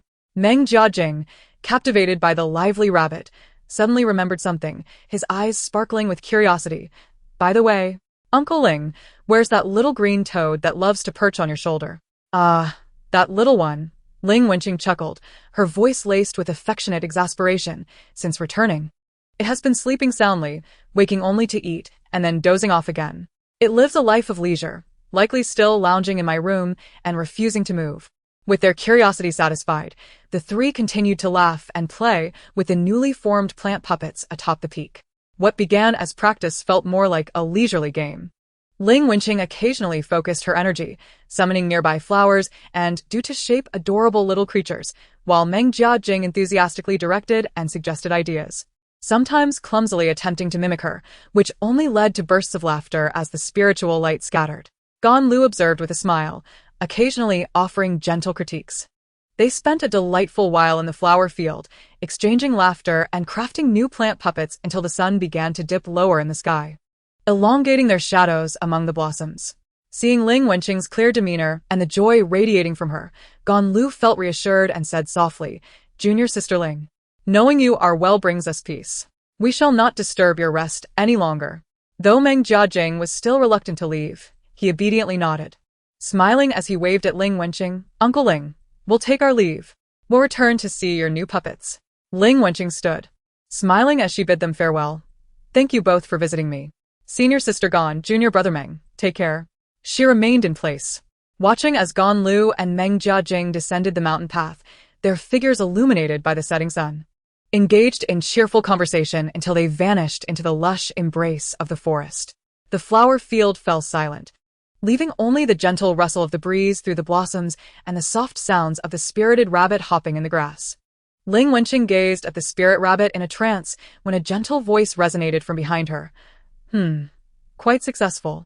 She turned around in surprise, only to find Wen Xingji standing a short distance away, clad in a blue robe that caught the warm orange hues of the sunset, a subtle smile gracing his lips. Xingji. Her eyes sparkled with joy and concern. When did you arrive? Is your injury healed? I just got here. I'm nearly recovered, Wen Xingji replied, taking slow steps towards her. His gaze first softened as it landed on her cheeks, slightly flushed with excitement, before shifting to the spirit rabbit that was still playfully hopping among the flowers. He carefully assessed its condition, explaining, it can now absorb a small amount of natural spiritual energy to sustain itself, which signifies that your creation has reached a new stage, transitioning from shaping to the nascent form of endowment. However, it still lacks true spiritual intelligence, its actions primarily following the basic intentions you imparted and simple reactions to its surroundings. His voice flowed like a mountain spring, soothing within the deepening twilight of the flower field. Ling Wenqing looked up at him, his profile exquisitely outlined by the setting sun, and listened to his patient explanations, feeling a warmth and fullness in her heart. He pointed at the rabbit that was attempting to nibble on a spirit herb but clearly unable to consume it, patiently elucidating, to grant it true cognitive and learning abilities, and to evolve into a genuine living being. You would need to attain a deeper understanding of the essence of life and its fundamental laws. Ling Wenqing listened, somewhat confused yet captivated by the notion of achieving a higher realm, which she firmly noted. Nevertheless, she was not troubled at the moment. After all, she was already immensely pleased to have conjured such a delightful and lively rabbit that required minimal maintenance. Got it. It's just fine as it is now, she exclaimed with a beaming smile, swiftly redirecting her focus back to the spirited rabbit, attempting to guide it with her thoughts to explore further afield. Seeing her reveling in joy and the rabbit's stable condition, Wen Xingji decided not to intrude any longer. He took a few steps back, settling cross-legged on a nearby stone, closing his eyes once more to cultivate his energy in tranquility. In the flower field, the young girl playfully engaged with her newfound creation, continuously conjuring new rabbits, their cheerful laughter echoing atop the mountain. Not far away, the man in white sat still as a mountain. Once Ling Wenqing grew weary of her lively rabbits. Her gaze fell upon a gnarled root of an ancient spirit tree by the flower field, and a bolder idea suddenly sprang to mind. She envisioned crafting a puppet that could converse with her, even practice swordplay alongside her. The thought exhilarated her. She quelled her playful impulses, her expression sharpening with focus, as her hands formed a more intricate and profound seal than before. The chaotic golden core within her spun faster, a torrent of spiritual energy surged forth, mingling with her innate power, like an invisible artisan beginning to mold the spirit wood and the gathering earth and stone. Creating a rabbit with simple movement logic was vastly different from constructing a more functional and complex puppet. The energy and mental control required were incomparable. The immense expenditure of spiritual power quickly drew fine beads of sweat from her smooth forehead, and her complexion paled slightly as the recently acquired spiritual energy from her advancement to the golden core drained at an alarming rate. Gritting her teeth, she stubbornly maintained the output of spiritual energy and the shaping of her creation. Perhaps it was due to the extraordinary effort she poured in, or perhaps the thread of chaotic energy within her golden core instinctively merged into the creation process. When the puppet, only half her height, rough in form and lacking any facial features, finally took shape, wobbling unsteadily before her, it radiated a distinctly different aura. It did not exude the vivacity of a rabbit. Instead, it stood quietly, its solid form emanating an innate sense of steadiness. Though devoid of expression, it naturally projected a gentle and obedient presence, as if silently awaiting her commands. Yet, upon closer inspection, one could discern a subtle but resilient fighting spirit within its crude body, akin to an unrefined gem brimming with potential. Ling Wenqing regarded this imperfect yet endearingly awkward puppet, and although her spiritual energy was nearly depleted, a profound sense of satisfaction filled her heart. She extended her finger, gently tapping the puppet's sturdy arm, and it obediently bowed slightly, as if in salute. Though small and somewhat unattractive, I did it, she panted, her voice barely above a whisper, yet a silly grin adorned her face. Wen Xingji, who had been attentively observing her, quietly opened his eyes as he noticed her rapid energy depletion. He watched her strive, witnessing her success, and noted her current state of exhaustion mingled with satisfaction. He approached her side, first imparting a stream of pure, calming spiritual energy to stabilize her wavering breath, then directing his gaze towards the quiet puppet. A flicker of surprise crossed his eyes as he carefully sensed it for a moment. Though simplistic in form, its spirit exhibits initial qualities here marked, his tone laced with genuine admiration. Especially this thread of inherent resilience, which is rare. It is no longer merely a creation that passively obeys commands, it approaches the potential for growth. He paused, meeting Ling Wenqing's sparkling eyes that sought affirmation, and continued, "It seems your chaotic golden core, in conjunction with the spirit-summoning tide, has resulted in unexpected changes. Given time, as your realm advances, it may indeed become an indispensable ally." Upon hearing his words, Ling Wenqing beamed with joy, momentarily disregarding her weakness as she circled around the puppet, growing increasingly fond of its appearance. Wen Xingji, observing her excitement, shook his head in resignation and placed a bottle of restorative elixir into her hands. "Once you've had your fun, be sure to recover properly. Do not jeopardize your foundation," he gently admonished, his gaze drifting once more to the quiet puppet, a flicker of contemplation glimmering in his eyes. Perhaps he needed not only to elevate his own realm, but also to gain a deeper understanding of this creative power that touched the essence of life, so he could provide more precise guidance and protection along her future path. He returned to his stone seat, resuming his meditative practice. Ling Wenqing gazed at the solid and tranquil puppet before her, tilting her head in thought. Sunlight cascaded over the puppet's rough surface, reflecting tiny glimmers. "You," she said, extending her fingertip to lightly touch the puppet's forehead, which lacked true facial features, "shall be called Little Stone." She knew it lacked the intelligence to comprehend the significance of a name, but this calling felt like a right, an acknowledgement from the Creator. As she spoke, a faint glow emanated from her fingertip, imparting a clear and simple intention to this nascent creation, to guard this peak and patrol the surroundings. This command contained no complex logic.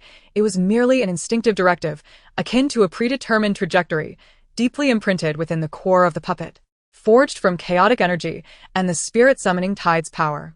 At the moment the command was completed, the featureless face of Little Stone seemed to shift slightly, perhaps an illusion of light and shadow, as its steady form turned towards Ling Wenqing, slowly nodding in acknowledgement. It then pivoted, setting forth on its inaugural patrol across the tranquil peak, its legs, composed of spirit-wood roots and hard earth, moving somewhat awkwardly but resolutely, executing the command it had received. Ling Wenqing watched Little Stone obediently depart, nodding in satisfaction. Not bad. Suddenly, a voice laden with approval resonated from behind her, startling her into a jolt as she whirled around. "Master," she exclaimed, her heartbeat racing from the surprise. But her expression quickly shifted to one of happiness upon seeing her elder. "What brings you here?" Zhang Lin stroked his beard, his figure seemingly materializing from the very air around him. He first cast a glance at Wen Xingji, who was meditating on a nearby bluestone, his aura as profound as an abyss. Then he subtly gestured to Ling Wenqing, lowering his voice slightly. I have come to observe. Your progress this time is indeed remarkable." His gaze swept over the clumsily patrolling puppet, Xiaoshi, and his appreciation deepened. Though the puppet's form was simplistic, it already possessed a nascent spirit. Especially notable was the trace of chaos at its core, which was quite rare. He shifted the focus of his discourse to the more critical aspect of cultivation. "However, the creation of this entity must have nearly exhausted your spiritual power, has it not? This indicates that your spiritual energy limit is still insufficient. In the future, you must practice diligently, not only to enhance your control, but also to continually expand the quantity and recovery speed of your spiritual power. A solid foundation is essential to bear more exquisite creations and to journey further." He deliberately glanced back at Wen Xingji, adding, "For now, do not disturb your senior brother. He is in a crucial stage of cultivation, and his concentration is easily disrupted by external distractions." Ling Wenqing followed her master's gaze and saw Wen Xingji surrounded by circulating spiritual energy, forming a small vortex, clearly immersed in a deep meditative state where self and environment were forgotten. She promptly nodded obediently and whispered, "Disciple understands. I will not disturb Xingji." Zhang Lin nodded in satisfaction and offered a few more pointers on efficiently recovering spiritual power, as well as gentle methods to refine her spiritual limits, before concluding his discourse. "Cultivate diligently." He left her with these 4 words, his figure fading away quietly, as if merging into the surrounding breeze and light, vanishing from sight. Ling Wenqing gazed at the spot where her master had disappeared, then turned her attention to the distant Wen Xingji, clenched her fist, and firmly engraved her master's instructions in her heart. She ceased her playful antics and found a clean spot to sit cross-legged, beginning to employ her master's methods to recover her spiritual power while sensing the boundaries of her spiritual ocean, contemplating how to expand it further, both wider and deeper. Thus, Ling Wenqing settled her mind, seated amidst the flower fields, commencing the arduous task of extending her spiritual limits. She was not in haste for results, but followed her master's gentle guidance, coaxing the chaotic golden core within her dantian to rotate slowly. Initially, she merely attempted to circulate more spiritual energy through her meridians than usual, as if streams were continually washing over a riverbed, gradually widening and reinforcing the channel unbeknownst to her. As her mastery over her own power grew more refined, she began to employ more aggressive methods, actively pushing her limits. She would persistently invoke the spirit tide, creating more complex constructs of spiritual light that lasted longer, or repeatedly condensing and compressing her internal 5-element spiritual energy until she felt a faint throbbing in her meridians, teetering on the brink of exhaustion. Whenever this occurred, she would immediately cease, fully harnessing her techniques to greedily absorb the abundant spiritual energy from the serene peak. In this moment, The chaotic golden core revealed its remarkable nature. Akin to an abyssal void, rapidly devouring the surging spiritual energy, refining and transforming it into pure, more profound chaotic spiritual power, filling the expanded meridians and dantian. This cycle repeated: deplete, replenish, deplete again, and replenish again. With each iteration, she sensed her spiritual ocean expanding a fraction, the intangible barriers of her limits seeming to loosen slightly. She could distinctly perceive that the total amount of spiritual energy she could contain was steadily increasing at a slow yet resolute pace. This tangible sensation of becoming stronger completely captivated her, making her forget the passage of time. Meanwhile, when Xingji sat quietly not far from her, his cultivation deeper and more introspective, his aura merging with the entire serene peak, exhaling and inhaling the vast energies of heaven and earth. He was not entirely oblivious, always retaining a thread of awareness to monitor Ling Wenqing's condition. Noticing her meditative state, he did not intrude. Occasionally, he would briefly awaken from his profound meditation, opening his eyes to immediately focus on her figure engaged in her own practice. Seeing her steady breath, albeit marked by fatigue, yet making orderly progress, he felt at ease to continue his own cultivation.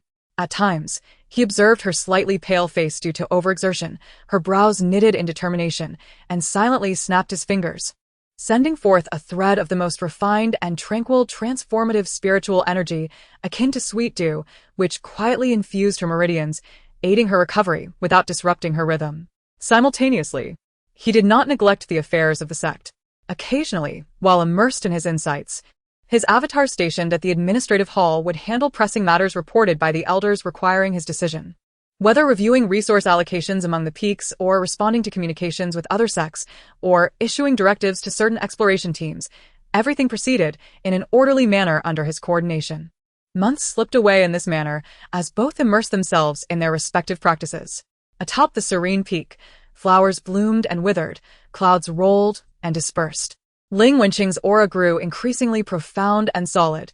The foundation that had initially felt somewhat tenuous due to her recent advancement was now thoroughly fortified, with significant improvements in both the quantity and quality of her spiritual power. Though when Xingji appeared unchanged on the surface, the glimmer in his eyes occasionally hinted at a depth that was increasingly inscrutable, indicating his steady progress as well. Until one day, Ling Wenqing awakened from an extended meditation. Sensing the torrent of spiritual energy coursing through her, far surpassing that of a month prior, her face blossomed with joy. She glanced across to find Wen Xingji, who had unknowingly opened his eyes, quietly gazing at her. He moved towards her, naturally raising his hand to ruffle her hair, feeling the substantial spiritual energy emanating from her. His eyes reflecting approval. "It seems your months of diligent practice have yielded fruitful progress." Ling Wenqing reveled in the warmth of his hand, about to speak when Xingji's tone shifted slightly, laced with a hint of apology. "There are some urgent matters in the sect that require my presence." He paused, observing her face fall slightly, and added, "I shall return shortly. Will you wait for me here on the peak?" His voice remained gentle, akin to a caretaker addressing a child in need of guidance. "Yes, I understand. Please return quickly." "Of course," Xingji agreed, taking another careful look at her before turning to depart, transforming into a streak of green light, vanishing into the distant horizon. Ling Wenqing stared at the direction of his disappearance, momentarily lost in thought before shaking herself awake. She approached the ever-vigilant puppet, Xiao Shi, and gently patted its sturdy head. "Xiao Shi, it's just the two of us now." "Oh, and the little frog," she whispered. She then resumed her practice of invoking the spirit tide. In the ensuing months of shared cultivation on the serene peak, when Xingji utilized his intervals of practice to delve into the depths of the sect's library. His objective was clear. He sought further understanding of the recently discovered Chuan Longyuan. Scanning through countless ancient scrolls, he ultimately located a reference to the elusive Chuan Longyuan within a jade slip inscribed with ancient secrets. It was said to be the site of the ancient dragon deity Asphal, where its essence remained intertwined with the heavens and earth, potentially nurturing creations that surpassed ordinary treasures. He meticulously sensed the vague descriptions of this place's wonders within the jade slip, confirming that its energetic characteristics subtly resonated with the primordial force awakened by Ling Wenqing's innate talent. This revelation stirred his spirit. If the opportunities of Chuan Longyuan were indeed related to innate talents, It suggested that individuals endowed with special gifts, along with their mentors or specific entities, could perceive corresponding opportunities through some connection or sign. Thus, he deduced that Ling Wenqing's possession of the spirit tide and her consolidation of the chaotic golden core were likely secrets extending beyond the confines of their sect. Those who stand at the pinnacle of the cultivation world, such as the supreme being of the demon realm, second only to Master Zhonglin, and the son of the Western Buddhist palace, likely possess a vague sense of awareness. However, due to the overwhelming authority of the Qingyan sect and the imposing presence of Zhonglin, they remain temporarily restrained. This realization instilled in him an unprecedented sense of urgency. Thus, when Ling Wenqing concluded her months-long retreat, when Xingji arrived first at the diligent hall of the main peak. Inside, led by the Grand Elder Li Wenqing, several core elders were attending to matters. Upon seeing him, Li Wenqing set aside the jade slip in his hand and greeted him with a warm smile, saying, "Xingji has arrived. Have you finished your tasks at Xingjing Peak?" The other elders also nodded in acknowledgement, their demeanor friendly and natural. They continued to call him Xingji, a name that carried both the affection of elders who had watched him grow and an implicit recognition of his humility, despite his transcendent realm. When Xingji bowed respectfully, addressing them, "Uncle Li, esteemed elders." After a brief pause, he articulated his prepared statement, "I need to leave the sect for a period to travel and seek opportunities for breaking through. During my absence, I kindly ask for your understanding regarding the sect's mundane affairs." He refrained from mentioning the specifics of the Dragon Abyss, presenting his journey as a mere expedition for enlightenment, which was reasonable and justifiable. Li Wenqing, a figure of great discernment, subtly shifted his gaze, having already gleaned certain implications from Wen Xingji's words. He suspected this journey was closely tied to the recent upheaval caused by his little disciple. Accepting the jade slip that Wen Xingji offered, which contained records of recent tasks and suggestions, he scanned its contents with his consciousness and recognized its thoroughness, feeling a sense of approval. "Rest assured," Li Wenqing said, his expression turning serious, "the sect is in our hands. Nothing will go awry. Proceed with caution and return safely." When Xingji once more bowed deeply, expressing his gratitude. "Thank you, uncle." With the arrangements made, he felt a sense of relief. After concluding his business, he did not linger in the diligent hall but transformed into a streak of azure light, soaring directly toward Xian Peak. At the summit, shrouded in mist, Zhonglin sat in tranquility, his aura resonating with the mountain and the vast expanse of the heavens, as if he were on the verge of merging with the Tao. As when Xingji descended, he respectfully bowed, "Master." Zhonglin slowly opened his eyes, his gaze calm and seemingly anticipating Wen Xingji's arrival, likely sensing that he was about to embark on another journey. "Are you ready to depart?" "Yes," Wen Xingji replied, succinctly conveying his speculations regarding the Dragon Abyss, his concerns about the potential disturbances in the demon realm and the Buddhist palace, and the implications of his findings. Zhonglin listened intently, his fingers unconsciously tapping his knee, his eyes reflecting the flow of cosmic possibilities. After a moment, he remarked, "Your deductions are not without merit. The emergence of the Lingxi, the formation of the chaotic golden core, and the resonance of the world's energies would inevitably alert those old fellows. It is commendable that you foresaw this and are seizing the initiative." He paused, regarding his increasingly steady and reliable disciple, a flicker of unnoticeable expectation and gravity in his eyes. "Go forth with confidence. Here in the sect, I will ensure that nothing goes amiss." With that, he extended his right index finger, from which a hazy, chaotic light began to coalesce, imbued with an ineffable and terrifying power. The light compressed and crystallized, ultimately transforming into a primitive talisman, neither gold nor jade, adorned with intricate Tao patterns, which floated gently toward Wen Xingji. Within this talisman lay the protective force of his master's full effort. Zhonglin spoke with calm assurance, "This may save your life in critical moments. However, remember that external forces are ultimately external. Caution is paramount." When Xingji solemnly accepted the talisman, "Thank you, Master. Go." Zhonglin gestured, closing his eyes once more, his presence becoming ethereal and distant. "Everything was destined, as long as your heart is untainted." The last vestiges of worry dissipated from Wen Xingji's mind as he refrained from further words, turning to leave Xian Peak. Upon returning to Qingjing Peak, He gently scanned his surroundings, sensing the absence of a familiar presence within his bamboo dwelling, yet detecting her existence in the direction of the flower field at the peak. With a slight movement, he quietly positioned himself at the edge of the flower field. Under the shimmering starlight and gentle moonlight, Ling Wenqing lay upon a chair crafted from vines and spiritual wood, surrounded by blooming night flowers, their bioluminescent glow flickering among the petals. It seemed that after his departure, she had busied herself by employing her talents to fashion this resting place. At that moment, she slept soundly, a faint smile gracing her lips, as if lost in beautiful dreams beneath the starlit sky. When Xingji stood at the edge of the chair, his gaze resting on her serene visage. As the night breeze caressed him, carrying the delicate scent of her hair, a subtle ripple stirred within his heart, yet was swiftly quelled by his calm composure. He gathered his thoughts and approached softly, bending down to adjust the thin blanket that had slipped down her arm. The gentle tug, however, stirred Ling Wenqing from her light slumber. She opened her eyes groggily, her vision still hazy, yet she recognized the familiar white figure before her and softly murmured, "Xingji, you're back." "Yes, I have returned," when Xingji said, his warm, dry palm briefly brushing against her head before withdrawing. "Did I wake you?" Ling Wenqing blinked in response to his fleeting touch, her lingering drowsiness rendering her gaze particularly soft. She shook her head gently, burying her face in the blanket, and whispered, "Not at all." As he observed her slightly endearing actions, warmth flooded Xingji's heart.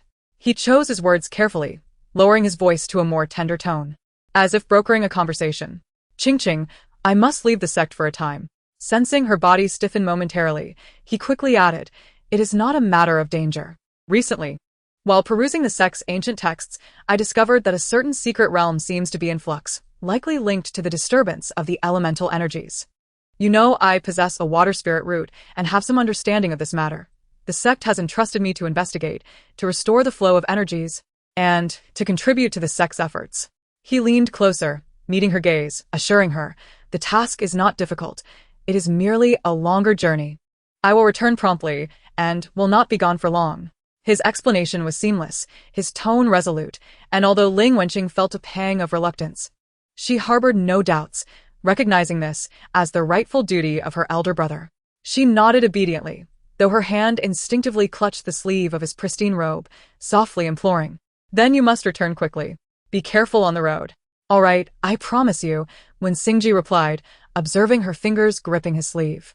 "While I am away, you must continue your cultivation diligently and not become complacent. If you encounter difficulties, seek out master or elderly, understood?" "I understand," Ling Wenqing replied dutifully. When Xingji offered a few more gentle reminders, such as maintaining a regular schedule and avoiding distractions, before lightly patting her shoulder, "Get some more rest." Watching her close her eyes once more, her breathing gradually steadying, when Xingji carefully withdrew his sleeve from her grasp, tucking her blanket snugly around her. He stood in quiet vigil for a moment, confirming that she had slipped back into a deep sleep before quietly departing. As he turned to leave, the tranquility of Qingjing Peak deepened. In the initial days following his departure, Ling Wenqing felt somewhat out of sorts, often glancing toward the bamboo dwelling or straining to hear the familiar sound of his footsteps. Yet, the path of cultivation inherently demands endurance in solitude, and she soon adjusted, returning to her disciplined routine, rising at dawn to cultivate her golden core, spending afternoons studying spells or honing her spiritual energy limits, and steadfastly attending to the flower field at dusk, diligently refining her lingxi and crafting a multitude of rabbits to leave among the blossoms. Occasionally feeling bored, she would descend the mountain to converse with familiar disciples, delighting in their tales of the sect's happenings. More often than not, she would sneak away to Xian Peak. Initially, Zhang Lin felt a sense of helplessness towards her frequent intrusions. Unlike Xingji, who was calm and respectful, this little disciple was far from serious in her inquiries about the Tao. At times, she would rest her chin on her palm, watching him meditate. At other times, she would chatter about her minor insights in cultivation or the difficulties she encountered while crafting puppets. Occasionally, she would simply come to curl up and take a nap on the cushion beside him. Zhang Lin, possessing an extraordinary temperament, found himself indulging her antics, especially given her clear, innocent gaze and the way her casual demeanor exuded complete trust and reliance upon him. Thus, his initial annoyance transformed into a form of indulgence. He remained mostly absorbed in his own cultivation, seeking the elusive opportunity to transcend the tribulation phase, yet he no longer hindered her whims at Xian Peak, treating her presence as a lively yet non-intrusive bird flitting about. Ling Wenqing, however, was self-aware enough not to disturb her master during his meditative states. Instead, she would find a corner to practice her puppet making. Thanks to the chaotic golden pill and her increasingly refined control, the puppets she crafted were no longer limited to simple rabbits. Their forms began to diversify. Although they primarily remained rudimentary and clumsily animated, their sheer number was impressive.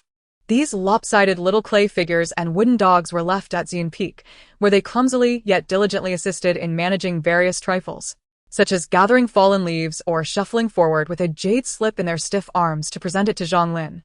Zhang Lin observed these peculiar, comically active creatures bustling around his solemn Xian Peak, feeling both amused and exasperated. However, as time passed, he grew accustomed to their presence, even occasionally finding that the once desolate peak was infused with a rare vitality due to these awkward beings. One day, while meditating beneath the pine trees, he suddenly felt a gentle tug on his sleeve. Slowly opening his eyes and glancing down, he beheld a small puppet, crudely fashioned from brown clay and standing no taller than a foot, raising its hands high, offering a similarly misshapen pastry adorned with splashes of red juice resembling berries. Although the puppet lacked facial features, its stiff posture conveyed an earnestness that was hard to dismiss. Zhang Lin paused for a moment, then recognized this to be the handiwork of his little disciple. Gazing at the unappetizing clay pastry and then at the naive little puppet, even after a millennium of cultivation, his heart, usually as still as an ancient well, couldn't help but surface a faint smile, one he barely noticed himself. He extended his hand, not to accept the inedible treat, but to lightly touch the puppet's round, clay head with his fingertip, allowing a gentle stream of spiritual energy to flow through as a response. "What a folly," he murmured, yet his tone bore no trace of reproach. The little puppet, seemingly satisfied with its task, lowered its weary arms and clumsily turned around, wobbling away to attend to other duties. Zhang Lin watched its unsteady retreat, shaking his head before closing his eyes once more, the corners of his usually stern lips softening slightly. Far away, if Wen Xingji were to witness the lively scene at Qingjing Peak and Xian Peak in his absence, he would likely feel a mix of helplessness and comfort.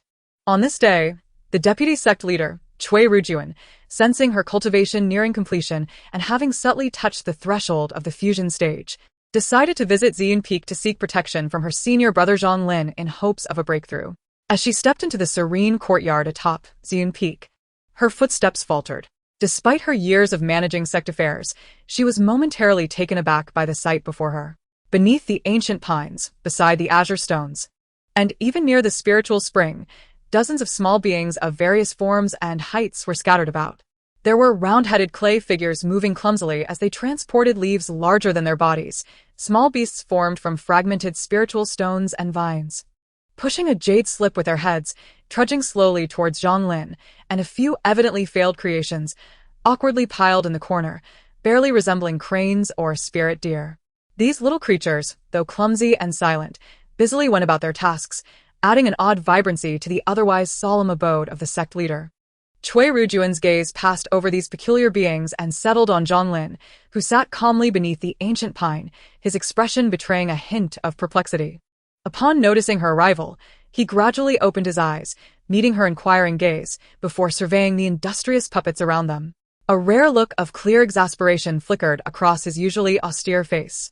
He gestured towards the small figures, offering a simple explanation: "Rujuan has arrived. There is no need for surprise. These are merely my mischievous little disciple's creations, crafted during her idle hours using her innate talent for summoning spirits. They are here to assist with some trivial matters." Cui Rujuan was taken aback for a moment, then realization dawned upon her. As she observed the uniquely crafted, clumsily animated puppets again, her initial astonishment transformed into admiration and understanding. The ability to create such a multitude of beings with basic movement capabilities, despite their crude forms, spoke volumes of her talent and control. Suppressing her emotions, she clasped her hands in respect towards Zhang Lin. "Congratulations, senior brother, on acquiring yet another extraordinary talent under your guidance." Straightening her posture, she conveyed her purpose. "I have recently sensed a shift within me and have approached the bottleneck of the fusion stage. I seek your protection, senior brother, to aid me in breaking through. Upon hearing this, Zhonglin's expression turned serious as he scrutinized Cui Rujuan, confirming her balanced aura and solid foundation, indicative of impending breakthrough. Nodding, he replied, "Very well. This is a fortunate event for the sect. Prepare yourself. I shall ensure your safety." His gaze shifted back to the small creations. Cui Rujuan followed his gaze, watching as a clay figure nearly stumbled over her foot, only to bravely rise again and continue its task. A subtle smile crept onto her lips. Before Wen Xingji's return, it seemed Xian Peak would remain lively for the time being. She too needed to adjust her mindset amid this slightly comical yet vibrant scene in preparation for her impending thunder tribulation. As days passed, the skies above Xian Peak once again gathered a tremendous amount of spiritual energy, heralding the thunder tribulation of Cui Rujuan's breakthrough to the fusion stage. However, this time, the force and scale appeared much more orderly compared to the terrifying tribulation Ling Wenqing had faced during her transformation into a spirit.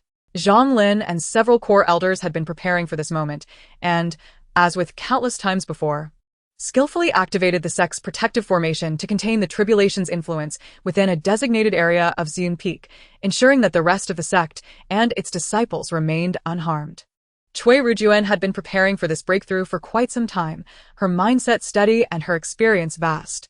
With a solid foundation, the entire process, though fraught with lightning and trials of the heart, unfolded smoothly overall. When the last bolt of lightning dissipated and a gentle spiritual rain fell, her aura had stabilized at the early fusion stage, exuding an air of dignified strength. Zhang Lin and the elders deactivated the formation and approached her. Li Wenqing was the first to clasp his hands in congratulations, a genuine smile illuminating his face. "Congratulations, Sister Cui, on successfully breaking through. Our Qingyan sect has gained another formidable fusion powerhouse. This is indeed a blessing for our sect." The other elders also stepped forward to extend their congratulations, creating an atmosphere of camaraderie and excitement. Though Cui Rujuan's complexion was slightly pale and her aura still needed to stabilize, the brilliance in her eyes shone brightly as she expressed her gratitude to Zhang Lin and the elders. "Thank you, senior brother and esteemed elders, for your protection." Following a simple celebration and expressions of care, Li Wenqing cheerfully retrieved a jade token representing sect authority and returned it to Cui Rujuan. "Now that you have emerged from seclusion and ascended to a higher realm, this heavy responsibility returns to you. We can finally take a moment to breathe." His words carried a hint of jest, yet they conveyed a profound truth. During this period, managing the various affairs of the sect had indeed drained considerable mental energy. Cui Rujuan took the Jade Order, feeling the familiar aura within it circulate, and acknowledged the hard work of Li Shidi and the elders over the past days.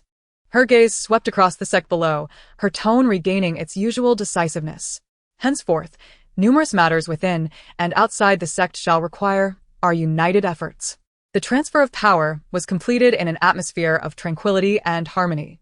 Zhang Lin, seeing everything in order, nodded slightly, leaving behind a single piece of advice: to stabilize one's realm and avoid arrogance or impatience before fading away to resume his meditation. After a brief exchange with several elders regarding recent priorities, Cui Rujuan also departed. The summit of Xian Peak returned to its tranquil state, with only the lingering fluctuations of spiritual energy in the air indicating the recent emergence of a new integration stage elder.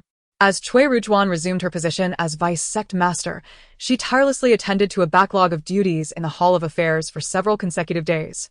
Feeling overwhelmed and somewhat fatigued, while rubbing her temples to rest, a spark of inspiration struck her, reminding her of those quaint yet industrious little puppets her senior brother had crafted atop Xian Peak.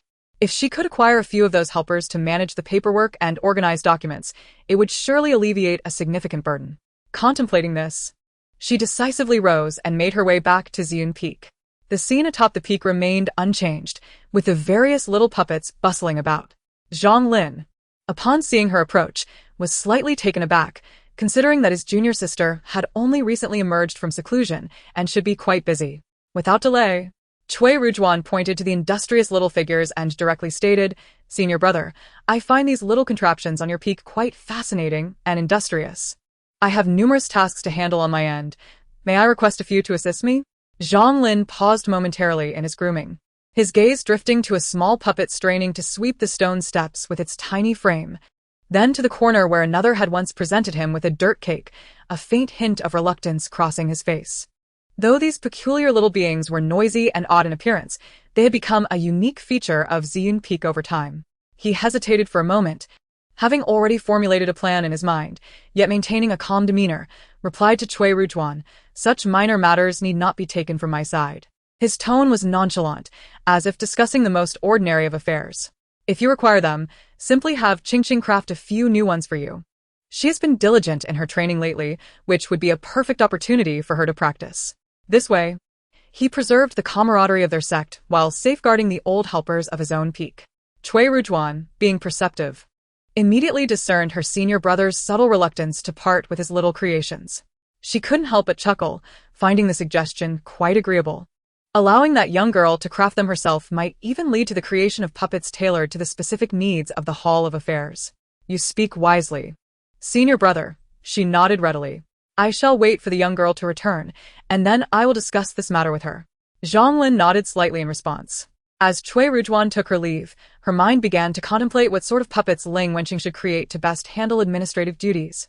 Meanwhile, Zhonglin resumed his meditation, though a fleeting softening at the corners of his lips seemed to betray his thoughts as he sensed the little figures still busying themselves atop the peak.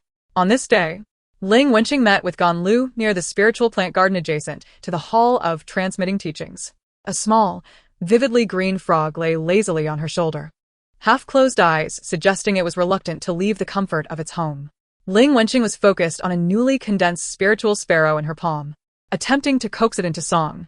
The frog, disturbed by the sparrow's flapping, grumbled sleepily and shifted positions, continuing its nap. Upon arriving, Ganlu observed this amusing scene, the girl intently engaged with the sparrow while the frog remained blissfully unaware. She approached quietly, offering gentle advice. "When the spiritual energy flows to the tips of its wings, if you can make it lighter by a fraction and draw in some wind spirit energy, it might enhance its agility."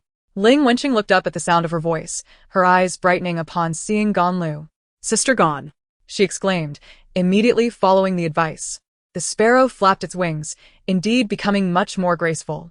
Perhaps disturbed by the change in energy, the frog reluctantly opened one eye, glanced at the sparrow, and then closed it again, emitting a soft croak. The little creature was quite content. Ganlu smiled at the lazy frog, amused. "It spends its days either sleeping or eating. It's turning into quite the little sloth." Ling Wenqing laughed, playfully tapping the frog's head. Disturbed, it grumbled in protest, snuggling deeper into her neck and returning to its dreams. The two exchanged smiles and continued their discussion on spells. Ganlu added, "The wood spirit energy here is abundant. If you can integrate a bit of the vitality of the plants into the core of the sparrow, you might discover the key to its song sooner." Just as they were enjoying this light-hearted atmosphere, a composed and capable figure appeared before them. It was Vice Sect Master Cui Rujuan. "Vice Sect Master." Ganlu immediately straightened and bowed. "Master Uncle," Ling Wenqing echoed. Cui Rujuan's gaze swept over Ling Wenqing and the lazy frog on her shoulder, smiling briefly before explaining her purpose. "Little girl, the puppets crafted by Qingxi are quite impressive. The Hall of Affairs is busy and requires assistance with various mundane tasks. Would you be willing to forge a batch of such puppets for the sect? They need not be overly intricate, just capable of following simple commands and performing basic actions." Upon hearing this, Ling Wenqing's eyes lit up. It was indeed a matter she would be eager to contribute to. She nodded enthusiastically, her voice bright. "I would be delighted to help, Master Uncle." However, after agreeing, her gaze involuntarily flickered toward Ganlu and the direction of the mountain descent, revealing a hint of internal conflict. She had initially planned to venture down the mountain with Sister Gan. Standing beside her, Ganlu immediately noticed Ling Wenqing's subtle hesitation. With a gentle smile, she kindly suggested, "The Vice Sect Master has presented a matter of importance. It is indeed pressing. Sister, we can always go down the mountain another day. You should attend to the Vice Sect Master first." Ling Wenqing, appreciating Ganlu's thoughtfulness, felt her momentary dilemma dissipate. She smiled at Ganlu, then turned to Cui Rujuan with a serious expression. "Master Uncle, let us go. Please tell me what kind of puppets you require." Cui Rujuan observed the interaction between the two younger disciples with a slight nod. "Follow me. I will elaborate on the specific requirements along the way." With that, she led Ling Wenqing toward the Hall of Affairs. Ling Wenqing turned back to wave at Ganlu, mouthing that they would go play next time. Before quickly following Cui Rujuan, Ganlu remained where she was, watching the duo depart, a gentle smile gracing her face as she returned to her own tasks. Upon reaching a spacious side chamber specifically cleared out within the Hall of Affairs, Cui Rujuan produced a jade slip and projected its contents in luminous form into the air, clearly outlining the functional requirements of the desired puppets, primarily to convey different levels of jade slips to designated areas, classify and store approved documents, maintain cleanliness in specific areas, and provide basic guidance when visitors arrive. Each task was marked with priority levels and important notes.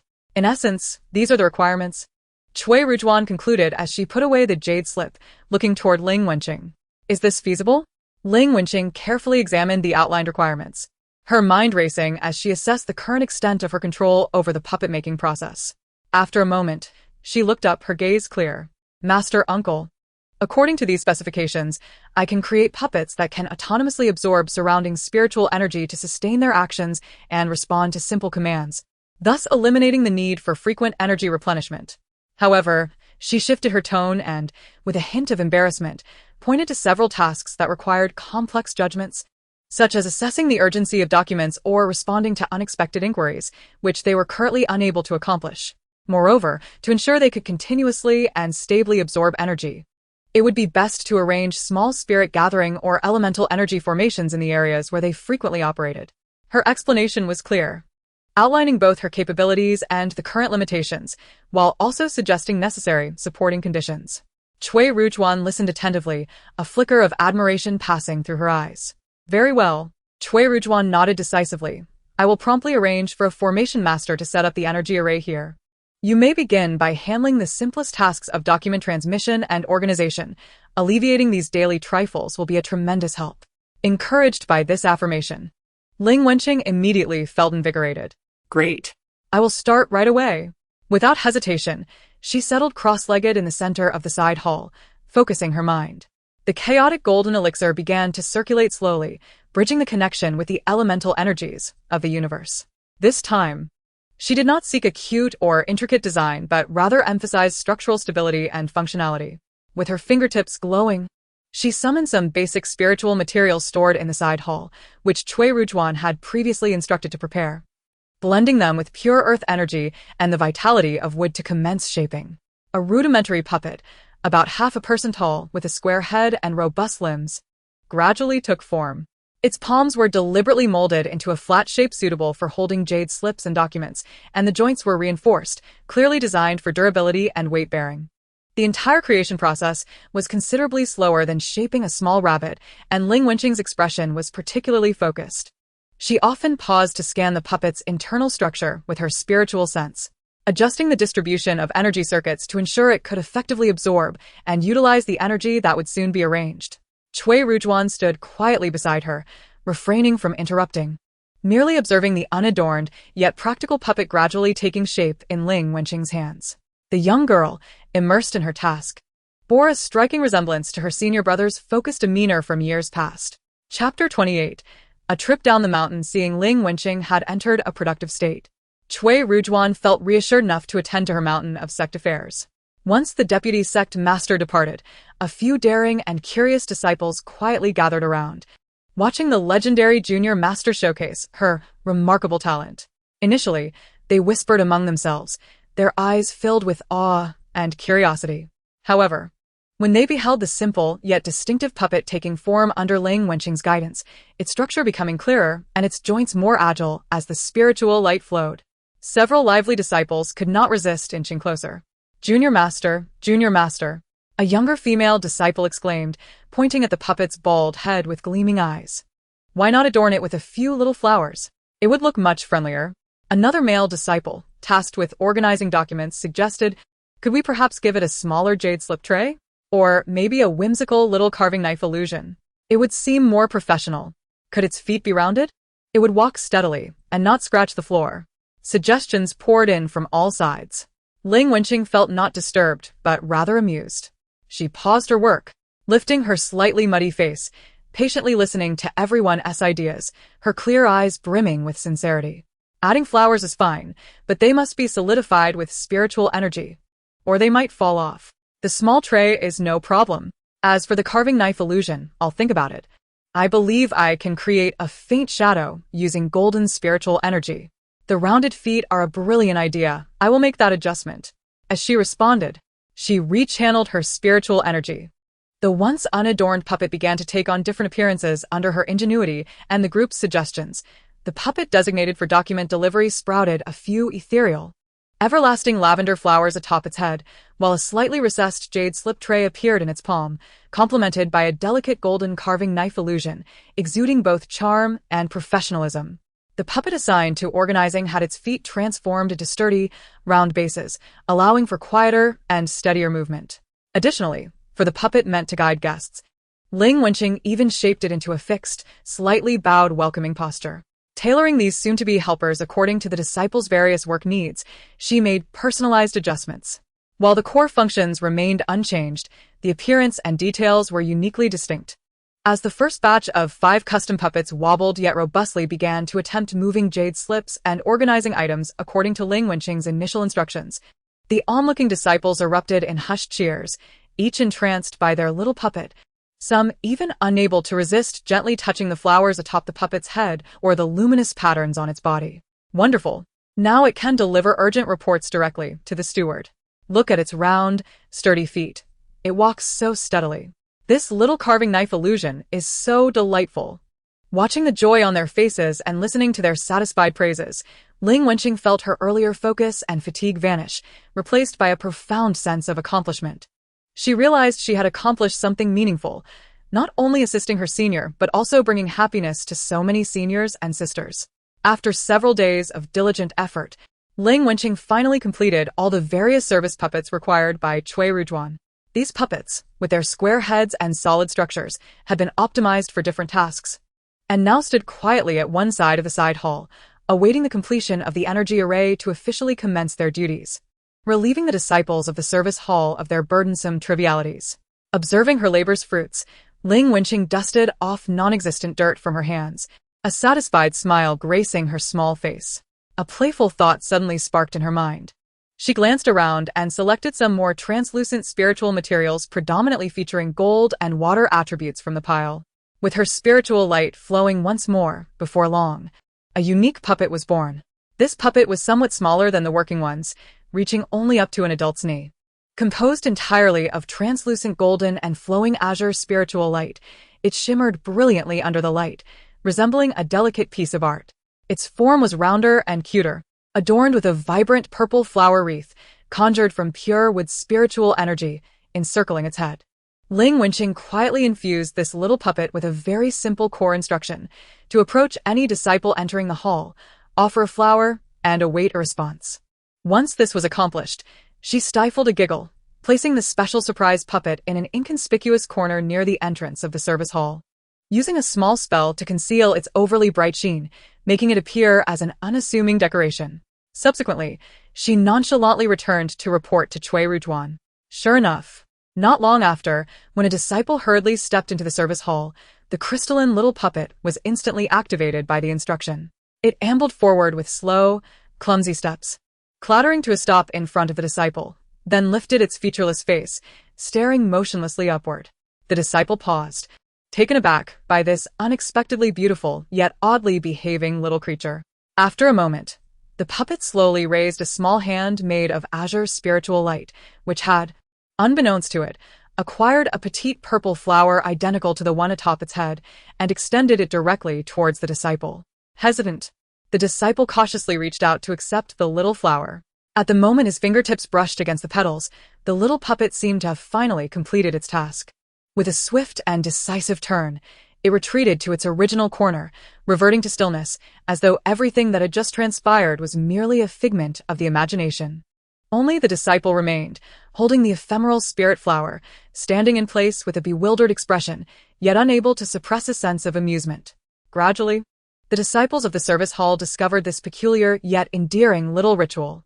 Whenever someone entered the hall, this crystalline creature would scurry over for a silent exchange of glances, presenting a small flower, and only upon receiving a gesture of acceptance or acknowledgement would it depart. It did not perform any labor. Its sole responsibility was to greet. Unexpectedly becoming a unique sight within the service hall, adding a touch of lightness and warmth to the otherwise busy and solemn atmosphere. The disciples soon guessed that it was the handiwork of that whimsically minded little uncle, prompting knowing smiles amongst them. Even Cui Rujuan, who occasionally passed by and witnessed the scene, felt her stern demeanor soften slightly, shaking her head in exasperation yet refraining from intervening. After 2 or 3 months of cultivation on one such day, Ling Wenqing felt somewhat stifled in her training on the peak and decided to visit Sister Ganlu. Just as she was about to step outside, her gaze caught the sight of a small frog sprawled on the hammock by the window, soundly asleep. With a playful thought, she approached and gently prodded its cool belly. "Ladybug, I'm going down the mountain to the market. Would you like to join me?" To her surprise, the usually lethargic little frog suddenly opened its round eyes wide, sprang up energetically, let out an excited croak, and in a few hops, leaped onto her shoulder, affectionately nuzzling her cheek with its head. "Oh, you're quite spirited today." Ling Wenqing chuckled at its rare enthusiasm and, with her newfound lively companion, headed straight for the sword peak. Outside elderly Wenqing's cave abode, she found Ganlu tending to the spirit plants. Approaching with a bright smile, she invited Sister Gan, "Shall we go down the mountain to the market today?" Taken aback, Ganlu lifted her gaze, her eyes momentarily resting on the lively little frog perched on Ling Wenqing's shoulder. She then smiled gently, playfully tapping Ling Wenqing's nose. "I thought you were a diligent little practitioner, always buried in your cultivation. I didn't know you sought a stroll for relaxation." As she spoke, she cast a teasing glance at the frog, which appeared noticeably more spirited than usual. Ling Wenqing playfully winked and linked her arm with Ganlu's. Cultivation requires balance, after all. "Come accompany me for a look." The little frog croaked in agreement, as if echoing her sentiment. All right, Ganlu laughed, her amusement deepening as she set down her watering can. "Just as well, I've completed my tasks for the day. I'll accompany our little uncle and this little friend for a stroll." The two exchanged smiles, and Ganlu went inside to inform her master before they set off together, chatting and laughing all the way down the mountain to the market. The little frog squatted on Ling Wenqing's shoulder, its big eyes curiously darting around, a stark contrast to its usual languid demeanor. Suddenly, the little frog became agitated, croaking excitedly and staring intently at a shop at the street corner, its sign reading Chuajian Pavilion, a place known for selling various spirit material essences. Ling Wenqing immediately understood, lightly tapping its little head with a smile. "Are you craving the spirit essence inside? Very well, let us go find some real treasures." Ganlu, overhearing, smiled as well. Chuajian Pavilion indeed has several prized items. It is said that they are crafted from the essence of the sun and moon and the source of millennia-old spirit veins, beneficial for nurturing spirit beasts and purifying spiritual energy. Let us see if there is anything suitable for this little one. Upon hearing this, the little frog hopped excitedly on her shoulder, emitting a series of eager croaks, eagerly leading them toward the shop. Entering the spirit-laden Chuajian Pavilion, they were greeted with a dazzling array of spirit material essences shimmering with radiant energy. Ganlu focused her senses and was soon captivated by a glacial blue essence, within which a chilling wave seemed to surge. This item resonated perfectly with her own spiritual root attributes, filling her with joy as she decided to purchase it. As Ganlu received the carefully packaged essence, the little frog perched on Ling Wenqing's shoulder stared intently at the ice-blue glow, unable to control a droplet of drool from escaping its mouth. The soft sound of swallowing echoed clearly in the quiet shop. Ling Wenqing turned her head to see this and couldn't help but find it both amusing and infuriating. She extended her finger, gently tapping the frog's head, her tone unusually serious. "Little glutton, this is a treasure sought by Sister Gan, vital for our cultivation. You must not act recklessly. Behave and don't covet it." The little frog, feeling the reprimand, shrank its neck in understanding, attempting to maintain composure by averting its gaze, hastily wiping its mouth with a small paw. Ganlu observed the scene, and looking at the essence that was beneficial to her but not essential, and then at the frog's pitiful yet yearning demeanor, her heart softened. The joy she felt from acquiring a desired item transformed into a more tender emotion. With a gentle smile, she addressed Ling Wenqing, who was still lecturing the little frog. "Oh, it's just a spirit item. I see a connection between it and this little one. Look at its eager eyes. As your elder sister, I shall gift it as a token of our meeting." As she spoke, she extended the packaged jade box toward the little frog. Ling Wenqing quickly intervened. "Sister, this is far too precious. Moreover, you found it yourself. How can you? No worries, Ganlu gently interrupted, her smile warm. No treasure is more valuable than our friendship, nor is it more important than seeing this little one happy. Take it. The little frog, momentarily forgetting its pretense, looked between Ganlu and Ling Wenqing, finally gazing longingly at the jade box within reach, emitting soft, expectant croaks. Seeing Ganlu's resolute and sincere demeanor, and glancing at the pitiful yet adorable little creature on her shoulder, Ling Wenqing sighed in resignation, her gaze softening as she spoke to the frog. Aren't you going to thank Sister Gan? The little frog, receiving permission, immediately croaked joyfully, its voice filled with delight.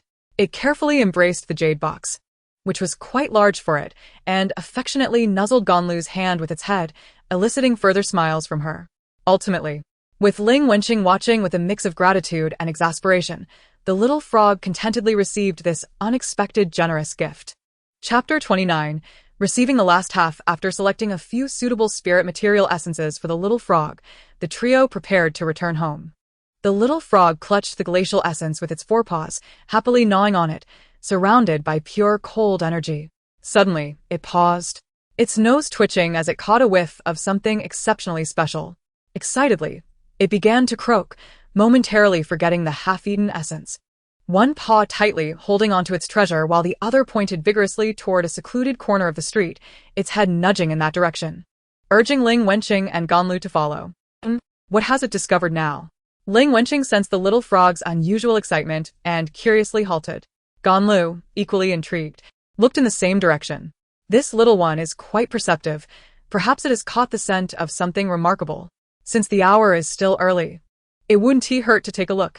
Thus, the two followed the direction indicated by the little frog, traversing through several increasingly sparse alleys until they arrived at a rather desolate, even somewhat dilapidated corner.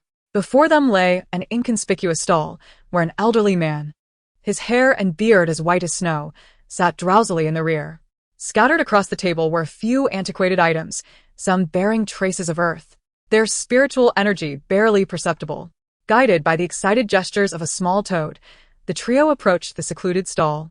The toad perched on Ling Wenqing's shoulder, its tiny paw pointing precisely at two unremarkable objects, a dusty stone riddled with peculiar holes and a rusted half of a bronze ring, seemingly severed from some artifact.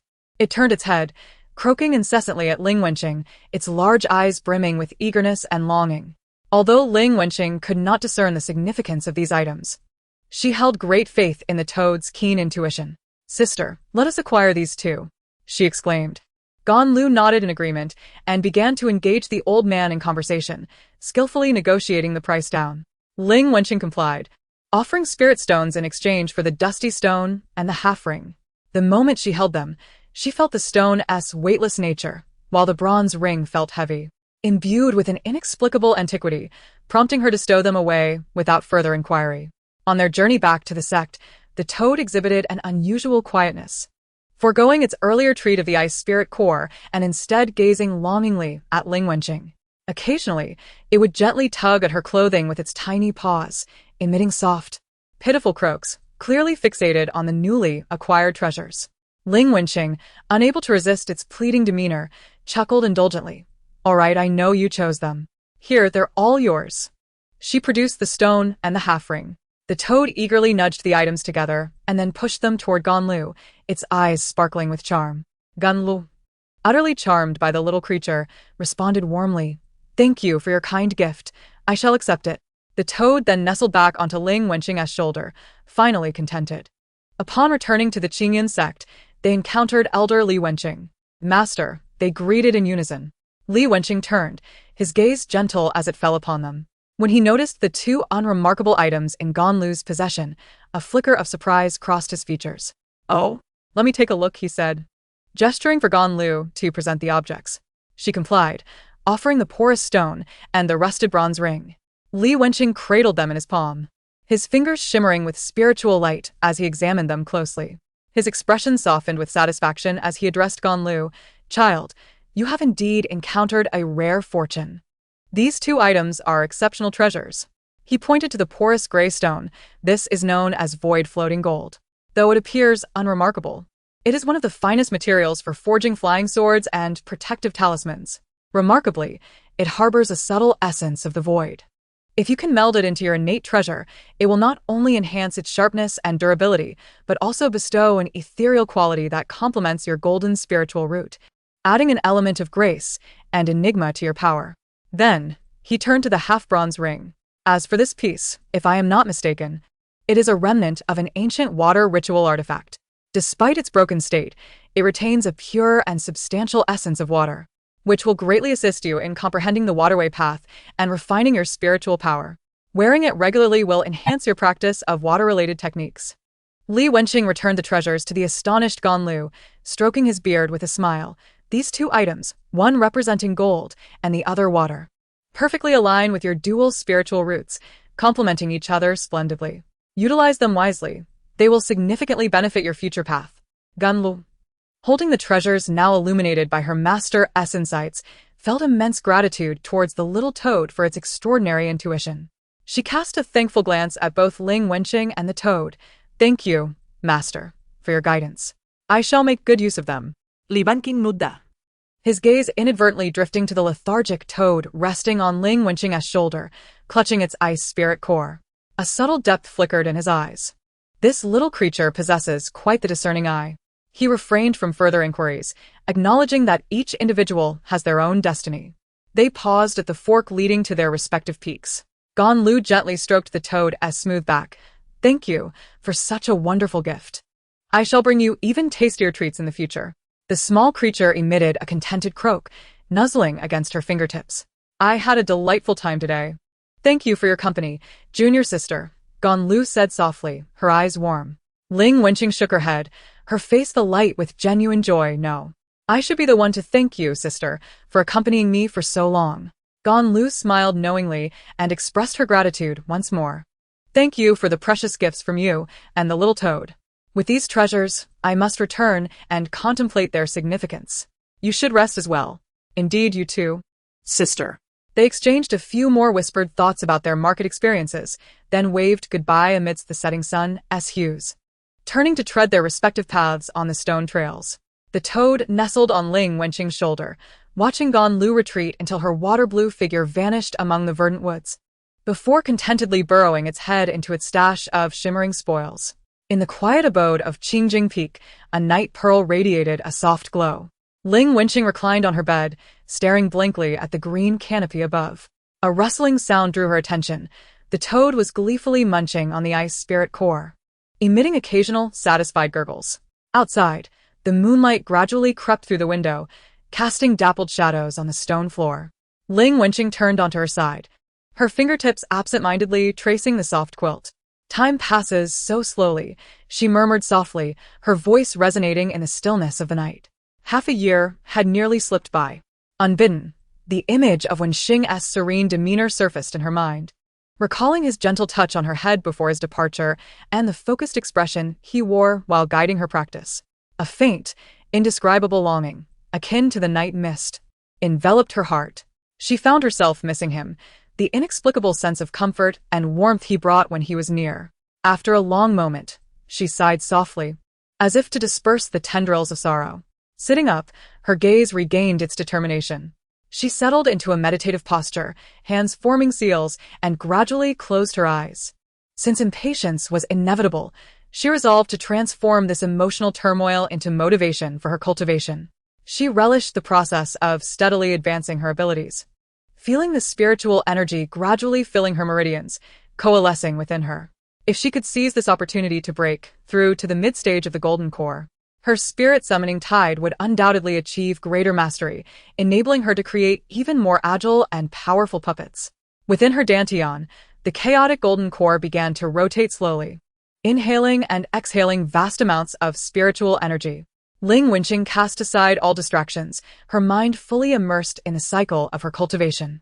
The toad, sensing its master entering a state of meditation, quieted its munching, resting peacefully beside her, with only the swirling cold aura around it indicating its presence.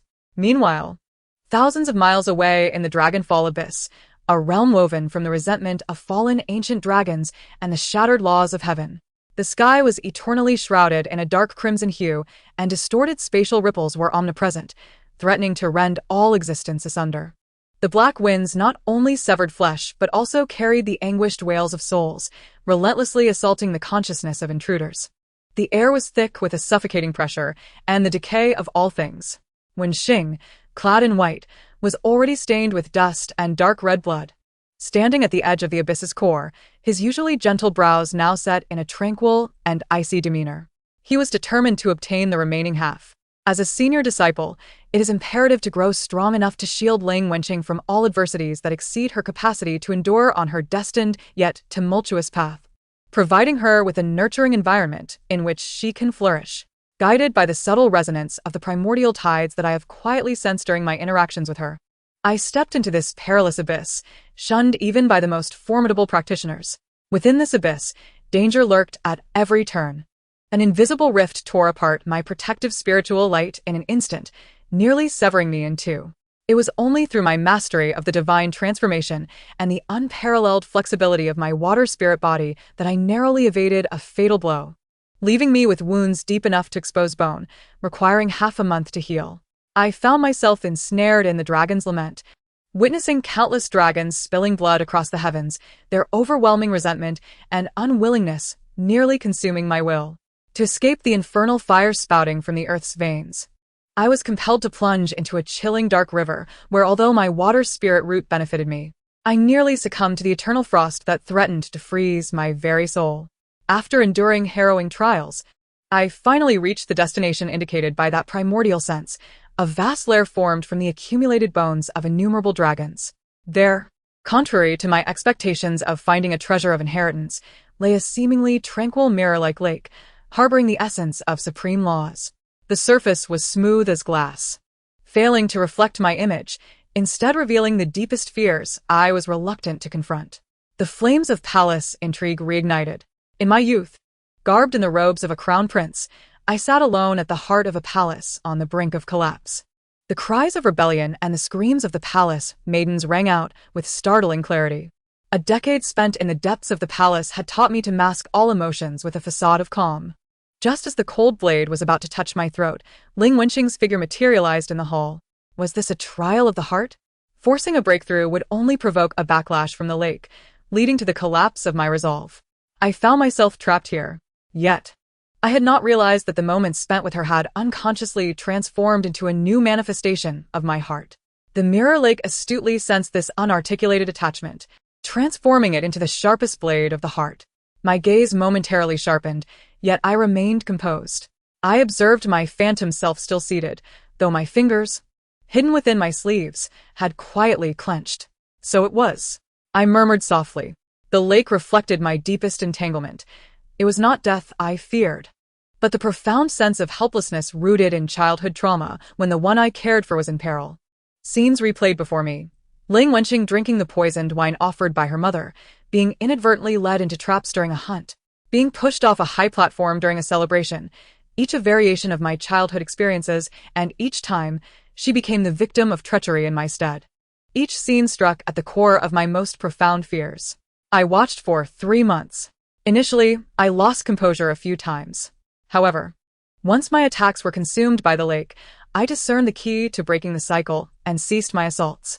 Sitting by the lake, I meditated like an ancient monk, guarding my sword intent enveloping me like an invisible barrier. In the illusions, Ling Wenqing fell repeatedly. I began to simulate with my own sword intent and spiritual power, pushing the water sword path's flexibility to its limits. I was no longer anxious watching the illusions. Instead, I treated them as a crucible for honing my protective path. Unbeknownst to me, my sword intent underwent a transformation, evolving from its original gentle and serene nature to one that harbored an unwavering will to protect.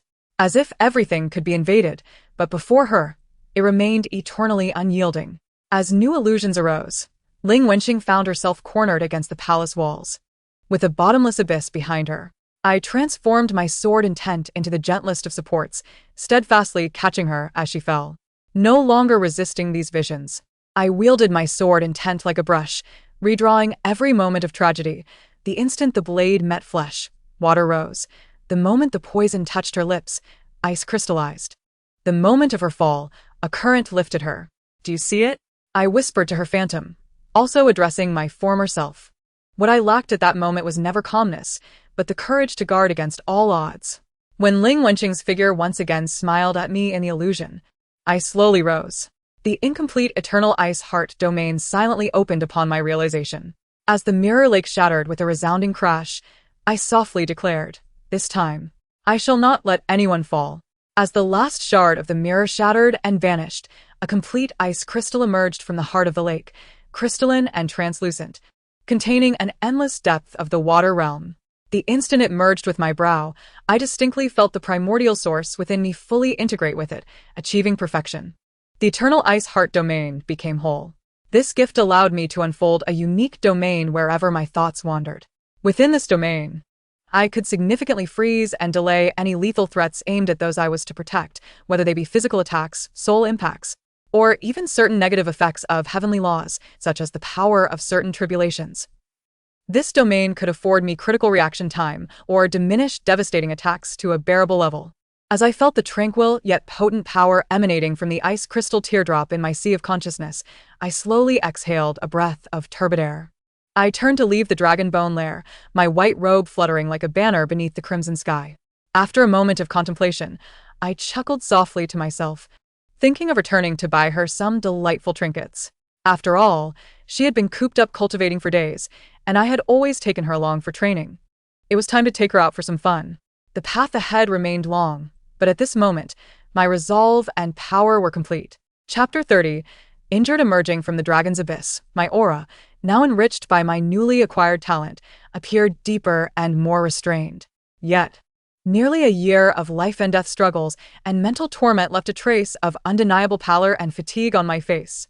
Just as I steadied myself, still unaccustomed to the long-forgotten air outside, a terrifying pressure, akin to a towering mountain, descended upon me, sending tremors through my very soul. I abruptly lifted my head and beheld a figure lounging casually upon a floating jet-black rock in the void ahead. Clad in dark purple finery, the individual was strikingly beautiful, almost otherworldly, with a pair of vertical pupils shimmering with a faint golden hue, observing me with a mix of amusement and scrutiny.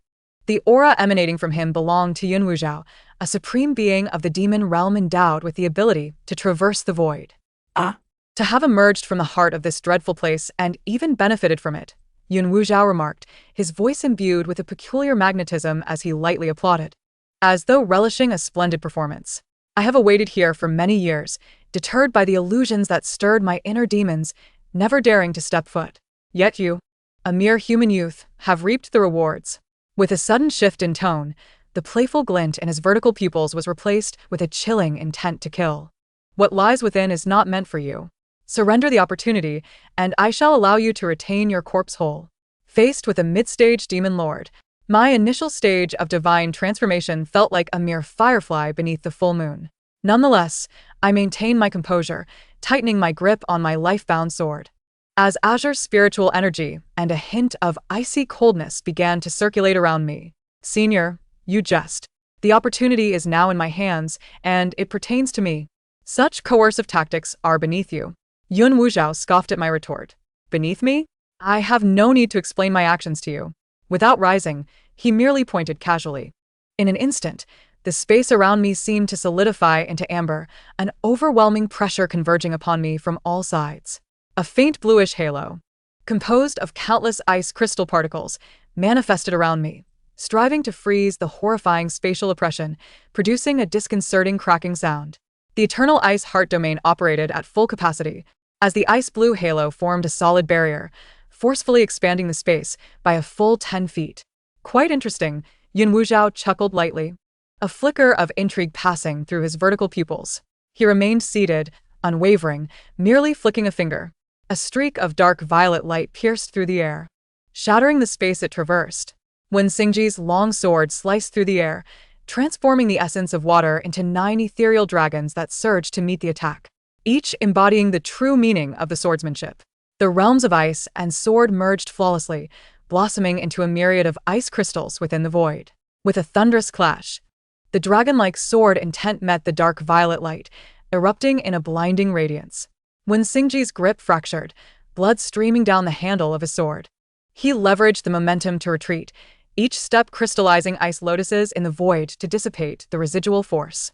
Yun Wuzhao let out a soft gasp, a flicker of genuine astonishment crossing his eyes. Though this finger strike was not delivered with full force, it was still something that an ordinary transformation realm practitioner could hardly withstand for even a moment. Yet this youth managed to endure for a fleeting instant, relying on a talent he had only just acquired and not yet mastered. He couldn't help but marvel at the potential, merely a century old. He had already reached the transformation realm and was even able to withstand a blow from himself. Such exceptional talent and temperament would surely lead to endless troubles in the future. With this thought, a murderous intent surged in his eyes, and he slightly intensified the force of his finger. In an instant, 5 shadows darted forth like venomous serpents, each containing the terrifying power to tear apart the soul. When Xingji's long sword danced swiftly, the ice domain fully activated, creating layers of defense before him. With a crack, the ice barrier shattered, a shadow piercing through the defenses and striking his left shoulder with brutal force. When Xingji's form jolted violently, a mouthful of blood spewed forth, and his left shoulder became a bloody mess. He hesitated no longer. Before Yun Wuzhao could unleash a third strike, he decisively crushed the life-saving talisman given to him by his master, imbued with the full power of a late-stage Great Ascension. Buzz. A sound akin to the ancient roar of a sword resonated throughout the heavens. From the shattered talisman, a sword chi, condensed to its utmost, capable of cleaving through chaos and reshaping the cosmos, surged skyward.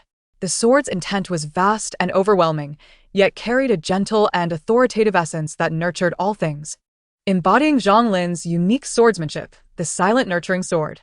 This sword appeared without warning, its speed transcending the boundaries of time and space, aimed straight at Yun Wuzhao. The languor and disdain on Yun Wuzhao's face vanished in an instant, replaced by an unprecedented gravity. He had not anticipated that this junior possessed such a terrifying life-saving artifact. Nor did he expect the profound might and essence of this sword. Daring not to underestimate the situation, he retreated swiftly while activating his innate divine abilities, transforming himself into an ethereal presence, blending with the surrounding space in an attempt to evade this lethal blow. However, Zhang Lin's sword, named Silent Nurturing, was intended to hear thunder in silence, to penetrate and lock onto its target. The sword chi seemingly disregarded the barriers of space, precisely tracking the faint trace of Yun Wuzhao merging into the void, and struck down fiercely. Boom! An indescribable explosion of light engulfed the space, as the fabric of reality shattered like fragile glass, creating a vast black hole that consumed everything around it. The violent energy currents swept through, flattening the mountains below. As the light dissipated, Yun Wuzhao's figure reformed in the distance, appearing somewhat disheveled. The hem of his luxurious robe had been shredded by the sword chi, a trickle of golden blood seeping from the corner of his mouth, and his breath was now slightly erratic. He had actually been wounded by this sword. Though merely a minor injury, it was an immense humiliation for him. He cast a dark glance towards the direction where Xingji had been, now shrouded in chaotic space. Meanwhile, far away at the peak of Qingyun's sect, atop Xian Peak, Zhang Lin abruptly opened his eyes. His usually gentle and kind gaze transformed into a sharp, sword-like intensity, as an overwhelming aura uncontrollably spilled forth, causing the clouds and mists surrounding the entire Xian Peak to roil violently. He distinctly sensed that the life-saving sword talisman he had entrusted to his eldest disciple, Xingji, had been activated, and it was in a distant location, accompanied by a surge of demonic energy. Xingji. Without a moment's hesitation, Zhang Lin's figure vanished from his spot, neglecting even to glance at Ling Wenqing, who was practicing nearby. The next moment, he appeared outside the gates of Qingyun sect, standing on the clouds. With a single step, the space beneath him folded, as if the vast mountains and rivers had shrunk to mere inches beneath his feet, demonstrating the divine ability of shrinking the earth to an inch. His expression was grave as he tore through the sky at the fastest speed, racing toward the direction indicated by the sword talisman. Ling Wenqing was on her usual path to practice with her master. Suddenly, she heard an urgent low shout from him. The rare tension in his voice made her heart leap. She instinctively looked up, just in time to see her master transform into a green rainbow, tearing through the sky with an unprecedented swiftness, vanishing into the distant horizon in an instant, disregarding even her presence nearby. Master? Ling Wenqing stood frozen, the spiritual energy in her hands dissipating.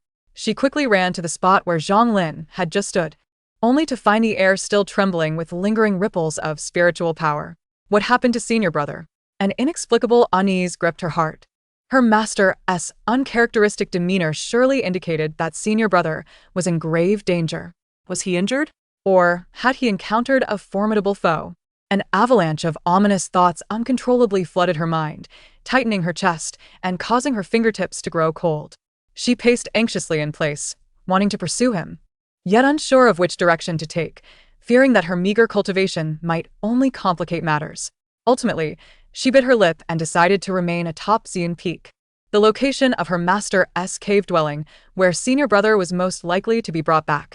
She ceased her practice and lost interest in any other activities. Stubbornly standing at the peak's most open vantage point, her gaze fixed on the horizon where her master had departed, her heart suspended in the air, growing heavier with each passing moment. The mountain winds billowed her garments, yet could not disperse the profound worry etched upon her brow. Yun Wuzhao wiped away the trace of golden blood from his mouth, his eyes devoid of any hint of amusement, replaced only by furious wrath and a chilling murderous intent stemming from being wounded by an insignificant ant. The surrounding space twisted violently under the weight of his emotions, emitting a mournful cry of unbearable burden. Very well. His voice was low, yet contained a tempest capable of annihilating the heavens. Let us see how long you can struggle. No sooner had he finished speaking than, without moving, when Xingji felt the space around him instantaneously transform into countless sharp shards, converging from all directions to ensnare him. This was another application of breaking through the void, using space itself as a blade. Just as the abyssal black fissure, which threatened to obliterate everything, was about to reach him, a cold glint flashed in Xingji's eyes. He reversed his spiritual energy in a nearly self-destructive manner, forcibly breaking through the meridians that had been shackled by the deathly silence. Buzz. The ancient ice heart domain emitted a mournful cry, its originally pale blue aura suddenly deepening. The extreme cold realm contracted desperately, condensing into a thin ice mirror, as delicate as a cicada's wing, before the abyssal black fissure. "Mirror sky," he uttered softly, and the ice mirror shattered at the sound. Each fragment reflected the shattered void fissure, slightly refracting and dispersing its power. Yun Wuzhao's golden vertical pupils narrowed. He had truly managed to evade this lethal blow by relying on the talent he had just comprehended and his own foundation. The astonishment in Yun Wuzhao's eyes deepened, swiftly followed by a greater sense of trepidation. This individual must not be allowed to remain. Yet the chasm of realms remained difficult to bridge. The residual might of the dispersed fissures still gravely wounded Xingji. He groaned, as the wound on his left shoulder ruptured, blood instantly staining half of his robe. No longer holding back, the terrifying power of the mid-stage Great Ascension erupted fully. His fingers formed into a blade as he sliced through the air. A dark fissure, seemingly connecting to the void of the universe's end, disregarding distance and defenses, materialized right before Xingji. This fissure was small, yet radiated an absolute stillness capable of annihilating all matter and soul. Xingji's ancient ice heart domain, in the presence of this fissure, resembled thin ice beneath sunlight, instantly covered in cracks, on the verge of complete shattering. As the dark mark of death inexorably spread towards him, evasion was futile. At this critical juncture, a faint, disdainful snort echoed as if it had descended from the heavens. In the next moment, a figure clad in azure appeared without warning between Xingji and the gaping fissure of shattered void. Casually extending a finger, the tip radiated a gentle, harmonious azure light, which softly touched the ominous crack capable of obliterating even a deity in transformation. No cataclysmic explosion ensued, nor was there a tumult of rampant energy. The formidable fissure, upon contact with the azure light, melted away silently like snow under the blazing sun, merging seamlessly until it vanished completely, as if it had never existed. The space regained its tranquility, leaving only a slight ripple in its wake. Zhang Lin, draped in azure robes, slowly retracted his finger and turned to observe the pale-faced Yun Wuzhao from a distance. Zhang Lin shielded Xingji behind him, delicately pressed 2 fingers against his wrist. At the moment the azure light flowed, the usually placid expression of the old Taoist hardened, revealing a frost of concern. The heart meridian bore wounds, the spiritual energy rampaging through the veins, indicating a forceful reversal of his cultivation met with a backlash from demonic energy, shaking the very foundation of his Tao. Such grievous injuries. The words fell like ice pearls onto the ground. Zhang Lin's azure light surged, an immense spiritual force cascading like a galactic river, forcibly calming the tumultuous blood and qi within Wen Xingji. Yet, the cracks in the heart meridian spread like a spider's web, and even with his advanced cultivation, he could only momentarily suppress their advance. The old Taoist slowly raised his head, his gaze reflecting the depth of ancient ice. The blood-red sky above the dragon abyss suddenly dimmed, the roiling miasma vanishing without a sound. Even the spatial fissures froze in midair. Yun Wuzhao. As he uttered these words, the mountains beneath him trembled and crumbled. The usually gentle head of the Azure Cloud sect now stood with his hands clasped behind him, his azure robes billowing in the fierce wind, a towering sword shadow appearing behind him. You have harmed my disciple to such an extent. As the echoes of his words faded, a chilling sword intent enveloped the entire realm. Yun Wuzhao's face darkened, his confidence bolstered. He sneered, Zhang Lin, though you are powerful, with the Buddha's son by my side, two mid-stage cultivators of the great ascension realm, can you truly contend with us? Zhang Lin's gaze swept over the two, his expression icy. With a gentle flick of his sleeve, he formed an even more formidable azure barrier behind him, securing Wen Xingji within. Come. At the instant his words fell, the atmosphere tensed to its utmost limit. Yun Wuzhao struck first, shattering the void with utmost precision. His figure flickering in and out of existence, traversing the thin veil between reality and void. Countless invisible blades of space sliced towards Zhang Lin from unimaginable angles, sealing all avenues of retreat. Each blade harbored the terrifying power of the cutting laws. Simultaneously, the Buddha's son, Zihai, chanted a solemn mantra. His indestructible golden body operating at full capacity, radiating like a being cast in gold, unleashing a brilliant light. He wielded no artifacts, merely delivering a straightforward punch. This punch, seemingly slow, appeared to manipulate the very momentum of the universe, coalescing into a colossal swastika seal of Buddhist power, pressing forward with supreme authority to crush Zhang Lin. Faced with the combined assault of two formidable masters, Zhang Lin's gaze sharpened.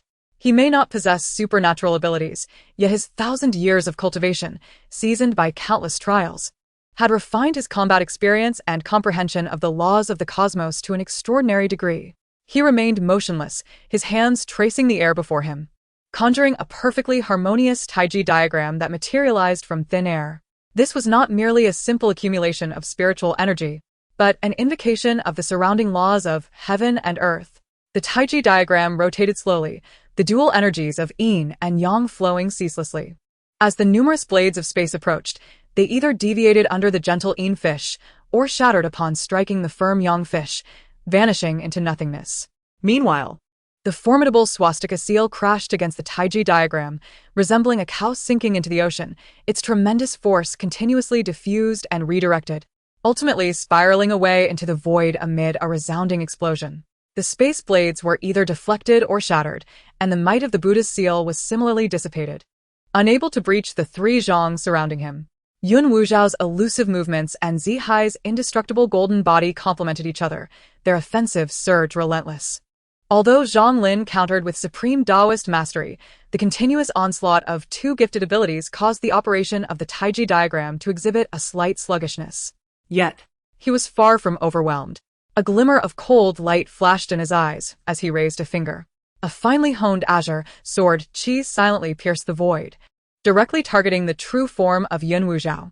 The demon lord's expression shifted slightly, and in a moment of panic, he folded space to counter. Yet the edge of his garment was still torn. Observing this, Zihai intensified the radiance of his golden body, his fist descending like a mountain. Zhang Lin met the assault with an upward palm, the azure light clashing with the golden brilliance, causing the entire void to tremble. The three figures intertwined beneath the blood-red heavens, each collision sending tremors through the dragon abyss. Though Zhang Lin temporarily found himself at a disadvantage, he remained as steady as a mountain, while Yun Wuzhao and Zihai, though having seized the initiative, struggled to truly breach the seemingly simple yet profoundly intricate taiji defense. Gradually, the realm of laws. You have touched upon this level, Yun Wuzhao exclaimed in astonishment. Zhang Lin offered no reply, having deflected the first wave of attacks. He transitioned from defense to offense. With fingers poised like a sword, a seemingly unadorned azure sword qi shot forth, splitting in midair into two, then four. transforming into a torrential downpour of sword rain. Each drop of this rain contained a subtle sword intent, not seeking the utmost sharpness, but resembling a gentle spring rain that infiltrated every crevice, specifically targeting the weak points in the opponent's ability and the connections of their laws to erode and dismantle them. Yun Wuzhao relied on his spatial talents to continuously evade and block, appearing rather beleaguered. Zihai, on the other hand, braved the assault with his indestructible golden body.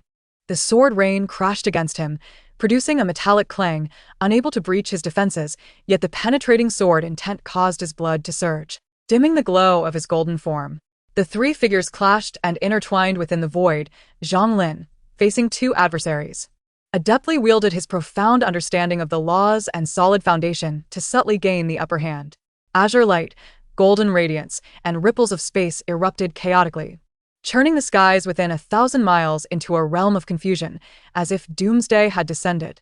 At the zenith of their battle, as the three warriors' abilities once again collided fiercely at the epicenter, an unexpected transformation unfolded.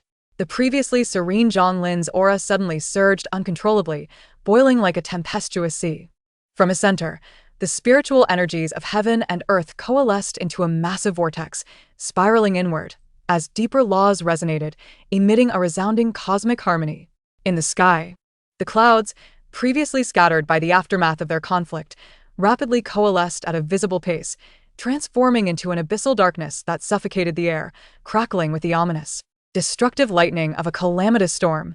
An overwhelming celestial majesty, cold and absolute, firmly locked onto Zhang Lin, an immeasurable pressure enveloping the entire realm. As Yun Wuzhao and Zihai exerted their utmost to summon their powers, their offensive suddenly faltered, and their expressions shifted dramatically. They sensed an overwhelming force, a will of destruction emanating from the very essence of the heavenly Tao, far beyond the comprehension of their great ascension level. Yun Wuzhao's pupils contracted, fixating on Zhang Lin at the heart of the calamity, whose aura continued to rise, while casting a sidelong glance at the dignified Zihai beside him. With a voice tinged with reluctance, he rasped, "He is actually invoking the heavenly tribulation at this moment." Zihai, with his palms pressed together, radiated a golden light. His gaze clear and wise, devoid of any panic, embodying a serene understanding of worldly matters. He spoke slowly, Amitabha. Master Zhang possesses profound depth. In this battle, he has attained enlightenment and invoked the celestial mechanism, a natural progression of fate. This is destiny, beyond human intervention, and not something you or I should obstruct. He turned to Yun Wuzhao, his tone calm. The tribulation thunder is the punishment of the heavenly Tao, as well as its lesson. Others entangled will not only gain nothing but will also suffer its repercussions, facing certain death. Demon Lord, our karmic ties are resolved today. Though Zihai did not utter the words that lingered unspoken, the implication was clear. Should Zhang Lin succeed in ascending to the tribulation phase, their chances of victory would be utterly extinguished. Yun Wuzhao's countenance darkened, his understanding of this truth unmistakable. The confrontation with Zhang Lin had already proven to be a formidable challenge. Adding this terrifying tribulation would render any thoughts of defeating Wenxing and seizing opportunities futile, and perhaps even spell his own demise. He had navigated the demon realm for countless years, not as a reckless fool.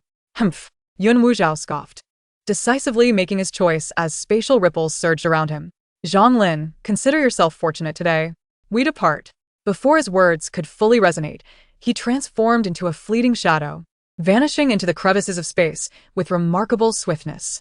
Zihai inclined his body slightly towards the heart of the calamity, chanting a Buddhist mantra, "Master Zhang, I congratulate you on your successful tribulation." He added, "Should fate permit, we shall discourse on the Tao again in the future." With a flicker of golden light, he, too, dissipated like a phantom lotus, seemingly never having existed at all. The two peak great ascension powerhouses, upon sensing the impending tribulation, rationally assessed that the situation was untenable and unhesitatingly chose to retreat. After all, forging a deadly enmity with a potential tribulation stage cultivator, while facing the wrath of the heavenly Tao, was an exceedingly unwise course of action. In the blink of an eye, the once tumultuous battlefield was left with only Zhang Lin, who stood in meditation, and Wenxing, securely shielded within his protective barrier. The ominous clouds of tribulation in the sky thickened, lightning coiling like dragons, and the air grew charged with destructive energy. Zhang Lin, with closed eyes, immersed himself in his inner being, prepared to confront this sudden yet long-anticipated tribulation thunder. Chapter 31. The return to the sect. As the dark clouds of tribulation roiled above, just moments before the first thunderbolt descended, Zhang Lin kept his eyes shut, gently sweeping his sleeve behind him. A gust of wind enveloped the azure barrier surrounding the healing Wenxing, lifting him gracefully as if cradled by a feather, swiftly transporting him to a distant, stable mountain peak. The barrier shimmered, remaining steadfast, shielding him from the overwhelming pressures of the outside world. Sitting cross-legged within the barrier, Wenxing opened his eyes to see his master standing resolutely beneath the vast might of the heavens, appearing as if one with the universe. Feeling the injuries within him, he wasted no time, concentrating deeply and channeling his energy. Simultaneously, he sent forth a thread of clear consciousness, closely observing the momentous trial that lay ahead for his master. He felt genuine joy for his master, recognizing that this tribulation opportunity was the culmination of a millennium of cultivation. His duty at this moment was to ensure that his master faced no distractions. In the heavens, the thunder roared ominously, resembling a great beast growling behind the clouds. Thick, purple lightning snaked through the dark storm clouds, its destructive essence reaching a zenith, fixating on the figure clad in azure below. Zhang Lin slowly raised his head, gazing at the clouds of tribulation that bore both destruction and rebirth, his expression as calm as still waters. Yet within, it felt as though the currents of the cosmos were in motion, the rhythms of the Tao pulsing in and out of existence. Boom! The first thunderbolt finally tore through the firmament, carrying with it the supreme authority to purify all existence and judge those who defied the heavens. Akin to a colossal purple spear hurled by the thunder god from the ninth sky, crashing down upon Zhang Lin. Clad in azure, Zhang Lin stood resolutely beneath the storm clouds, facing the cataclysmic thunder that could obliterate stars, remaining composed. Whether employing exquisite sword techniques to draw the lightning and temper his body, or unraveling the profound principles of the Tao to mitigate the thunder's might, he showcased the essence of a millennium of cultivation. The tribulation raged for an entire day. When the final chaotic divine thunder, imbued with the essence of creation and destruction, was drawn into his being through his unyielding heart, the storm clouds gradually dissipated, showering the world with boundless, auspicious light. Zan Lame sera adherwent à Tremendou transformation. Deepening and expanding, establishing an unparalleled connection with the laws of the universe.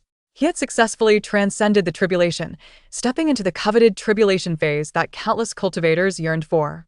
Slowly, he opened his eyes, which held the essence of cosmic life and death, only to quickly return to their usual gentleness. His gaze immediately fell upon the distant peak, where a figure awaited him, and he nodded slightly in acknowledgement. Wenxing, witnessing his master's successful transcendence, offered a respectful bow from afar. The celestial phenomena triggered by Zhang Lin's tribulation had already stirred the attention of cultivators and powerful beings within a 1,000-mile radius, all of whom were compelled to observe from a distance due to the terrifying might of the heavenly authority.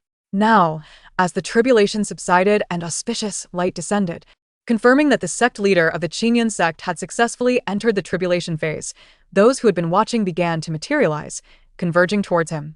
In an instant, amidst the radiant light, various cultivators, some riding on beams of light and others on spiritual beasts, approached respectfully, halting at a respectful distance to offer their congratulations.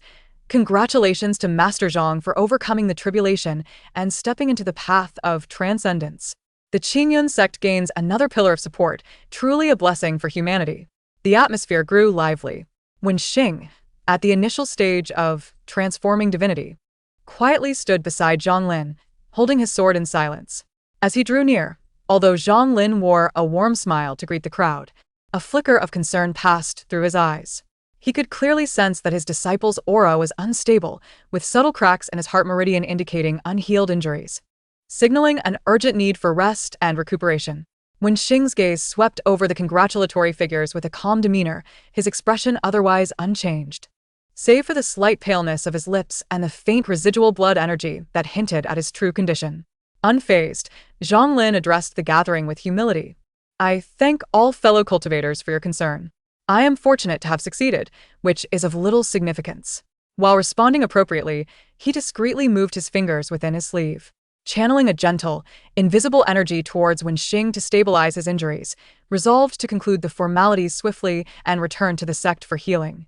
Seeing the number of onlookers increasing, and aware that they had just emerged from a fierce battle and tribulation, the atmosphere was chaotic, unsuitable for lingering.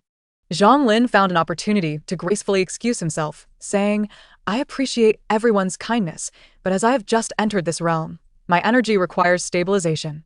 And there are matters to attend to within the sect. I shall not impose further, but rather hope to discuss the Tao with you all another day." With that, Without waiting for further responses, he waved his sleeve, enveloping Wenxing in a gentle azure light.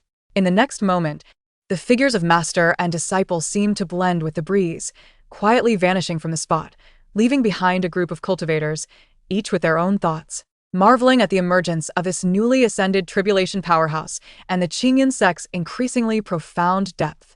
In the shift of space, Zhang Lin had returned to the Qingyan sect with when Wenqing had stood atop the Xian Peak for an entire day, from sunrise to moonlight. As her anxiety grew with the passage of time, as she could no longer restrain herself from sending another message, a familiar azure light finally appeared on the horizon. "Master, senior brother." She rushed forward eagerly, only to freeze in her tracks upon seeing Wenxingji. The usually gentle and ethereal face bore several fresh bloodstains. His lips were as pale as paper, and his robe was soaked in dark crimson. She had never witnessed her senior brother in such a disheveled and weakened state. Ling Wenqing's voice trembled, her eyes instantly reddening. Forgetting all propriety, she rushed to Wenxingji's side, wanting to touch him, yet hesitating to disturb his wounds. "How could you be so injured?" Wenxingji, noticing the tears welling in her eyes, mustered a reassuring smile, his voice weak yet still warm. "It's nothing serious. It looks worse than it is, so do not be afraid." Zhang Lin observed the state of his young disciple and gently patted her shoulder, his tone gentle and kind. "Do not worry, my dear. "Xingji requires immediate care. I will take him to the quiet chamber for healing." "Yes, yes. Hurry." Ling Wenqing nodded vigorously, hastily wiping her tears and clearing the path, her gaze unwaveringly following Wenxingji as he was supported by master toward the quiet chamber. Her fingers instinctively tightened around her sleeve. The two settled down to heal. Just as the spiritual energy flowed to the damaged heart meridian, Zhang Lin suddenly spoke, his voice carrying a barely perceptible chill. "Yun Wuzhao has inflicted deep wounds upon you, shaking your foundation. Once your condition stabilizes, I will personally venture into the demon realm to seek justice for you." Wenxingji, upon hearing this, slowly opened his eyes. His complexion remained as pale as before, yet his gaze was resolute and composed as he gently shook his head. "Master, please allow me to resolve this grudge myself." His voice, though weak, was filled with determination. The pride of a sword cultivator lies in severing thorns by oneself. "The injuries of today shall be avenged by my own hand in the future." Zhang Lin gazed into the unquenchable flame within his disciple's eyes, finally letting out a long sigh, his palm's spiritual energy growing even gentler. "Very well. However, your descent into the dragon abyss, though perilous, has yielded significant opportunities. Not only has your water-ice attribute been refined to a higher purity, but you have also acquired the remaining half of your innate talent. Once you recover, you can consider advancing. For now, focus on the restoration of your heart meridian, as that is of utmost importance." "Thank you, Master," Wenxingji replied, closing his eyes once more and allowing the gentle spiritual energy to continue mending his damaged meridians. The quiet chamber was filled only with the lingering fragrance of medicine. Ling Wenqing sat on the stone steps outside, her arms wrapped around her knees, her gaze fixed unwaveringly on the closed door. After an indeterminate amount of time, the door finally opened gently and Zhang Lin stepped out. A hint of weariness etched upon his features. "Master, how is senior brother?" Zhang Lin kindly shook his head. "My dear, let us take him back to the tranquil peak." Ling Wenqing immediately rose and followed closely behind her master. The azure clouds gently carried Wenxingji as they floated toward the tranquil peak. Upon their return to the bamboo dwelling, Wenxingji reclined on the bed. Zhang Lin spoke softly, "Your heart meridian is severely damaged. I can only heal about 30%. The rest will require some time for recuperation.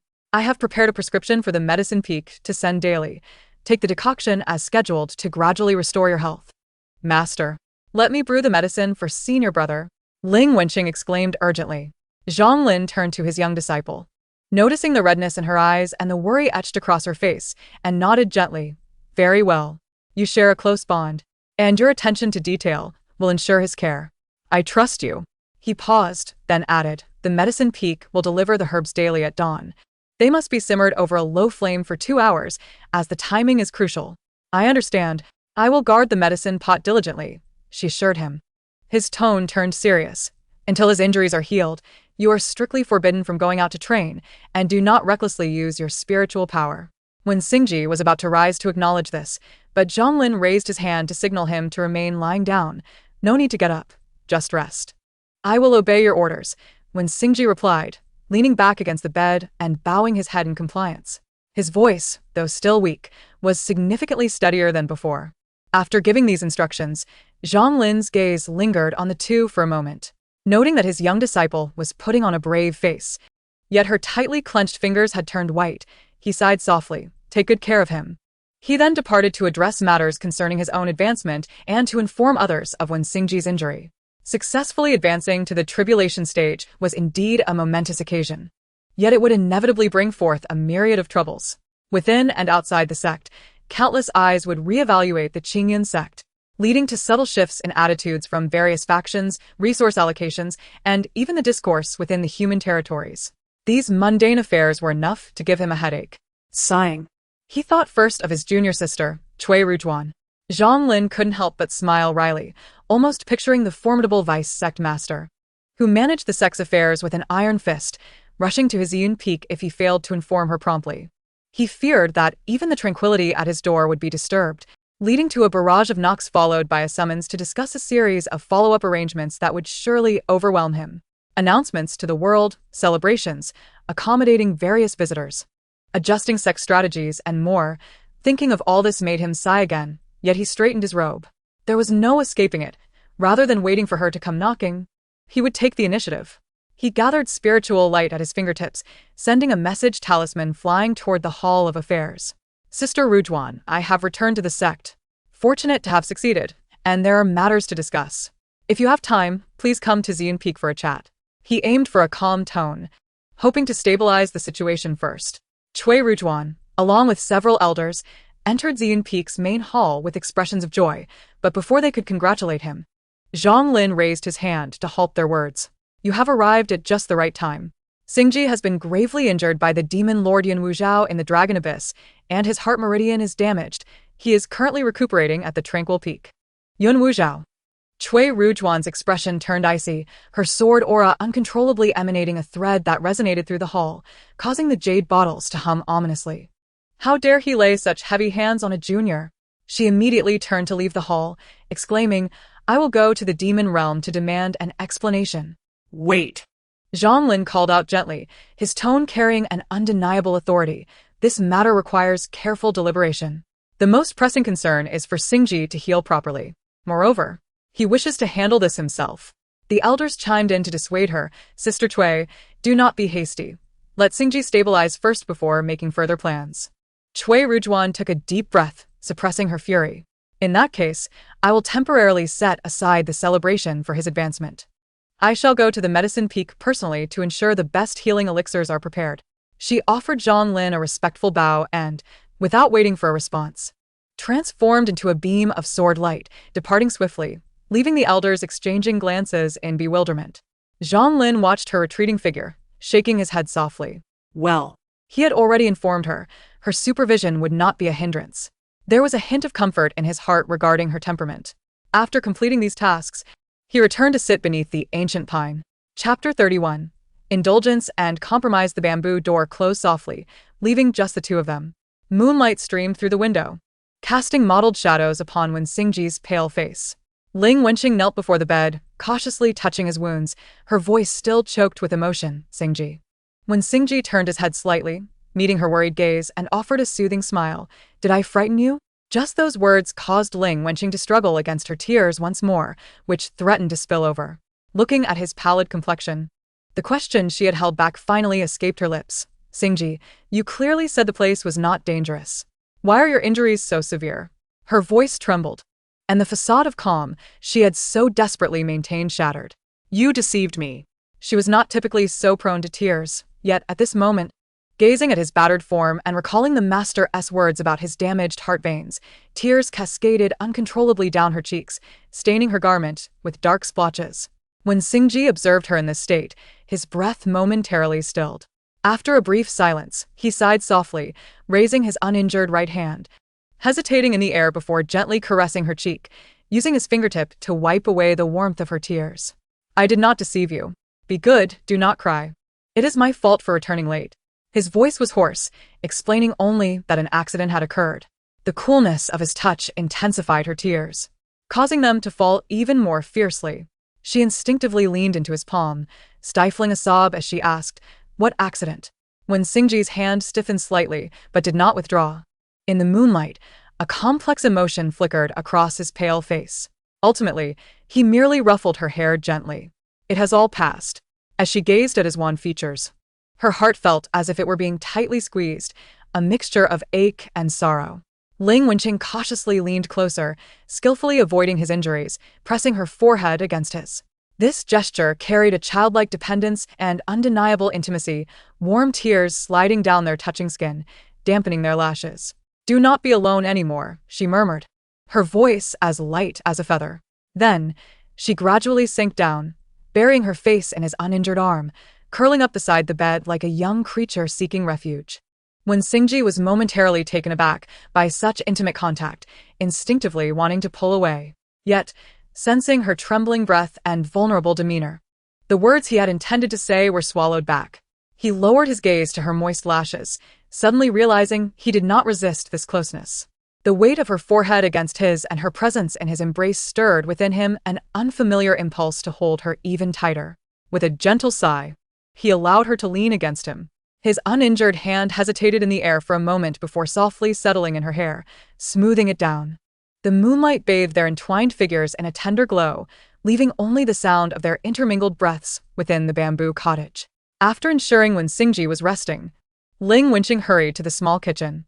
Aware of her inexperience in preparing medicine, she had invited a disciple from the medicine peak to guide her, fearing any delay might worsen her brother's injuries. Under the disciple's instruction, she meticulously identified each medicinal ingredient and carefully monitored the water and fire. Though still somewhat clumsy, her focus was unwavering. As the moon reached its zenith, she finally cradled a bowl of rich, dark broth and hurried back to the bamboo cottage. "Singji, the medicine is ready." She held the ceramic bowl, her fair cheeks smudged with soot, resembling a little cat. Her eyes sparkled with determination. "I will feed you." When Singji sat up, eyeing the unappealing bowl of medicine in her hands and noticing the smudges on her face, a faint smile tugging at his lips. "I can do it myself." "No." Ling Wenqing furrowed her brow, her tone firm. "The master said you must not exert your spiritual power." Yet, as she spoke, her clear eyes glimmered with tears, her voice softening. I worked hard to brew this."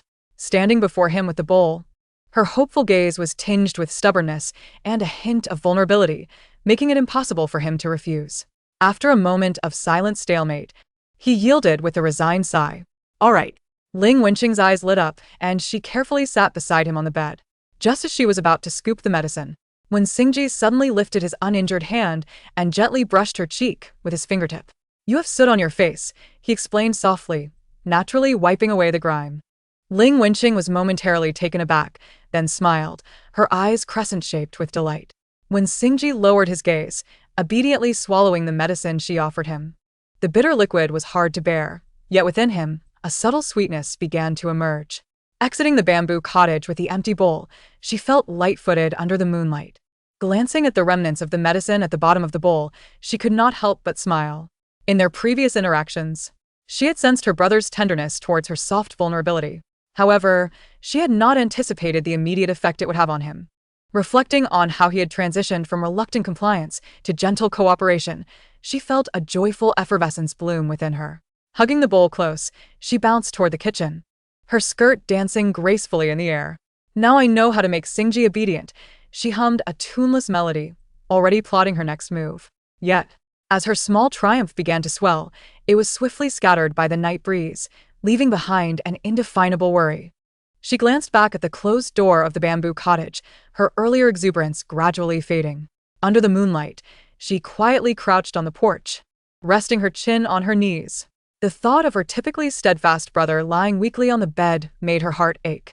She had never witnessed him so severely injured, nor had she seen him in need of care. This realization filled her with an inexplicable anxiety. Burying her face in her arms, she softly sniffled. Even the strongest can fall. This thought brought forth an unprecedented sense of unease, more daunting than her first encounter with the thunder tribulation.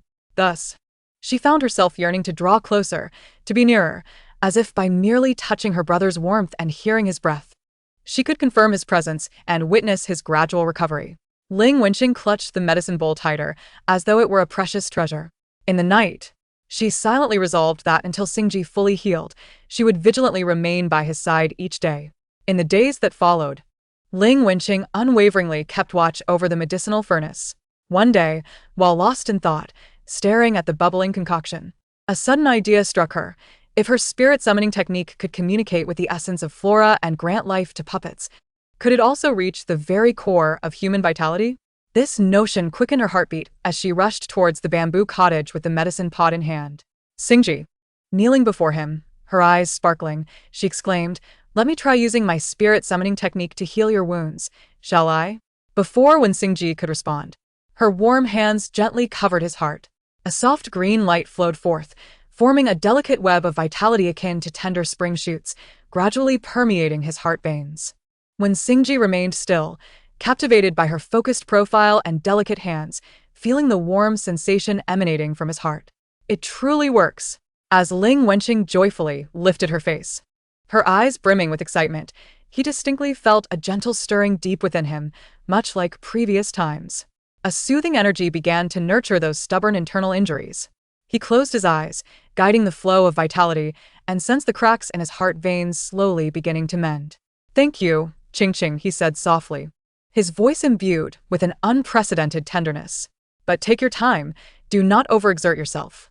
Ling Wenqing smiled up at him, her hands still glowing gently. "I understand." She continued her focused healing, unaware that his gaze remained fixed on the crown of her head, not perceiving the warmth of his gentle indulgence had taken on a new depth. Only when the light began to dim did she proudly lift her face, asking, "Is it much better?" When Xingji gently hummed in acknowledgement, raising his hand to tuck the stray strands of hair behind her ear. This motion was performed with such fluidity that even he found himself momentarily taken aback. "Qingqing," he lowered his eyelids, concealing the emotions that threatened to spill forth from his gaze. "You have grown." When the news reached Zhang Lin's ears, the typically composed leader unexpectedly appeared outside the bamboo cottage in an instant. He quietly sensed the vitality circulating within the room, and the tension that had gripped his brow for months finally eased, genuine mirth flickering in his eyes. "Ah," he softly stroked his long beard, gazing at the focused petite figure within. "This child always brings surprises." In the days that followed, when Xingji's injuries gradually healed, allowing him to slowly channel his spiritual energy, with only a few damaged meridians requiring further regulation to completely recover, Ling Wenqing's anxious heart finally found solace, and she began to carve out time for meditation and practice. One day, after finishing her breathing exercises, she suddenly recalled something, exclaiming softly, "I nearly forgot about the little frog." Since when Xingji's injury, she had entrusted the little creature to Ganlu for care, fearing its noise would disturb her senior brother's recuperation. Now that he was improving, it was time to bring it back. When she arrived at the Sword Peak to fetch the little frog, it was blissfully nestled in Ganlu's spiritual herb garden, sleeping soundly. Upon seeing Ling Wenqing, it lazily opened its eyes, let out a soft croak as a greeting, and promptly returned to its nap. "Thank you for your hard work, sister," Ling Wenqing said, cradling the little frog with a hint of embarrassment. Ganlu smiled gently. "It is quite well behaved, spending its days either eating or sleeping." Upon returning to the tranquil peak, Ling Wenqing placed the little frog on the soft cushion by the window. Perhaps sensing the familiar aroma, it rolled over and drifted back into a deep slumber. When Xingji stood in the courtyard and, upon her return, the corners of his lips curved upward. "You brought it back?" "Yes." Ling Wenqing quickly approached him, naturally leaning against his arm. "How do you feel today?" "Not bad," he replied. As Ling Wenqing sat down, she pondered that he might be bored during this time, and she began to chatter excitedly about her experiences and joys over the past year, sharing everything with unrestrained enthusiasm. Her voice gradually softened, tinged with a sense of exhaustion and satisfaction after her fervent recounting. When Xingji listened patiently, and upon noticing her fatigue, he instinctively reached out, his palm radiating warmth as he gently stroked her hair, his touch tender and rhythmic. Ling Wenqing comfortably squinted her eyes. As she spoke, she unconsciously leaned closer. Like a cat seeking warmth, her slender arms wrapping around his, her cheek brushing against his cool sleeve. The girl, enveloped in the sweet scent of grass and wood, radiated warmth through her thin garment. When Xingji felt a sudden stillness in his breath, his entire being frozen in place. He could distinctly sense her softness against him, the delicate curve of her waist. Though he had held her before, this moment felt entirely different. The unfamiliar stirrings of emotion, constrained by reason, threatened to break free. He subtly shifted away, his voice remaining gentle yet laced with restraint. "Qingqing, this proximity is not entirely appropriate." Ling Wenqing, momentarily taken aback by his words, noticed his flushed ears despite his calm demeanor but dismissed it, thinking little of it. Remembering the secret she had discovered earlier, she lowered her head, her long eyelashes fluttering like butterfly wings, casting a faint shadow beneath her eyes. The corners of her lips curled slightly as her fingers playfully tugged at his sleeve. And when she lifted her gaze, her clear apricot eyes shimmered with a glistening plea, silently gazing at him. The moonlight illuminated the blush at the corners of her eyes, her expression a blend of innocence and entreaty, reminiscent of a rain-soaked fledgling, evoking a tender response. Faced with such earnest eyes, all his words of refusal caught in his throat. After a long silence, he sighed softly, allowing her to lean against him once more. "This shall not happen again," he murmured, gently brushing his fingertips through her fallen hair. Ling Wenqing instantly brightened, burying her small face in his shoulder, blissfully unaware of his reddening ears and the subtle tightening of his arms. After a moment, she seemed to recall something and tilted her face up, curiosity sparkling in her eyes. "What about you, Xingji? Did you encounter anything interesting while you were away?" When Xingji looked at her drowsy yet eager expression, his heart softening. He had no intention of recounting the perilous experiences he had faced, including the near-fatal plunge into the Dragon Abyss, the dangers of the spatial rift, the desolation of the Mirror Lake's heart, or the thrilling confrontation with Yin Wuzhao.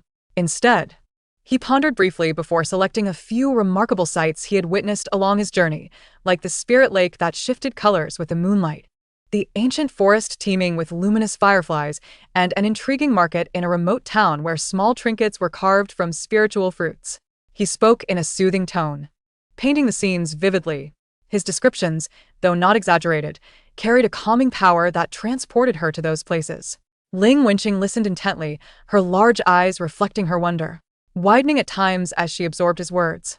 As he spoke, his hand continued its gentle caress through her hair, occasionally tucking away rebellious strands that fell from her ear. His voice, warm and melodious, flowed serenely through the quiet bamboo cottage, accompanied by the faint chirping of insects and the familiar scent of herbs, instilling a deep sense of peace.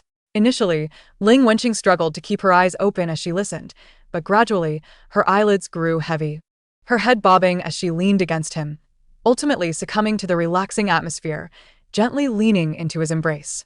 Her forehead inadvertently rested against his chest, her breathing becoming soft and even, her fingers unconsciously clutching the edge of his sleeve. When Xingji halted his narration the moment she fell asleep, looking down to see her serene face so close, her long lashes like butterfly wings resting below her eyes, her nose slightly flushed from the days spent preparing medicine for him. Yet, a satisfied smile graced her lips, as if merely resting against him brought her immense comfort. He remained still, even his breathing becoming deliberate and gentle. The moonlight grew brighter outside, casting a tender glow over the intertwined figures. Just then, the little frog on the soft cushion by the window stirred awake. It lazily stretched its limbs, its eyes shifting to Xingji, suddenly recalling the treasures it had received from him before. The little creature perked up instantly, hopping over to him, looking up with a series of persistent croaks while patting his foot with its tiny paws, reminiscent of its previous cheeky antics. When Xingji looked down at its antics, shaking his head in mild exasperation, he retrieved a piece of jade, imbued with vibrant spiritual energy, from his sleeve and offered it to the little frog. To his surprise, the little frog joyfully embraced the jade, but did not eat it. Instead, it nudged his fingers with its head, gazing longingly at his empty arms, patting its own belly. And finally, it simply sprawled against his garment. When Xingji paused, realizing that this little creature was dissatisfied with just the jade. It yearned to be held and sleep like Ling Wenqing. The corners of his eyes twitched slightly, recognizing that its temperament likely mirrored its owner's. Observing the little rascal's unabashed demands, he sighed softly, glancing at Ling Wenqing, who was soundly asleep, and carefully lifted the little frog, placing it in his lap. The little frog contentedly croaked, finding a cozy spot on his robe, curling up into a small green ball, and peacefully closed its eyes. The moonlight bathed the three figures, one person, one frog, and one girl, casting a tranquil serenity over the night at the tranquil peak. Chapter 32. He actually likes her in the final days of his recovery, amidst the repetitive cycle of medication and treatment, when Xingji's remaining damaged meridians were nearly mended. Feeling the near-complete restoration of his heart, he gently stroked Ling Wenqing's head. Your injuries are no longer severe. With one more night of recuperation, you shall be well. Qing. You have worked hard these days, go and rest. Ling Wenqing, however, grasped his sleeve and shook her head, saying, I am not tired. She lifted her face, her eyes reflecting the flickering candlelight. I wish to stay here and watch over my senior brother. Seeing that when Xingji was about to persuade her further, she simply settled down at the edge of the couch with a soft cushion, resting her chin on it, mumbling softly, just let me stay here. I promise to be quiet and will not disturb my senior brother's meditation. When Xingji looked at her, ultimately conceding, he took a light outer garment and draped it gently over her shoulders, saying, if you feel weary, lean against it and rest. Ling Wenqing's brows instantly arched in delight as she wrapped herself tightly in the garment that still carried his scent, nestling contentedly at the edge of the couch. Listening to her senior brother's steady breathing, she felt that the weariness of the past few days had transformed into a profound sense of tranquility. As the morning light began to filter in, Ling Wenqing awoke from her shallow slumber, rubbing her sleepy eyes, just in time to meet Xingji's smiling gaze. All is well, he said softly, as a strand of pure spiritual energy coalesced at his fingertips. Your meridians are unharmed. Although she had anticipated this day, Ling Wenqing could not help but exclaim in joy, her drowsiness vanishing instantly. She rubbed her eyes, as if to confirm she was not dreaming, and then, overwhelmed with happiness, leapt forward, crashing into Xingji's embrace, her arms tightly encircling his neck. This is wonderful, she exclaimed, burying her face in his shoulder, her voice filled with glee. It's finally all right. She even rubbed her face against his shoulder, radiating the intimacy of a fledgling bird returning to its nest now.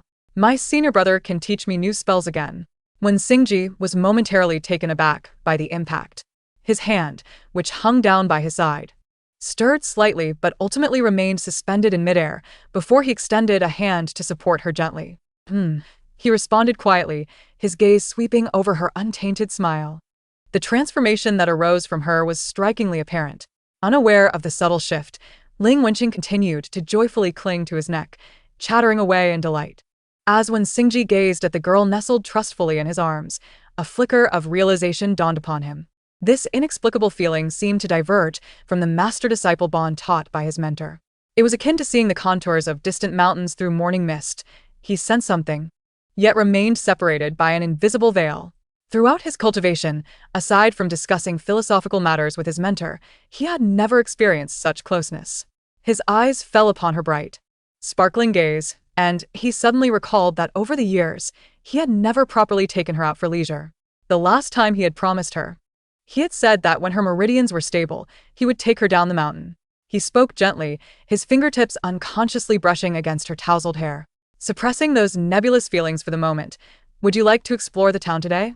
Ling Wenqing was momentarily stunned, but her eyes soon lit up, bobbing her little head enthusiastically like a chick pecking at grains. Yes, I want to go. She joyfully tugged at his sleeve. I will change my clothes right now. Watching her exuberant figure, Xingji could not help but smile. He took Ling Wenqing on a sword ride for half a day until they landed in a bustling town miles away. The moment they touched down, Ling Wenqing was captivated by the vibrant atmosphere, curiously gazing at the candy figurine stalls, acrobatic performances, and even stretching on tiptoes to touch the colorful lanterns.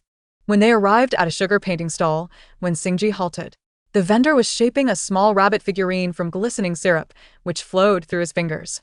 However, the syrup around the rabbit's eyes had thickened slightly, giving it a look of sorrow, as if it were holding back tears. "This one," he said, taking out some silver coins to pay the vendor, receiving the rabbit candy and turning to present it to Ling Wenqing. Ling Wenqing had been mesmerized by a nearby shadow puppet show and was momentarily stunned when a tearful rabbit candy suddenly appeared before her. When Xingji looked down at her wide, astonished eyes and then glanced at the candy's pitiful expression, a faint smile spreading across his features. "Look, it resembles you, doesn't it?" She took the candy, examining it in the sunlight. The amber syrup was translucent, and the rabbit's three-part mouth was slightly pouting. As she looked closer, she could not help but giggle.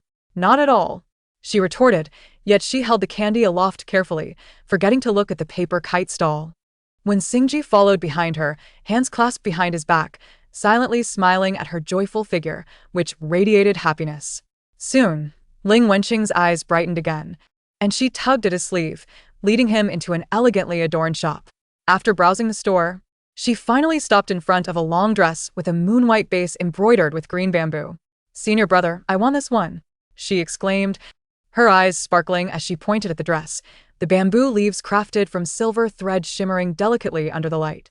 When Xingji naturally took the small toad she carried on her shoulder, watching as his junior sister cheerfully dashed into the fitting room with the dress. The toad let out a soft croak in his palm, finding a comfortable position to continue napping. When the fitting room curtain was lifted again, when Xingji halted, holding a teacup, Ling Wenqing stood shyly in the light, the moon-white dress accentuating her snow-like complexion. The gown perfectly outlined her graceful curves, with a few exquisite bamboo leaves embroidered at the neckline, subtly revealing themselves with her movements.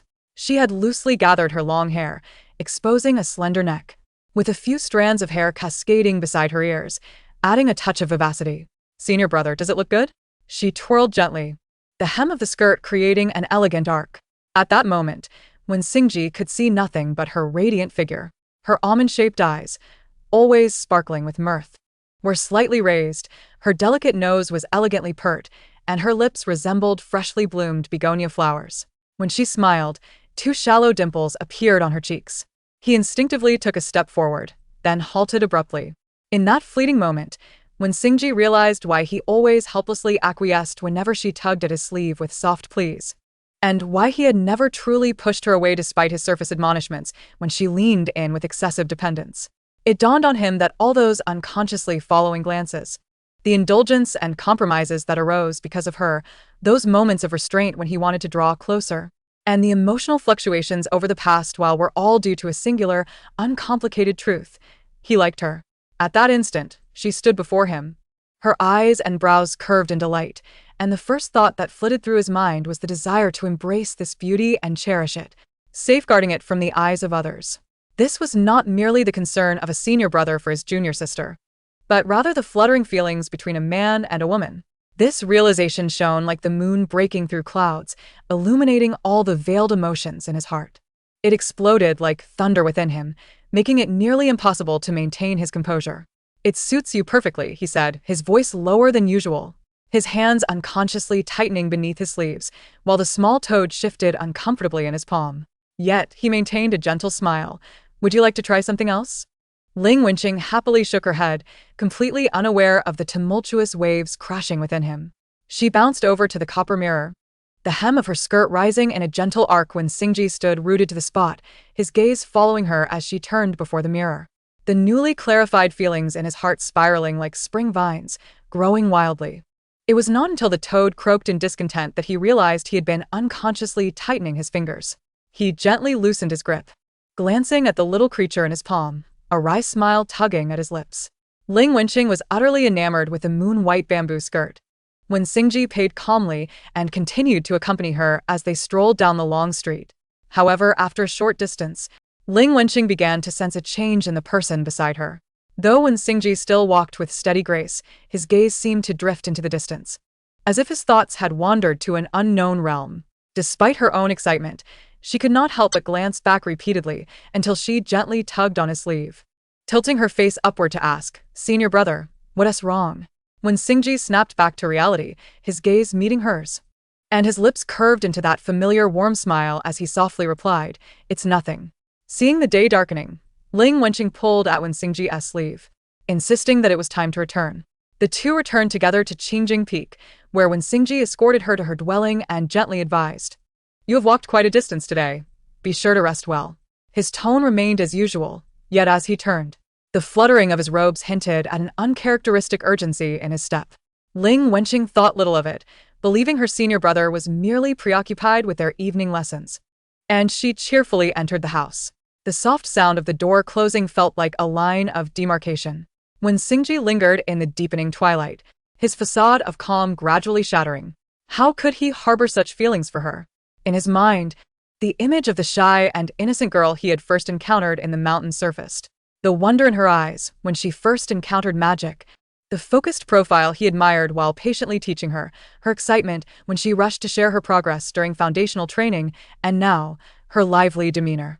Every step of her journey from the wilds to the sect had been paved by his own hands. He guided her in adapting to sect life, taught her to harness her talents, and watched as she blossomed from an unrefined gem into a unique treasure. This dual role of mentor and brother had become the heaviest burden and the most cherished concern in his life. The newly recognized affection felt like a vine that should not have grown, quietly entwining itself around the principles he vowed to uphold. He cherished her unwavering trust, yet felt a pang of shame for this desire. If she were to discover that her respected senior harbored such feelings, possibly even from the beginning, what would she think? Moreover, her extraordinary talent destined her to confront formidable tribulations. Any disturbance to her resolve could lead her toward irreparable doom. For this reason, he found it even more difficult to forgive himself in this moment. He needed time, a time to properly place this sentiment, ensuring it would not become an impediment on her path. The journey of cultivation was long, and she was bound to face more challenges. He could not allow himself to become a variable in her progression. The moonlight, serene as water, illuminated his tranquil features. At least for now, he remained her senior brother. This realization stirred a bittersweet sensation within him, yet also provided a temporary anchor. He would continue to guide her cultivation and protect her growth. But he must draw an invisible line between them, one that only he knew but must steadfastly uphold. As for those unbidden thoughts, they would be buried deep within his heart, disguised perfectly to maintain the image of the devoted senior brother. In the morning, the sunlight streamed through the window, gracing Ling Wenqing's face, causing her lashes to flutter as she slowly awakened. The first thought that crossed her mind was to seek out Xingji. She quickly tidied herself, cradling the still drowsy little toad, and quietly opened the door. Habitually, her gaze drifted toward the familiar door across the way, only to find it unexpectedly shut tight today. Ling Wenqing paused, puzzled. At this hour, Xingji would either be practicing swordplay in the courtyard or sitting by the window, engrossed in his reading, always waiting for her to come bounding in. She instinctively wanted to call out, as she had countless times before, the name Xingji almost escaping her lips, but she swallowed it back upon meeting the silent door. Perhaps he was too tired from accompanying her down the mountain yesterday, or maybe he was in the midst of crucial training. She pondered, reluctant to disturb him, pressed her lips together, and decided to practice in the flower fields at the peak. Turning to ascend the mountain alone, just as she took her first step, that familiar, warm voice resonated clearly in her ears, steady in tone. "Qingqing, today there are many affairs in the sect that I must attend to. You should go to the peak and practice to solidify your realm. Do not be negligent." Ling Wenqing blinked in surprise, looking around for the source, but seeing no one. The voice had directly entered her mind. Though caught off guard, she thought little of it, assuming her senior brother was indeed busy, and obediently replied toward the door, "All right. I understand. You attend to your matters first, Xingji." At the flower fields atop the peak, Ling Wenqing found a flat patch of grass and sat cross-legged, gently placing the still sleeping little toad on the soft ground beside her. She inhaled the fresh, sweet air and focused on her practice for the day. This time, she would attempt to make it comprehend her words. A glimmer of challenge sparkled in her eyes. She was already adept at creating puppets within the sect, though they were mere will-o'-the-wisps, distinct from the combat puppets controlled by divine consciousness. Perhaps she would postpone advancing to the mid-stage of Golden Core. At this moment, she was more eager to conquer this challenge and create a battle puppet capable of responding to verbal commands. She closed her eyes, her spirit sinking into her dantian. The chaotic golden core began to rotate slowly, pure spiritual energy surging forth as the power to summon spirits spread, warm and vibrant. With her hands forming seals, a faint golden light flowed. She expertly channeled the 5 elemental energies: earth as the foundation, metal as the bones, fire as the core, water as the veins, and wood as the resilience. A puppet, half her height, roughly shaped yet structurally sound, swiftly formed and stood quietly before her.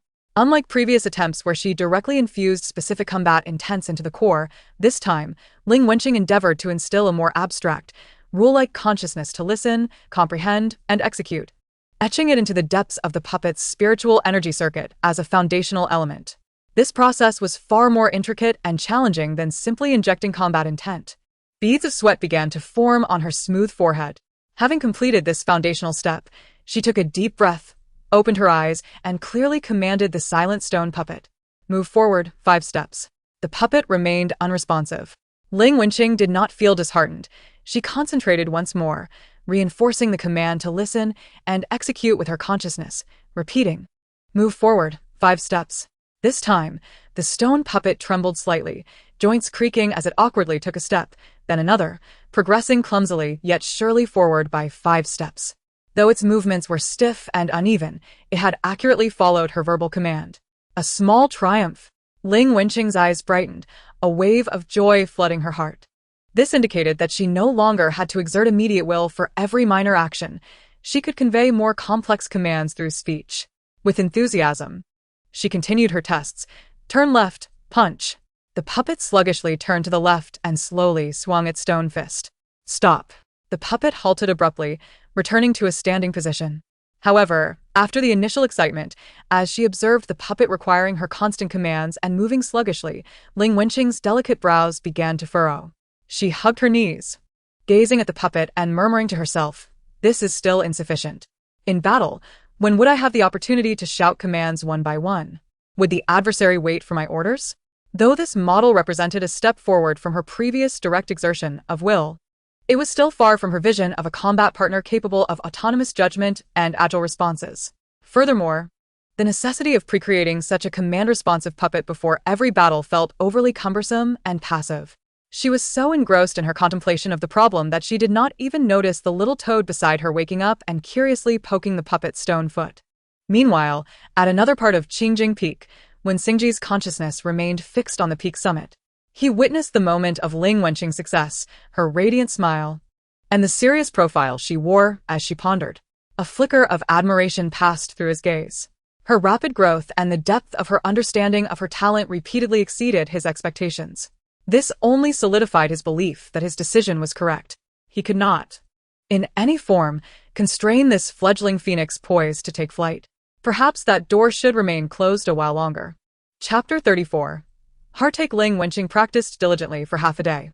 Although she still felt perplexed about the autonomy of the puppet, the sense of accomplishment in successfully imparting commands to an inanimate object filled her with joy.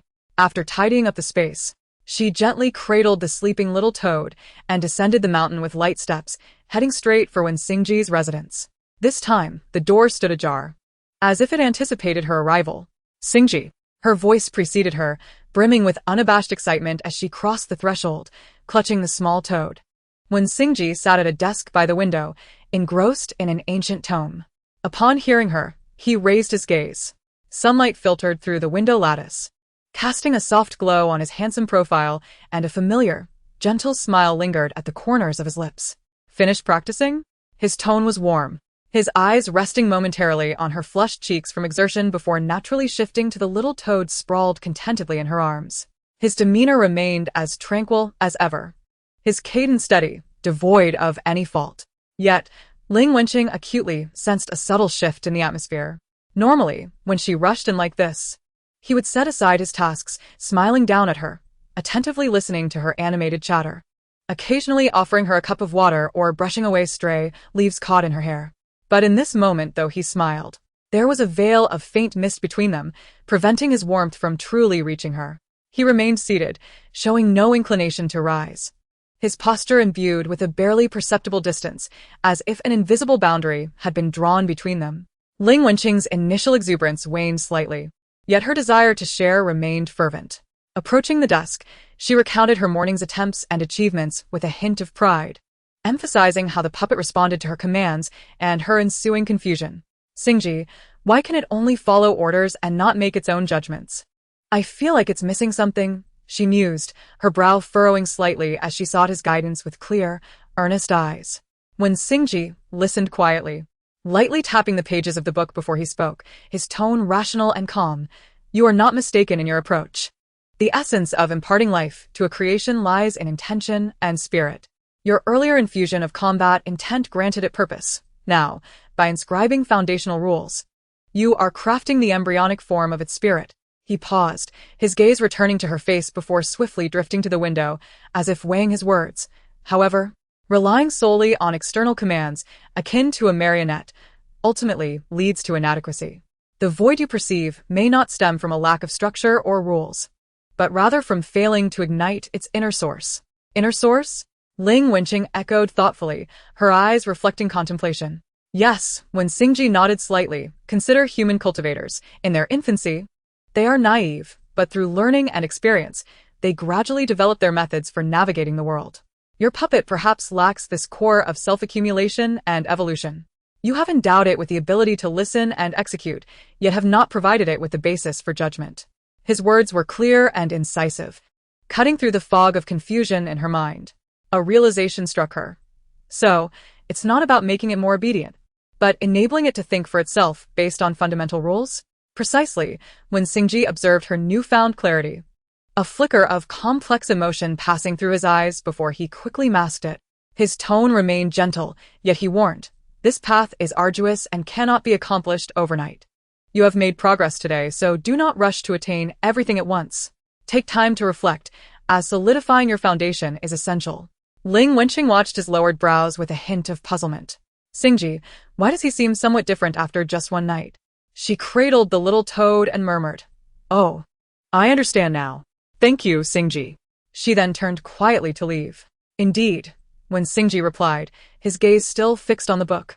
His voice gentle, yet devoid of much emotion. "Reflect well upon your practice, and do not be hasty. You have practiced for quite some time today. Rest early."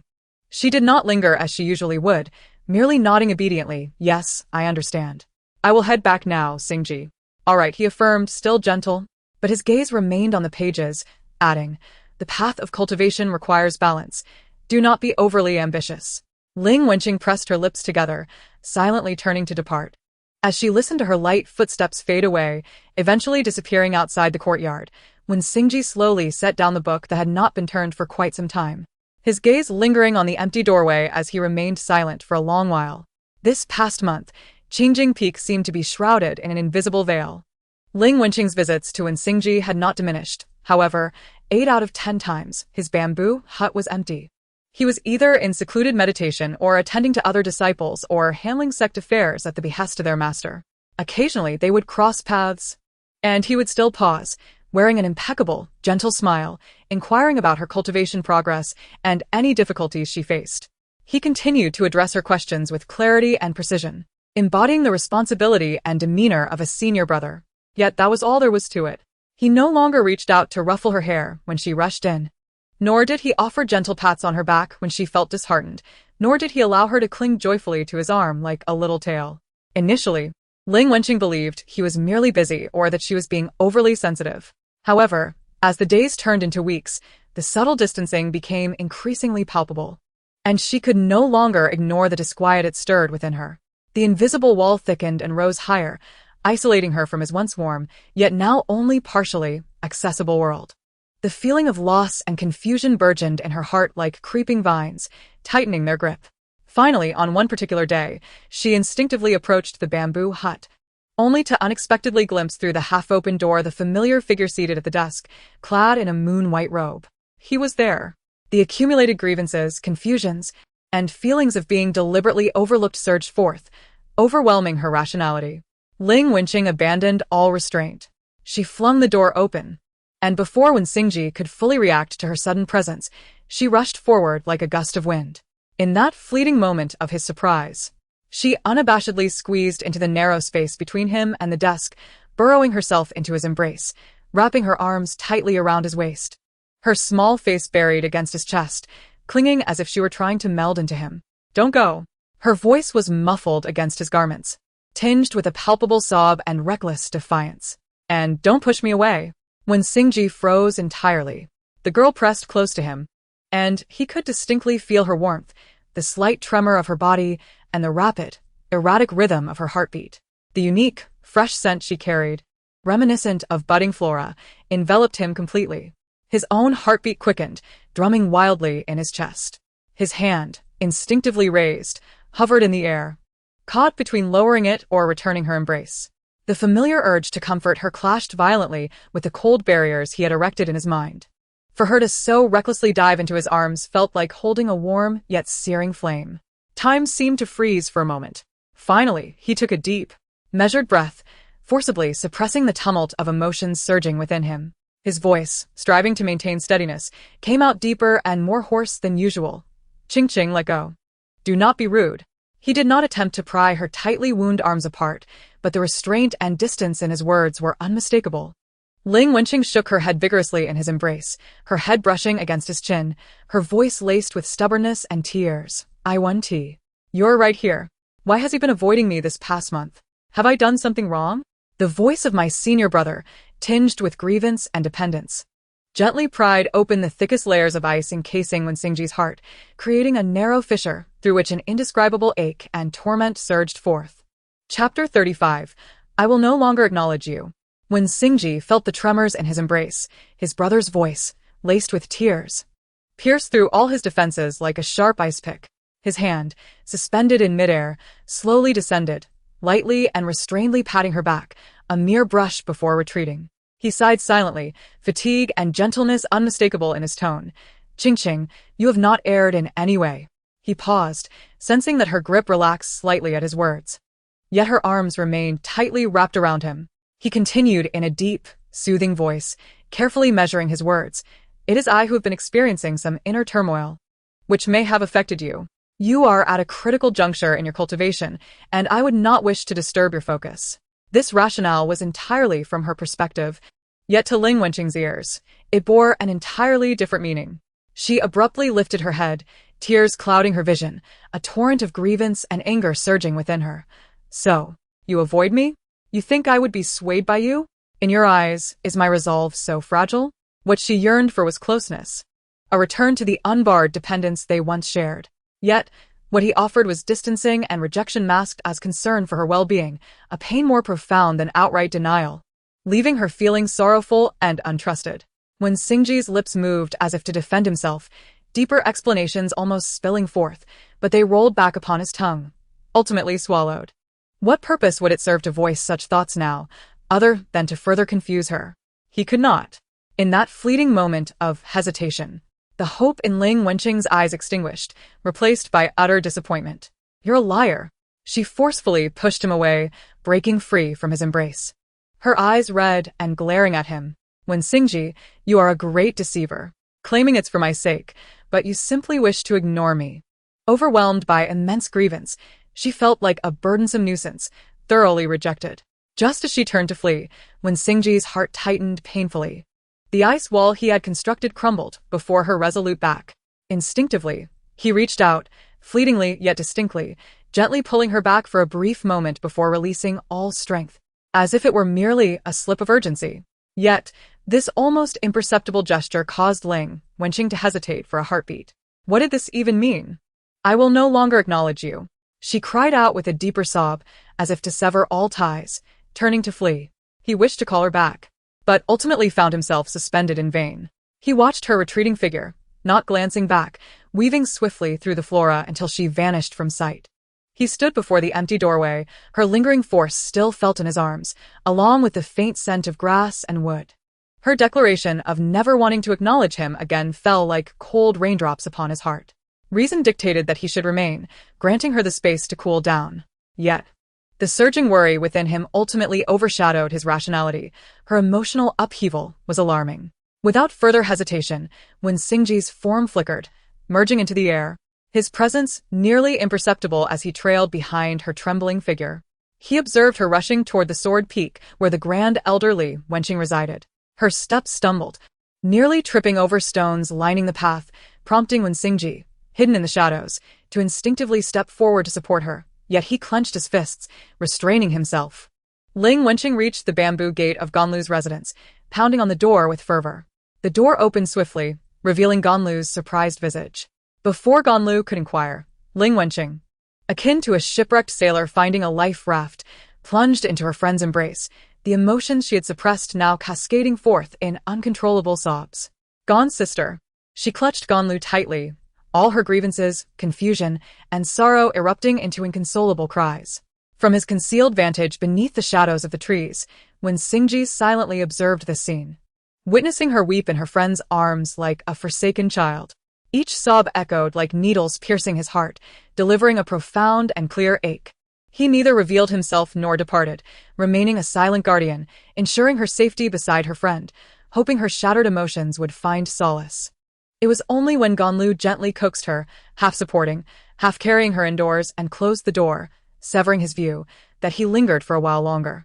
The evening breeze swept through, carrying the coolness of the mountains, yet failing to disperse the heaviness and bitterness weighing on his heart.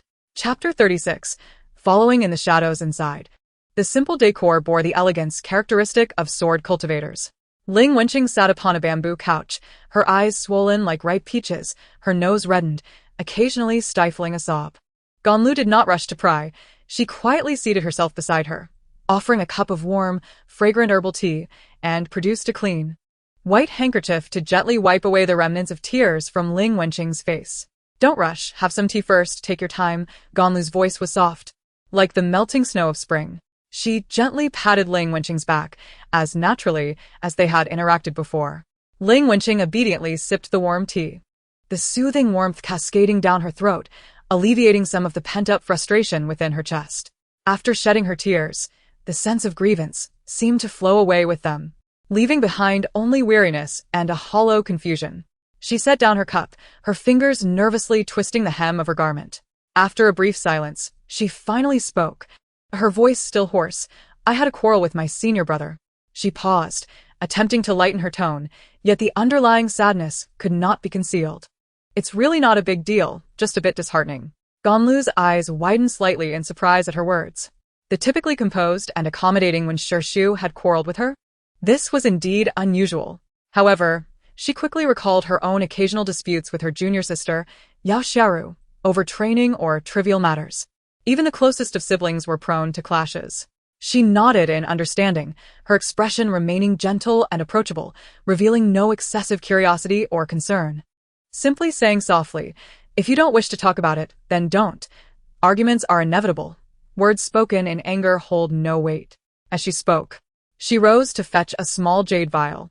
"I happen to have some recently acquired ice, soul, snow lotus essence. Applying it will alleviate your discomfort by tomorrow." Gently, she applied the cool essence around Ling Wenqing's eyes, the refreshing touch accompanied by an elegant fragrance, soothing her discomfort. Ling Wenqing felt the meticulous and appropriate care from her senior sister, her tense spirit gradually relaxing.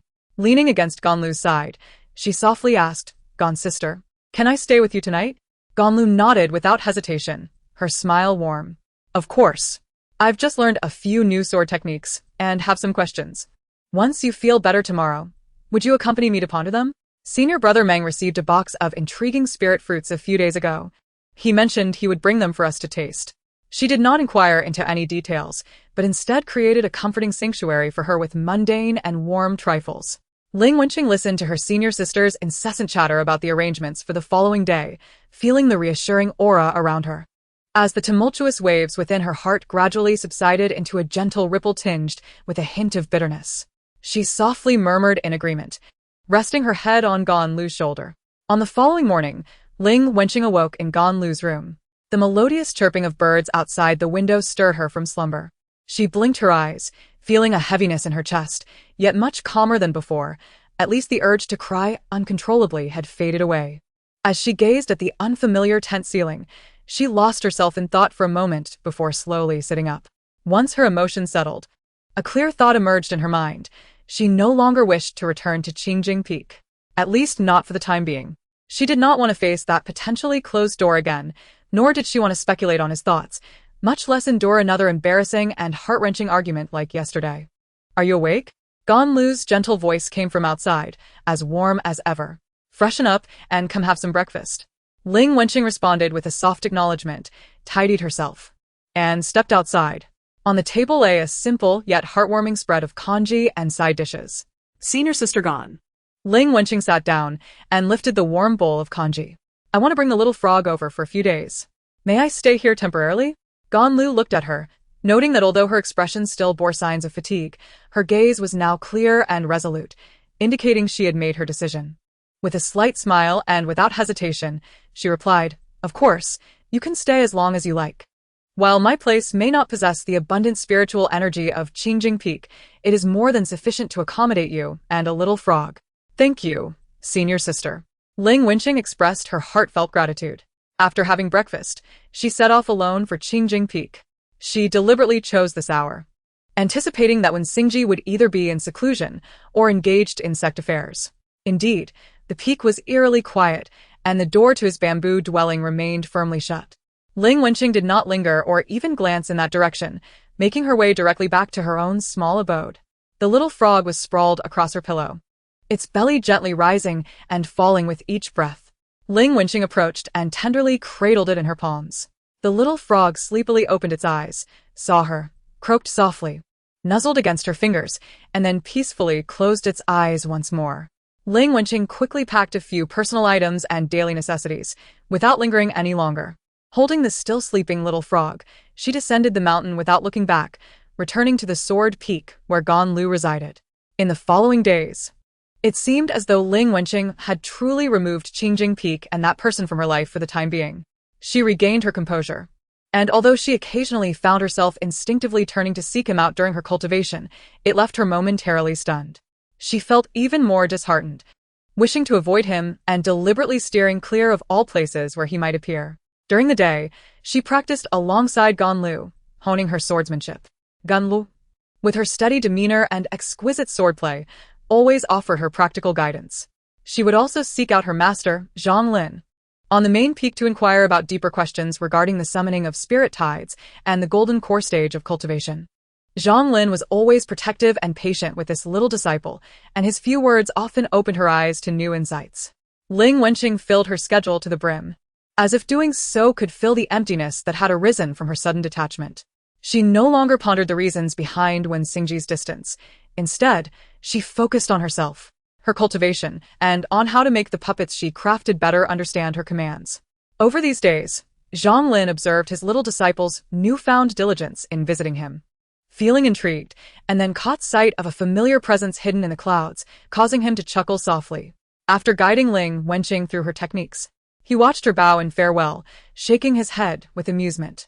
Once her slender figure vanished at the end of the cloud stairs, he could not help but speak toward the direction of the pine trees. "Wen Xingji, since you've followed your master here, why not show yourself?" The shadows shifted slightly, and Wen Xingji's figure quietly emerged. He bowed his head in greeting, his ears tinged with a faint blush. Master. Seeing this mature and composed senior disciple still feeling awkward was indeed peculiar. Zhang Lin approached him, teasingly remarking, "One is coming and going busily, while the other follows diligently. When did the Ziyun Peak become such an amusing place for cultivation? What happened? Did you have a disagreement?" When Xingji lowered his gaze, pausing for a moment before speaking, his voice steady yet tinged with a barely perceptible hesitation. "It is merely that I have gained some insights in my cultivation recently, yet my mental state has not fully calmed. I fear that my unstable aura might inadvertently disturb junior sister Qing's quiet cultivation. Thus, I have chosen to retreat for a while, allowing her to focus more on solidifying her own realm." His words were meticulously crafted, exuding the demeanor of a responsible senior brother. Zhang Lin, being an astute individual, could easily discern the subtlety in his words. Amused, he regarded his eldest disciple, who was clearly concerned yet striving to maintain composure. Young people often meander in their thoughts, he mused, having seen it many times before. "So it is." Zhang Lin nodded, feigning realization, and decided not to delve deeper. He gave Wen Xingji a meaningful glance, understanding that some matters must ultimately be resolved by oneself. "You and your junior sister will find your own balance. I shall not pry further. Just handle it properly." He waved his hand dismissively, lightening the mood as he turned to leave, but then seemed to remember something, glancing back with a playful tone. "However, should you wish to protect her again, do remember to choose a more discreet cloud." When Xingji's ears reddened further as he respectfully replied, "I understand, master." Watching his master's figure disappear into the distance, he felt a bitter pang in his heart, His master had seen through him. Chapter 37. The decision to enter seclusion. When Xingji continued to observe from the shadows for several days, he noticed that although Ling Wenqing was deliberately avoiding Qingjing Peak, she appeared focused and engaged while practicing alongside Ganlu. When she laughed, her eyes sparkled once more, and as she carried the little frog along the mountain paths, her steps grew lighter with each passing day. The vibrant energy surrounding her gradually dispelled the gloom that had lingered in the days prior. His anxious heart finally found some solace. Yet beneath that sense of relief lay an inescapable bitterness.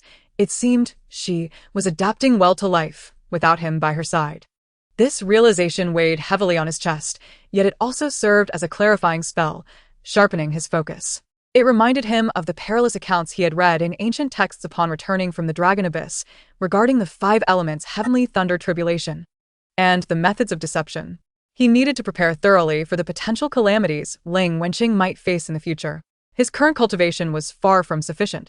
At the same time, he meticulously introspected, evaluating his own roots and potential. Achieving the transformation stage at 100 years old already proved his extraordinary talent and exceptional foundation. Although his journey through the Dragon Abyss was fraught with danger, both the tempering of his mindset and the awakening of his physical potential had solidified his foundation further, broadening and strengthening his meridians to accommodate greater power. A bold idea began to crystallize within him, affirming that he could not be content with merely progressing step by step from the early to mid-transformation stage. Taking things one step at a time felt too slow. He gazed at the icy blue spiritual light swirling around his fingertips, imbued with an unwavering will to protect, and whispered to himself.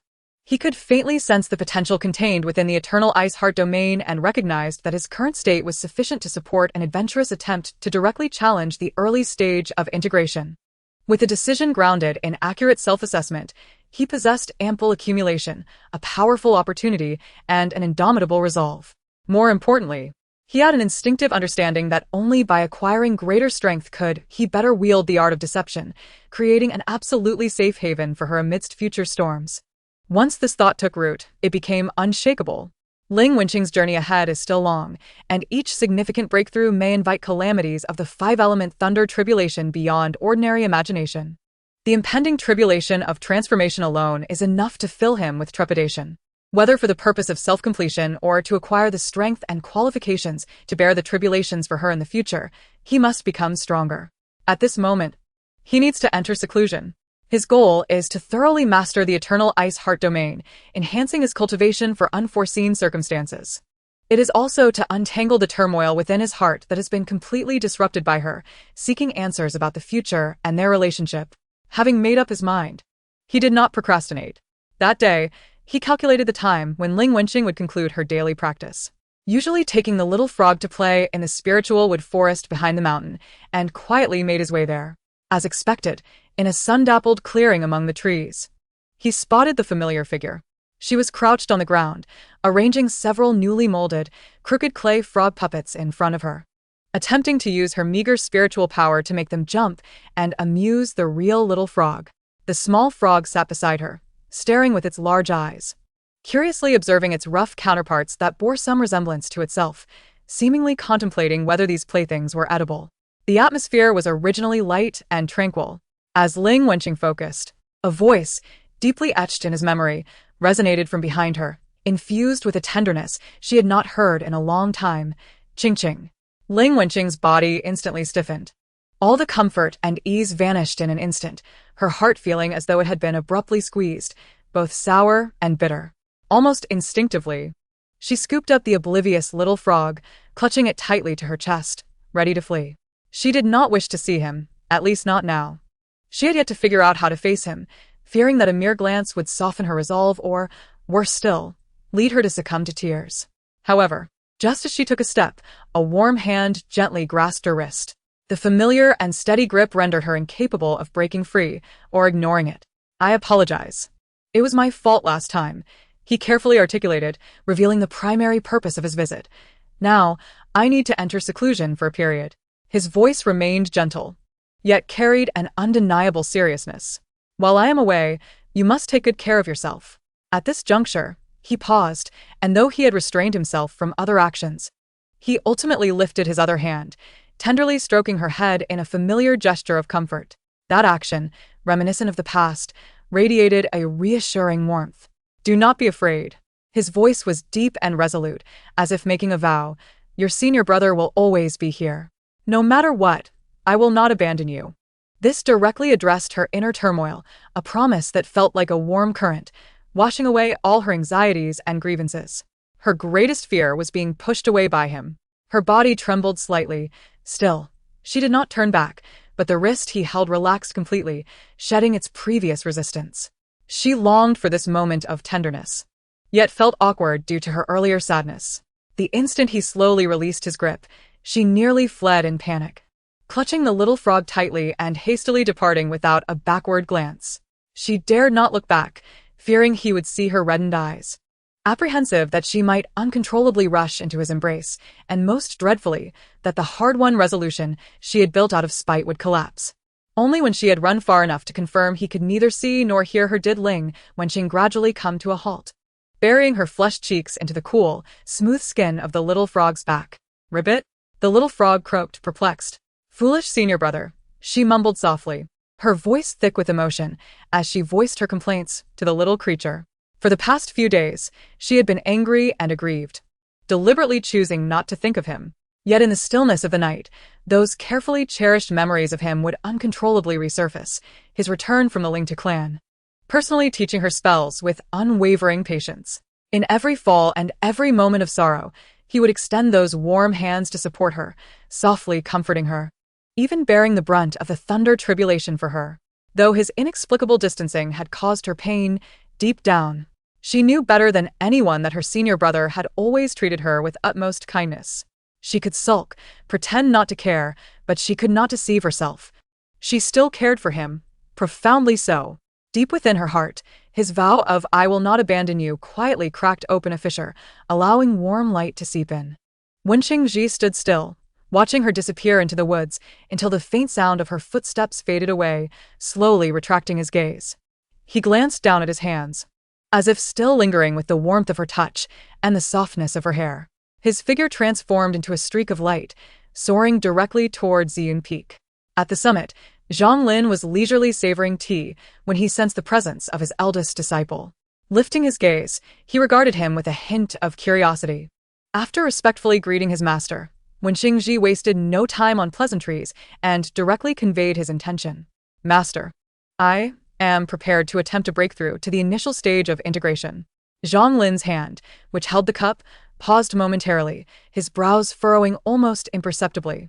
Setting down the cup, he fixed his scrutinizing gaze upon Wenqing Ji, bearing an expression of seriousness. The initial stage of integration? Wenqing, your time in the initial stage of transformation has been brief. Although there are opportunities, your foundation still requires refinement. A breakthrough across levels is no trivial matter. It's exceedingly perilous. Is it not overly risky? His concern was palpable, as he wished to prevent his promising disciple from damaging his foundational cultivation through impatience or encountering unforeseen mishaps. Wenqing Ji's expression remained calm, evidently having prepared well. Meeting his master's gaze, he spoke with steadiness and objectivity. Master, you have discerned my intentions well. I am aware of the dangers involved. However, I am not acting blindly in haste. Following the descent into the dragon abyss, my mind and body have reached a new level, with my meridians sufficiently expansive to endure the influx of spiritual power. After 100 years of cultivation, combined with this newfound insight, I feel that this moment presents the right opportunity for a breakthrough. If I were to proceed gradually, I might inadvertently miss this surge of momentum and the chance it brings, resulting in unnecessary delays. He paused, his voice resolute. I have meticulously calculated the process of seclusion and possess a 70% assurance. Zhang Lin scrutinized him for a moment. After a long pause, the elder suddenly chuckled lightly, shaking his head with a mixture of helplessness, indulgence, and complete understanding. Very well. You, my child, have always been resolute in your decisions. Since you have considered everything thoroughly and possess confidence, then as your master, I shall ensure your safety. He rose to his feet, approached Wenqing Ji, and patted his shoulder, his tone turning serious. Rest assured in your seclusion. When the critical moment of your breakthrough arrives, I will personally guard you and lend you my strength. After a moment of contemplation, Zhang Lin added, since you have made up your mind, then go to the forbidden area behind the mountain for your seclusion. Wenqing was slightly taken aback. The forbidden area behind the mountain is the most spiritually abundant place in the Qingyan sect, a sacred ground where past ancestors have secluded themselves to break through their bottlenecks, and ordinary disciples lack even the qualification to approach it. The clear heart cave deep within the forbidden area is most suitable, Zhang Lin continued. There, you will find the grand gathering formations set by the ancestors, along with the Taoist imprints they left behind. This will greatly benefit your comprehension of the eternal ice heart domain and your breakthrough to the integration realm. With a flick of his sleeve, a jade talisman radiating a green light floated gently before Wenqing. This is the token to unlock the restrictions. Remember, while in the clear heart cave, it is paramount to remain calm and not to be restless. Although you are well prepared, breaking through to the integration stage is no trivial matter. Even a slight misstep could harm your foundation. Wenqing accepted the jade talisman with both hands, feeling the vast spiritual power contained within, and bowed solemnly. I understand, Master. Go. Zhang Lin's gaze was gentle yet resolute. When you are ready to break through your bottleneck, I will certainly come to protect you. Remember, while the path of cultivation emphasizes bold advancement, it is equally important to understand how to leverage opportunities. You may utilize all resources within the forbidden area. Thank you, Master.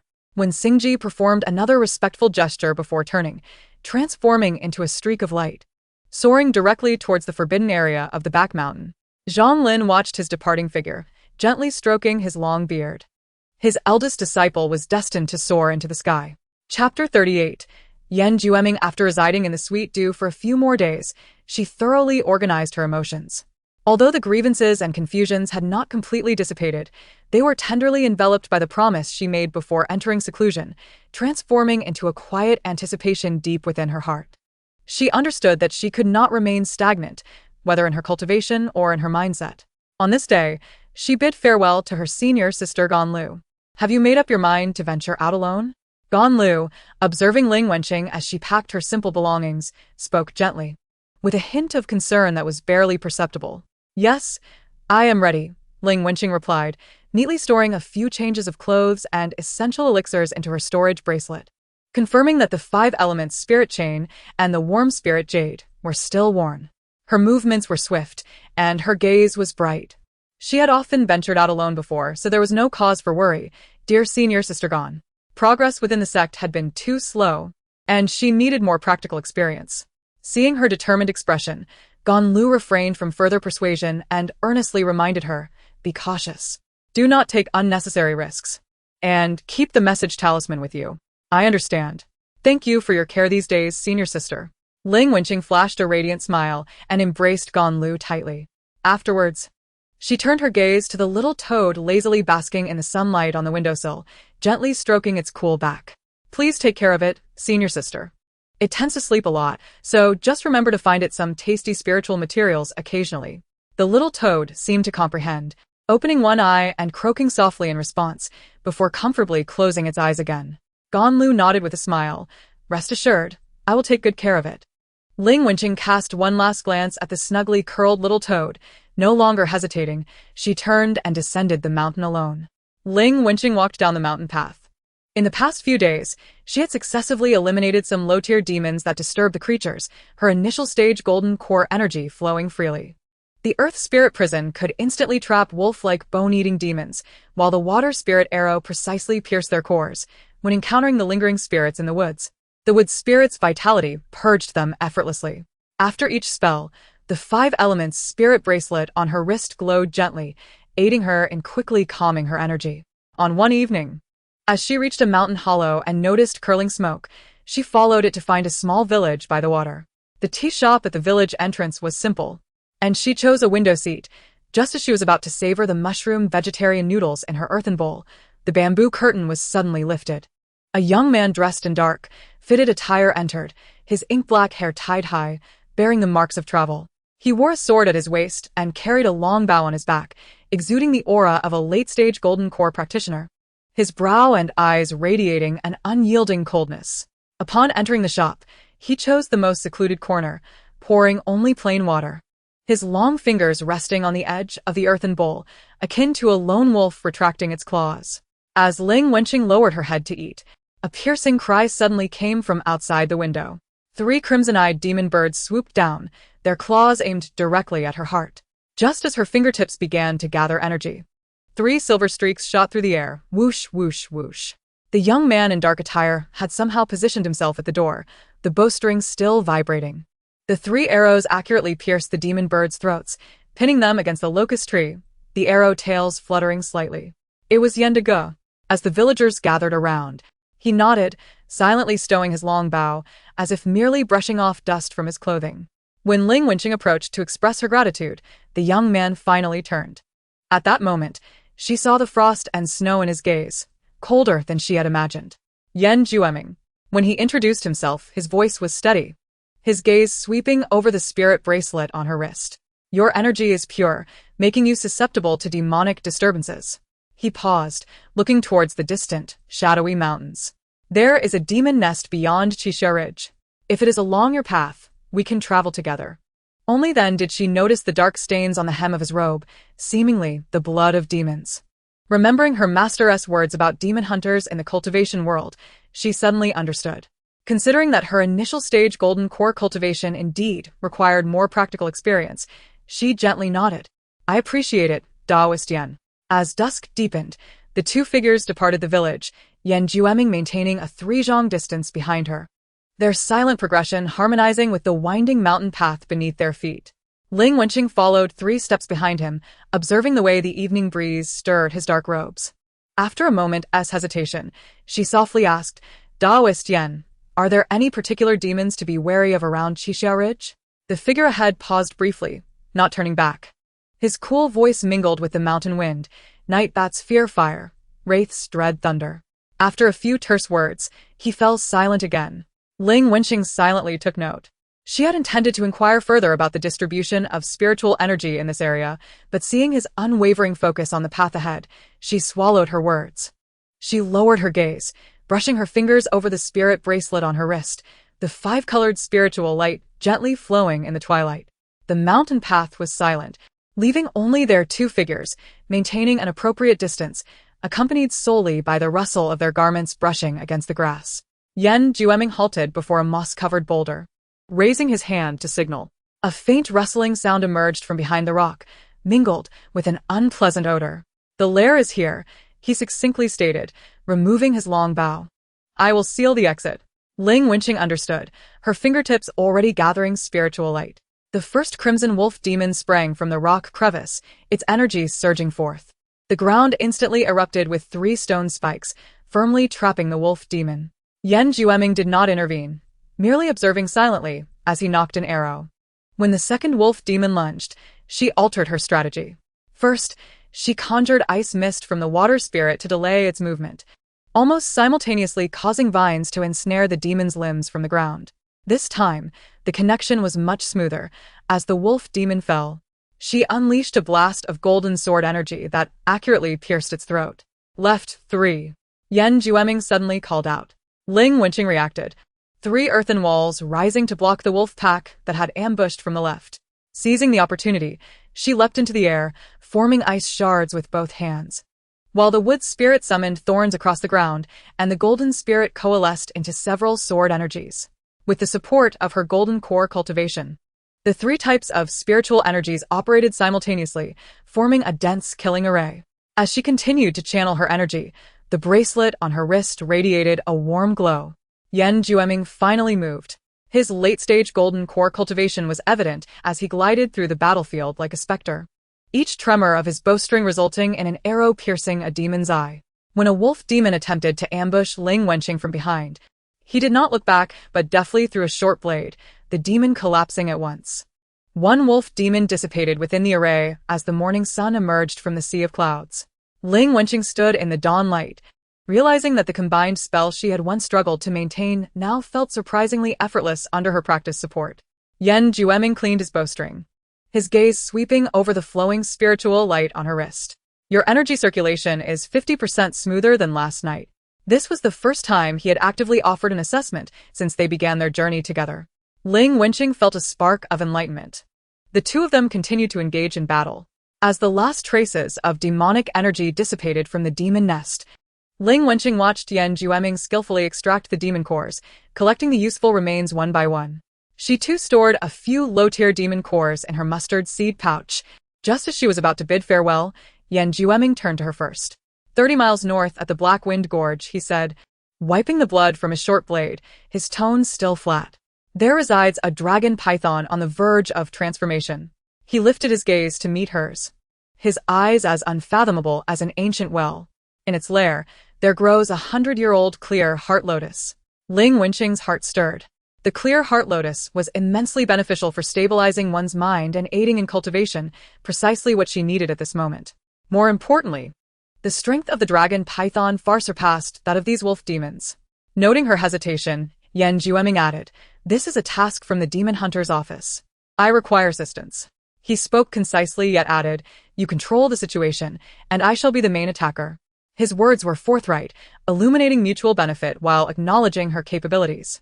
Ling Wenqing recalled his precise grasp of timing during their earlier battle, as well as his smooth assessment of their 50% success rate.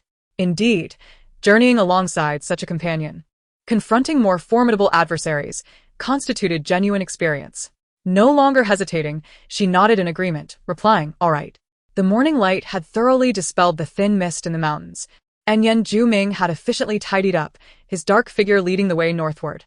Ling Wenqing quickened her steps to keep pace, this time voluntarily reducing the distance between them to 2 zhang. Chapter 39. Yan Jueming. The two departed from the area suffused with faint demonic energy and the scent of blood, proceeding northward into the rarely trodden heart of Qixia Ridge. Unlike the desolation previously dominated by wolf demons, the closer they approached Heifeng Gorge, the more lush and ancient the surrounding trees became, with vines entwining, obscuring the sky and sun. The air was thick with humid mist and a deeper, more ominous pressure that made one's heart race. Yan Jueming appeared quite familiar with this terrain, moving lightly as he expertly avoided the slick moss and lurking venomous insects. His silhouette flitted through the mottled shadows, silent as a specter, only breaking his silence to succinctly warn the girl behind him of sudden roots or protruding branches with a simple, "Be careful." Ling Wenqing followed closely, deftly navigating through the woods. She could sense the 5 elements spirit link bracelet on her wrist pulsing with heightened activity, as if in response to a more refined yet perilous energy source ahead. She understood that it was the oppressive aura emanating from the serpent about to transform into a dragon. After approximately half an hour of travel, a rumbling sound of water reached their ears, and the air grew cooler and more humid. Emerging through a dense grove of ancient trees, they found themselves in a deep gorge, flanked by steep rock walls, with mist rising from the gorge's bottom. On the opposite cliff, they spotted a dark cave entrance, half obscured by thick vines, from which a chilling aura seeped. Yan Jueming halted at the edge of the gorge, his gaze locking onto the cave entrance, like a hawk. His aura grew, increasingly focused. "We have arrived," he stated, his voice low yet clear, cutting through the rumbling waters. Ling Wenqing followed his gaze, acutely perceiving the unique scent and pressure of a powerful beast emanating from within. She took a deep breath, allowing her spiritual energy to circulate quietly within her. Standing at the edge of Heifeng Gorge, Yan Jueming keenly surveyed the cavern ahead. He did not rush into action but instead drew a black iron arrow inscribed with armor-piercing runes from his quiver, knocking it to his bowstring while his spiritual energy coiled inward, preparing for a strike of immense impact. "I will draw it out," he declared in a low voice, exuding undeniable confidence. Before his words faded, the bowstring twanged. The black iron arrow transformed into a streak of darkness, slicing through the air to pierce deep into the cave. A deafening roar erupted from within, causing the entire mountainside to tremble. A shadow, as thick as a water barrel, surged forth. The serpent's head bore a prominent lump, hinting at emerging horns, its black scales shimmering with a metallic luster, and its vertical pupils radiated ferocity and disturbed rage. It swung its massive head towards the source of the arrow, locking its gaze onto Yan Jueming, and unleashed a noxious, greenish-black mist that corroded everything in its path, causing rocks to sizzle and vegetation to wither instantly. The wind stirred. Ling Wenqing had long been prepared. Upon witnessing the scene, she swiftly formed hand seals. Spiritual energy surged forth, summoning water and wood elemental roots, manipulating the mist of the gorge into a swirling breeze that dispersed much of the toxic fog. At the moment she acted, Yan Jueming had already made his move, his figure shifting like a phantom. With cold determination, he seized the brief window of opportunity created by the serpent's momentary pause from exhaling its poisonous mist, releasing a second arrow aimed directly at the serpent's relatively vulnerable eyes. The serpent reacted swiftly, snapping its head, and the arrow collided with its cheek scales, sparking a shower of embers. Although it did not penetrate, it caused the beast considerable pain, inciting even greater fury. The enormous creature rushed out of the cave, its long tail sweeping like a steel whip, targeting Ling Wenqing, who had just cast a spell, her presence now slightly exposed. Ling Wenqing remained calm under duress, her hands pressing downward rapidly. The power of the earth surged, and a thick stone wall erupted before her. With a resounding crash, the stone wall shattered, debris flying, but it successfully absorbed much of the force. Ling Wenqing staggered back a few steps from the residual shockwave, her blood surging as she marveled at the serpent's might. The bracelet on her wrist shimmered, calming her turbulent spiritual energy. At that moment, Yan Zhuming unleashed his full power. He no longer held back, propelling himself forward with astonishing speed, exploiting the opening created by the serpent's sweeping tail to close in on its midsection. He drew his sword, the blade gleaming coldly, and infused it with a dense golden aura, piercing toward the serpent's relatively vulnerable abdomen. With a sickening sound, the sword penetrated, burying itself several inches deep. Dark red, demonic blood gushed forth. The serpent emitted a pained shriek, thrashing wildly in a desperate attempt to shake off Yan Zhuming. Simultaneously, it opened its mouth again, but this time it was not to expel poisonous mist. Instead, it conjured a pitch-black water ball radiating terrifying energy, combining corrosive and frigid forces. Aimed directly at Yan Zhuming. Ice barrier. Bind with vines. Ling Wenqing suppressed her discomfort and reacted almost simultaneously. With her left hand, she summoned the power of the water spirit, instantly forming several thick ice shields before Yan Zhuming, while her right hand invoked the wood spirit, causing countless resilient vines to burst from the ground, entwining around the serpent's head and neck to hinder its assault. The dark water ball shattered the ice shields in succession. Its momentum significantly reduced, ultimately allowing Yan Zhuming to evade it with ease. Although the vines were easily broken by the serpent, they succeeded in creating an excellent opportunity for him. His eyes gleamed with intensity as he pushed off the serpent's massive body, leaping high into the air like a graceful swan, landing directly behind the serpent's elevated head. All his spiritual power coalesced at one point on his sword, aimed at the vulnerable junction of its head and neck, and without hesitation, he thrust down with all his strength. With a sickening thud, the sword plunged deep. The serpent's colossal body abruptly froze, then began to thrash in a dying frenzy, smashing surrounding rocks to smithereens. Yan Zhuming had already withdrawn his sword and landed safely at a distance, his robe stained with a few droplets of demonic blood, adding an air of lethality to his presence. Ling Wenqing also exhaled in relief. The continuous use of spells had drained her energy, and she panted lightly. But as she observed the rampaging serpent gradually exhausting itself, her eyes sparkled with bright anticipation. This battle had deepened her understanding of the application of power. The serpent's massive body collapsed within the cave, its foul demonic aura gradually being cleansed by the mist and the fragrant essence of the heart-purifying lotus within. Ling Wenqing took a moment to calm the stirring spiritual energy within her and fixed her gaze on the heart-purifying lotus, which radiated a soft glow in the dim cavern. This item would greatly aid in solidifying her golden core realm and nurturing her spirit, a delightful surprise from this venture. She noticed Yan Zhuming deftly using a dagger to dissect the serpent's head, preparing to extract the highly valuable demon core. Stepping closer, she spoke with a hint of breathlessness from the aftermath of battle, yet her tone remained sincere. Daoist friend Yan, I wish to refine this heart-purifying lotus in this tranquil setting. Might I trouble you to guard me for a moment? Upon hearing her request, Yan Zhuming did not pause in his actions, skillfully lifting the pulsating inner core of immense demonic power and placing it securely into a prepared jade box. He closed the box, then raised his gaze to meet hers. His calm eyes, partially obscured by his tousled hair, registered her slightly expectant expression before he nodded decisively. Of course. There were no further questions, nor any hesitation. He stowed away the jade box, his dark silhouette already turning towards the cave entrance, leaving the rear entry entirely open to her. Ling Wenqing, her heart resolute, ceased her words and immediately settled down cross-legged in a clean spot within the cave, preparing to channel her spiritual energy. The cavern, once echoing with the fury of the serpent, returned to a profound silence, broken only by the delicate sound of water droplets falling from the stalactites. Yan Zhuming stood vigil nearby. Ling Wenqing sought a flat, dry area in the center of the cave, where she carefully placed the clear heart lotus before her. The lotus, luminous and pristine, bore petals tinged with a gentle azure hue, exuding a serene fragrance that calmed the spirit. She formed a hand seal, her inner spiritual energy surging forth gently, like invisible threads softly entwining around the clear heart lotus. The petals unfurled, transforming into tiny, pure white motes of light, akin to fireflies drawn to her brow. As the refining process unfolded, a gentle radiance began to envelop her, while the 5 elements of spiritual energy flowed effortlessly, coalescing above her head into a faint, multicolored canopy. Within this ethereal glow, a subtle fragrance began to waft through the air. With her eyes closed and her mind focused, her long lashes cast tranquil shadows on her cheeks. As the restlessness born from days of travel and battle was gradually washed away, soothed by the power of the clear heart lotus, leading her into a deeper stillness. Yan Zhuming, ever dutiful, spread his consciousness like a net, alert to the slightest movement outside the cave. As he routinely scanned the cave, his gaze inadvertently brushed over the girl enveloped in spiritual light.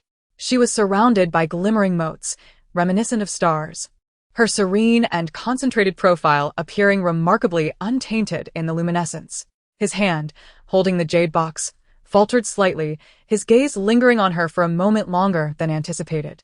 He quickly and naturally averted his eyes, returning his focus to the cave entrance, silently sealing the jade box and tucking it away, leaning against the rock wall as if that fleeting moment of distraction had never occurred. As the last glimmer of the clear heart lotus merged with her brow, the gentle radiance surrounding Ling Wenqing not only persisted, but grew increasingly substantial.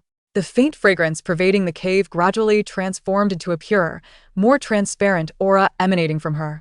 She felt a cool, gentle spiritual energy flowing from her consciousness to her limbs, akin to the finest spring water, cleansing every meridian and smoothing away any restlessness or unease that might arise from her rapid advancement.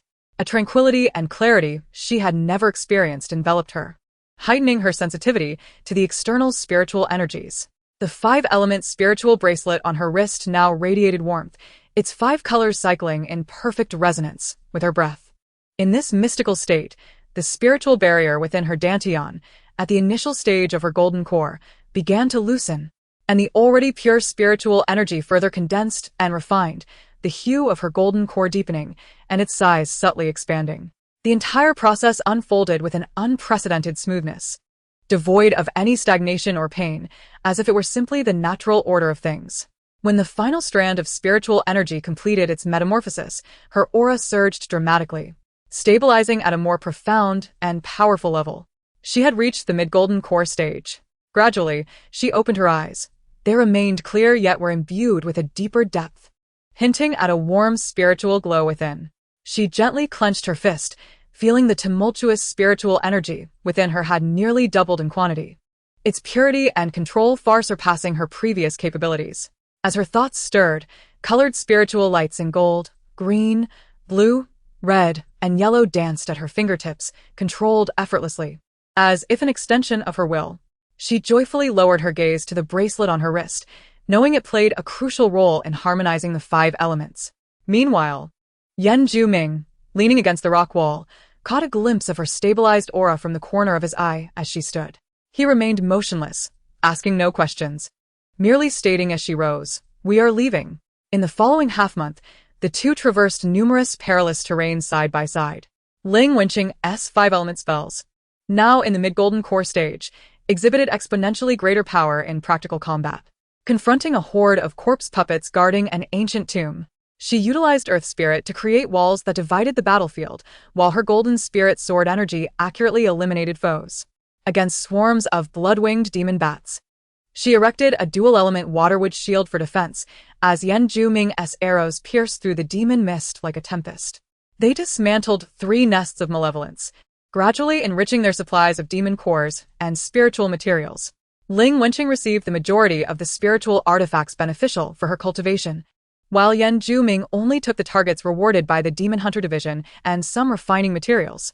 Their journey was often marked by silence, Yet a tacit understanding blossomed through their repeated battles. With a mere glance, she knew whether to control the situation or take the offensive when her spiritual energy waned. He consistently drew away much of the pressure. Until one day, Yan Zhuming received an urgent message from the Demon Hunter Division. After reading the talisman, he lifted his gaze towards Ling Wenqing, who was replenishing her water at a stream. 300 miles to the northeast, a village was under siege by a great demon. Survivors described it as resembling a ghostly chariot. He paused, his voice steady. "I must depart immediately."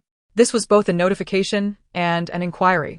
Ling Wenqing's hands paused in the water, the clear stream slipping through her fingers.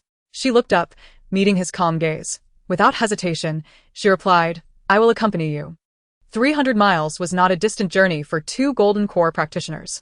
Upon arriving at the desolate village shrouded in thick demonic energy, they found the remnants of walls and ruins enveloped in suffocating black mist, the air reeking of nauseating blood and decay. No deliberate search was needed. A piercing shriek, seemingly able to tear the soul, erupted from the direction of the village shrine. They rushed towards it, discovering a terrifying creature perched atop the shrine's ruins. It resembled a colossal bird but bore 9 twisted heads, its sparse feathers revealing skin covered in bizarre runes, the offspring of the ancient monstrous bird. The ghostly chariot, exuding an aura of pressure equivalent to that of the initial stage of the nascent soul. The demon sensed human presence. One of its heads snapped around, icy vertical pupils locking onto them, as it spewed forth a noxious black flame infused with corrosive and soul-attacking properties. "Retreat," Yan Zhuming commanded sharply, retreating swiftly while channeling his spiritual energy into his longbow. 3 specially crafted arrows designed to pierce armor shot forth, howling towards the 3 most active heads of the ghostly chariot in an attempt to thwart its onslaught. Ling Wenqing also maximized her spiritual energy in an instant. Thick earthen walls rose, yet crumbled like paper before the black flames. Desperately shifting tactics, she summoned surging waves of water and urged the wood spirit to grow massive barriers. But the power of the nascent soul's demonic fire remained formidable, the backlash causing her blood to surge. Gritting her teeth, she persevered as her 5 elemental spiritual energy surged violently, spells cascading like a tidal wave, golden swords, ice shards, vines, and fireballs intertwining in their assault. Though they could not inflict substantial damage on the ghostly chariot, they successfully diverted the attention of some of its heads, granting Yan Zhuming a brief respite. Each of his arrows narrowly evaded the demon's defenses, targeting its eyes and the connection points of its heads, successfully enraging 2 of them, provoking the ghostly chariot into furious shrieks and increasingly violent attacks. However, the disparity between the nascent soul and the golden core was akin to a chasm. The battle swiftly tilted in favor of the demon. Ling Wenqing's spiritual energy poured forth like a breached dam, her complexion growing pale, breaths coming heavily. When a gust of demonic wind swept through, her footing faltered for a brief moment due to exhaustion and pressure, and one of the heads of the ghostly chariot, lying in wait, seized the opportunity, lunging with terrifying speed, its beak aimed like black lightning at her Dantian golden core. If this strike landed, her golden core would shatter, and her spirit would perish. The shadow of death loomed instantaneously. Ling Wenqing had no time to mount any effective defense. In this critical moment, whoosh, a bolt of dark light streaked past her ear, striking accurately into the eye of the attacking head. It was Yan Zhuming's arrow. He had managed to capture this fleeting danger while simultaneously contending with the frenzied assaults of the other 2 heads. The piercing agony brought by the arrow caused the head to jerk back violently, skewing its trajectory. Meanwhile, Yan Zhuming disregarded his own wide-open vulnerability, deftly extricating himself from entanglement with remarkable agility, his form darting like lightning, traversing several zhang in an instant. Before Ling Wenqing could react, a sturdy arm encircled her waist, pulling her sharply backward, narrowly evading a fatal strike. In that fleeting moment of suspension above the ground, Ling Wenqing felt the stabilizing strength radiating from his arm, mingled with a faint scent of blood and grass. He hastily withdrew several paces, securely placing her behind a broken wall, the entire process unfolding like a phantom. "Regulate your breath," he uttered these 2 words, not even casting a glance in her direction, before turning to confront the furious demon carriage once more. His dark silhouette stood tall like a pine, shouldering all the onslaughts anew. Ling Wenqing leaned against the cold remnants of the wall, her heart still racing, the the terror of that life and death moment intertwining with the lingering sensation at her waist. She gazed at the figure before her, shielding her from all storms, inhaling deeply as she retrieved a spirit stone, clutching it firmly in her hand. Channeling all her energy to restore her spiritual power. She could not be a burden to him. As she witnessed Yan Zhuming begin to falter under the relentless assault of the demon carriage, the bloodstains accumulating upon his dark robe ignited a sense of urgency within her. Casting aside all hesitation, she fervently activated her cultivation technique. The 5 elements spirit chain on her wrist erupting with an unprecedented brilliance, not only purifying her residual spiritual energy to its zenith, but also forcibly absorbing the surrounding flora, soil, and even the scant spiritual essence in the air, all surging into her meridians. This was akin to drinking poison to quench thirst, as the meridians screamed in agony. Yet her gaze was solely fixed on the figure struggling against the demonic winds. At that moment, an impulse arising from her very blood surged forth, overwhelming all reason. With her hands clasped before her chest, her aura transformed abruptly. Summon the spirit tide, she intoned softly, her voice ethereal, almost otherworldly. Centered around her, the spiritual energy, demonic essence, and the energy dissipating from the demon carriage were forcibly drawn in, converging as if 100 rivers were turned to the sea. The 5 elements' spiritual power intertwined and compressed within her palm, crafting a colossal puppet identical to the 9-headed demon carriage, but entirely composed of pure spiritual luminescence. This luminous demon carriage let out a silent roar, its body swirling with an unsettling energy that seemed on the verge of collapse. Yet was held together by Ling Wenqing's indomitable will. Her complexion turned as pale as paper, blood seeping from her orifices as she infused the last remnants of her consciousness into it, charging boldly towards the real demon carriage. Boom! The 2 forces of annihilation collided with a thunderous crash, blinding light consuming all, as the violent shockwave flattened the surrounding ruins. The luminous demon carriage, in its collision, disintegrated alongside the monstrous entity, transforming into a cascade of radiant light.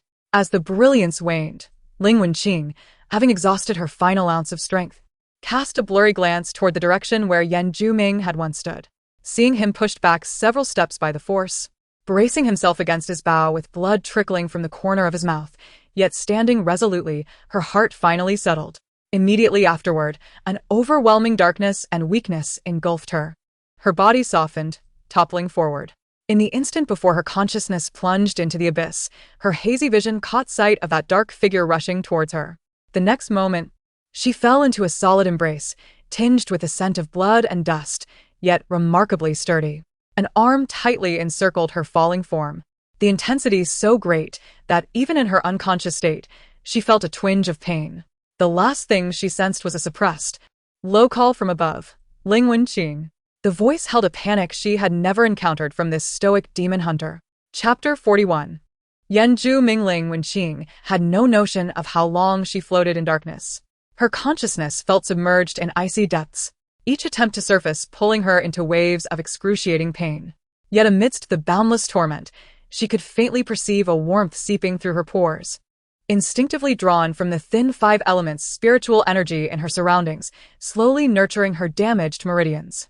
In addition, another pure force, tinged with a sharp chill, intermittently explored her body, cautiously guiding the scattered 5 elements energy, soothing the most chaotic wounds.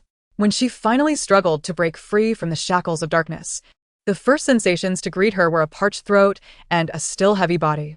She pressed her hands to her head, emitting a faint groan as she slowly opened her eyes. The flickering firelight illuminated the rugged stone walls, revealing that she lay in a dry cave, cushioned by soft hay and a strange dark robe. In the center of the cave, a bonfire crackled, dispelling the chill and illuminating the silent figure seated beside it.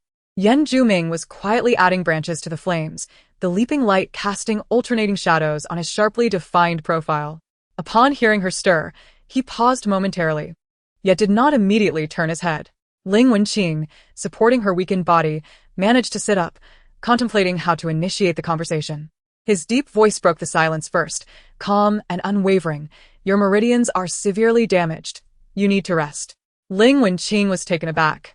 The words she had prepared caught in her throat, leaving only a gentle, "Thank you." Only then did Yan Zhuming turn his head. his gaze lingering on her still pale face for a brief moment before succinctly explaining the situation. After the explosion, I brought you here. Your spiritual power is depleted, but your self-recovery ability is notably strong. He omitted the moment of stillness he experienced upon seeing her bloodied and unconscious. I infused some spiritual energy to assist your recovery. He continued, his tone as flat as one discussing the weather, before he went to retrieve the demon carriage's core. Despite the commotion, fortunately, their remote location had not drawn any attention. He spoke lightly, but Ling Wenqing could envision the extent of his efforts during her unconsciousness, guarding her, aiding her healing, and independently managing potential risks. As she gazed at his calm profile illuminated by the firelight, a complex warmth surged within her, blending gratitude with reassurance. She opened her mouth, intending to apologize for her previous recklessness, yet the words felt insufficient. Yan Zhuming seemed to perceive her thoughts, withdrawing his gaze to focus on the flickering flames. Rest, he stated, still cold yet firm. We depart at dawn. After a pause, he added a statement that felt both explanatory and resolute. You need protection. I will escort you back to the vicinity of Qingyan sect. Ling Wenqing regarded him, ultimately saying nothing more, merely offering a soft acknowledgement as she wrapped herself in the robe that bore his faint scent, relishing the warmth of the cave. Leaning against the rocky wall, the warmth from the bonfire alleviated some of her fatigue and pain. She watched Yan Zhuming's silent profile, the firelight dancing along his chiseled jawline, while his eyes, often cold as frost, were now lowered in a rare display of gentle focus, despite merely observing the burning branches. The cave was enveloped in silence, save for the occasional crackling of the firewood. She recalled the pure spiritual energy that had aided her meridian recovery, the moment he had unhesitatingly caught her as she fell, and that seemingly commanding yet genuinely caring statement, I will escort you back to the sect. In that instant, a trust beyond words quietly took root. She inhaled softly, her voice still tinged with weakness, but steadier than before. Thank you, Yan Daoyu. This time it was more than just gratitude for his current care. Yan Zhuming's hand paused slightly as he added wood to the fire, not lifting his gaze, merely responding with a soft, almost imperceptible acknowledgement. Ling Wenqing did not avert her gaze, continuing softly as if explaining, yet also revealing a certain honesty. If it weren't for you back then. He finally interrupted her, his voice still calm, but lacking some of its usual coldness. It's enough to be alive. Ling Wenqing paused slightly, and then the corners of her lips gently curved, a faint yet genuine smile gracing her pale cheeks. She ceased to elaborate, quietly adjusting her dark robe, resting her chin lightly on her knees, and like him, silently gazing at the flickering flames. An unspoken understanding flowed in the silence. He remained silent, and she no longer sought to initiate conversation. Yet, the air within the cave no longer bore the initial purity and detachment, but instead held a warmth and stability that had settled after the trials of life and death. After Ling Wenqing had resumed her quietude, Yan Zhuming's gaze swiftly swept over her slight figure, now wrapped in his robe, appearing even more delicate, and the lingering trace of her soft smile. He withdrew his gaze, firmly tossing the last twig into the fire, sparks leaping up and illuminating the fleeting warmth in his eyes, a warmth he himself seemed unaware of. On the following morning, before dawn had fully broken, the cave still retained the chill of the night.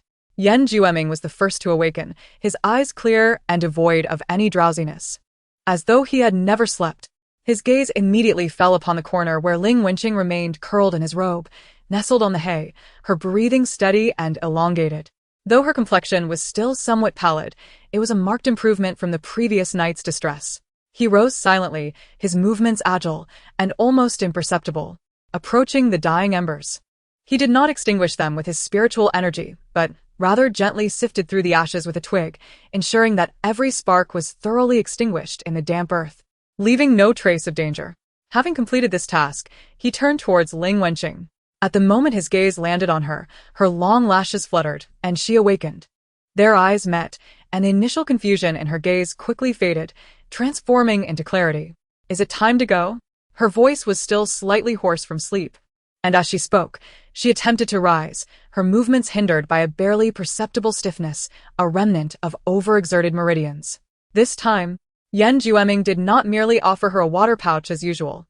The moment her figure wavered, he stepped forward, his right hand steadying her elbow, a gentle force aiding her to regain her balance.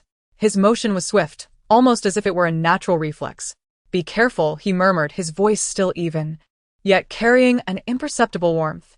Ling Wenqing was slightly taken aback, feeling the lingering warmth and strength of his palm at her elbow. She raised her eyes to meet his calm gaze, which was now uncomfortably close, a warmth blossoming in her heart as she softly said, "Thank you." She accepted the water pouch he then offered and took a small sip. Yan Jueming had turned to lead the way towards the cave exit, but as he stepped out, confronting a slick incline, he naturally extended his hand back towards her. "The path is slippery." Ling Wenqing gazed at his bony, scarred hand without hesitation, gently placing her own upon it. His palm was warm and dry, bearing the calluses of a martial artist, securely enveloping her hand. With a slight exertion, he guided her effortlessly over the treacherous slope. Once they reached solid ground, he released her hand as if the support had been the most ordinary of gestures. The two continued on their journey home, with Yan Jueming's pace noticeably slowing, an unnoticeable concession. Ling Wenqing followed behind, occasionally glancing at the hand he had extended. Feeling the lingering sensation of his touch, a sense of safety quietly enveloping her heart. Morning light pierced through the leaves, casting dappled shadows upon their figures as they walked side by side. Chapter 42. The senior brother emerges from seclusion in the forbidden area of the back mountain. Time seemed to stand still. He immersed himself in the comprehension of the complete eternal ice heart domain, organizing the insights gained from the life and death struggles in the dragon abyss. The foundation of a century of cultivation resonated with newfound encounters after replenishing his talents. In this moment, inspiration struck him, and he distinctly sensed that his state had reached perfection. The bottleneck of the initial stage of transformation was loosening, the barriers to a higher realm clearly visible, as if all it required was a gentle push.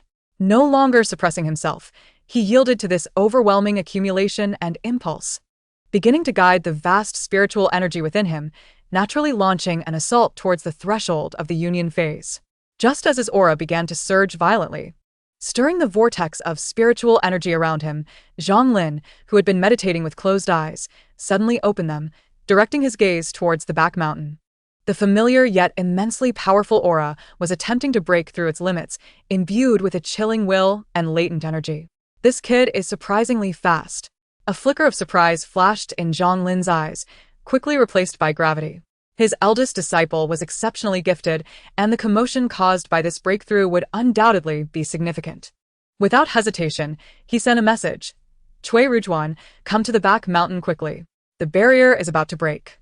We must protect him." Before his words faded, the vice sect leader, Cui Rujuan, appeared by his side like a specter, her expression equally solemn. "I sensed it too. This aura is extraordinary." The two exchanged a glance, both recognizing the seriousness in each other's eyes. In a flash, they vanished from the main peak, only to reappear in the air near the massive stone platform in the forbidden area, a place blessed by generations of ancestors, concealing their forms and standing guard vigilantly. On the stone platform, when Xing sat cross-legged, his aura at its peak, the bottleneck of the later stage of transformation clearly discernible.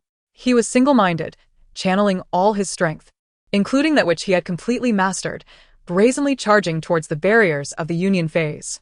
At the moment his intent to break through merged with the heavens and earth, the weather above the forbidden area suddenly changed dramatically. The originally clear sky was consumed by endless calamity clouds, which were not of the ordinary gray-black hue, but rather exhibited a chaotic array of colors. Golden, green, blue, red, and yellow lightning snakes writhed within, emanating a destructive aura that sent shivers down the spine. It truly is the five elements' heavenly thunder calamity. Cui Rujuan's face tightened as she revealed herself, although she had anticipated it. Witnessing this legendary calamity cloud firsthand was still shocking. Zhang Lin's gaze deepened, slowly nodding. "And the water attribute is the most violent among the calamity clouds."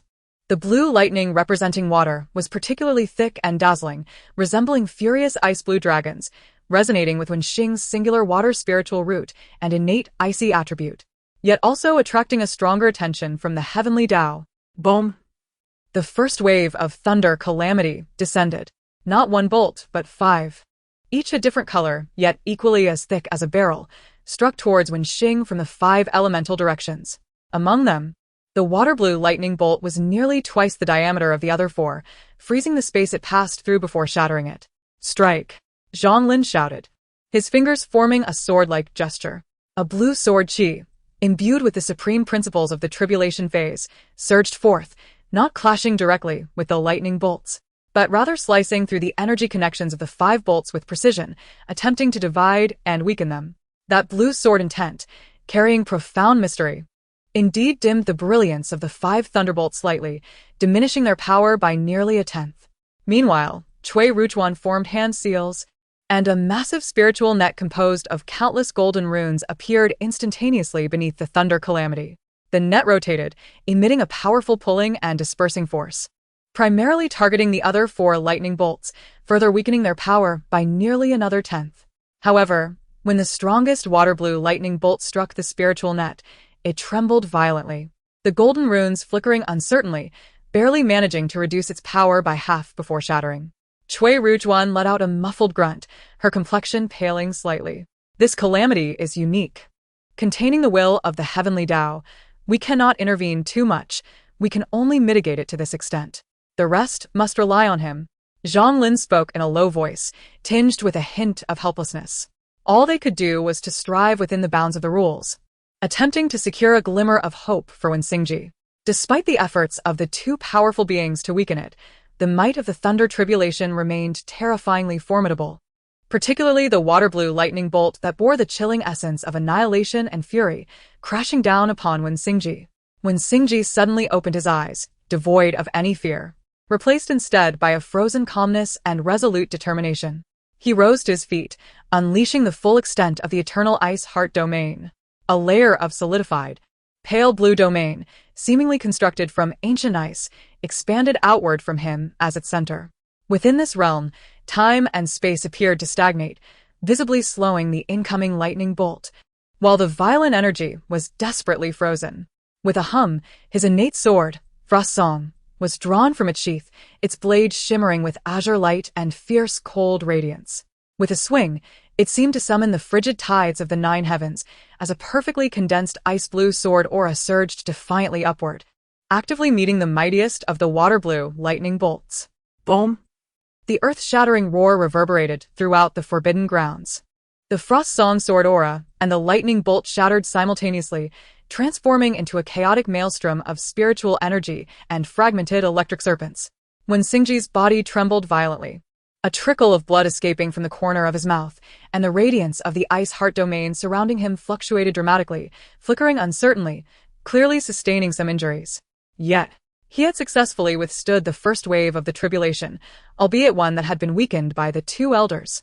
Zhang Lin and Cui Rujuan, witnessing this, breathed a small sigh of relief, though their gazes remained intensely serious. This was merely the beginning. The subsequent tribulations would only grow stronger. The 2 did not dare to slacken their vigilance, continuing to focus on the sky, poised to mitigate as much of the tribulation's force as possible within the confines of the rules. Wenxingji wiped the blood from his lips, his gaze sharpening, and resumed his meditative posture, fervently absorbing the pure spiritual energy gathered by Zhang Lin to restore himself, concentrating on preparing for the next, even more terrifying trial. His resolve, tempered by the crucible of tribulation, grew ever more unbreakable. The following waves of the 5 elements thunder tribulation were increasingly ferocious, particularly the water element tribulation, which seemed to carry the terrifying power to freeze souls and extinguish life with each strike. Wenxingji pushed his talents and swordsmanship to their utmost limits, maneuvering within the domain, whether to confront, to divide, or to redirect the lightning's wrath. His body bore numerous injuries, his white garments stained with blood, his breath uneven. Yet his gaze remained as sharp as ever, his resolve shining ever brighter through the tempest of tribulation. Zhang Lin and Cui Rujuan continued to act within the permitted bounds of the rules, striving to dissipate portions of the thunder's force and safeguard him. As the 7th wave of tribulation was barely navigated, the storm clouds did not disperse. Instead, they suddenly collapsed inward, coalescing into a chaotic thunder sphere that seemed to embody all the primal sources of thunder in existence. A destructive aura, far exceeding the cumulative power of all preceding tribulations, descended with a thunderous roar, causing the very space of the forbidden grounds behind Xian Peak to warp violently, emitting a mournful cry under the unbearable strain. Zhang Lin's previously composed demeanor transformed drastically, his gaze sharp as lightning, fixated on the chaotic thunder sphere, exclaiming in alarm, "This is wrong. This aura is not that of a tribulation for merging into the divine. This is the might of the heavenly thunder during the tribulation phase." He abruptly turned to the ashen-faced Chui Rujuan beside him, urging urgently, "Rujuan, retreat at once. Activate the core of the celestial star array immediately. We must not allow this tribulation's power to reach the sect." Quickly, Chui Rujuan instantly comprehended the impending horror, and without hesitation, transformed into a streak of light, vanishing in an instant to activate the strongest protective array of Qingyun sect. Almost as soon as Chui Rujuan departed, the chaotic thunder sphere erupted with a deafening roar. A primal divine thunder, indescribable in color and seemingly infused with the power to rend the heavens, tore through the void, striking down upon the beleaguered Wenxingji. Zhang Lin's pupils constricted, unleashing the vast spiritual power of the tribulation phase without reserve. Pressing his hands forward to summon all remaining formations of the forbidden ground and his own domain, he laid down layers of defense above Wenxingji, capable of easily withstanding the combined assault of several major practitioners. However, before this primal divine thunder, those defenses crumbled like paper. Wenxingji sensed an unprecedented threat of death. No longer holding back, he contracted the eternal ice heart domain to its utmost, transforming it into a suit of armor seemingly forged from eternal ice crystals. As all his latent potential ignited in that moment, Frost's song radiated a brilliant light, charging forth to meet the destructive brilliance. Boom! The indescribable explosion resonated throughout the entire Qingyun sect, and had the celestial star array not been activated in time, the shockwave would have been sufficient to obliterate a significant portion of the sect. The blinding light consumed everything. Chapter 43, Mid-stage of the Great Ascension. As the light gradually dissipated, the stone platform of the forbidden ground had been reduced to powder, leaving behind a massive crater. At the center of the crater, a figure slowly rose. He was enveloped in a hazy and vast aura, one that far exceeded the early stages of merging and even surpassed the late stages, reaching a level that sent shivers through Zhang Lin, a mid-stage Great Ascension.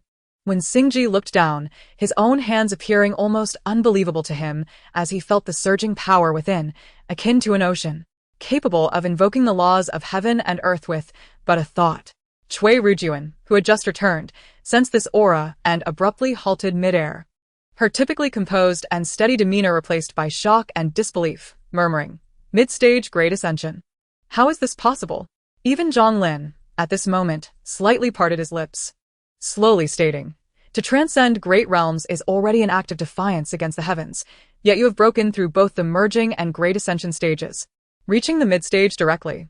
When Xingji finally emerged from the overwhelming impact, suppressing the tumult within his heart, and bowed respectfully to his master and uncle, his voice carrying a newfound authority born from his surge of power, yet filled more with sincerity, "Disciple did not anticipate this. Thank you, master and uncle, for your protection." The three exchanged glances, an almost dreamlike silence enveloping the air. The outcome of this breakthrough had far exceeded their most optimistic expectations.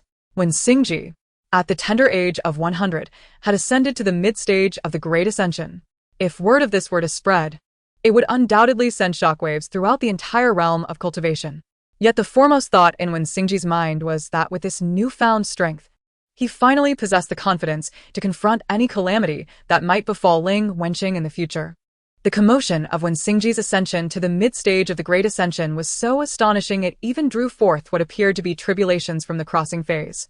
Its resulting phenomena and fluctuations in spiritual energy rippling across the lands, akin to a stone cast into a tranquil lake, sending ripples that traversed the four seas and beyond, reaching the distant realms of the demon world, the Buddhist realm, and the demonic domain.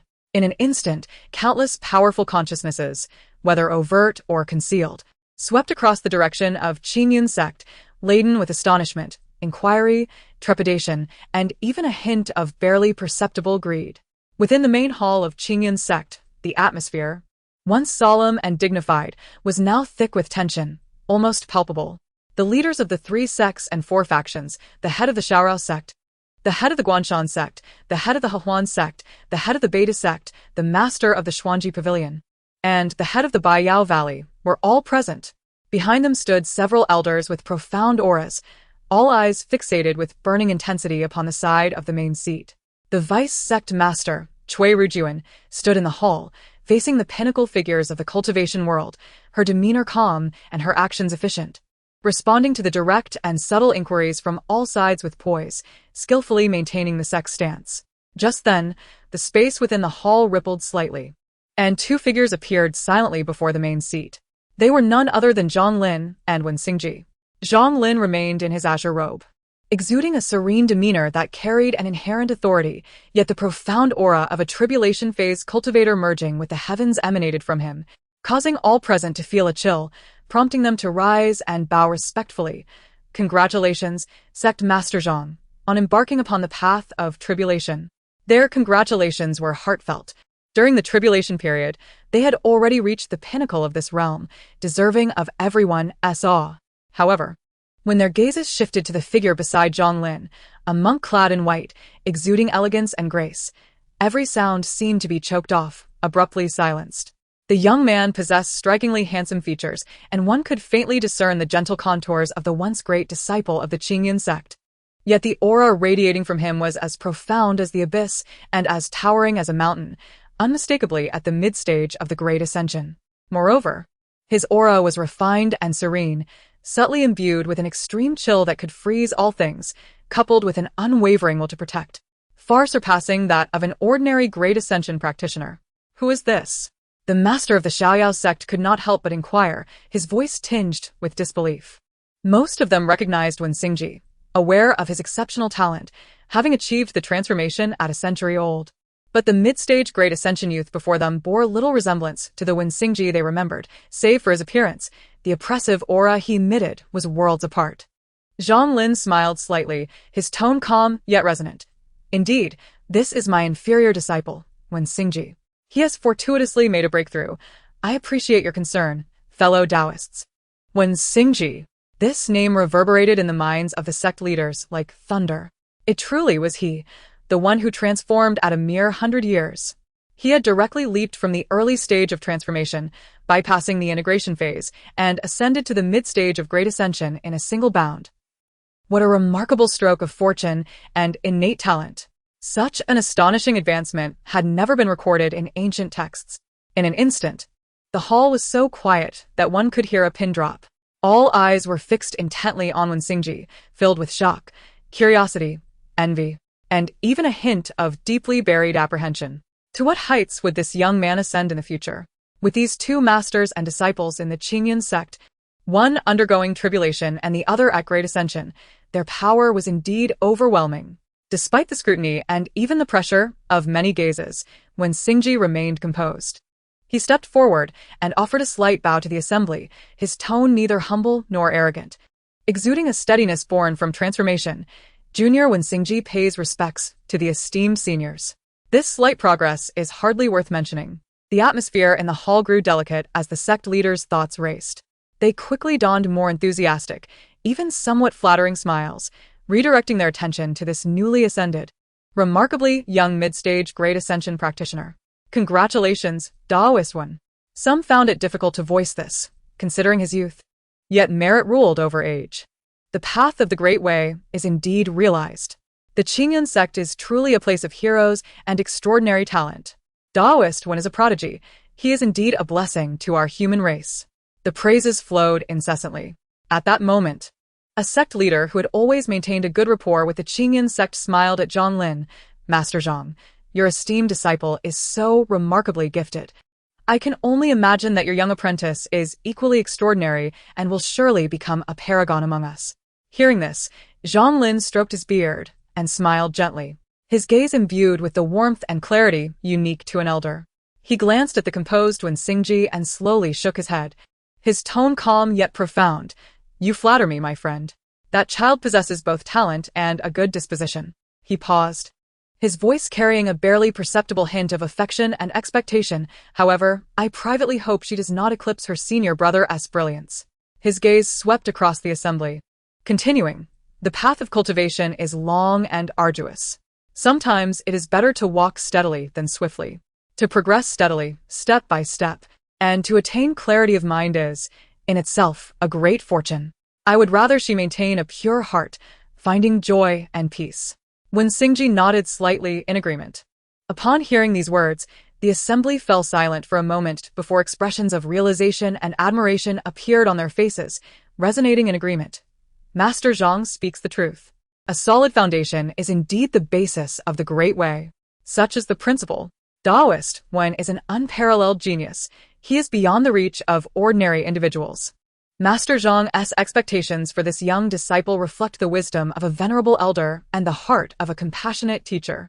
To progress steadily and attain clarity of mind, Master Zhang's words are indeed golden advice, which we shall heed. With Master Zhang at the helm of the Qingyan sect, the disciples each possess their unique strengths, and their futures are boundless. It is truly enviable.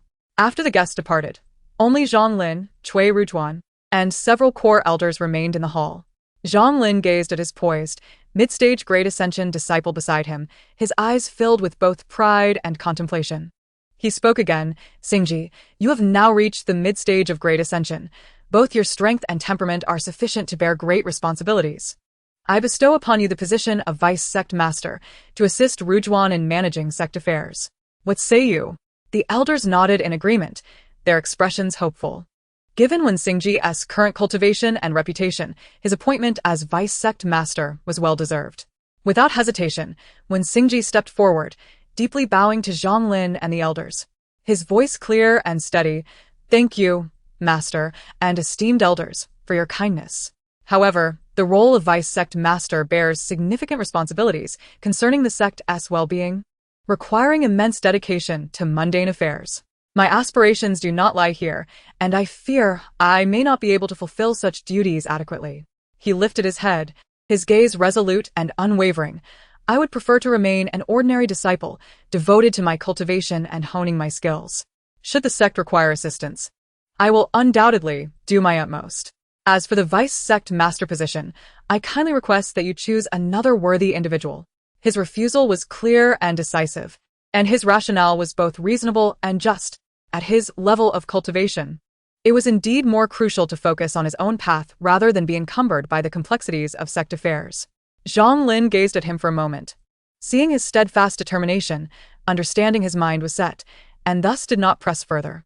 He stroked his beard and nodded, reflecting on how the young man had developed his own important concerns and path. "Since it is so, I shall not insist.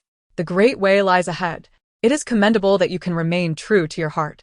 In the future, if the sect encounters difficulties, I shall rely on your diligence. Junior will remember Master's teachings and will certainly do my best," Wen Xingji replied respectfully. Cui Rujuan also nodded slightly. She did not dislike handling sect affairs either. The elders, seeing the Master's stance, naturally had no further objections. With the matter settled, Wen Xingji decided to take his leave. Bowing once more to his master and the assembly, "Master, uncle, esteemed elders, if there is nothing further, I shall take my leave." Zhang Lin waved his hand. "Go ahead." Chapter 44. Find her. When Xingji's figure flickered, and in the next moment, he stood upon the land of the quiet peak. Familiar scenery greeted his eyes. The purple flowers before the cave abode still bloomed in scattered brilliance, and the bamboo house stood quietly opposite. An overwhelming silence enveloped the peak, and his vast divine sense swiftly swept across the quiet peak, confirming her absence. Without pausing, he moved again, appearing outside the courtyard where Gan Lu resided.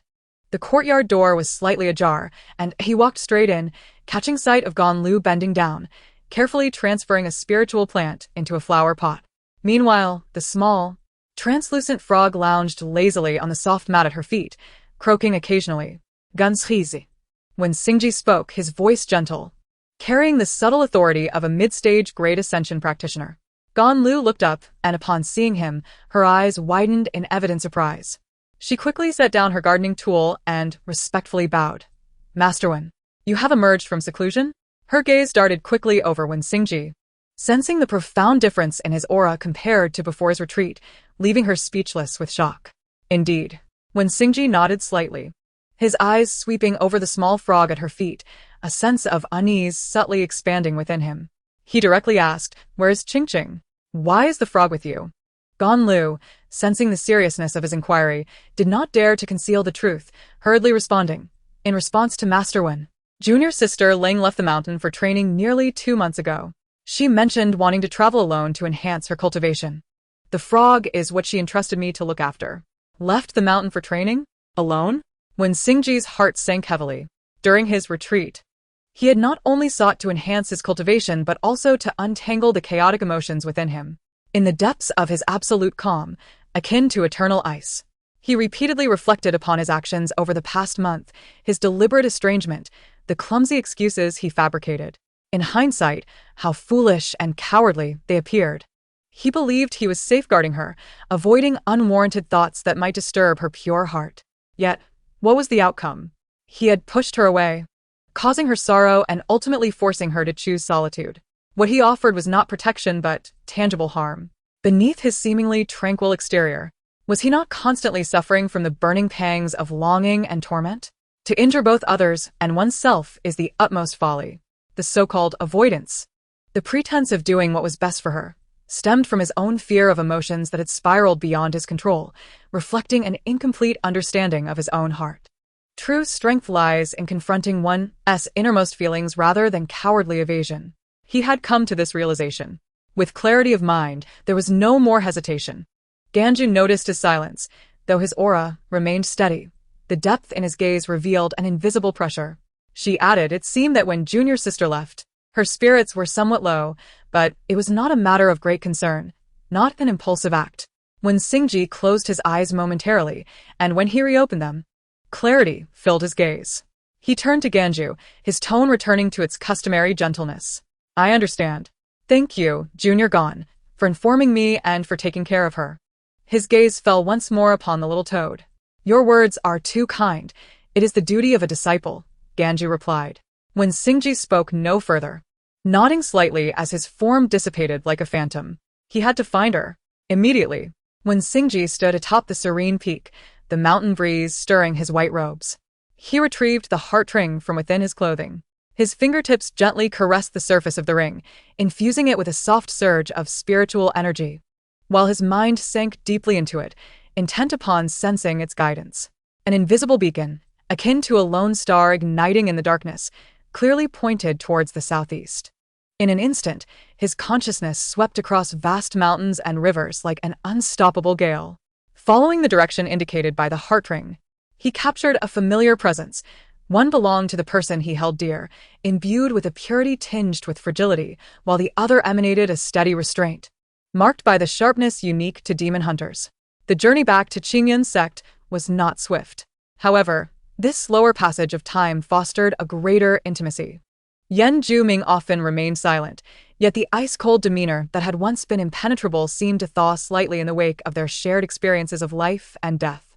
Occasionally, when Ling Wenqing, feeling bored, pointed out the peculiar clouds on the horizon or a rare spirit herb in the woods, he would respond with a brief acknowledgement or a nod, no longer completely ignoring her.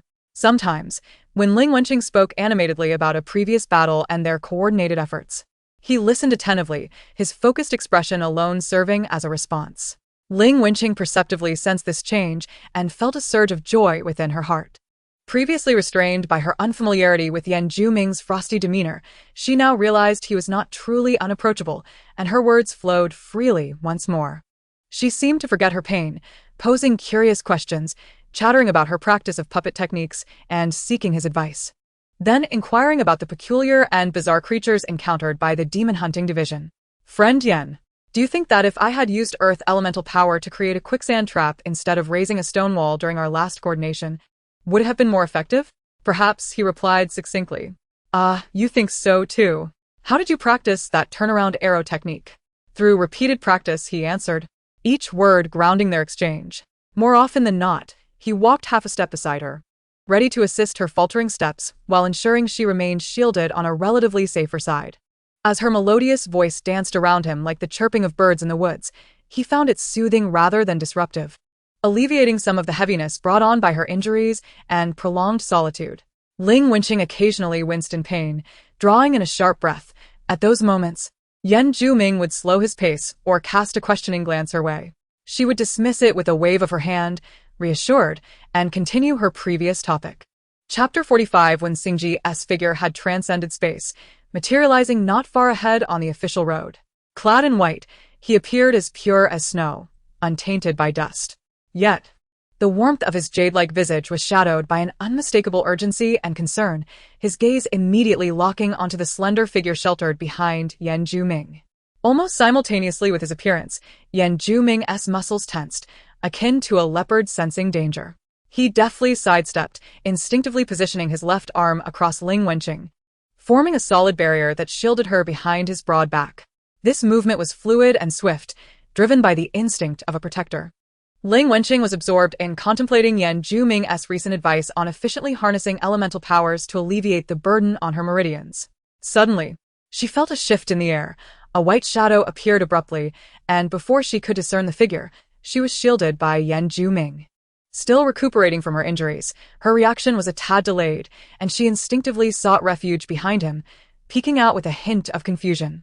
When her gaze met that familiar face, now marked by the dust of travel and urgency, her eyes widened in surprise. Joy surged within her heart. He had emerged from seclusion. He had succeeded. This joy prompted her to leap toward him, as she usually would. Yet, in the next heartbeat, memories of his distant demeanor from the past month intruded upon her thoughts. The recollection of her repeated failures to find him, the closed bamboo door, and the polite words exchanged flooded her with a sense of suppressed grievance, overshadowing her initial elation. Her small face tightened, the smile that had just graced her lips quickly dissipating, replaced by an unmistakable pout of childlike annoyance as she directed her displeasure toward the face she yearned for. Humph. With that, she withdrew her head, retreating fully behind Yan Zhuming, leaving only a disgruntled silhouette concealed behind another. When Xingji's gaze swept swiftly over Ling Wenqing, his advanced consciousness immediately detecting her unstable golden core aura and pale complexion, clearly indicative of her unhealed wounds. A knot of worry tightened within him. His gaze then fixed firmly on Yan Zhuming, particularly on the arm that stood protectively in front of her.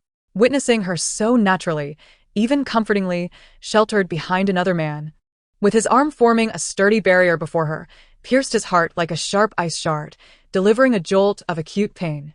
An unfamiliar surge of intense emotion, mingled with jealousy and possessiveness, erupted within him, threatening to shatter the restraint he usually prided himself on. His vast, steady aura wavered slightly, a barely perceptible fluctuation that only those of exceptional cultivation could sense. The look he cast at Yan Zhuming, beneath his customary gentleness, momentarily flickered with profound scrutiny and coldness, swift as an illusion. His voice remained calm, though slightly deeper than usual. "And you are?" His gaze shifted back to Ling Wenqing, his tone softening, tinged with urgency and concern, imbued with undeniable warmth and an irresistible pull. "Ching, come here." Within that summons lay a fervent desire to pull her back to his side immediately. Yan Zhuming keenly detected the natural intimacy in Wen Xingji's words directed at Ling Wenqing, as well as the underlying familiarity and possessiveness within the command to come closer, which brooked no dissent. Moreover, one cannot overlook the immense, invisible pressure that loomed like an ocean, profound as an abyss, accompanied by Ling Wenqing's faint murmurs of grievance and resistance behind him. The intertwining of these two elements birthed a multitude of doubts within him, heightening his vigilance. His brow furrowed, and the arm he had positioned protectively in front of Ling Wenqing not only remained tense, but straightened his back further. Silently, he met Wen Xingji's gaze. Though no words were exchanged, the unwavering defensive stance he adopted was the clearest affirmation that he would not easily relinquish her until she had unmistakably declared her intent. Ling Wenqing observed Wen Xingji, noting a subtle shift in his demeanor, imbued with an inscrutable depth, which, coupled with her earlier feelings of grievance, instinctively prompted her to retreat slightly behind Yan Zhuming, murmuring her resistance. "I want to go." Her reliance on others stirred a tumult in Wen Xingji's heart, the suppressed pangs of jealousy and discomfort surging again, almost shattering the gentle facade he wore. He inhaled deeply, forcibly locking away all negative emotions deep within his eyes, and extended his hand once more, his voice softening to an almost coaxing tone, though urgency still seeped through his gaze. "Ching, be obedient. You are injured. Let your senior brother take a look, shall we?" His genuine concern and tenderness struck a chord with Ling Wenqing, who hesitated momentarily before finally releasing her grip on Yan Zhuming's fabric. She reached out, gently patting the taut muscle of Yan Zhuming's arm, her actions instinctive. "Daoist Yan," she spoke, her tone as clear as ever, attempting to lighten the atmosphere. "He is my senior brother, Wen Xingji." With that, She lowered her head, reluctantly taking small steps out from behind Yan Jueming, gradually inching closer to Wen Xingji, while still pouting, refusing to look up. The natural and affectionate gesture of patting Yan Jueming's arm shattered the fragile restraint within Wen Xingji. His dark gaze swelled tumultuously, and his hand, concealed within his sleeve, clenched into a fist, knuckles whitening, as he struggled to maintain the facade of gentleness that was on the verge of fracturing. As she approached, Wen Xingji stepped forward, an imperceptible urgency in his motion, gently seizing her wrist, pure and gentle spiritual energy swiftly coursing into her meridians. Simultaneously, he instinctively turned his body to completely shield her from Yan Jueming, his arm encircling her protectively. She reluctantly stated, "He is a teammate I met on the road." Daoist Yan. Only after enveloping her entirely in his aura did Wen Xingji feel his turbulent emotions calm slightly. He lifted his gaze to Yan Jueming, his tone regaining its polished warmth, still adorned with a gentle smile. He nodded slightly to Yan Jueming, his demeanor impeccable. "Ah, it is Daoist Yan. Thank you for taking care of Qingqing along the way." His gaze lingered on Ling Wenqing's pale face, laden with concern. She seems to be quite injured? Though framed as a question, it bore the weight of certainty. At the moment Ling Wenqing had patted Yan Jueming's arm, he had imperceptibly stiffened, slowly lowering his arm that had barred her way, yet maintaining a subtly guarded posture. Meeting Wen Xingji's gaze, he succinctly replied, "It is my duty." After a brief silence regarding her injuries, he candidly stated, "The calamity of the ghostly carriage was my oversight. She did her utmost." The mention of the ghostly carriage caused Wen Xingji's expression to sharpen, his heart sinking. Ling Wenqing, securely shielded by Wen Xingji, sensed the atmosphere shift and attempted to ease it, softly saying, "Thanks to Daoist Yan, we managed to slay that monster together." She looked at Wen Xingji, her eyes unconsciously seeking his approval. Upon hearing this, Wen Xingji's gaze flickered slightly, and as he turned to Yan Jueming, he had keenly discerned the instability lurking deep within his aura and the hidden injuries within. "Daoist Yan is also injured," he stated calmly. With a gesture, he directed a pure and gentle azure spiritual light that swiftly entered Yan Jueming's chest. Yan Jueming felt a warm yet powerful force surge within him, swiftly alleviating the stifling pain in his meridians. The troublesome internal injuries were remarkably soothed and mended in an instant. A fleeting glimmer of surprise crossed his eyes, quickly replaced by his usual tranquility as he nodded slightly to Wen Xingji, maintaining his cold demeanor, uttering but 2 words, "Thank you." It was but a small effort. Wen Xingji withdrew his hand, his tone placid. He looked down at Ling Wenqing, who appeared lost in contemplation. At this moment, he simply wished for her to remain in her thoughts. Ling Wenqing was still absorbed in the inexplicable grievances and the slight melancholy of parting ways with Yan Jueming when she felt a gentle touch atop her head. Her senior brother had lightly ruffled her hair. Before she could savor this long-awaited intimacy, his deep voice fell upon her ears. "Our Qingqing has undergone trials and triumphed over formidable foes. Truly remarkable." His praise warmed her heart, and just as she prepared to respond, she was abruptly seized by a dizzying sensation. Wen Xingji unexpectedly bent down, his arms sweeping beneath her knees and behind her back, lifting her effortlessly into his embrace. "Ah!" She gasped, instinctively wrapping her arms tightly around his neck to prevent a fall, her entire body freezing in shock. This was the first time her senior brother had held her in such a manner. Her cheeks flushed instantly, burning with embarrassment. A wave of intense shyness mixed with confusion engulfed her, prompting her to instinctively squirm, yearning to escape this overly intimate and disconcerting position. "Do not move." Wen Xingji's voice resonated from above, deep and steady, as his arms tightened gently around her, emanating an undeniable strength yet remaining tender, fearful of causing her pain. This familiar, reassuring scent, this solid and reliable embrace, enveloped her like a delicate, gentle net, effortlessly ensnaring all her flustered struggles. The resistance born from surprise and shyness, akin to fragile snow under sunlight, melted away swiftly.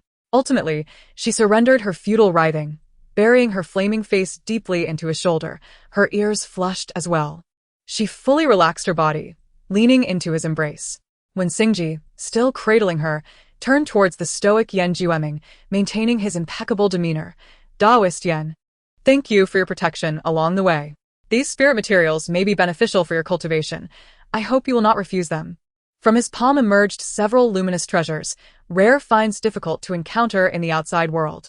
Yan Jueming's gaze remained as tranquil as water when Xingji lifted Ling Wenqing. At this moment, he paid no heed to the spiritual treasures, merely clasping his fists and stating solemnly, "It is my duty. No need for thanks." He hesitated, shifting his gaze to Ling Wenqing nestled in Xingji's arms, his voice softening somewhat. "Farewell." Just as he turned to leave, he paused, clearly addressing Ling Wenqing. "Take care. Should the opportunity arise, I shall seek you out for further trials." Ling Wenqing lifted her face from Xingji's shoulder, and upon hearing this, her eyes brightened. The slight awkwardness and melancholy dissipating somewhat, she nodded in response. "All right." In that moment, the air between the two men seemed to stagnate. Xingji's warm smile remained unchanged, yet the subtle pressure emanating from him, a cultivator of the great ascension stage, rippled slightly. Akin to a stone cast into a still lake, though it did not stir a great wave, it hindered the flow of surrounding spiritual energy. He regarded Yan Jueming with a calm demeanor, yet beneath that calm lay an unfathomable depth, an undeniable scrutiny that proclaimed ownership. Yan Jueming stood tall, steadfast against Xingji's veiled pressure, like a solitary pine upon a cliff, showing no sign of yielding. He met that gaze, sharp as ever, without flinching. His silent posture served as a response. He had heard the unspoken warning but remained unfazed. The two men's eyes briefly crossed in the air, devoid of words. Yet it resonated with the sound of clashing metal. Ultimately, Yan Jueming decisively turned away, his dark figure vanishing at the end of the official road with no trace of reluctance. Xingji withdrew his gaze, looking down at Ling Wenqing, who remained oblivious to the undercurrents of the moment, still staring in the direction of Yan Jueming's departure. He subtly tightened his arm around her. "Let us return home," he said softly, his form transforming into a streak of azure light as he sped toward the gates of Qin Yun sect. Chapter 46. Really? Xingji held Ling Wenqing in his embrace, and with a gentle sway, he passed through the restrictions of Qingjing Peak, landing in the familiar courtyard. He was lost in thought, making his way directly to the bamboo cottage, where he tenderly placed her upon the soft, cushioned cloud couch. "First, let us tend to your wounds."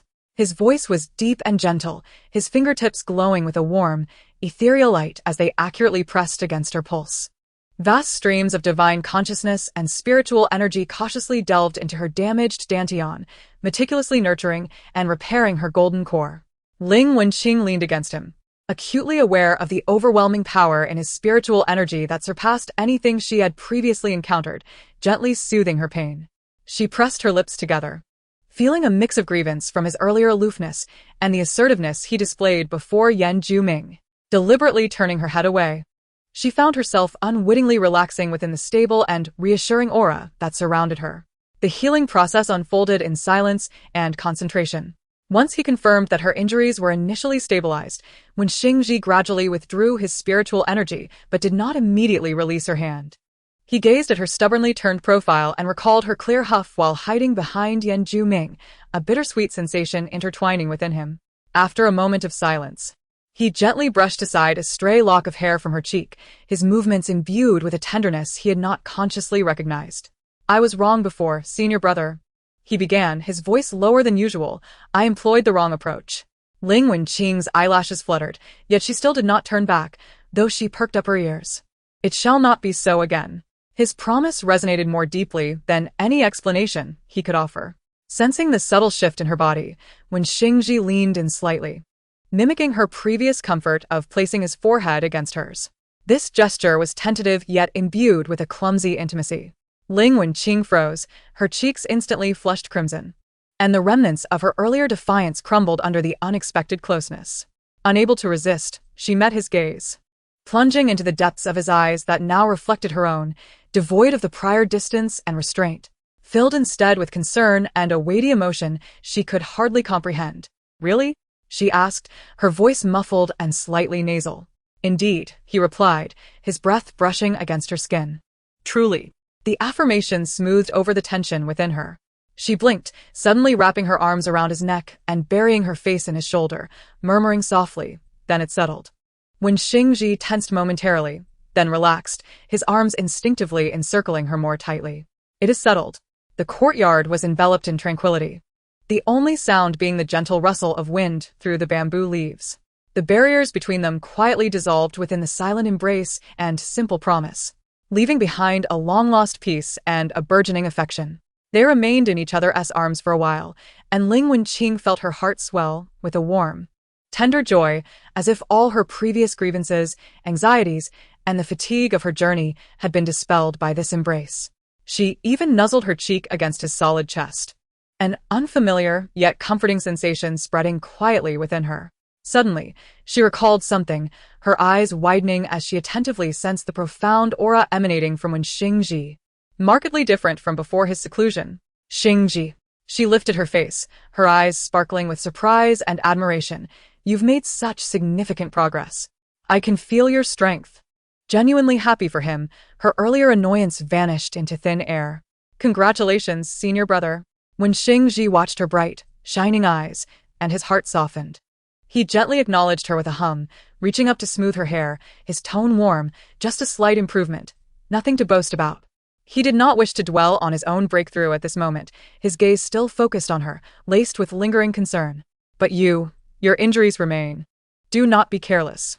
Her reminder jolted Ling Wenqing back to her own situation, and she announced with a hint of pride, "Oh right. I've also advanced to the mid-stage of the Golden Core." When Xingji's eyes sparkled with deeper amusement as he sensed her slightly weakened, yet undeniably solid golden core energy, nodding in approval. Indeed, senior brother sensed it. You have indeed progressed rapidly. With his affirmation, Ling Wenqing's eyes crinkled in delight. However, a profound weariness soon washed over her, and she could not suppress a small yawn. Tired, are you? Let me escort you back to your room to rest, when Xingji said gently, helping her to stand. Ling Wenqing obediently nodded, allowing him to guide her back to her bamboo cottage. Upon reaching her door, when Xingji tidied a few strands of hair from her temples. Sleep well, his voice was especially low and tender in the night air. I will be right here. Ling Wenqing looked at him, her heart filled with a sense of security and satisfaction. She nodded and entered, closing the door behind her. When Xingji remained in the courtyard, ensuring she had fallen into a peaceful slumber. The moonlight, like water, illuminated his tall yet slightly solitary figure. The door across was firmly shut, behind which lay the girl he cherished like a treasure. In his mind, the image of their reunion on the official road replayed vividly, her instinctive retreat to hide behind Yan Zhuming, the effortless familiarity in her pat on his arm, her calm demeanor when mentioning comrades, and the light-hearted promise of a future meeting. Just a matter of 3 months.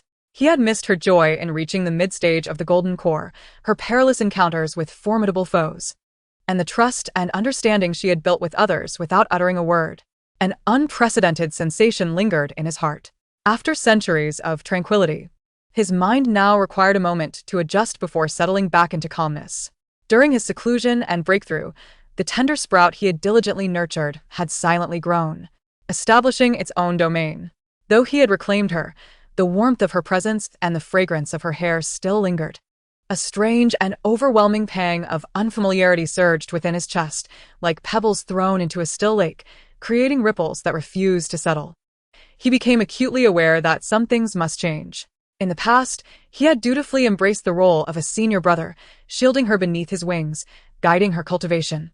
Believing this to be the entirety of protection, he found satisfaction in her growth, relishing her complete trust and intimacy. Yet he had failed to ponder that this trust and closeness might not be solely his to claim, nor a reflection of the true desires quietly budding within him. He overlooked the fact that she was maturing, encountering various individuals, experiencing a vast world, and thus might develop admiration and reliance on other steadfast companions who could stand shoulder to shoulder with her. That demon hunter named Yan Zhuming, silent and resolute, had shared life and death alongside her, shielding her in her moments of vulnerability.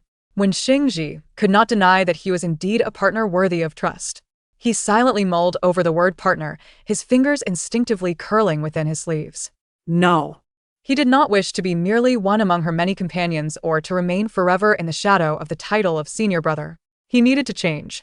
He must embed himself into her life as trajectory in a new, irreplaceable manner. He desired to ensure that the clear gaze reflecting in her eyes would no longer merely mirror the image of a senior brother, but allow her heart, perhaps already stirring with nascent feelings, to distinctly recognize and gradually grow accustomed to the fact that when Xingji was unique, an entity not to be blurred by any boundaries. In the realm of Mahayana, he gained a profound understanding of the natural laws governing the universe, leaving no room for him to evade the surging tides of his innermost desires. Some longings, once ignited, cannot be extinguished. He raised his gaze, his eyes seemingly capable of penetrating the bamboo door, resting upon the slumbering maiden. The tenderness in his gaze remained unchanged, yet it subtly merged with a clearer, more actionable awareness. The gentle spring breeze and nourishing rain, silent yet profound, were the very essence of his path. From this moment forth, however, the refreshing rain and gentle wind would only descend and caress this solitary sapling.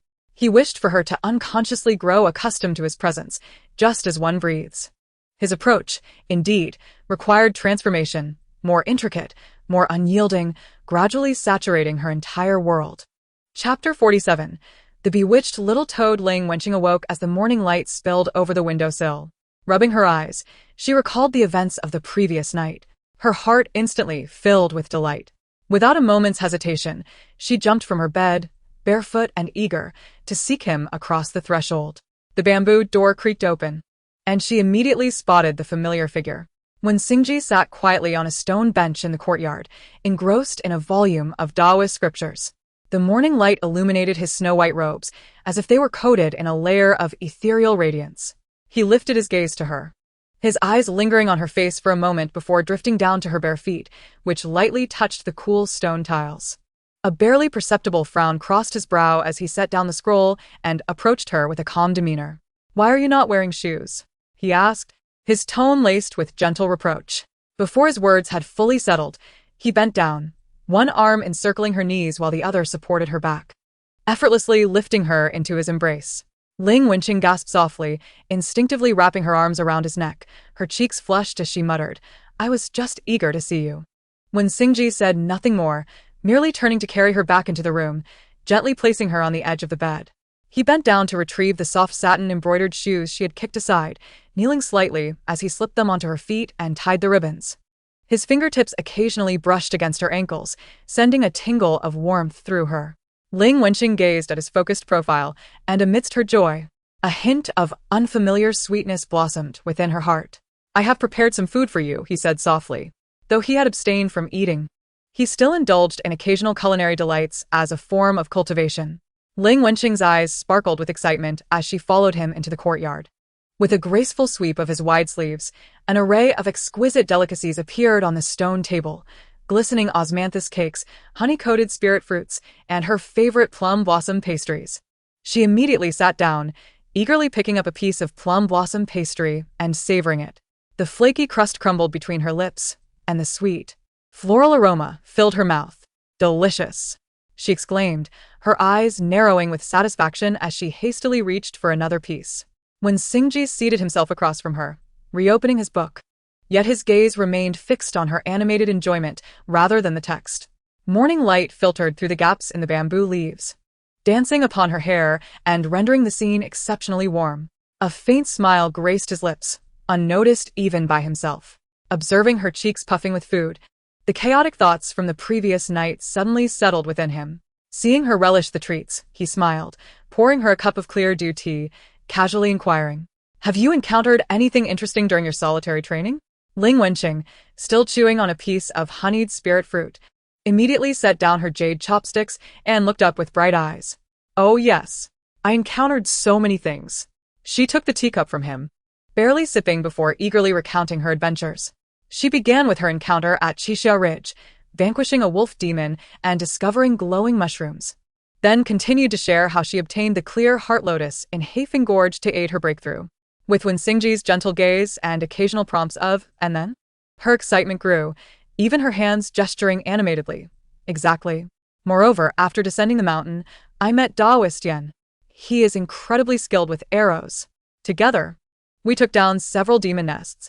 Once, in Hafen Gorge, we faced a fearsome python on the verge of transforming. It was enormous and terrifying.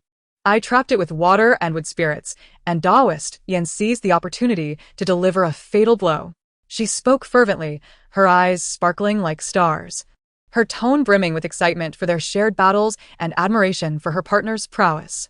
When Singji maintained an attentive demeanor, his smile unwavering, even interjecting with a soft, "It seems you have had quite the experiences." Only he knew that each time she naturally mentioned Daoist Yen and described their seamless cooperation, a twinge of bitterness surged within him like the ebbing tide. Even his hand paused momentarily while pouring tea, his fingers instinctively tightening. It was only when she described how she had forcefully conjured a spiritual body puppet and collapsed from exhaustion that a flicker of concern passed through his eyes. "Next time, do not take such risks." He gently tapped her nose, his tone laced with care, concealing his momentary alarm beneath a veneer of perfect gentleness. "If you truly wish to train, wait for me to join you." "Okay." Ling Wenqing nodded vigorously, oblivious to the naturalness of his invitation, merely feeling that he seemed more considerate than before. She cherished this sense of being protected. Once she finished her tale, when Singji's fingers lightly brushed her hair, his voice remaining warm, the debt of gratitude for saving one's life should indeed be remembered. He nodded slightly, gazing into her clear eyes, pondering whether she recalled his earlier admonition about being wary of unfamiliar men who resembled him. Ling Wenqing immediately lifted her gaze, a hint of pride in her expression. "I remember, Singji. You taught me not to be too close to, men of a similar build to you." Her tone brightened, as if to prove her obedience. "I have always remembered. I haven't approached him closely. It was just that time in Hafen Gorge when Daoist Yen risked his life to save me." Gratitude shone in her eyes as she spoke of him, affirming, "He saved my life. He is a wonderful and reliable companion. So, I thought it wouldn't hurt to be a little closer while traveling together." When Singji listened quietly to her innocent and straightforward explanation, his smile remaining gentle. The debt of gratitude for saving one's life should indeed be cherished. His voice remained warm, yet his gaze held a deeper sentiment, reminding her that relationships in this world vary in closeness. "Daoist Yen has extended you a favor. I will ensure proper gratitude is extended on your behalf." He gently tucked a rebellious strand of her hair behind her ear, his tone as gentle as spring rain. "However, during your training journeys, remember to maintain a respectful distance. After all," he added with just the right amount of concern, "when I am not by your side, someone must remind you of the boundaries to keep and the affections not to easily bestow."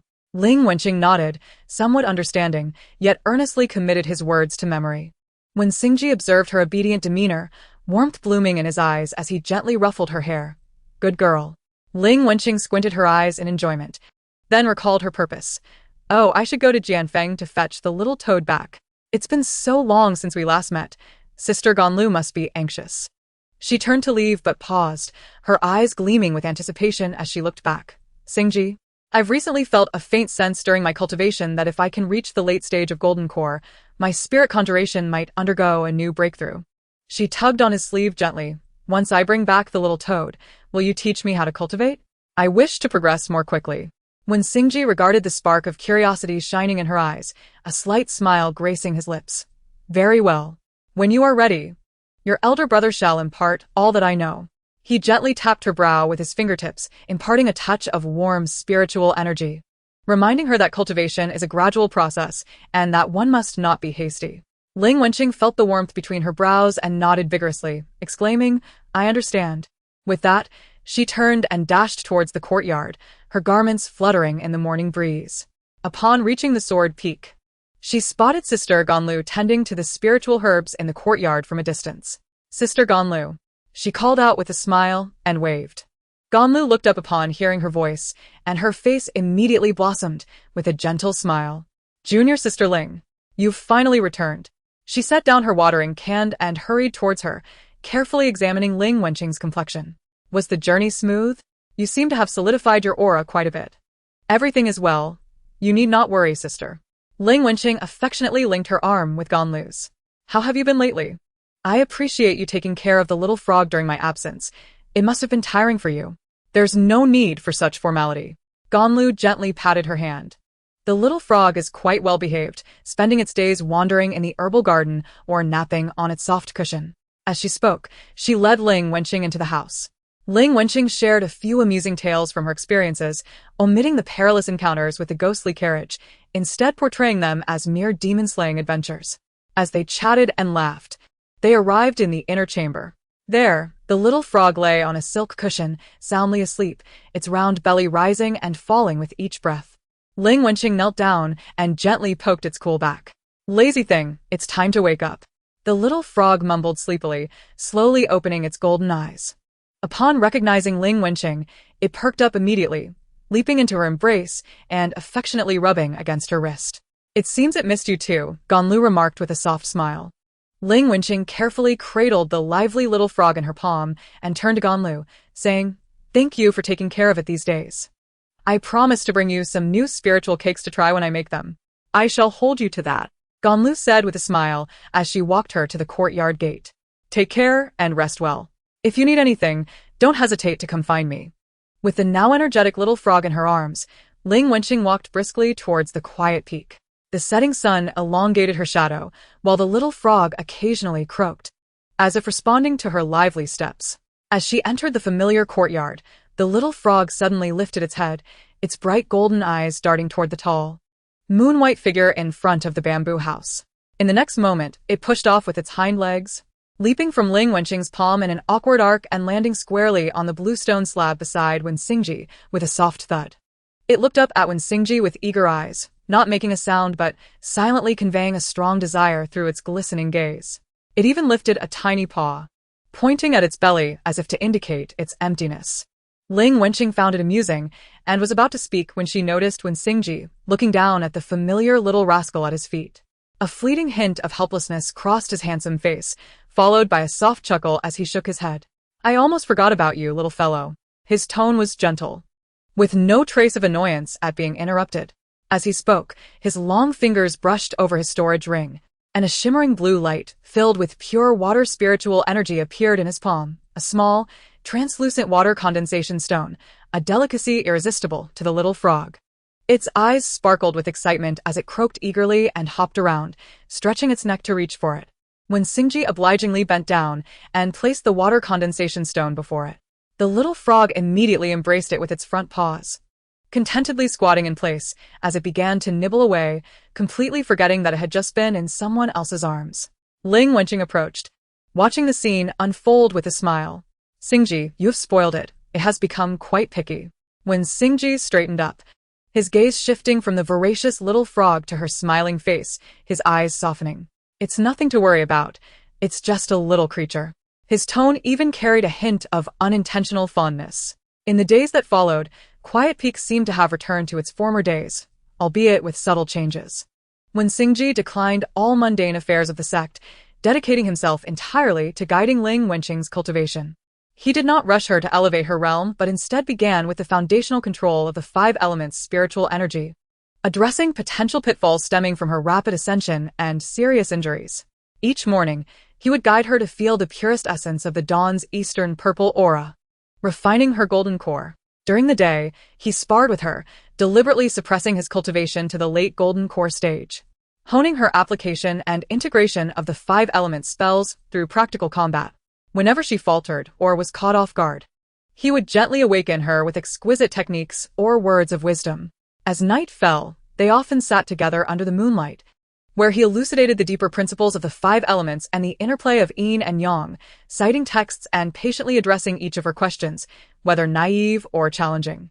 When Xingji's guidance was gentle and precise, akin to the silent spring rain nourishing the earth.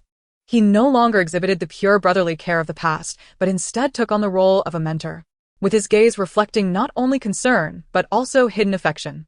He would nod appreciatively at her clever combinations of spiritual energy and frown lightly in response to her occasional impatience, softly reminding her, "Ching ching, haste makes waste." Ling Wenqing, inherently intelligent and blessed with the talent of spirit calling, made remarkable progress under Wen Xingji's unreserved tutelage. She not only solidified her mid-golden core realm, but also, with Wen Xingji's continuous nurturing of her spiritual energy and her own diligent efforts, gradually healed her meridians and golden core, emerging even more resilient than before. Her understanding and mastery of the 5 elements deepened considerably. The spiritual energy that once required deliberate stimulation to harness now flowed naturally at her command. The spiritual light dancing at her fingertips ceased to merely shine with a single attribute, but began to manifest a harmonious essence: golden sharpness, the vitality of wood, the fluidity of water, the fervor of fire, and the weight of earth, all gradually intertwining in a complementary manner within her grasp. On a certain night, 3 months later, Ling Wenqing sat cross-legged in her cave residence, surrounded by a swirling aura of five-colored spiritual light, forming a perfect cycle that enveloped her, her breath steady and full. The five elements spiritual energy bracelet on her wrist emanated a warm glow, resonating with her own spiritual power. Suddenly, she felt a stirring within, as the golden core that had long been filled to the brim trembled gently, emitting a sound akin to a chick breaking free from its shell, audible only to her. A surge of breakthrough energy, stronger than any she had previously experienced, flowed gently yet resolutely from the depths of her dantian. Not as a tumultuous flood, but rather like a spring overflowing with pure water, naturally cascading towards a higher realm. The spiritual light surrounding her became increasingly solid and pure, yet remained under control, shining brighter than before. The invisible spiritual energy in the air accelerated toward her, akin to rivers converging into the sea. But the process was gentle and orderly. Ling Wenqing slowly opened her eyes, clarity reflected within them, accompanied by a sense of enlightenment that had come to fruition. The barrier to the late golden core stage, underpinned by her complete spiritual energy and profound understanding of the five elements, was dissolving naturally before her. She rose, stepping steadily out of her cave residence. Outside, the moonlight flowed like water. When Xingji seemed to have sensed the harmonious shift in energy within her cave. He stood beneath an ancient pine tree, his figure bathed in the silvery glow of the moonlight. Upon sensing her exit, he turned to look, his gaze calm and warm, filled with understanding and approval. "Senior brother." Ling Wenqing approached him, a serene smile gracing her face, her aura steadily ascending as she completed her final transformation. When Xingji gazed at her, distinctly sensing the harmonious and unobstructed flow of her spiritual energy, transitioning smoothly to a higher realm. He nodded slightly. "Go on, I am here." Ling Wenqing nodded and returned to her cave dwelling, resuming her position on the meditation cushion. She closed her eyes and sank her consciousness deep within herself. No longer did she force guidance. Instead, she observed, as a bystander, the perfected golden elixir within her dantian. The golden elixir spun gently, its surface shimmering with iridescent hues. The five elemental lights harmoniously blending without a trace of stagnation. The seemingly existent barrier that had once surrounded it melted away like snow under the spring sun, silently dissipating before the flawless golden elixir. The surging spiritual energy did not crash wildly, but instead rose like the tide, overflowing past the old shoreline, filling a broader and more solid realm. In that moment, her breath underwent a transformation, becoming more refined and profound, while the five elemental lights surrounding her became more subdued, their brilliance retreating inward, returning to simplicity. A sense of more nuanced control over her spiritual energy, along with a clearer perception of the five elemental principles, naturally emerged in her heart. She opened her eyes, and for a fleeting moment, a flash of five-colored brilliance flickered in the depths of her gaze before it returned to clarity. Outside the cave, when Xingji, who had been quietly guarding, sensed the completeness of her transformation. Ling Wenqing had just completed her breakthrough and was savoring the new insights brought forth by the later stages of the golden elixir. Suddenly, a thought, like a gentle spring breeze caressing a tranquil lake, resonated clearly and directly in the consciousness of both Ling Wenqing and Xingji. "Wenqing, Xingji, come to Xian Peak." It was the voice of their master, Zhang Lin. Ling Wenqing stepped out, exchanging a knowing glance with Xingji, both understanding that their master had sensed her breakthrough. Xingji gave a slight nod to Ling Wenqing, indicating that she need not feel anxious. In the next moment, with a wave of his sleeve, a gentle force enveloped Ling Wenqing. The space shimmered slightly, and their figures vanished from Qingjing Peak. When they reappeared, they found themselves in the serene meditation chamber of Zhang Lin on Xian Peak. Zhang Lin sat on a meditation cushion, a smile gracing his face as he regarded them. His gaze first landing on Ling Wenqing, filled with scrutiny and unreserved approval. Indeed, a solid foundation, harmonious spiritual energy. This breakthrough was a natural progression. He nodded with a smile, gesturing towards the small creations in his Xian Peak. She cast her gaze around at the small puppets diligently at work, and quickly sensed a subtle difference. Chapter 49. Flexibility. They had originally followed her simple commands, mechanically repeating tasks such as picking up fallen leaves and transporting jade tubes. Yet at this moment, The clumsiness in their movements had nearly vanished, replaced by an extraordinary fluidity and coordination, even displaying an ineffable cleverness. A stirring in her heart made her realize that they seemed more alive than before. Just then, one small puppet, originally dragging a large dead leaf and stumbling, suddenly stopped. It released the leaf, awkwardly turned around, and with its two round stones serving as eyes, gazed curiously at the conversation between Ling Wenqing and Zhang Lin. It did not immediately return to its task but stood quietly, its little head tilting to one side, as if observing and silently listening. This action, far beyond its programmed directives and bordering on autonomy, caused Ling Wenqing's eyes to widen slightly, a wondrous sensation swelling within her. Zhang Lin, seated at the head, cast a gentle look at the dazed little creature and slowly spoke. In the later stages of the golden elixir, with harmonious spiritual energy reflecting oneself, one also perceives the external world. It appears that your advancement not only pertains to your personal cultivation, but also reflects upon these little beings connected to your essence. His gaze swept over the visibly more animated puppets and he patiently explained, they embody your power and can be seen as extensions of your innate talent. The deeper your understanding of the essence of the five elements, the higher your realm, and naturally, they can absorb the nutrients of this growth, becoming more resilient and agile, even capturing unspoken intentions within your thoughts. At this point, a trace of unnoticeable astonishment colored Zhang Lin's tone as his gaze returned to the observing little puppet. However, true, complete, and self-evolving intelligence requires an activation of the primordial force, involving profound mysteries of creation, not easily attained.